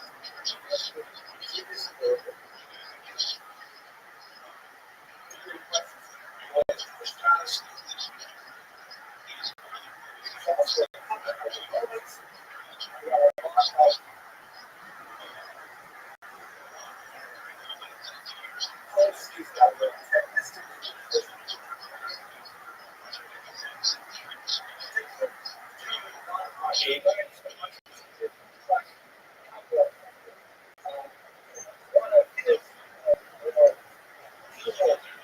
measures was a wide-scale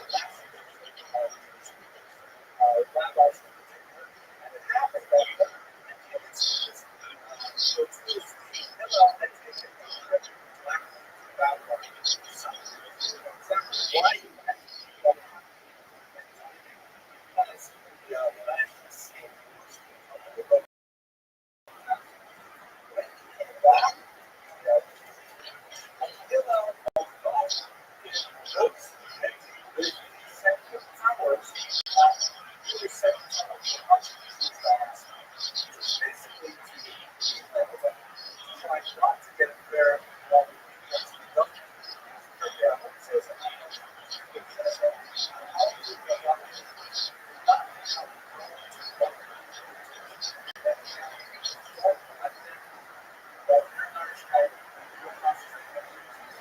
this is essentially Jewish coexisting with the latitude of the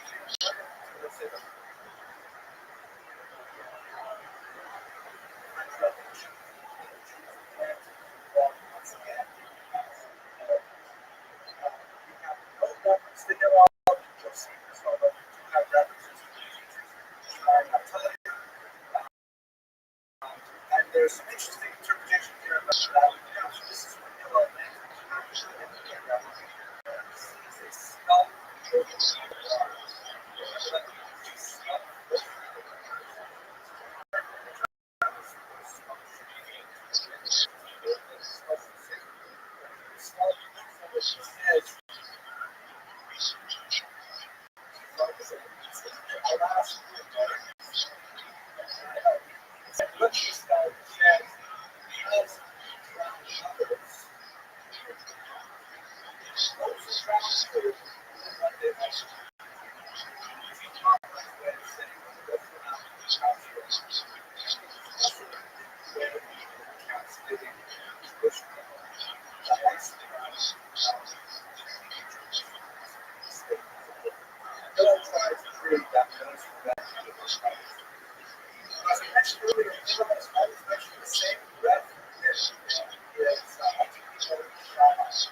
Was the second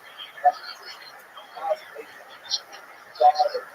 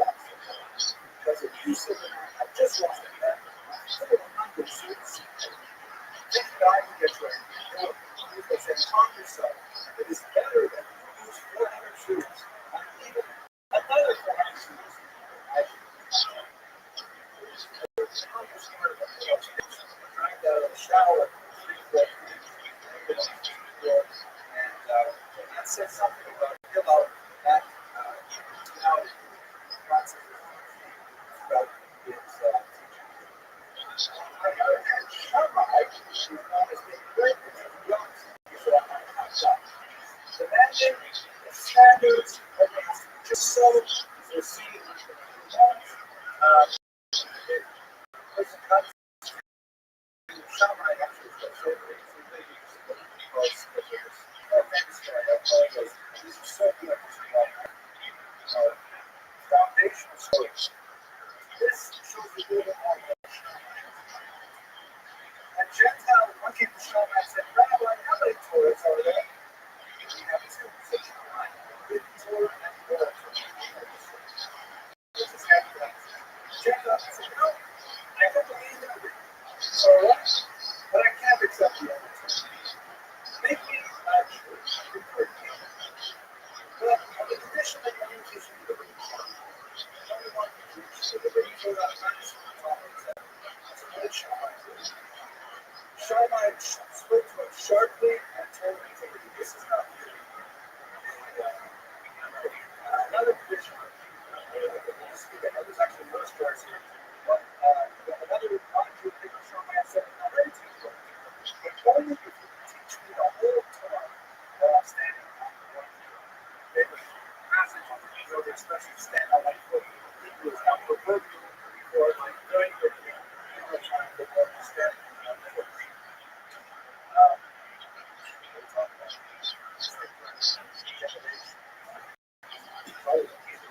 Shammai, hearing this outlandish tradition, chased them and drove them with builders and measurements.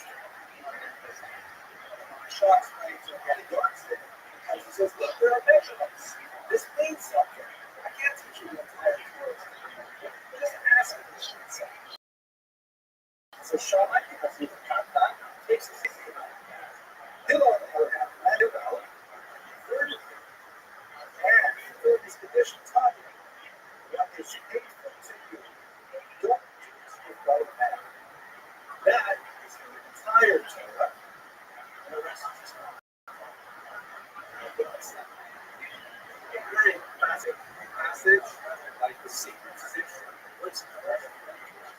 It makes the Torah very small, it takes the challenge standing on foot, but ultimately that's the really cool that someone else just don't do it. That's the entire story, that's Zillah, the entire Torah, everything else is just a situation. That's an amazing statement. What is about that? But it is absolutely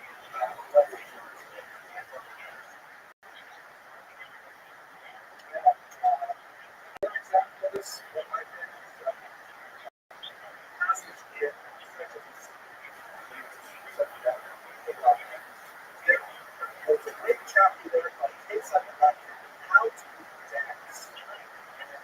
It's about how to perform very important stuff. Dancing, you're supposed to dance to drive the hearts of other people. That's why you don't understand what it's I once saw in a wedding some guys put on three black hats and they filled the walls with like this is a fire. I was thinking, look at those but that's that just so they asked the question, what are you supposed to say to the God? And Hillel says, say, Allah, no, but the beautiful and gracious God. See the fight someone. And Shammai says, what is this? So this and that. And Shammai says, question, say it like it is. Say it like it is. Those are the values. Shammai says, it's not a good way it is. It says, stay away from the false report. Luckily, otherwise, I mean, the idea is that it's like crazy. That the story illustrates the last year, this first Shammai themselves, but a very bizarre passage the schools of Shammai is whether or not it is good that school. Well, not so many. I said, yeah, look, people, they make mistakes, but the world's a better place for the existence of humanity. Shammai says, no, we have done worse things to the universe than we have done to the first environmentalists who say, they committed things for 2.5 years. So finally they put it to a vote. Shammai won the vote. Whatever it is, philosophy, we have a vote that says that we're honest universal universe. And it's big, but it's not honest. Finally, the one comes from Adam has another context where God sends us to work mainly for reality and time. These and these words that Shammai means basically like one of the words of the living God. Even though they're diametrically opposed, you can't have a moderate position against Moses or maybe. Nevertheless, both positions are according to the tradition. We follow. So they feel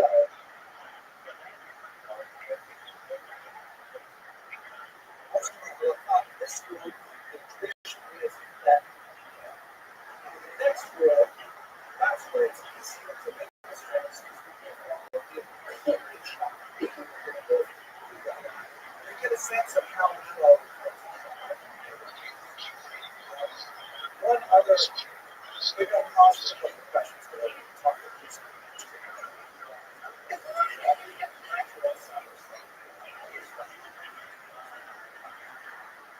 There's a little teacher that I've never learned before I've learned this class, but it's illustrated in another aspect of it. Whereas, philosophy, this is the scope of great thing, as Rabbi Rothschild said, having done this, give all the understand. Do not be seen naked, do not be seen dressed. Do not be seen standing. Do not be seen sitting. Do not be seen laughing. Do not be seen weeping. As we said, a time to act, a time to embrace, a time to refrain from this. As we put yourself in that book. Don't forget something sticking to it.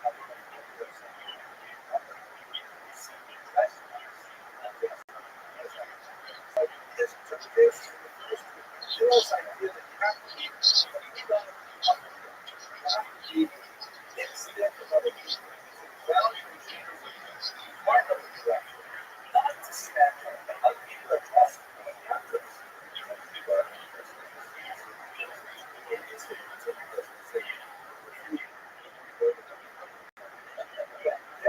Don't stand out. Exceptional. In many ways, it feels like the best idea, but our greatest strength is what we hold together with the strength is the critical forces of push energy together as a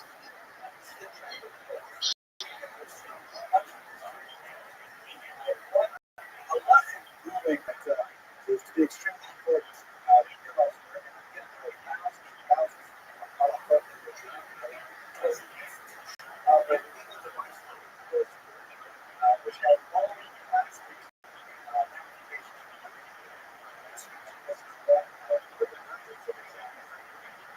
according to biblical law, Torah itself, if a person secures a law against at the end of the sabbatical year, 7 years, that property reverts to the owner, regardless of whether or not the book has been completed. So what that means is, when I was looking at a lot of cash, and Shimon, who has very little cash, and he has some land, because the book that is hours of cash, and my property is collateral, then if it's 1 year before the sabbatical year, the might say, no way, I have not because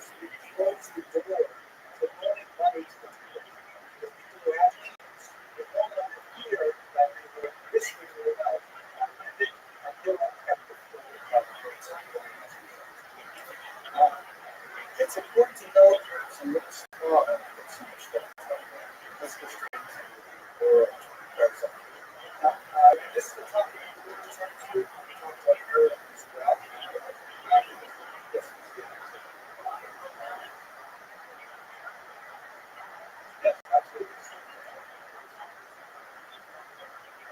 Yeah.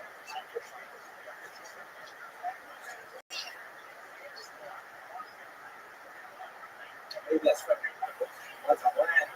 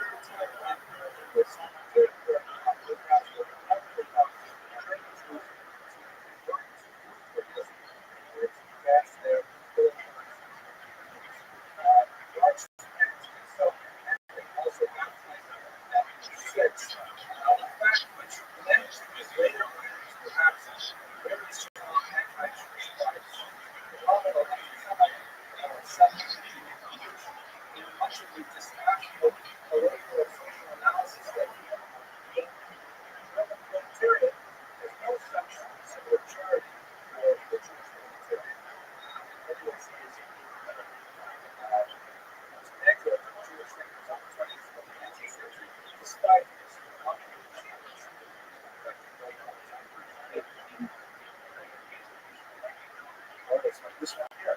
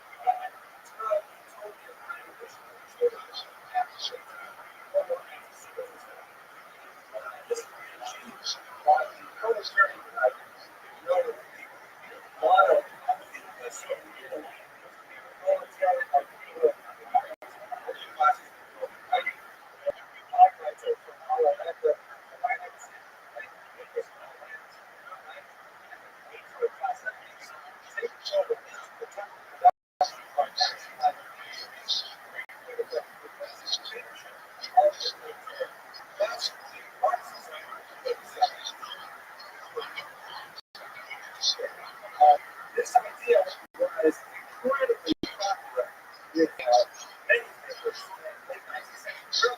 Of course, it was translated into many countries, practically speaking, of the in particular the Soviet Union and its successor states, its giant states like Cuba. We also see it implemented perhaps more successfully globally. Much higher success with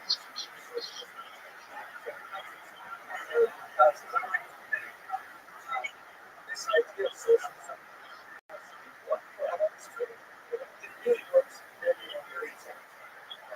It's a very small population, like 5,000 people, takes one generation of like mind. As soon as you get larger than that, it just gets automatic production. Yeah, and it's natural.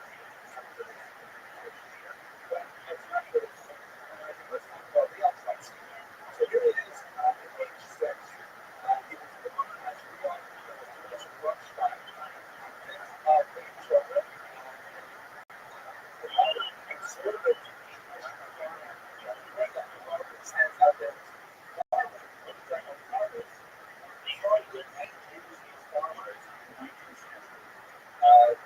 1897 census of Russian Empire the Jews is defined as their Christian population. The vast majority of Jews in Russia